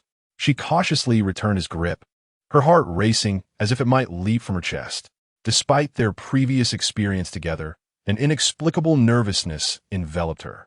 Upon entering the lobby of the Bulgari Hotel, Hoshino Tsukimi awaited them with her customary smile, impeccably dressed in a tailored uniform. She bowed deeply. "Welcome back, Mr. Chun, Miss Ishikawa." Ishikawa Mio responded awkwardly, while Chen Mo directly inquired, "Is the room ready?" "Yes, everything is prepared. This time, we have specially upgraded the fragrance system in your suite to use Italian. Please, just lead the way." Chen Mo interrupted her lengthy introduction. "Certainly, please follow me." The elevator ascended directly to the 44th floor, to the same room as last time. As the door opened, Ishikawa Mio couldn't help but hold her breath once more, overwhelmed by the opulence surrounding her. The suite was enveloped in soft lighting, with the breathtaking night view of Tokyo Tower visible through the floor-to-ceiling windows. A steaming bubble bath awaited in the bathroom. Hoshino Tsukimi respectfully presented the room key. "Your 4 million yen suite is ready. Should you require anything, please do not hesitate to contact me. I am at your service 24/7. Once the butler departed, a subtle tranquility settled in the room. Ishikawa Mio stood at the entrance, so anxious she could hardly move. Chen Mo approached her, gently lifting her chin. "What's wrong? Are you uncomfortable?" "No, it's not that," she stammered, shaking her head frantically, her long hair swaying with emotion. "It's just, you've spent so much on me again. This amount is nothing to me, and honestly, it's a bit of a bargain considering." Chen Mo smiled as he loosened his tie and walked towards the bathroom. "Do you want to bathe first? Or shall I?" Ishikawa Mio's face grew even redder. I can wait for you to go first." Chen Mo raised an eyebrow. "Together?" "Eh," she gasped, stepping back slightly, nearly tripping over her own feet. "And no. I'm dirty today. Enough of this nonsense." Chen Mo stepped forward and effortlessly swept her into his arms, striding into the bathroom. Ishikawa Mio gasped at his sudden action, instinctively wrapping her arms around his neck, her face buried into his chest, where she could hear the steady beat of his heart. In the bathroom, the warm steam coated the mirror with a thin veil of mist. Chen Mo gently placed her at the edge of the tub, which was adorned with rose petals. The warm water enveloped them both. He took a bath sponge and gently scrubbed her back, the foam cascading down her graceful spine. He suddenly paused. "What happened to this bruise?" Ishikawa Mio stiffened. "It was from being shoved by a debt collector yesterday," she replied, not wanting to worry him. "I accidentally fell." Before she could finish, Chen Mo's hand pressed against the bruise, the warmth of his touch causing her to catch her breath. To be honest, his voice turned somber. Was it those people? Her voice dwindled, but it doesn't hurt anymore. The water in the tub rippled suddenly as Chen Mo turned her to face him. In the swirling steam, his gaze darkened, yet his fingers caressed her cheek with utmost tenderness. "It won't happen again." Those words seemed to trigger something within her. Ishikawa Mio suddenly threw herself into his embrace. The warm water splashed out of the tub, wetting the marble floor. She clung tightly to Chen Mo's shoulders, her hot tears mingling with the bath water. "See how Chen Montak, I'm so scared." Her sobs rendered her voice fragmented. "They said I had to film that kind of movie to repay them. If it weren't for you." Chen Mo gently stroked her damp hair, allowing her tears to soak into his chest. In that moment, he felt her petite body tremble in his arms, like a frightened little bird, igniting an unfamiliar protective instinct within him. As Ishikawa Mio cried to the point of hiccuping, Chen Mo lifted her and walked towards the floor-to-ceiling windows. The myriad lights of Tokyo sprawled beneath them like a fallen galaxy. Ishikawa Mio gazed at their reflections on the glass, seeing herself completely enveloped in Chen Mo's embrace, her eyelashes still adorned with teardrops. "Those bastards. I will take care of them. They're not worthy of a single tear from you." Ishikawa Mio looked at the distant twinkling Tokyo Tower, suddenly realizing that the darkness which once terrified her felt trivial, like dust, in this moment. The night view of Tokyo was breathtaking. Chapter 071. Purchasing expensive supplements. The following morning, sunlight streamed through the curtains, illuminating the disheveled studio apartment. Chen Mo's delightful dream came to an abrupt end. He tossed aside the covers, revealing two pairs of eyes locked in a gaze, each reflecting contrasting emotions. Chen Mo's profound eyes fixated on the flustered, yet utterly charming expression of Ishikawa Mio. A mischievous grin adorned his face, while Mio's cheeks flushed crimson, wishing for nothing more than to disappear into a crevice of the earth. Her eyes brimmed with panic and embarrassment as she stammered, I just woke up observing her helplessness. Chen Mo could not suppress a chuckle. He reached out, gently pinching her rosy cheek, elongating his tone playfully. Oh, so that's how it is. Such teasing only deepened Mio's embarrassment, prompting her to burrow beneath the covers. In a muffled tone, she exclaimed, Tien Mkung. Don't laugh at me. Seeing her retreat, Chen Mo reined in his playful intentions. He lifted the covers once more, enveloping her in his embrace, tenderly ruffling her hair and saying, All right, I won't tease you anymore. It was only then that Mio slightly raised her head, her glistening eyes searching Chen Mo's as she asked, Chen Mo-kun, do you think I'm a bad girl? Do you dislike me? Leaning closer to her ear, he lowered his voice. How could that be? Mio-chan is the most well-behaved. I actually quite like you just the way you are. Startled, Mio pushed him away in a flurry, leaping from the bed. I'm going to wash up, she stammered, fleeing into the bathroom without a backward glance. Watching her hurried exit, Chen Mo couldn't help but shake his head and chuckle. This little kitten is truly adorable. It's hard to resist the urge to tease her. The sound of water cascaded from the bathroom. A slender silhouette could be faintly discerned through the frosted glass. Mio-chan, do you need my help with your back? He called out, raising his voice slightly. The water ceased abruptly, replaced by Mio's panicked response. No need. I'll be done soon. Half an hour later, hotel staff delivered a sumptuous breakfast. The delivery was made by two young female employees. As they wheeled in the cart, Ishikawa Mio emerged from the bathroom, towel in hand, drying her damp hair. Spotting the waitstaff, she instinctively took a step back, her ears tinting pink. She thought to herself, they must think taking a shower so early in the morning. Please enjoy your meal, the staff said politely, bowing as they exited the suite. Chen Mo was already seated at the dining table by the floor-to-ceiling window. He glanced up at Mio, who lingered at the bathroom door in hesitation, a smile playing at the corners of his lips. Come over for breakfast? Or perhaps, he paused deliberately, Mio-chan, isn't hungry? Tien Mkun. Mio stomped her foot in a mix of embarrassment and frustration, the sound muffled by the carpet. She hurried to the table, grabbing a slice of toast and stuffing it into her mouth, cheeks puffed as she mumbled, I am hungry. Chen Mo reached out to wipe crumbs from the corner of her mouth. Mio froze, her long lashes fluttering. Chen Mo-kun, why are you so nice to me? It feels like a dream. Why does it matter? Chen Montak replied. He simply wished to provide a home for every beautiful girl. Yet, gazing into Mio's innocent eyes, he found himself saying, because Mio-chan, you deserve it. He gently ruffled her hair and added, now hurry and eat. We need to buy some supplements for your mother. She appears rather frail.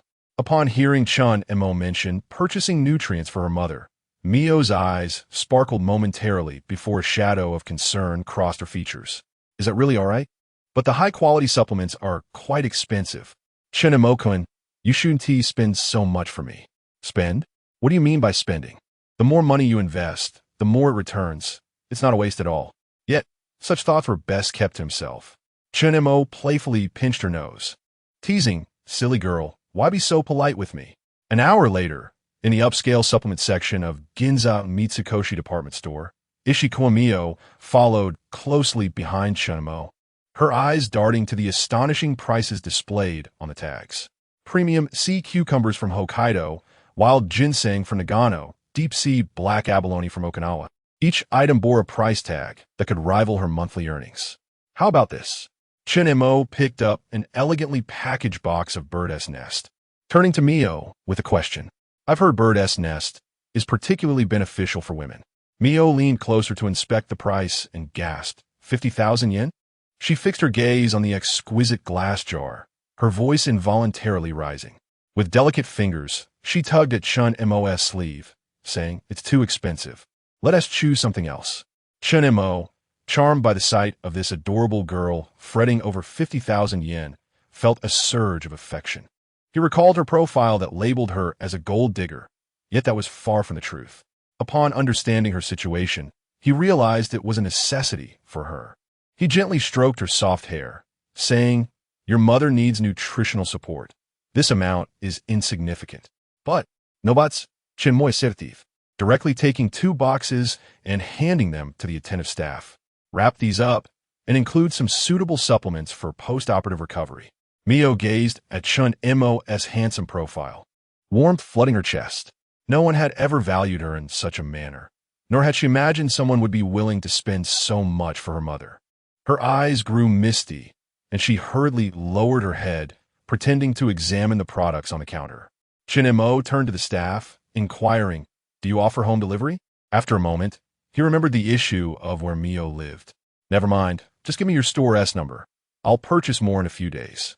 He intended to buy a house later that afternoon, registering it under Ishikawa Mio's name. Wouldn't that mean a substantial sum of money would soon be deposited? The mere thought of it brought him delight. Okay, here is the refined version of the text you provided. Chapter 072. Yuki Murakami, the number 2 cash cow, subsequently. At Shiakawa Mio's urging, Chen Mo procured a plethora of nourishing supplements. Sea cucumbers, abalones, and ginseng were all meticulously wrapped by the shop assistant. Just as the clerk was packaging the items, a feminine voice echoed from behind them. "Mio-chan?" Upon hearing the familiar intonation, Shiakawa Mio's body stiffened. She pivoted slowly. Standing a few meters away was the person she least desired to encounter in Chen Mo's presence. Yuki Murakami, a colleague from the companion service.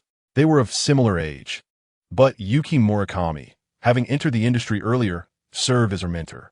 She had imparted much wisdom, for which Shiakawa Mio was deeply grateful. She was also among the few colleagues aware of her familial circumstances. Yuki senpai." Shiakawa Mio's voice was barely audible, her fingers nervously clutching the hem of her garment. Chen Mo, too, turned to face the speaker. The source of the voice was a striking young woman with a sharply styled, multicolored short haircut and soft facial features. Her eyebrows were delicately arched, and her eyes were large and luminous. A dainty nose and exquisitely shaped lips lent her an air of youthful sweetness. However, her overall attire stood in stark contrast to her visage. Several silver earrings adorned her ears, and a black leather choker encircled her neck, embellished with metallic clasps. She donned a semi-transparent, white, long-sleeved top, its gossamer fabric revealing glimpses of the undergarments beneath. The top was cropped, exposing her slender waist and abdomen. Her lower half was clad in black, form-fitting shorts, adorned with an array of metallic studs, imparting an edgy flair. The shorts' brevity accentuated the length of her legs, which were encased in thigh-high stockings. A black leather garter encircled her thigh, complementing the shorts' aesthetic.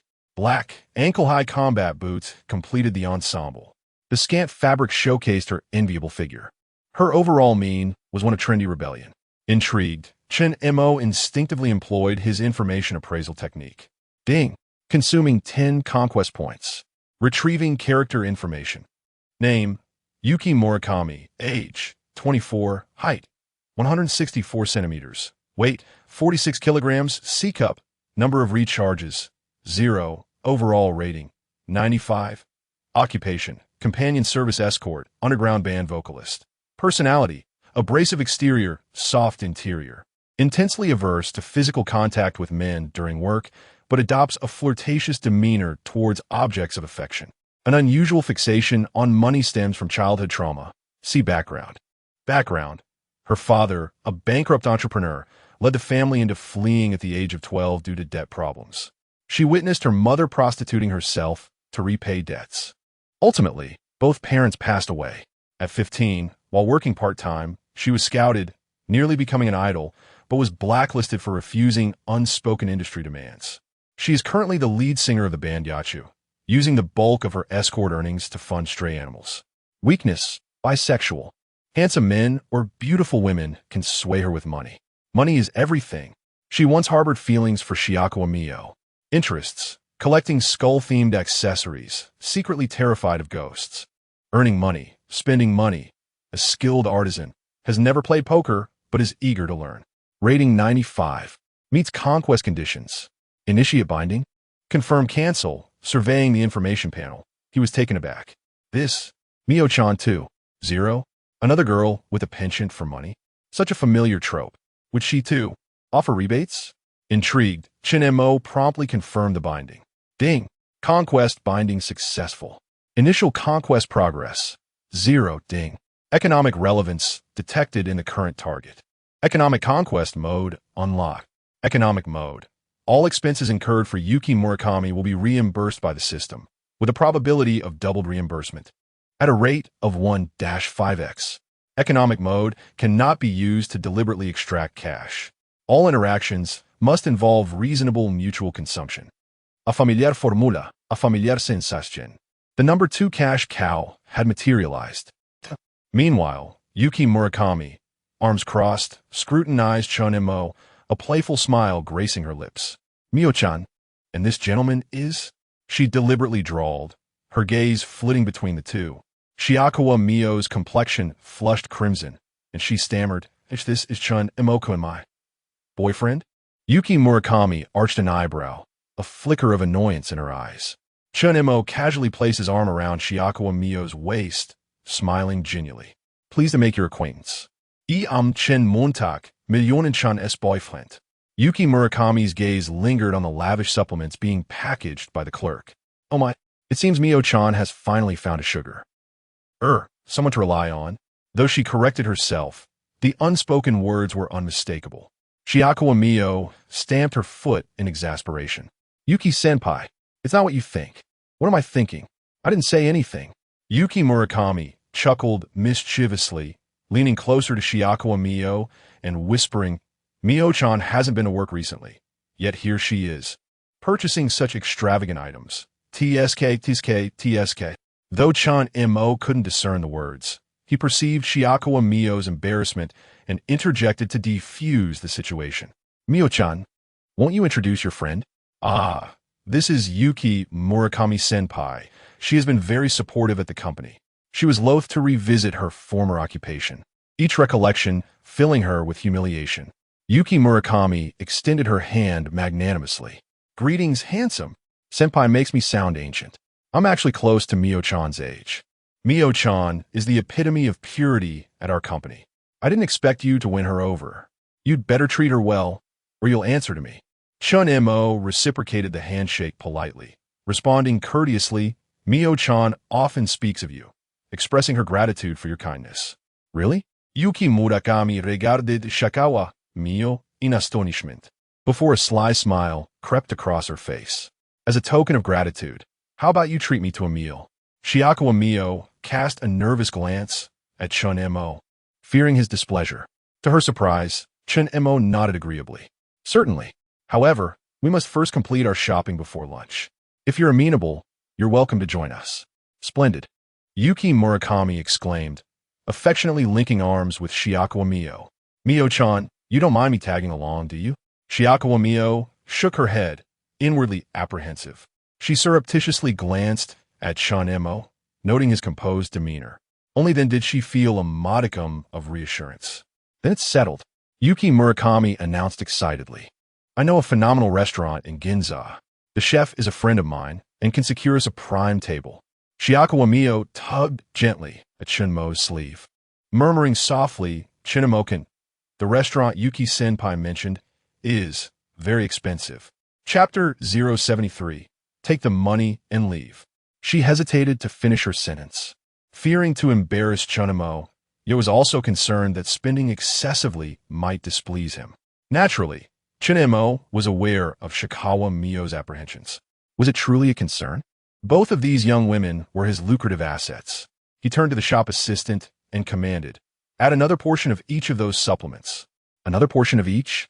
The shop assistant, astonished, sought confirmation, stating the total for these supplements has already exceeded 3 million yen. Upon hearing this, Shiakawa Mio's heart tightened. 3 million. It exceeded her total earnings from the past 3 months. In a flurry, she grasped Chen Mo's arm, exclaiming, that's too much. Mom won't be able to consume it all. Your aunt requires long-term care. You should partake as well. Chen Mo replied gently, patting her arm. Silly girl, if you don't, where'll I find the money? He then turned to the shop assistant and added, please fetch 2 boxes of top-tier Ganodermaspore powder. Beside them, Murakami Yuki's eyes widened in disbelief as she leaned closer to the counter, watching the assistant scan the astonishingly priced supplements. When the final total displayed as 518, 500 yen, she couldn't help but exclaim, wow, Mio-chan, your boyfriend not only looks handsome, but is also incredibly wealthy. Truly a golden son-in-law. She said this half-jokingly. Yet there was a glimmer of comfort and envy in her gaze, knowing that both she and Mio were similarly unfortunate girls. With a flush of embarrassment, Shikawa Mio, who had intended to look down, stubbornly replied, Chinamokoin is a wonderful person, not some golden son-in-law. Yuki-senpai, please refrain from saying that. Fei, I'm sorry. Mio-chan, you know I speak my mind. I didn't mean it that way. Murakami Yuki playfully stuck out her tongue, making a face. Chen Mo chose to remain silent, allowing the 2 financial treasures to interact, while he effortlessly produced his bank card to settle the bill, as if the 5 million yen were mere pocket change. The shop assistant accepted the card with both hands, skillfully operating the POS machine, the sound of the receipt printing echoing distinctly in the quiet boutique.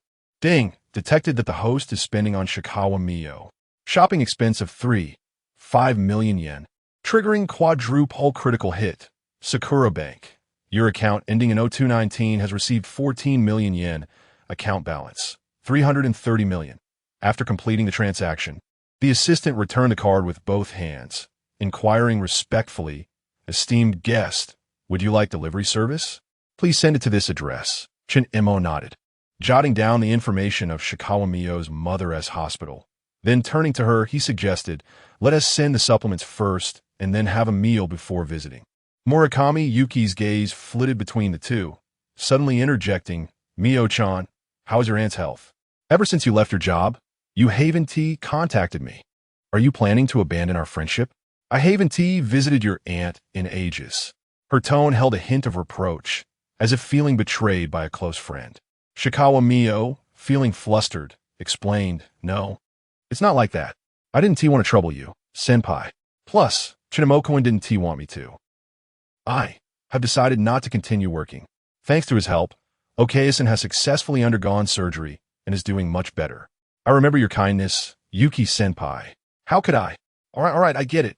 I was just teasing you, Murakami Yuki said with a playful smile. We are such good friends.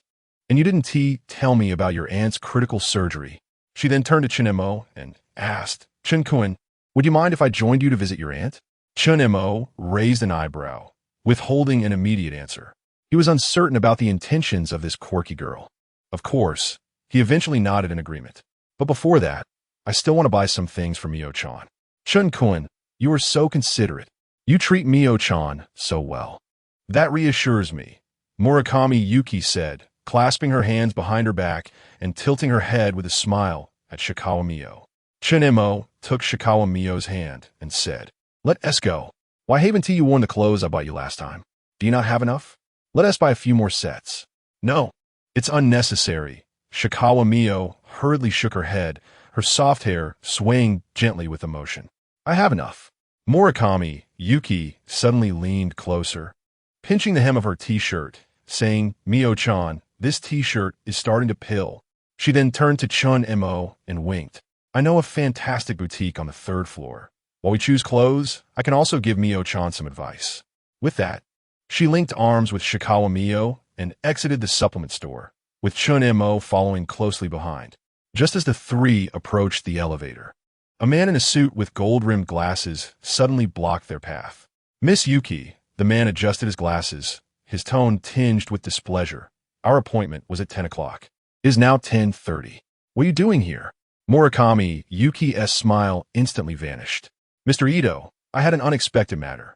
I must temporarily suspend my rental girlfriend service. Unexpected matter? The man, identified as Ito, scoffed, his gaze sweeping over Chen Mo and Shikawa Mio. So your unexpected matter refers to accompanying this couple on a shopping spree? Is the issue of the breach of contract no longer relevant? His tone dripped with sarcasm.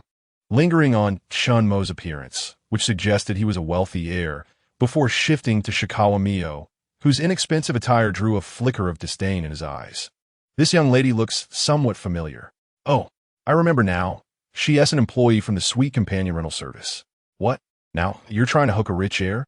Shikawa Mio's complexion turned pale, her grip on Chen Mo's hand tightening unconsciously. Noticing her trembling, Chen Mo's expression hardened.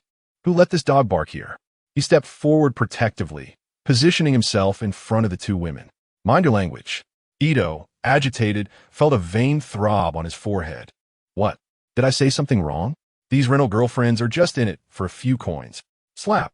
The sharp sound of a slap echoed through the mall corridor as Murakami Yuki retracted her reddened hand, her eyes ablaze with fury.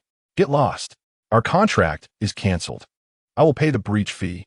Ito, clutching his face in disbelief, exclaimed, You actually dared to hit me? You're just a dirty woman selling her body.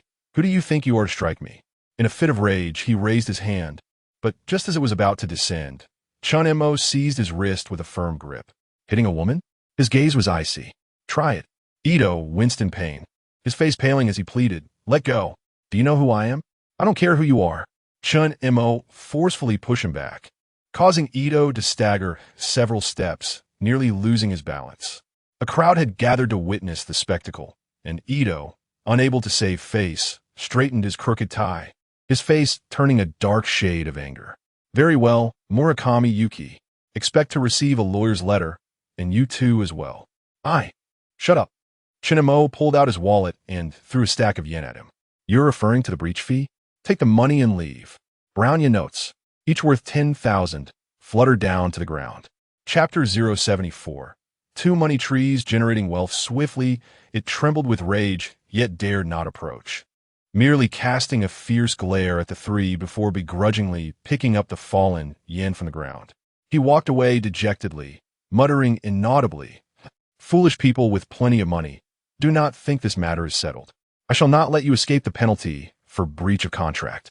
Once he had collected the money and distanced himself from Chen Mo, he venomously declared, Murakami Yuki, you lowly wretch of an occupation. I will lodge a complaint against you at your company. Await your fate. Do not think you will continue in this job. Murakami Yuki stood frozen, her eyes reddening. Sensing her distress, Ishikawa Mio rushed to embrace her. Yuki-senpai, I'm Fine. Murakami Yuki managed a strained smile. Though its words were harsh, they struck deep. As rental girlfriends, they were accustomed to being looked down upon and misunderstood. Nevertheless, her inner strength soon reigned, and she turned to Chen Mo, suddenly bowing in gratitude. Thank you, and I apologize for the trouble I caused you. Chen Mo waved his hand dismissively. Such people are not worth your concern. Come now, weren't we going to buy some clothes? He deliberately shifted the topic to lighten the mood. Murakami Yuki looked at him gratefully, quickly regaining her cheerful demeanor. Yes. I know a shop with skirts that would suit Mio-chan perfectly. The trio ascended to the fourth floor, entering a boutique. Murakami Yuki seemed to transform, as if the earlier incident had never occurred, enthusiastically guiding Ishikawa Mio through the racks. This one, and this one. Mio-chan, you must try these. She thrust several skirts into Ishikawa Mio's arms. Ishikawa Mio, flustered, exclaimed, Yuki-senpai, this is too much. Hurry now. Your boyfriend is quite wealthy. What are you worried about? Murakami Yuki gently pushed her into the fitting room, then turned to Chen Mo, winking. Chen Mo-kun, you don't mind helping Mio-chan buy a few more outfits, do you? Chen Mo shrugged. Not only did he not mind, he was eager to purchase more, preferably the more expensive items, as long as Mio-chan was happy. While Ishikawa Mio changed, Murakami Yuki lowered her voice. Hey, about earlier, thank you. It was just a small gesture. That it is a major client of our company, frequently utilizing rental girlfriend services. He wields considerable influence. Murakami Yuki bit her lip, fearing that this matter would not end amicably. Chen Mo smiled, unfazed. Murakami Yuki looked up at him, her gaze complex. You and Mio-chan have not known each other long, right? Why? Why are you so kind to her? Because she is mine, Chen Mo replied simply. A straightforward declaration that touched Murakami Yuki's heart.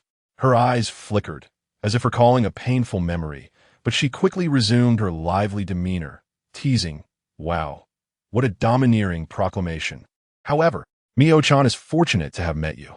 At that moment, the fitting room curtain was gently pulled aside, revealing Ishikawa Mio in a light pink dress. Stepping out shyly, the hem danced with her movements, accentuating her snow-white complexion. "Does it look good?" she asked, her head lowered, fingers nervously entwined. Chen Mo's eyes lit up. The dress perfectly highlighted her slender waist, the imported design tastefully showcasing her delicate collarbone. "It's beautiful," he exclaimed sincerely. Murakami Yuki immediately circled around her, critiquing like a professional. "Indeed, pink suits Mio-chan. However, I believe the navy blue one would enhance your elegance even more." For the next hour, Ishikawa Mio transformed into a dressing doll, trying on outfit after outfit under Murakami Yuki's guidance, while Chen Mo sat on a nearby sofa, watching the two girls flutter among the racks, occasionally offering his opinions.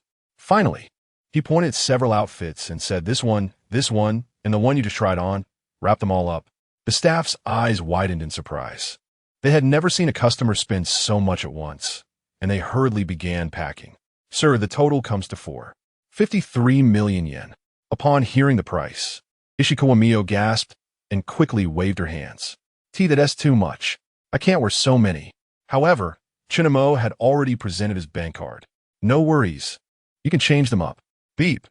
Detected that the host is purchasing for Ishikawa Mio clothing expenditure of 453 million yen, triggering a threefold critical hit. "Sakura Bank, your account ending in 0219 has received 13.59 million yen, current balance 340 million.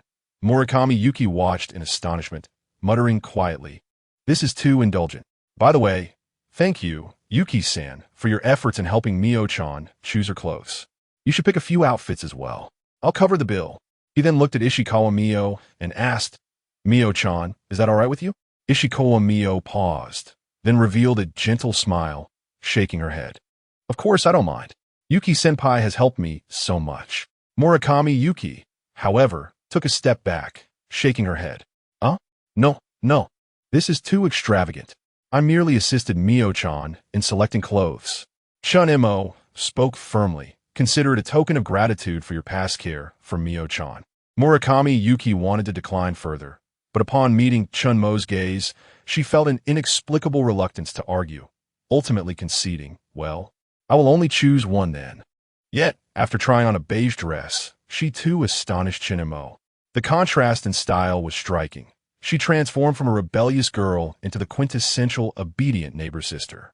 Chen Mo directly instructed the staff, "This one and the previous few she tried on, wrap them all up." The staff beamed widely, their smiles radiant. "Very well, sir." As Murakami Yuki exited the fitting room, she was momentarily stunned. "Wait, those clothes add up to over 2 million yen. Chen Montak Laokit.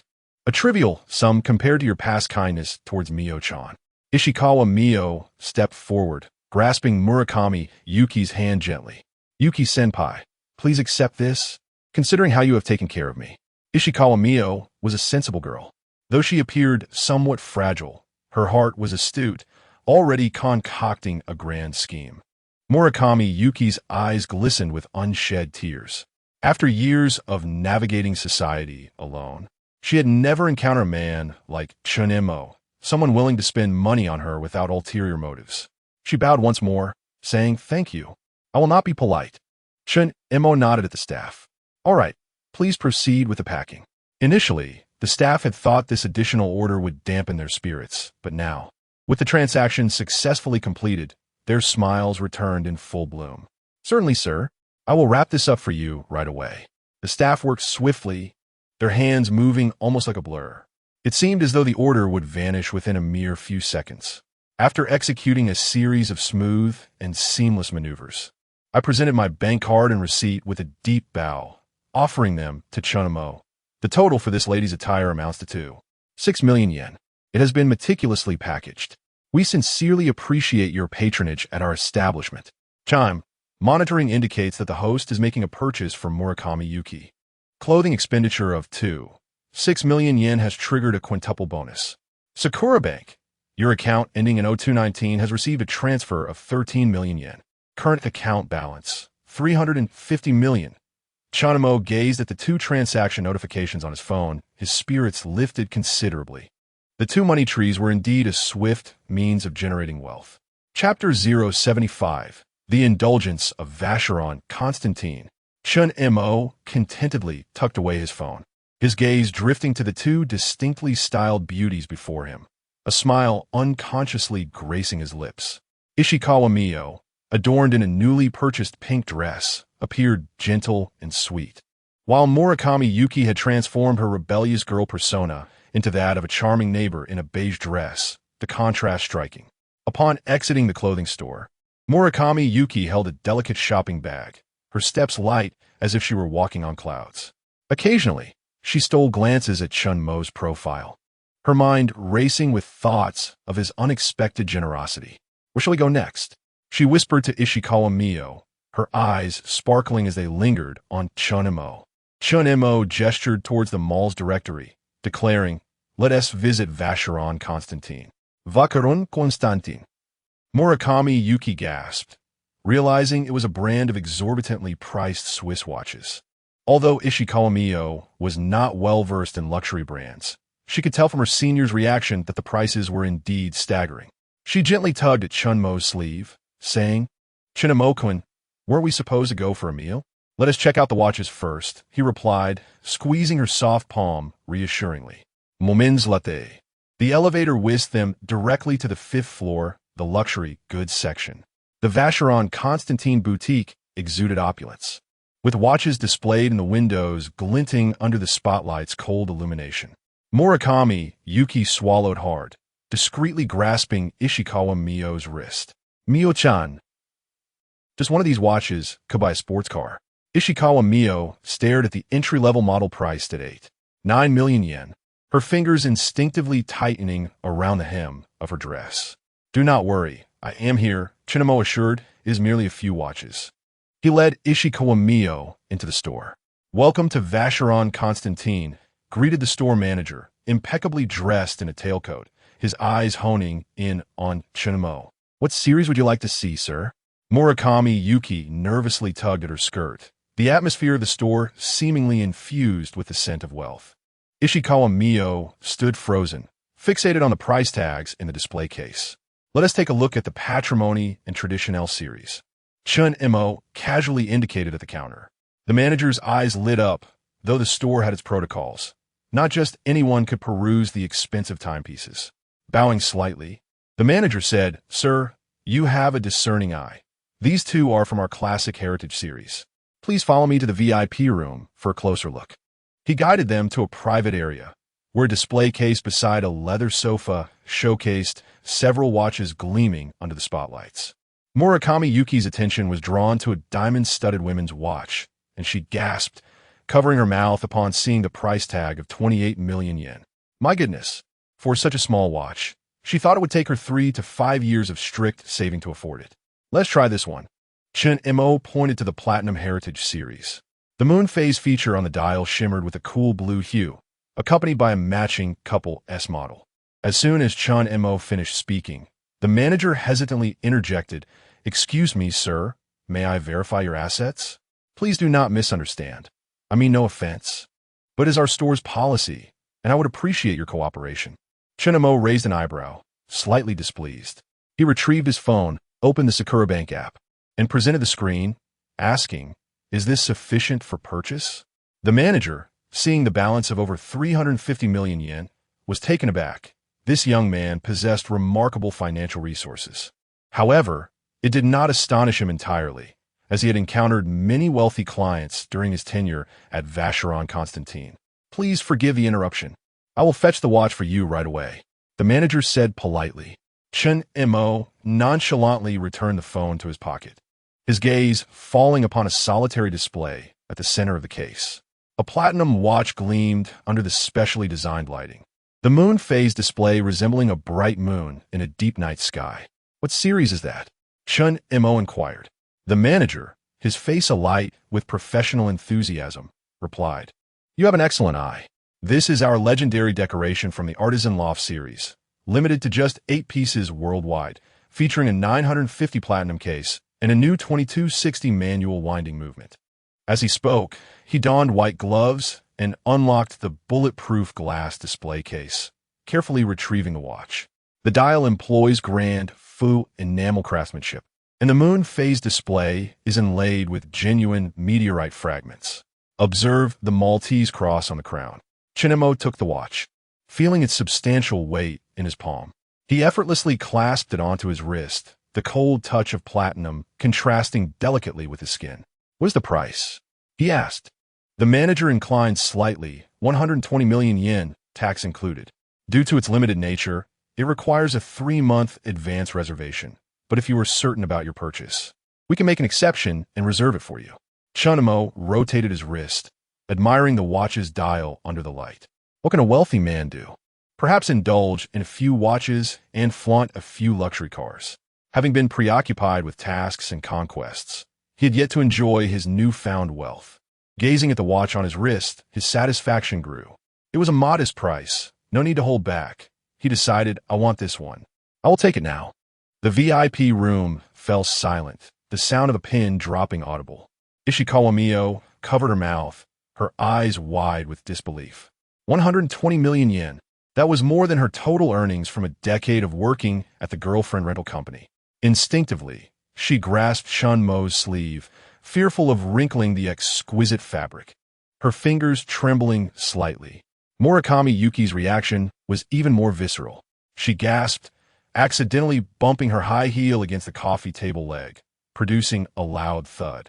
Flustered, she hastily apologized, her cheeks flushed with embarrassment and shock. The manager maintained his composure, his professionalism unwavering. "You mean, you wish to purchase the legendary decoration now? Is there a problem?" Chen Mo raised an eyebrow. "No, of course not," the manager replied, bowing immediately. "I will prepare the necessary documents and warranty card for you.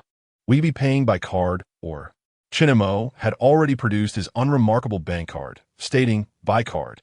"Also, let's take a look at that couple S model you mentioned earlier." "Certainly, sir." The manager quickly returned with another pair of watches, accompanied by 2 staff members holding the timepieces. "This is our matching couples set from the Heritage series. The men's model features a 4,400 manual winding movement, while the women's model has a 1410 automatic movement, both crafted with 18K rose gold cases." Chen Mo picked up the women's watch, turning to Ishikawa Mio, who had been standing silently to the side. "Extend your hand." "Me?" Ishikawa Mio's voice was barely audible. She instinctively glanced at the price tag, which read 36 million yen. Chapter 76. Why are there so many fools today? The number rendered her momentarily dizzy. "Are there any other ladies here?" Chen Mo chuckled, already grasping her slender wrist. Ishikawa Mio's wrist was delicate, her fair skin revealing faint blue veins beneath. The instant the rose gold watch clasped onto her wrist, it seemed to envelop her in a warm glow. "Not bad. It suits you perfectly," Chen Mo remarked, examining it closely. His fingers inadvertently brushed over her pulse point, feeling its rapid rhythm. Ishikawa Mio glanced down at the watch on her wrist. 36 million. This could buy a house in the suburbs. A sudden addition of a miniature apartment on her wrist left her bewildered. Tears welled in her eyes. Throughout her life, aside from her mother, no one had ever treated her so kindly. The days of being bullied by clients at the rental agency and ostracized by colleagues. The times when she forced herself to smile to cover the burden of medical bills suddenly felt distant. "Chen Mo, this is too precious. I cannot." Her voice choked with emotion. "If I say you can, then you can." Chen Mo interrupted her, turning to the store manager. "I'll take this pair as well." Murakami Yuki, sitting nearby, looked on with envy that nearly materialized. Yet she quickly composed herself, smiling at Ishikawa Mio. "Mio-chan, be sure to thank Chun-kun. This watch matches you perfectly." At that moment, Ishikawa Mio could no longer hold back her tears. She bowed deeply, her voice trembling. "Thank you, Tianlun. I will cherish it." Chen Mo gently patted her shoulder and turned to the manager. "Please process the payment." The manager accepted the credit card with trembling hands. After 10 years in this store, he had never encountered such a generous customer. Wealthy patrons existed, but they typically scrutinized every detail, often reserving items for later. This was the first time he witnessed a scenario akin to a scene from a drama, where a domineering CEO gifts his girlfriend. Ding! Detected that the host is making a purchase for Shikawa Mio. Watch purchase of 36 million yen triggers a 5-fold rebate. Sakura Bank. Your account, ending in 0219, has received 180 million yen. Current balance, 380 million. Hearing the series of notifications on his phone, Chen Mo's lips curled into a slight smile. He didn't even need to look. He knew the cashback was being credited. The sensation of money multiplying as it was spent felt quite satisfying. Murakami Yuki stared in disbelief as Chen Mo casually swiped away 156 million yen, feeling as though she'd fallen into a dream. Initially, she had been angry that Shikawa Mio was with Chen Mo because she too had feelings for Mio-chan. However, upon getting to know Chen Mo, she found him not only handsome but wealthy, concluding that Mio-chan was indeed fortunate. Eventually, Chen Mo generously gifted her several million yen worth of clothing, stirring a bittersweet feeling within her. Now, witnessing Chen Mo's immense wealth, an unfamiliar sensation surged within her. Gurgle. Suddenly, Murakami Yuki's stomach growled, leaving her embarrassed and frozen in place. The conversations in the VIP room fell silent, and all eyes turned toward her. The seasoned store manager quickly instructed his staff, "Bring some snacks for these guests." Overwhelmed with shame, Murakami Yuki wished to disappear on the spot. She hurriedly waved her hands. "No, it's not necessary." Understanding, Shikawa Mio linked her arm with Yuki and asked, "Yuki-senpai, did you leave home without breakfast again?" They had previously worked together, and a bond of mutual understanding had formed, with Yuki imparting many small work tips to her. For instance, before receiving a contract, it was wise to skip a meal, allowing for a complimentary meal during a date. In Japan, social dining between men and women typically involved splitting the bill, but that was not the case for rental girlfriends. Dining together meant the client would cover the cost. Murakami Yuki's response was barely audible. Chen Montak interjected, "Let us go eat now that the watch is purchased. I promise to treat your senpai to a meal." "Okay." Shikawa Mio nodded sweetly. Just as the three were preparing to leave, the manager personally delivered the exquisitely packaged watch box to the entrance, bowing deeply. "Thank you for your patronage, Mr. Chun. We welcome you to visit again." Once in the open air, Murakami Yuki's spirits lifted. Gazing at the shimmering shopping bag in the sunlight, she suddenly chuckled, "Mio-chan, you're wearing half a condo on your wrist now." Shikawa Mio quickly covered the watch with her other hand, her face reddening like a ripe apple. Just as Chen Mo was about to tease them, a greasy voice interrupted from behind. "Yuki-chan? What a coincidence." They turned to see a man in a flashy pink suit with slicked back hair striding toward them, a gold chain adorning his neck, and a Rolex on his wrist that gleamed blindingly in the sunlight. Murakami Yuki's expression instantly turned cold. "President Sato, please call me Miss Murakami." Sato Kina was unfazed, his greedy gaze sweeping over Yuki. "I heard you received a complaint from a client. Why not come work for me as a secretary? I assure you, you'll learn more than you do now." As he reached out to place a hand on Yuki's shoulder, Chen Mo stepped in front of her, causing Sato's hand to awkwardly hover in midair. "Who are you?" Sato frowned, sizing Chen Mo up. Upon seeing the platinum watch on his wrist, his pupils constricted. Murakami Yuki seized the opportunity to hide behind Chen Mo. "This is Mr. Chun, my friend." Sato quickly adjusted his demeanor, producing a gold-embossed business card. "I am Sato Kenta, president of the Sweet Companion Rental Girlfriend Agency. May I ask where Mr. Chun is currently employed?"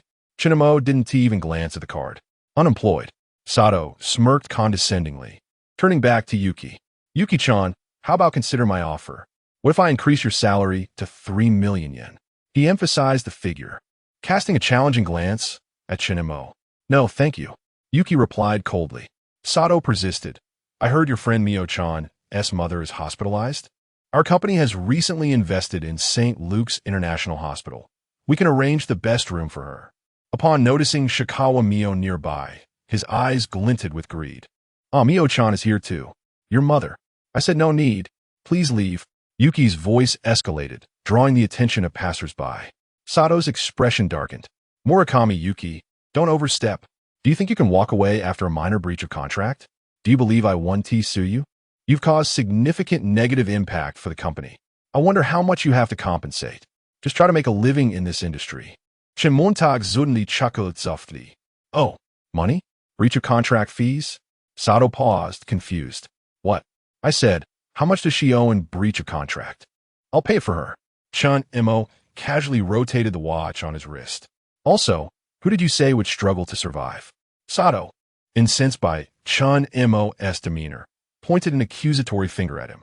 Don't get too cocky. This is slap. A resounding slap interrupted his words. Sato staggered back a few steps, incredulously covering his face and exclaiming, You would dare to strike me? Chen Mo shook his hand, helplessly shaking his head. Was it the same tired rhetoric again? Were all the men in this town so inept? Why were there so many deserving of a beating today? Having just driven away one fool, another had already appeared. Based on the way he had just looked at Ishikawa Mio, Chen Mo had already made up his mind to take action. Why should one wait for an auspicious moment to deliver a blow? Chapter 077. Seeking assistance from the young delinquent, why should I choose a day to hit you? Suddenly struck across the face.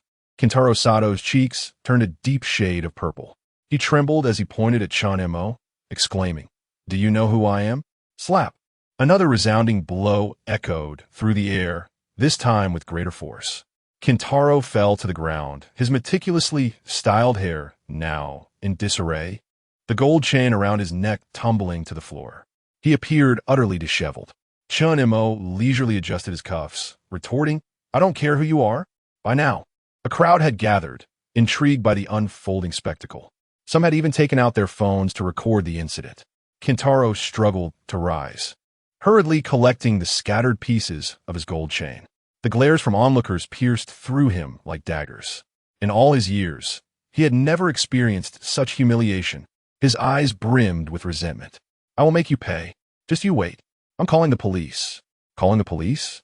Go ahead if it makes you happy. Chen Mo had already considered his options before striking. Worst case, he could pay a fine. The thought of imprisonment never crossed his mind. He firmly believed that money could resolve any issue.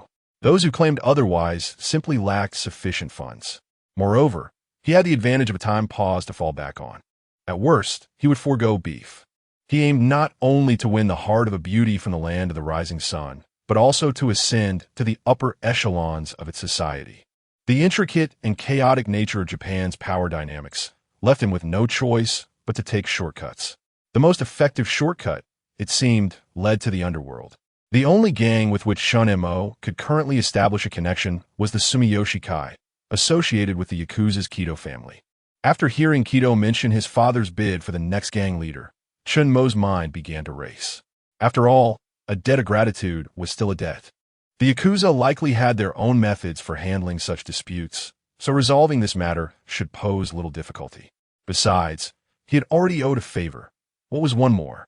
Thus, he pulled out his phone and called Kido. Hello. The moment the call connected, Kido's voice burst forth like a rapid-fire barrage. Why are you calling me? Are you done? Wanting to teach you how to ride a bike. I could ditch class to meet you. Her incessant chatter made Chen Mo wince, and he held the phone a little farther from his ear. No, I need your help with something. Kido teased, Really? You still need my help? I thought you were so full of yourself. Remember when we first met? Chen Mo's expression darkened. She was indeed holding a grudge. He swiftly interrupted her prattling, employing a bit of reverse psychology. Forget it then. I wasn't that eager to ask for your help anyway. I was just being polite.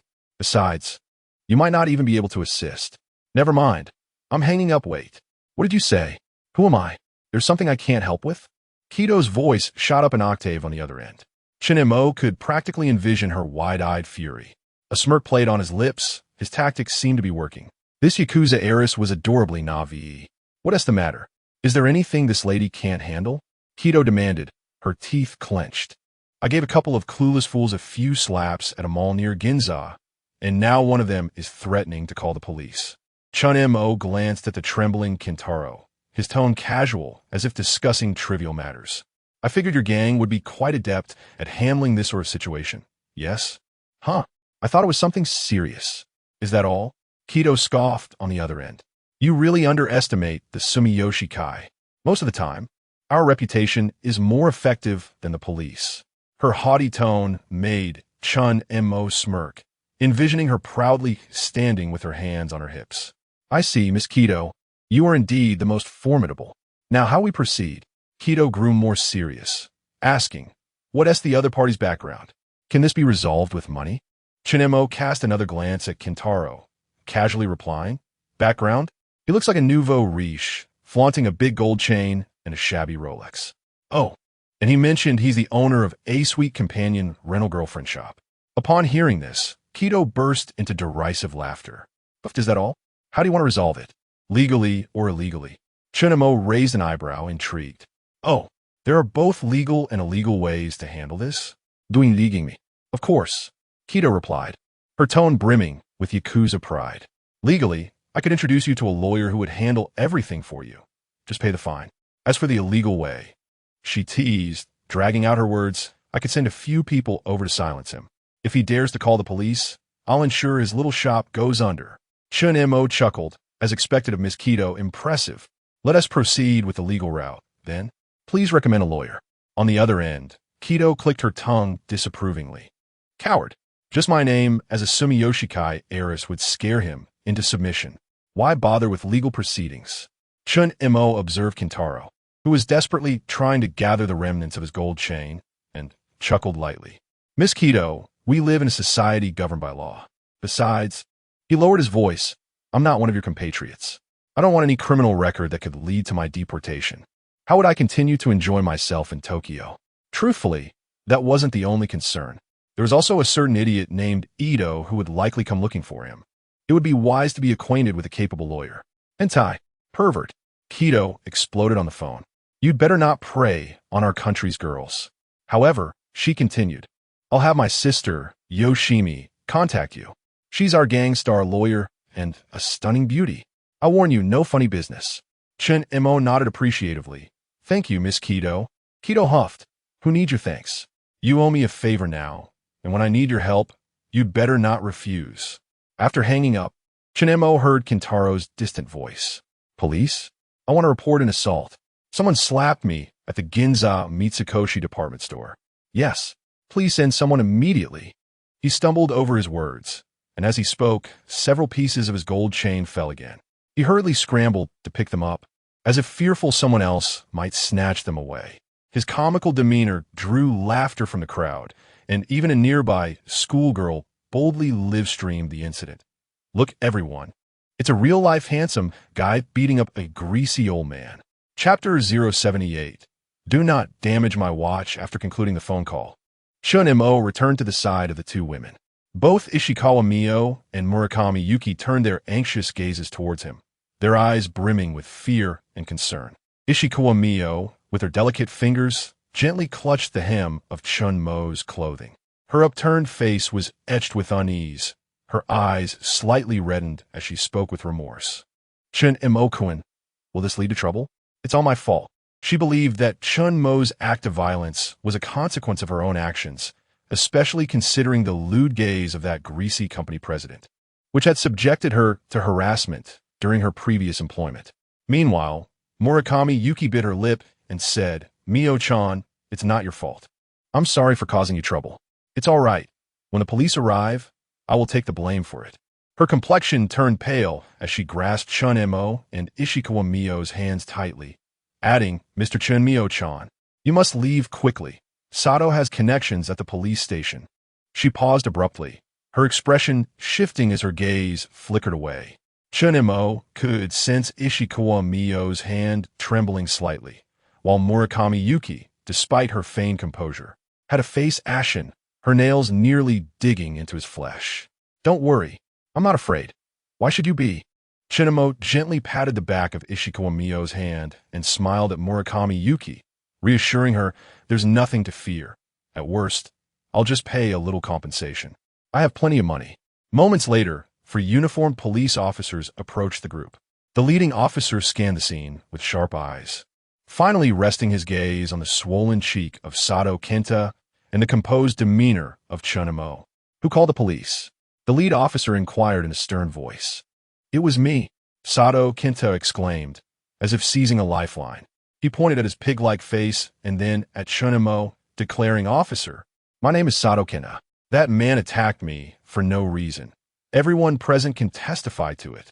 The officer frowned as he turned to Chen Mo. Sir, please present your identification. With calm composure, Chen Mo retrieved his residency card from his wallet and stated in fluent Japanese, I am a shareholder of Yutian Trading. I acted solely in self-defense. He was the one who insulted my friends first. Baka, you're talking nonsense. Sato Kenta retorted, his agitation apparent. He maliciously harmed me. You must arrest him. I will sue for intentional injury. After examining Chen Mo's identification, the officer noted Sato Kenta's insistence and feigned an inquiry to the crowd. Are there any witnesses willing to cooperate with the investigation? A stir ran through the crowd, but no one responded. The ingrained indifference to such matters was evident, and several onlookers with their phones recording the spectacle took a few steps back. Only one girl, a high school student live streaming, hesitantly raised her hand and said, I recorded the whole thing. I can prove that this uncle started the insults. Sato Kenta shot her a fierce glare, causing her to withdraw in fear. Mr. Chun, please cooperate and come to the station to make a statement, the lead officer said, ignoring the girl who had intended to testify. He gestured for his colleagues to take Chen Mo and Sato Kenta away. As they approached with handcuffs, Chen Mo suddenly interjected, Wait, I agree to accompany you to the station to make a statement, but I would prefer to forego the handcuffs, if you please. Stop talking nonsense. You still think you have a reason after hitting someone. One of the officers replied impatiently, moving to forcibly place handcuffs on Chen Mo. Very well. But I advise you to be cautious and not damage my newly purchased watch on my wrist. It is worth 120 million yen. At this, the officers froze momentarily, hesitant to proceed. With an annual salary of only 4 to 500,000 yen, the thought of a watch valued at 120 million yen was staggering. Regardless of its authenticity, the composure in Chen Mo's voice and demeanor made them wary of taking any chances. The lead officer, having overheard Chen Mo's calm yet menacing warning, squinted and scrutinized Chen Mo's wrist. The watch gleamed subtly under the store lights, revealing itself as a Vacheron Constantine. Though he was unaware of its price, he could discern its status as a top-tier luxury timepiece. Let us not use the cuffs for now, the lead officer ordered. Halting his subordinate, Sato Kenta, witnessing this, erupted with indignation. What is wrong with you? He is a violent criminal. Why isn't he in handcuffs? You'd better arrest him, or I will report you to Inspector Takahashi. The lead officer found Sato Kenta's antics somewhat ridiculous. How could someone who owns such an expensive watch be so foolish? It was puzzling how someone of such apparent wealth could be associated with this loudmouth. He thought it prudent to avoid complications. Mr. Sato, please mind your language, the lead officer said coldly, casting a glance at him. Compared to the agitated Sato Kenta, he found the composed Chen Mo far more intriguing. The officer's professional demeanor only infuriated Sato Kenta further. Baka, you're all useless. Ignoring Sato Kenta's outburst, the lead officer turned to Chen Mo, his tones softening slightly. Then, Mr. Chun, we kindly ask you to cooperate with us. Chen Mo nodded and inquired, I am willing to provide a statement. But it was I who struck. My 2 friends are not involved and need not accompany us, correct? The lead officer neither confirmed nor denied this. Chen Mo quickly understood. Turning to the 2 women, he instructed, you both should find somewhere to eat first. I will return shortly. No, Tien-kun, I will accompany you to the police station, Ishikawa Mio insisted, shaking her head stubbornly. Murakami Yuki chimed in, yes, you only acted because of us. We can't possibly eat without you. We will go with you. Enough. I said to go eat. Do as I say, or I will be upset. Chen Mo feigned a stern expression, his tone firm. Ishikawa Mio's eyes glistened with unshed tears. Chapter 79. A fine? Is 1 million enough? She wished to say more, but was gently restrained by Yukari and Murakami. Yukari shook her head softly and whispered, Mio-chan, our presence here will only distract Mr. Chun. It would be wiser to find a place to wait for him. Mio Ishikawa bit her lip. Ultimately, she nodded and quietly said then, Chen-kun, please return swiftly. Chen Mo smiled, ruffling her hair reassuringly. Don't worry, it's just a trivial matter. He then took out his phone and transferred 20 million yen to Mio Ishikawa. Mio-chan, Take Yukari out for a meal. I will be back shortly. Ding. Detected expenditure by the host for Ishikawa Mio. Transfer of 20 million yen for dining. Triggering a 5x critical hit. Sakura Bank. Your account ending in 0219 has received 100 million yen, current balance, for 160 million. After completing the transaction, he turned and followed the police officers away, his demeanor calm and unhurried. Seeing this, Kenta Sato glared fiercely at Chen Mo, shouting at the police. Keep a close watch on him. Don't let him escape. The lead officer, uninterested, merely conducted his duties, escorting both men into the police vehicle. Inside the police car, Kenta Sato sat in the front passenger seat. Earlier, he had inadvertently spotted Chen Mo's residence card, which fueled his anger further. He occasionally turned back to glare at Chen Mo, muttering curses under his breath. Damn Chinese, daring to cause trouble in Tokyo. Just wait until I get my hands on you at the Metropolitan Police Department. Chen Mo closed his eyes, meditating and completely ignoring the provocations. Yet, he took note of Sato's mutterings, knowing this incident would not end quietly. Soon, the police car arrived at a nearby police station. Upon exiting, Kenta Sato strutted ahead with a sense of superiority. As soon as he entered, he bellowed at the duty officer, "Call Inspector Takahashi out. I want to speak with him personally." The duty officer frowned, but picked up the internal phone to relay the message. Before long, a slightly rotund, middle-aged man with a shiny face emerged from the office. Upon seeing Kenta Sato, he immediately donned a warm smile. "Ah, President Sato, what brings you here?" Kenta Sato scoffed, pointing at Chen Mo. "Inspector Takahashi, this Chinese assaulted me in public. Just look at my face. I want to charge him with intentional injury and have him imprisoned." Inspector Takahashi glanced at Chen Mo, noting his ordinary appearance, save for a certain handsomeness. Upon realizing he was a foreigner, he quickly adopted a stern demeanor. "Sir, you are suspected of intentional injury. Please cooperate with our investigation." Just as the lead officer was about to intervene, Chen Mo smiled faintly and interjected. "Inspector Takahashi, are you certain you wish to handle this matter so hastily?" Taken aback, Inspector Takahashi sneered. "What? Are you attempting to threaten a police officer?"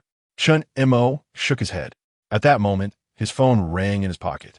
He retrieved it and answered, "Hello? Yes, it's me." "Oh, Ms. Yomi, the lawyer? I am no longer at the mall. Please come to the XX Metropolitan Police Department to find me." After hanging up, a mocking smile spread across Inspector Takahashi's face. "What? Calling a lawyer? In Tokyo? As a foreigner who assaulted our locals, a lawyer won't he help you?" His face quivered with disdain as he gestured to his subordinates. "Take him to the detention room. We will deal with him once President Sato's injury report arrives." The lead officer hesitated but leaned closer to whisper to the inspector. "Inspector, Mr. Chen's identity seems rather significant." "Perhaps." Inspector Takahashi recalled hearing Chen Mo mention a lawyer named Yomi, which sounded somewhat familiar, but he couldn't quite place it. "What? A mere inspector should not be instructed by you. A Chinese in Tokyo can't possibly cause a stir. I told you to take him to the detention room. Didn't you hear?" The lead officer let out a resigned sigh. Torn between his superior and a wealthy individual he couldn't afford to offend, he respectfully gestured for Chen Mo to proceed. Chen Mo remained composed, not wanting to trouble the young officer. He followed him to the detention room. Before leaving, he glanced back at the smug Kenta Sato and Inspector Takahashi, a cold smile creeping onto his lips. "I hope you can still smile as brightly as you do now." Chen Mo felt no anxiety about his current situation. It wasn't mere blind confidence. He was well aware of the power held by the Yakuza, Japan's second-largest crime syndicate. The Sumiyoshi Kai. Kenta Sato spat disdainfully. "Humph, what are you trying to show off? A foreigner daring to be arrogant in Tokyo? Just wait to rot in prison." Inspector Takahashi, harboring a strong sense of xenophobia, chimed in, "Rest assured, President Sato, I will ensure he pays for his insolence." Moments later, Chen Mo was ushered into a cramped detention room. The cold metal tables and chairs, along with the harsh white lighting, created an oppressive atmosphere. One wall bore slogans reminiscent of those found in China, while another was marked by a one-way observation mirror. The young officer who escorted him had been instructed to show no courtesy to Chen Mo. Thus he felt emboldened. "Sit down," he barked, pushing Chen Mo roughly. Unmoved, Chen Mo turned to face him directly. Officer, are you certain you wish to treat a legally entering foreign investor in such a manner?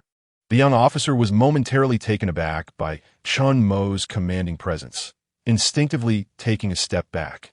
Chen Mo meticulously registered the treatment he received at the police station, awaiting the opportune moment to retaliate. He remained calm, much like the calm before a storm. He leisurely approached the detention room's bench, retrieved a cigarette, and lit it, inhaling deeply as the smoke slowly filled the room. Seeing this, the young officer rushed forward and shouted, "Baka, you bastard! Smoking is prohibited in the Metropolitan Police Department. Put that out immediately." Unfazed, Chen Mo exhaled a smoke ring, a bemused smile on his face. "Oh, and what if I smoke? That would cost me a fine of 100,000 yen. The young officer, with a stern face, replied, "That's the rule." Chen Montauk scoffed, pulling out a stack of yen bills from his wallet and casually tossing them onto the table. "Here's 100,000 yen. I'm prepaying for 10 smoking violations." The bills scattered across the metal table, producing a crisp sound. The young officer was momentarily dumbfounded, having never witnessed such a method of handling fines. Just as he was at a loss, the door to the detention room swung open. Chapter 080, what are you? Inspector Takahashi stormed in, his voice raised in fury. "Who allowed you to smoke in here, you scoundrel?" Chen Mo took another deep drag on a cigarette, deliberately exhaling the smoke in Takahashi's direction. "What's the matter? Is a fine of 100 insufficient? Then let us make it 1,000,000. Chen Mo had been remarkably composed, but did they really think he was devoid of temper? As he spoke, he tossed a stack of bills onto the table. The color drained from Takahashi's face. After years of service, he had never endured such humiliation. "You think your filthy money makes you special? I will ensure you pay dearly for this." Leaning back in a chair, Chen Mo nonchalantly crossed his legs. "Yes, I do have money. So what? Do you think if I were to spend 100 million yen, I could make you lose your job? If 100 million isn't enough, then how about 200 million or 300 million? I firmly believe money can accomplish anything. You're threatening a police officer." Takahashi's forehead was slick with cold sweat. He began to grasp the gravity of the situation. Perhaps this young man was not as simple as he appeared. The audacity in his demeanor sent chills down Takahashi's spine. Just then, the door to the holding cell swung open again, and Sato Kenta entered with another officer. Holding a document and declaring with fervor, "Inspector Takahashi, my injury report is ready. Guess what? I have facial bruises and a mild concussion. Hurry and convict him." Chen Mo cast a glance at the duo. What a shameful collusion. Setting aside the suspicious speed of the injury report, it was clear Sato Kenta had not even visited a hospital. The report was undoubtedly fabricated. With such forgery in play, he no longer needed to present evidence. He would simply wait for his lawyer to arrive. Suddenly, Chen Mo chuckled, for it was truly laughable. So the police department can produce injury reports without a hospital visit? The forgery is rather unprofessional. How amusing. "Shut up." Sato Kenta, humiliated, turned to Takahashi. "Inspector, I want to add charges of defamation. Now that the hospital report is out, the evidence is sufficient. Convict him at once." Takahashi found himself in a precarious position. "Mr. Chun, the evidence is compelling. Do you have anything to say? Perhaps you two could discuss a private settlement?" His tone had softened slightly. Upon hearing Takahashi's suggestion, Sato Kenta erupted, "Inspector, what do you mean by that?" He pointed at his swollen face, spitting with rage. "Look at my injuries. Can this be settled? I look like a pig. How can I face anyone? I want him imprisoned.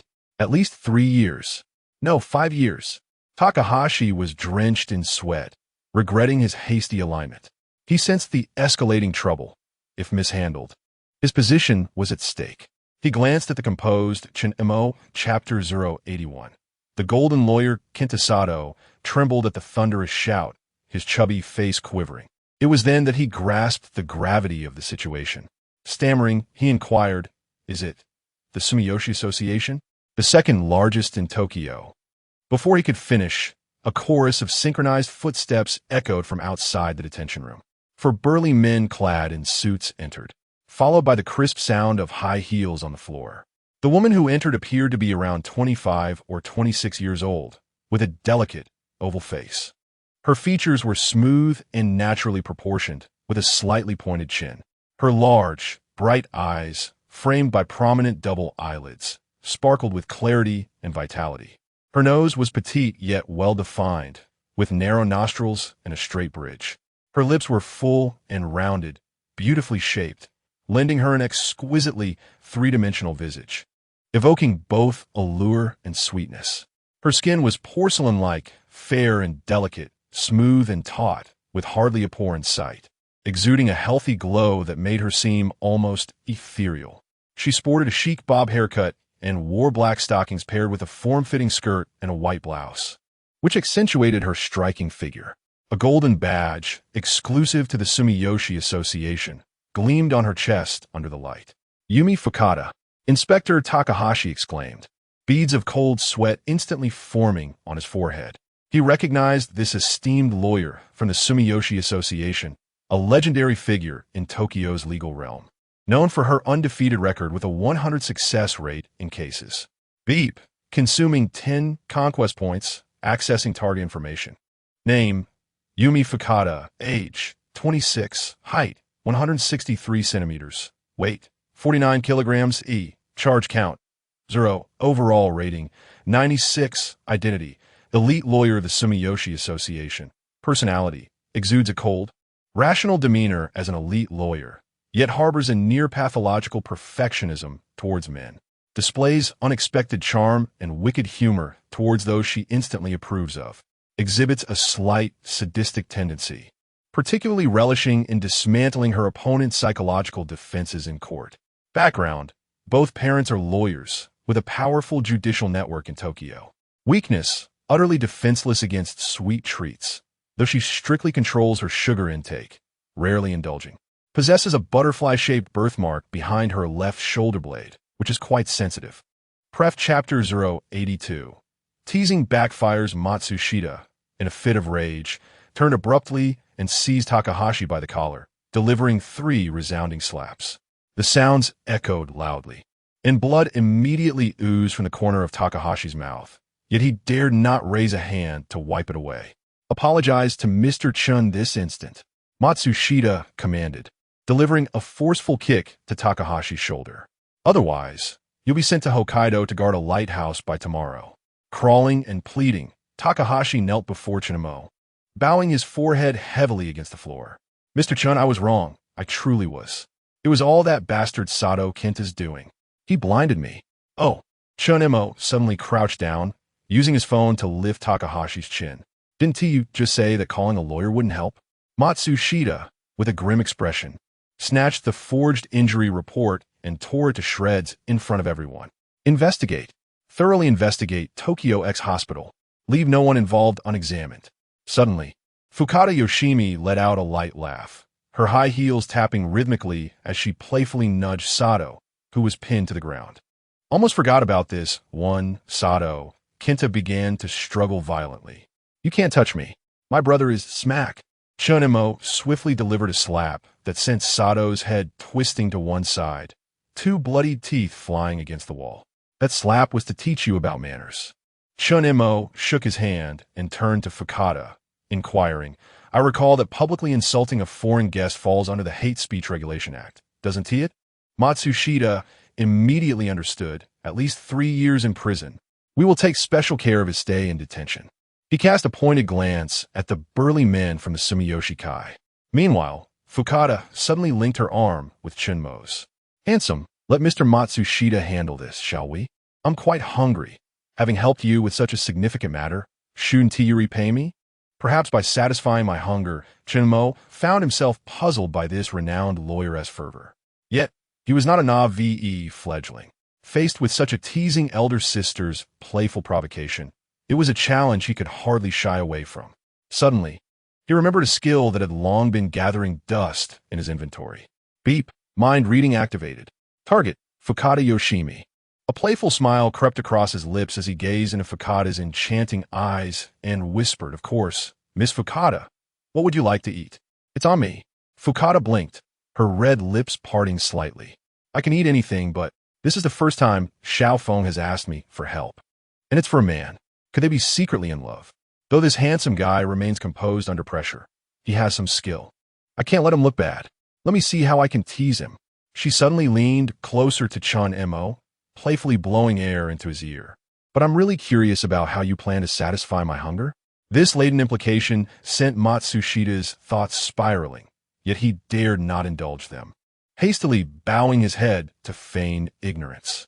Some younger officers in the detention room lost their composure, instinctively swallowing hard, their fearful glances darting away from Fukada. Let us see how great Miss Fukada's appetite is. I assure you, I can satisfy it, no matter how large, Chen Mo calmly replied, teasing her in return. Fukada's eyes widened in surprise. This kid, he is quite bold to joke with me.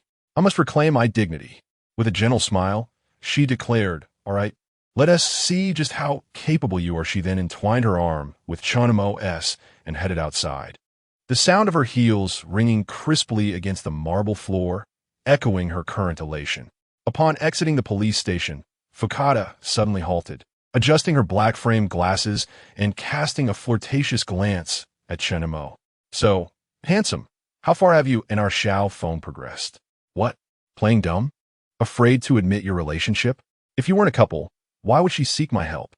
If you two are indeed in a romantic relationship, kissing and hugging are permissible. But, as for the final step, she is still a child. Her father would surely disapprove if he found out. Make no mistake, you can play innocent.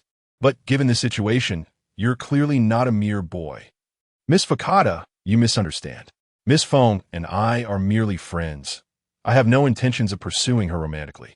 I prefer mature and alluring women, such as Chen Mo stated, his gaze hinting at his answer. Fukada's steps abruptly halted, a dangerous glint flashing behind her glasses. Such as, what a brave boy to tease me so. However, his eyes and lips are sincere.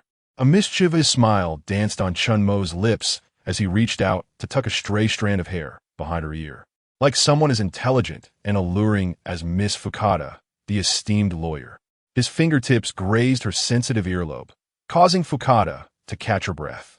Damn, how bold. He dares to make a move. But this is how men should be. It adds to the intrigue. You little brat, daring to tease the top lawyer of the Sumiyoshi Kai. Are you not afraid I might have my bodyguards take care of you? She feigned anger, her eyes narrowing. Yet, the slight blush on her ears betrayed her true reaction. Taking a bold step forward, she nearly pressed her 10-centimeter heels against Chen Mo's shoes. Instead of retreating, Chen Mo leaned into her assertive advance.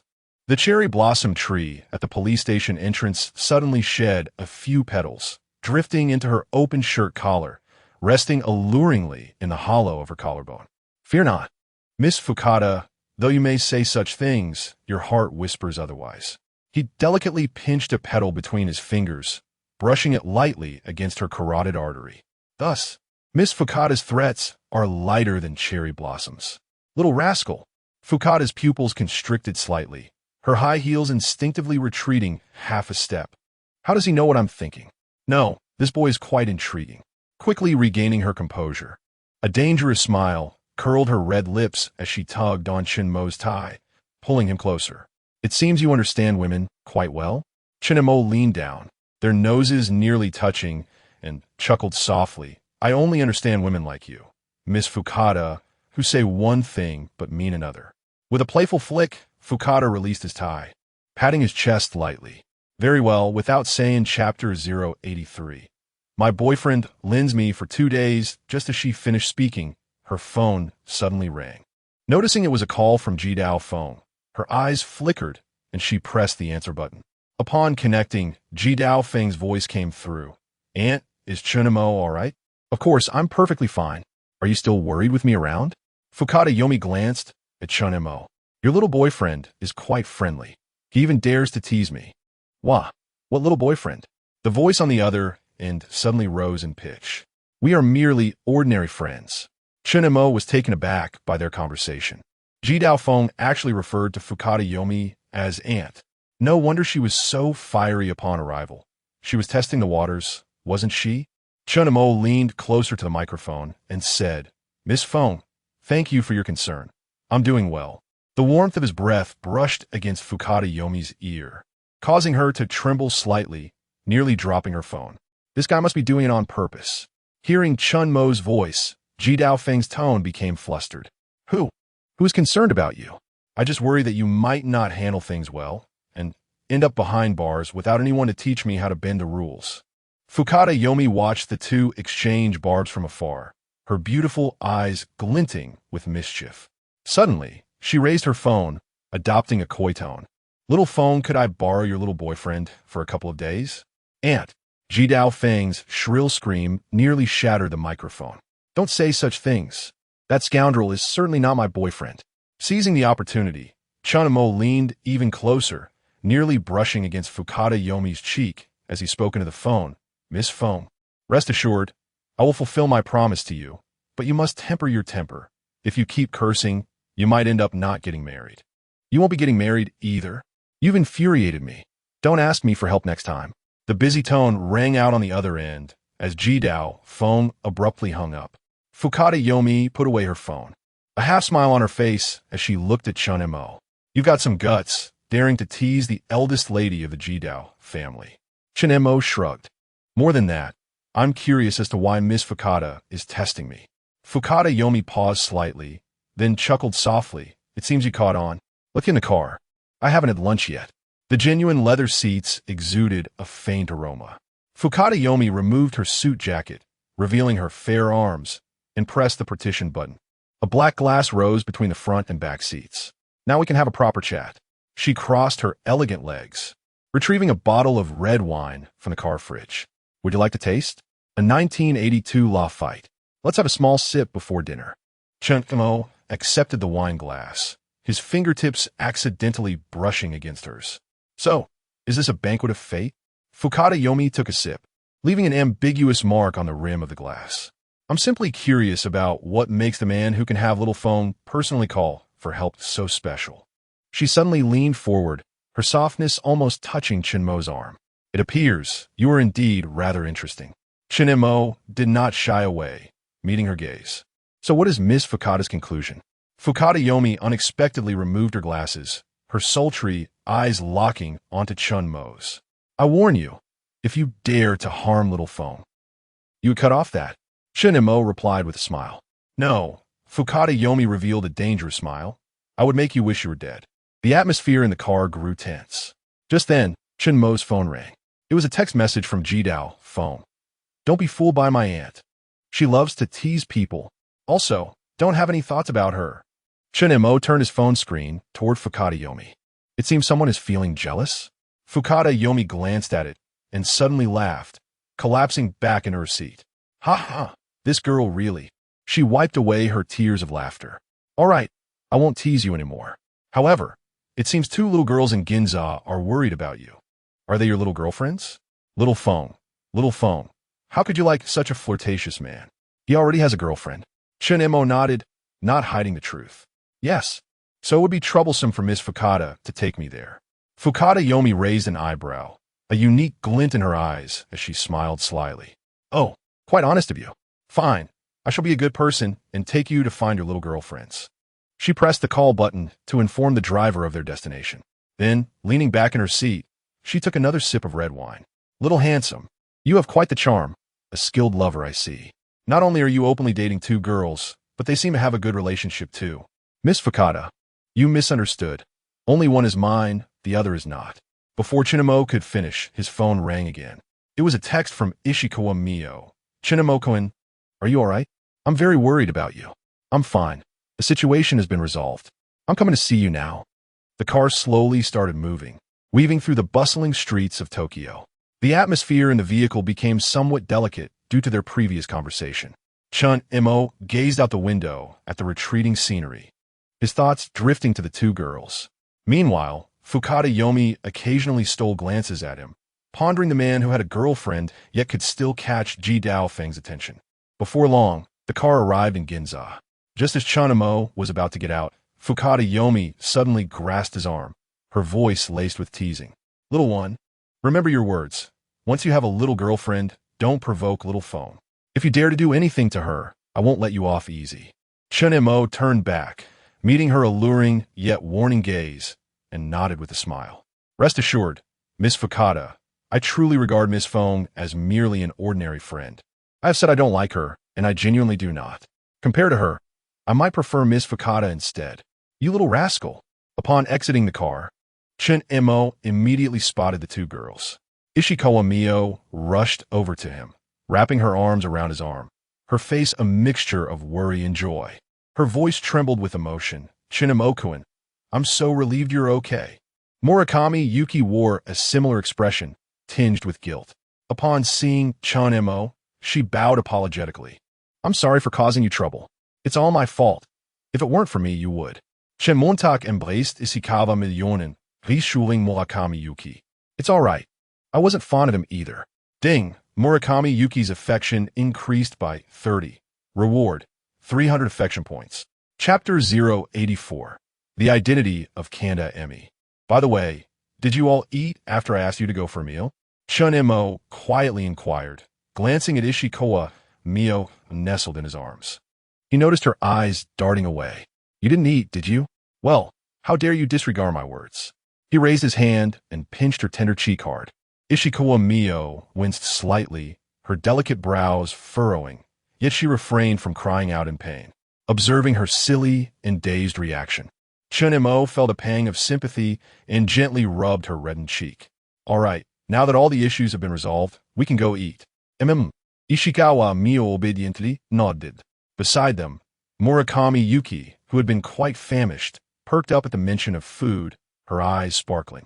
Chen Mo turned to the elegant Fukada Emi in the car and said, Miss Fukada, I sincerely appreciate your assistance today. Which restaurant would you prefer? It's on me. Fukada Emi lightly tapped her slender fingers on the edge of the car window, her crimson lips curling into a meaningful smile. Will my presence disrupt your gathering?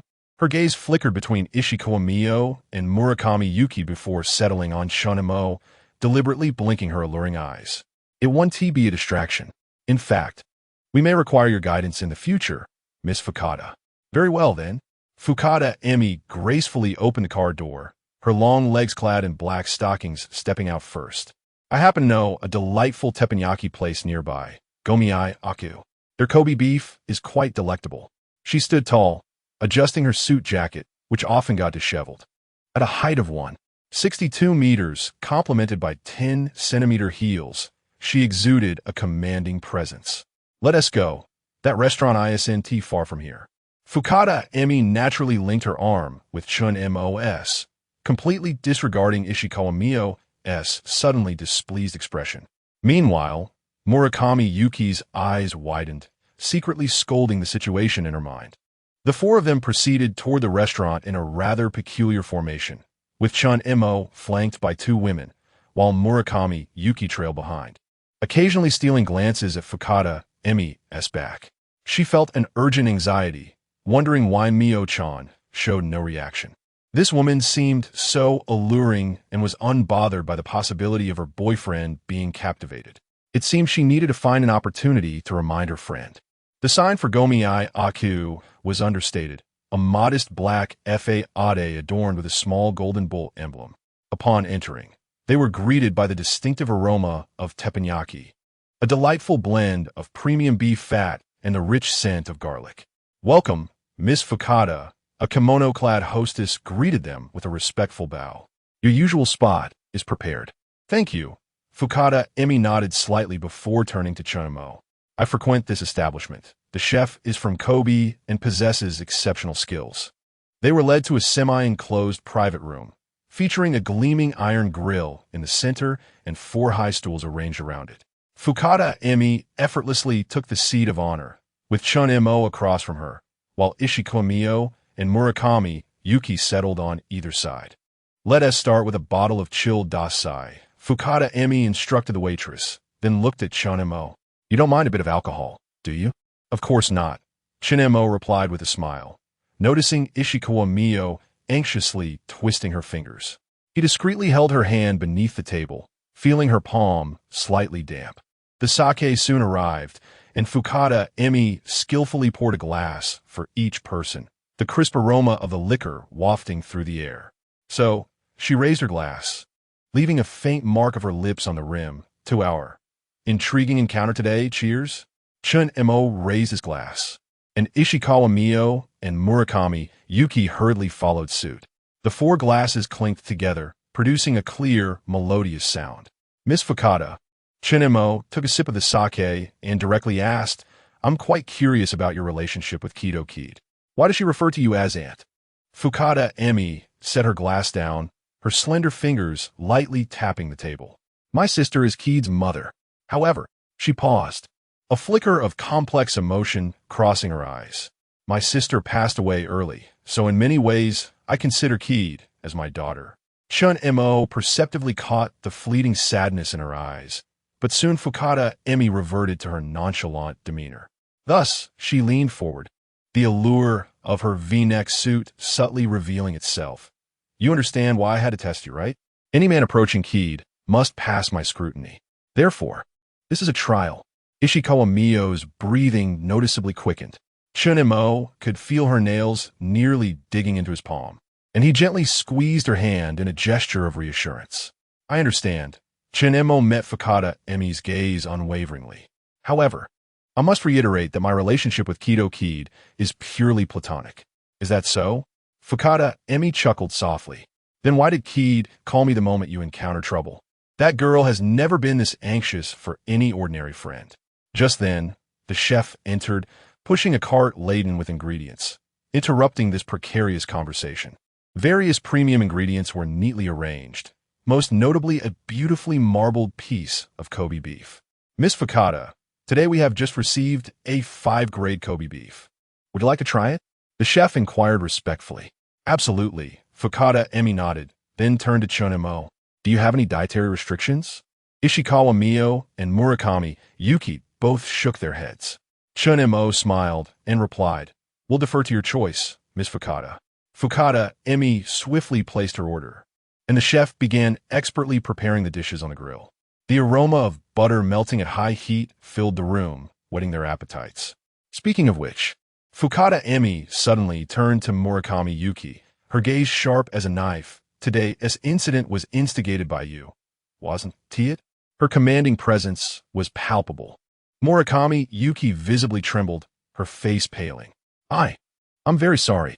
Miss Fukada, Chen Mo interjected immediately. This matter cannot be blamed on Yuki. That Sato was not a good person to begin with. Oh, Fukada Emi raised an eyebrow. You seem quite protective of her. I haven't even said anything yet, and you're already anxious. Her gaze flitted between Chen Mo and Murakami Yuki. And you, Yuki, what is your relationship with him? The atmosphere grew tense. The sizzling sound of beef on the grill, now echoing ominously. She is Mio-chan's friend, hence she is also my friend, Chen Mo replied calmly. Fukada Emi suddenly burst into laughter, her voice laced with sarcasm. Chen Mo-kun, you truly are amusing. One girlfriend, she pointed to Ishikawa Mio, one ordinary friend, nodding at Murakami Yuki. And our little Kid. You have quite a multitude of ordinary friends, all of whom are charming young ladies. Doesn't your girlfriend feel jealous? A normal person would surely be envious. Chapter 085. Intriguing, Hehehe. The corners of Ishikawa Mio's eyes began to redden. She wished to retort, but lacked the courage. Chen Mo could sense her hand trembling slightly. Taking a deep breath, he was about to respond when the chef timely announced that the first dish was ready. Let us eat first. Fukada Emi seemed to lose interest in continuing the topic. It won't taste good if it gets cold. The first course was butter-seared abalone, thinly sliced, and quickly sautéed on a hot plate until golden, then drizzled with a special sauce. Fukada Emi elegantly picked up a slice with her chopsticks and placed it in her mouth, her eyes narrowing in satisfaction. Try it, she said to Chen Mo. The sauce here is a secret recipe. You won't find this flavor anywhere else. Chen Mo served a piece to Ishikawa Mio before taking one for himself. The texture of the abalone was indeed exquisite, crispy on the outside and tender within, with the sauce offering a perfect balance of savory and a hint of sweetness that beautifully highlighted the seafood's freshness. What do you think? Fukada Emi inquired, her gaze fixed solely on Chen Mo. It's certainly unique, he replied honestly. Does the sauce contain yuzu peel? Fukada Emi's eyes sparkled. Not bad, you can taste that. Indeed, it includes Kishu Nanko plum and yuzu. It's one of the chef's secret ingredients. Chen Mo chuckled softly, but said nothing further. The culinary expertise rewarded by the system was not merely about cooking. It also allowed one to discern a multitude of flavors. As the subsequent dishes were served, a thinly sliced Kobe beef, foie gras seared wagyu, black truffle fried rice. Each one was exquisite and delectable. Fukada Aimi demonstrated an astonishing level of culinary appreciation, knowing the ingredients and preparation methods of each dish by heart. After several rounds of sake, the atmosphere seemed to ease. Ishikawa Mio and Murakami Yuki gradually relaxed, beginning to savor the dishes in small bites. Fukada Aimi, on the other hand, continued to drink cup after cup of sake, her fair cheeks gradually taking on a rosy hue, her gaze becoming more dreamy. Chanamokoan, she suddenly spoke, her voice slightly hoarse from the alcohol. Did you know? Little Keed has been without a father since childhood. Women from the Yakuza. They aren't particularly adept at handling emotions. Having shed her blazer in her tipsy state, her flushed cheeks and dreamy eyes might make anyone else blush and feel their heart race. However, Chen Mo set down his chopsticks and looked at her earnestly. I understand your desire to protect Keed, but I truly have no ulterior motives. Is that so? Fukada Aimi chuckled lightly. And what about these two? Her gaze swept over Ishikawa Mio and Murakami Yuki, questioning whether he had no ulterior motives toward them as well. Ishikawa, me not far behind Chun, Ishikawa, and Murakami, a group of hoodlums in gaudy shirts were catcalling a girl in a JK uniform. The leader, a heavily tattooed man with a bandaged wrist and a cigarette dangling from his lips, had been about to accost the girl when he was interrupted, much to his displeasure. What's the commotion? You're disturbing my pursuit of a lady. We agreed on 200,000 yen, but now it'll cost you 300,000. Tanaka, the hoodlum, spat out his cigarette, crushed it under his heel, and swaggered over with his cronies. He squinted at Chin's back, a sense of familiarity nagging at him. Seeing Ishikawa and Murakami, however, dispelled any such thoughts. He had a penchant for kawaii Disu NE girls, and their figures alone set his pulse racing. So this is the guy? Ito, you're utterly useless. How could you let? Tanaka began, reaching out to place a hand on Chen's shoulder. Chun turned, a smile playing on his lips. Tanaka's heart skipped a beat. Recognizing Chun, his eyes widened, and his hand recoiled as if burned. A cold sweat broke out on his brow, his face turning ashen. Tanaka-san? Chun inquired, tilting his head with an amiable grin. Wrist feeling better? The smile sent shivers down Tanaka's spine. It was this seemingly harmless youth who had slashed his wrist and pinned him underfoot just days ago, wearing the very same smile. Master, Tanaka stammered, bowing deeply, his voice trembling. I didn't realize it was you. His underlings, not having been present during the previous encounter, stood dumbfounded. Ito, his eyes wide with disbelief, exclaimed Tanaka-san. What's going on? Shut up. Tanaka snarled, slapping Ito across the face, sending him staggering backward. You trying to get me killed? Ishikawa, recognizing Tanaka, recoiled in fear, while Murakami looked on in stunned silence. Chun gently patted Tanaka's cheek. Seems you remember the lesson from last time. Yes, sir. Yes, sir. Tanaka nodded vigorously. Chun then tapped the shoulder Tanaka had touched, casting a pointed glance at his bandaged wrist. Good, because if you'd forgotten, I'd be happy to refresh your memory. Though perhaps this time, it wouldn't be just a scratch, eh? Tanaka felt a chill run down his spine as Chen's gaze lingered on his wrist, as if a razor-sharp blade were already poised to strike.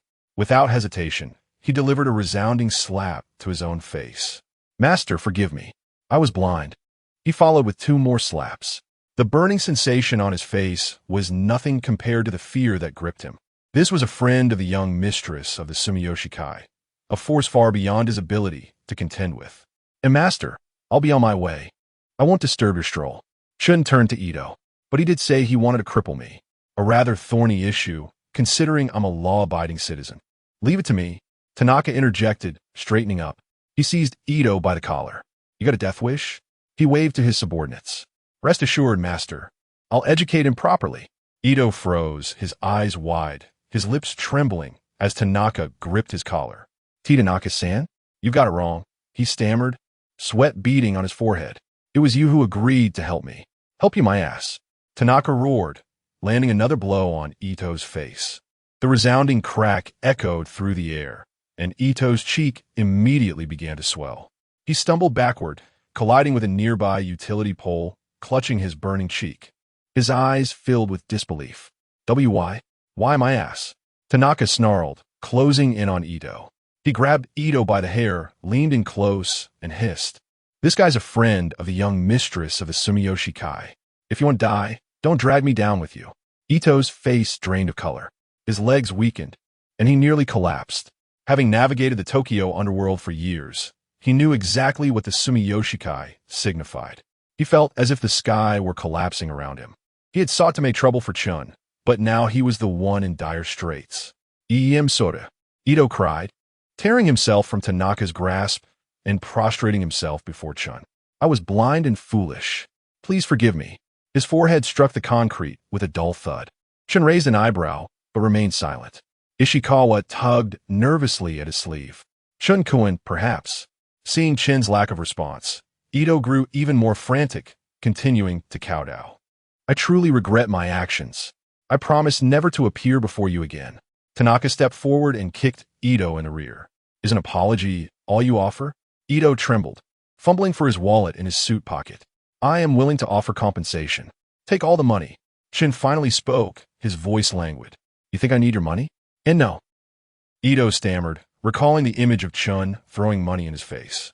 He scrambled to his feet and began to slap himself relentlessly. I deserve to die. I'm a scoundrel. The sound of the blows echoed through the quiet street. Ito's face quickly became swollen and grotesque, blood trickling from the corner of his mouth. Murakami, unable to bear the sight any longer, whispered, perhaps that's enough. Chin finally relented. Enough. Ito immediately stopped, looking at Chun with a glimmer of hope. Remember today's lesson, Chun said coldly, having never considered Ito a threat. If I ever see you again, there won't be a next time. I'll resign tomorrow and return to my hometown. Ito cried, bowing repeatedly. Tanaka rushed forward, fawning. Master, are you satisfied with how this was handled? Chin glanced at him. You're quite the opportunist. Tanaka wrung his hands, smiling obsequiously. It's my duty, my duty. About what happened last time. Chun waved his hand dismissively. Take your men and leave. Yes, sir. Yes, sir, Tanaka said, bowing and scraping. He turned to his underlings. What are you waiting for? Get moving.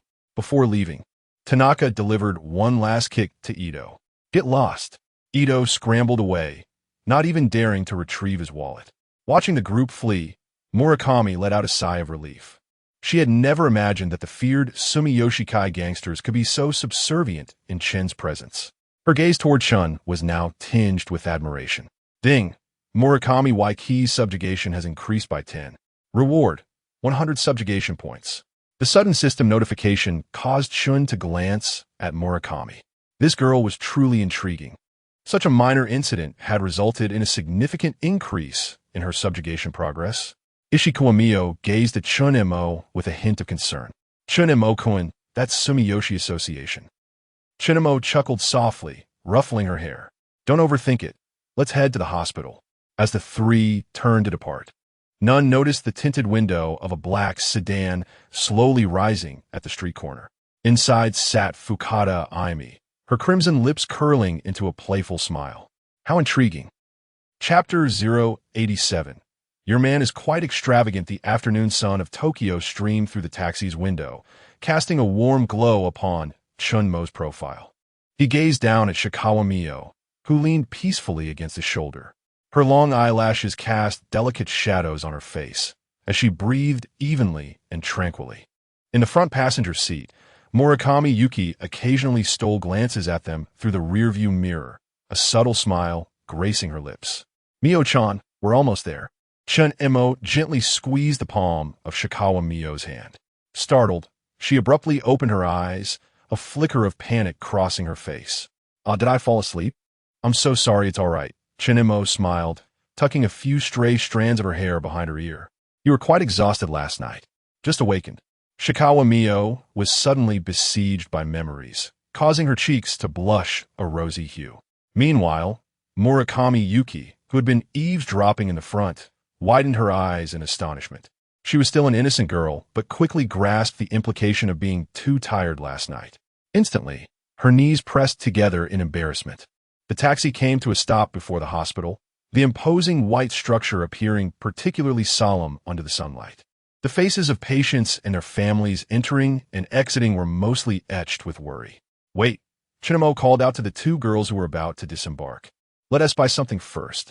He led them to an upscale fruit shop nearby, where he meticulously selected a basket of imported fruits. "Chen Mo-kun, this is too extravagant. Didn't we already buy supplements this morning? We really don't need fruits," Shikawa Mio said, her fingers nervously twisting as she glanced at the staggering prices. "What we bought this morning was for the morning. It would be inappropriate to arrive empty-handed in the afternoon. Besides, it's not that much," Chen Mo replied nonchalantly, swiping his card to pay. A notification echoed in his mind. Ding! Monitoring host's expenditure on Shikawa Mio. Visiting gift expenditure 180,000 yen, triggering 5x critical hit. Sakura Bank. Your account ending in 0219 has credited 900,000 yen, account balance 470 million. Murakami Yuki observed Chen Mo's unhesitating spending with wide eyes. Stunned as always, she whispered to Shikawa Mio, "Your man is quite extravagant." Shikawa Mio's face flushed deeply, yet she did not contest the term man. Ascending to the 12th floor ward area via the elevator, the scent of disinfectant greeted them. Elderly patients wheeled their 4 stands slowly down the corridor, while the phone at the nurse's station rang incessantly. When the trio finally exited the hospital, the setting sun had painted the Tokyo sky a vibrant orange. Their shadows stretched long, intertwining on the hospital steps. Suddenly, an untimely gurgle emanated from Murakami Yuki's stomach. She immediately clutched her belly, her face turning as red as a ripe apple. "EM soda." Chen Mo couldn't help but chuckle. "It seems our Yuki-chan is truly starving." Shikawa Mio stifled a jiggle. "Mio-chan." Murakami Yuki stomped her foot in embarrassment. "Don't tease me." All right, Chen Mo said, observing the two adorable girls. He picked up his phone and searched for nearby highly rated eateries. "There's a nice family restaurant nearby. Let us go there for dinner." As they strolled along the tree-lined path outside the hospital, the sunset filtered through the leaves, casting dappled shadows on the ground. Shikawa Mio subtly moved closer to Chen Mo, hesitating before gently intertwining her pinky with his. Chen Mo felt the warmth radiating from her fingertips and turned to her with a slight smile, enveloping her hand in his palm. Shikawa Mio's cheeks immediately flushed, yet her lips curled into a sweet smile. Suddenly, Murakami Yuki turned back. "Is this the place?" She pointed to a cozy restaurant by the road, its sign reading Western cuisine. "Indeed," Chen Mo nodded. "I read online that their hamburgers and omelet rice are excellent." As they pushed open the restaurant door, a bell chimed cheerfully. The interior exuded a classic Japanese Western-style ambience, with polished wooden tables and vintage advertisements adorning the walls. It was dinner time, and the restaurant was nearly full, the air rich with the aromas of butter and sauces. "Welcome, 3 of you?" A cheerful waitress in an apron greeted them. "Yes, please. A table by the window," Chen Mo replied. The waitress led them to a small round table in the corner, perfectly positioned to enjoy the city view illuminated by the setting sun, with soft lighting enhancing the atmosphere. Murakami Yuki eagerly flipped through the menu. "Wow, everything looks delicious." Shikawa Mio, more reserved, sat beside Chen Mo, her attention focused on him as she quietly asked, "Chen Mo-kun, what do you want to eat?" Chen Mo scanned the menu. "I'm thinking of trying their signature hamburger set. What about you two?" "I want omelet rice." Murakami Yuki immediately raised her hand. "With double cheese." "And you, Mio-chan?" Chen Mo turned to Shikawa Mio. "I suppose I'll have the hamburger, too." Shikawa Mio hesitated. Noting her indecision, Chen Mo gently prodded, "Would you prefer something else?" Shikawa Mio SAKY nodded. "A seafood cream pasta looks really good then. Let us order that," Chen Mo said kindly. "You don't have to eat the same as me. Order what you truly desire." After the waitress noted their orders and departed, a brief silence enveloped the table, filled only with the laughter and clinking of cutlery from other patrons. Murakami Yuki broke the silence. Today I'm really thankful for you, Chen Mo. Her voice was notably softer than usual. If it weren't for you, Mio-chan, and I might Yuki Shikawa. Mio looked at her friend with concern. It's all in the past, Chen Mo interrupted. What matters is that you're both fine now. He then added, with a rather possessive tone, anyone who harms my women is utterly unacceptable. Dien Emokun. Shikawa Mio's face instantly turned crimson, and she bashfully swatted his arm. Murakami Yuki burst into laughter. Mio-chan, your face is so red, like a boiled crab. Yuki, even you're teasing me. As the three of them laughed and bantered, the waitress brought out their drinks. Chen Mo received a chilled oolong tea, while the two girls opted for lemon soda. Cheers! Murakami Yuki exclaimed, raising her glass high. To celebrate, our friendship? Cheers! Chen Mo responded, maintaining the jovial atmosphere as he raised his glass. Shikawa Mio smiled, gently clinking her glass against Chen Mo's. Cheers! Just as they were halfway through their drinks, the main courses arrived. Chen Mo's hamburger was thick and juicy, drenched in a rich sauce. Murakami Yuki's omelet rice was golden and fluffy, with melted cheese oozing out as she cut into it. Shikawa Mio's seafood pasta exuded an enticing aroma of cream, adorned with large shrimp and shellfish. I'm starting, the two girls exclaimed in unison. Chen Mo, however, had no intention of adhering to such a trivial convention. Elated, Yuki Murakami eagerly shoveled a large spoonful of omurice into her mouth, hissing from the heat but reluctant to relinquish the taste. Sugoi, delicious, utterly scrumptious. Yuki-senpai, please savor it, said Ishikawa Mio, handing her a napkin. No one is contesting your repast. Chen Mo sliced a morsel of hamburger steak and extended it on a fork toward Ishikawa Mio. Would you care for a taste? Ishikawa Mio paused, then bashfully opened her mouth. As the juices burst within her palate, her eyes illuminated. Exquisite, indeed. Chen Mo responded with a smile. Shall we exchange halves? I'd be delighted to sample yours as well. Ishikawa Mio nodding her plate closer. They shared the repast, oblivious to Yuki Murakami's knowing gaze. Ahem, Yuki Murakami interjected loudly. Might I remind you, too, that a singleton is present? Could you perhaps consider my sensibilities? Ishikawa Mio, realizing the intimacy of their actions, lowered her gaze, the tips of her ears flushed crimson. Chen Montak, feigning innocence, retorted. You are welcome to procure a paramour of your own. Umph. Yuki Murakami retorted, jabbing at her omurice. Once I secure a paramour more handsome than Chen Mo, I shall flaunt our affection before you daily. By all means, endeavor, Chen Mo replied with a smile, though his thoughts diverged from his words. A captivating damsel, such as she shall not elude my grasp. The evening meal progressed in such convivial camaraderie. As the trio of CR BRLES were presented, twilight had fully descended. The restaurant's lighting cast a warm, inviting glow. Today has been truly delightful, Ishikawa Mio murmured, her fingers absently tracing the rim of the pudding cup. Despite the morning's tribulations, being in Chen Mo's company has been a source of joy. Chen Mo clasped her hand. The future holds even greater promise, I assure you. Yuki Murakami, observing their joined hands, interjected, Chen Mo, you must treat Mio-chan with utmost care. She is my most cherished friend, and should you dare mistreat her. Yuki, Ishikawa Mio interrupted, please desist. Your concerns are needless, Chen Mo said, regarding Yuki Murakami earnestly. She who captures my heart shall receive nothing but the utmost devotion. This solemn vow momentarily silenced the table, yet seemed to harbor deeper implications. Yuki Murakami scrutinized Chen Mo for a moment, then demurred, very well, I shall provisionally trust you. She then hastily turned to Ishikawa Mio, exclaiming, Mio-chan, your discernment is impeccable. She avoided Chen Mo's gaze, her heart pounding as if a boulder had been cast into a placid lake. What did he mean by that? Why did he regard me with such intensity? Could it be that he harbors affection for me? A cad, Ishikawa Mio, overwhelmed with shyness, could not utter a word, but merely tightened her grip on Chen Mo's hand. Upon settling the bill, Chen Mo naturally reached for his wallet.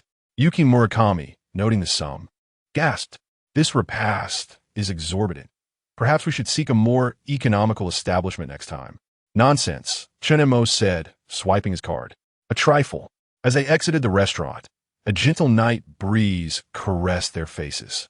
The streetlights had illuminated, signaling the commencement of Tokyo's nocturnal activities.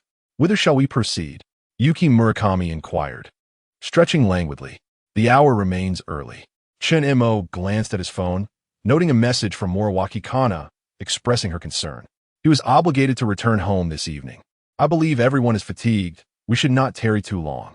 Indeed, Ishikawa Mio concurred, then inquired curiously, pray, where does Chen Mo-kun reside? I am unaware. I am without a permanent abode in Tokyo. I dwell in rented lodgings. He paused. Coincidentally, I intend to procure a residence tomorrow. Would you care to accompany me, Mio-chan? Purchase a residence? Ishikawa Mio and Yuki Murakami exclaimed in unison, drawing the attention of passers-by. Yuki Murakami nearly dropped her pudding container, catching it just in time. Her eyes widened as she gazed at Chen Mo. Chen Mo intends to purchase a residence? In Tokyo? Ishikawa Mio's voice trembled, her fingers clutching Chen Mo's sleeve. Chen Montak nodded casually. Indeed, one cannot perpetually reside in rented accommodations. As I possess the means, I desire to acquire a more luxurious dwelling. Yuki Murakami inhaled sharply. Pray, the cost of real estate in Tokyo. Even a modest apartment commands a price of 50 to 60 million yen, does it not? Prime locations often exceed 100 million. Their astonishment was understandable. Acquiring real estate in Japan is a momentous undertaking. In Japanese culture, owning a home symbolizes stability and success, particularly a detached house. Compared to apartments, detached houses offer greater privacy and freedom from neighborly disturbances, a lifestyle favored by the Japanese. The affluent purchase detached houses, while those of lesser means opt for apartments. Approximately, Chen Montak replied nonchalantly. A price between 3 and 500 million should suffice, so I intend to peruse some properties tomorrow. 500 million. Ishikawa Mio nearly lost her footing. Tianemukunists, surely. Yuki Murakami was rendered speechless, mechanically repeating the figure of 500 million, her gaze vacant. Chen Mo chuckled at their reactions, tousling Ishikawa Mio's hair. Do you doubt my ability to afford such a purchase? Nay, 'tis not that, Ishikawa Mio stammered. I believe in Chen Mo-kun's capabilities, but your invitation to accompany you on such an endeavor has left me astounded. Yuki Murakami regained her composure and inquired haltingly, pray, what line of work does Chen Mo-kun's family engage in? Could it be that you are the scion of a prominent clan? I, merely a common family. Chen Mo replied with a cryptic smile. My wealth is self-acquired. He chuckled, pinching her cheek. What are you suggesting? Would you care to accompany us to view properties tomorrow? May I truly attend? Ishikawa Mio's eyes sparkled. Yuki Murakami interjected, turning to Chen Mo, her eyes gleaming. As I have recently lost my employment, I am unencumbered tomorrow. May I also accompany you? She immediately realized her presumptuousness. Chapter 089. Your man truly dotes on you with a flushed face, she added. Of course, if it's inconvenient. No problem. Let's all go together, Chen Mo responded readily. The more, the merrier. Wonderful. Yuki Murakami exclaimed, jumping up in excitement, only to feel a tinge of embarrassment. Will it disturb your date? Mio Ishikawa's face instantly turned crimson. Yuki, stop saying that. Chen Mo observed the stark contrast in the girl's reactions, a playful smile curling at the corners of his lips. It's fine. Let us consider it a gathering among friends. By the way, what kind of house do you both like? I've never thought about that. Mio Ishikawa murmured softly. As long as I can be with someone I love, a small apartment would be quite happy. Yuki Murakami's eyes sparkled. Of course, the bigger, the better. Ideally, a spacious detached house where we can plant cherry blossom trees in the yard, complete with a large bathtub and a walk-in closet.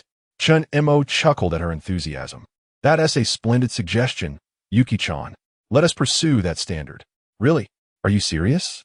Yuki exclaimed, her voice reaching a higher pitch in excitement. She quickly added, feeling a bit shy, but this house won't have anything to do with me. I was just saying it casually.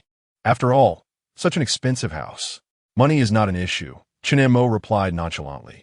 What matters is comfort.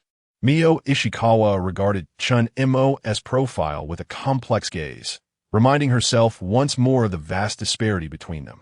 Chen Mo was so young yet wealthy, and undeniably handsome. She gently tugged at his sleeve, prompting, Chen Mo, buying a house is a significant matter. Should you reconsider? Chen Mo turned to grasp her hand. Precisely because it is a major decision that I wish for Mio-chan to assist me. These words made Mio's heart skip a beat. Lowering her head to conceal her flushed cheeks, she stammered, I know nothing about houses. That's all right. Just trust your instincts. Chen Mo said gently. Observing their interaction, Yuki felt like a third wheel. She cleared her throat. It's getting late. Weren't we supposed to head back? Chen Mo looked at Mio Ishikawa and said, Indeed, I need to return home tonight. Mio-chan, you shouldn't go back to your house.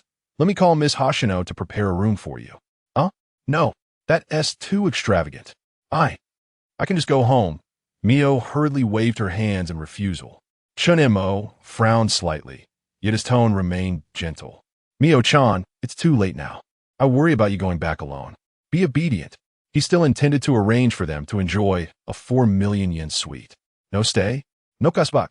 Joint consumption would yield double the rewards. Truthfully, he was reluctant to return home, but a trio was somewhat impractical. Perfectly, Mrs. Kano wished to be alone. It was fitting for Yuki Murakami to accompany Mio Ishikawa. By the way, could I trouble you, Yuki-chan, to stay with Mio-chan for a night?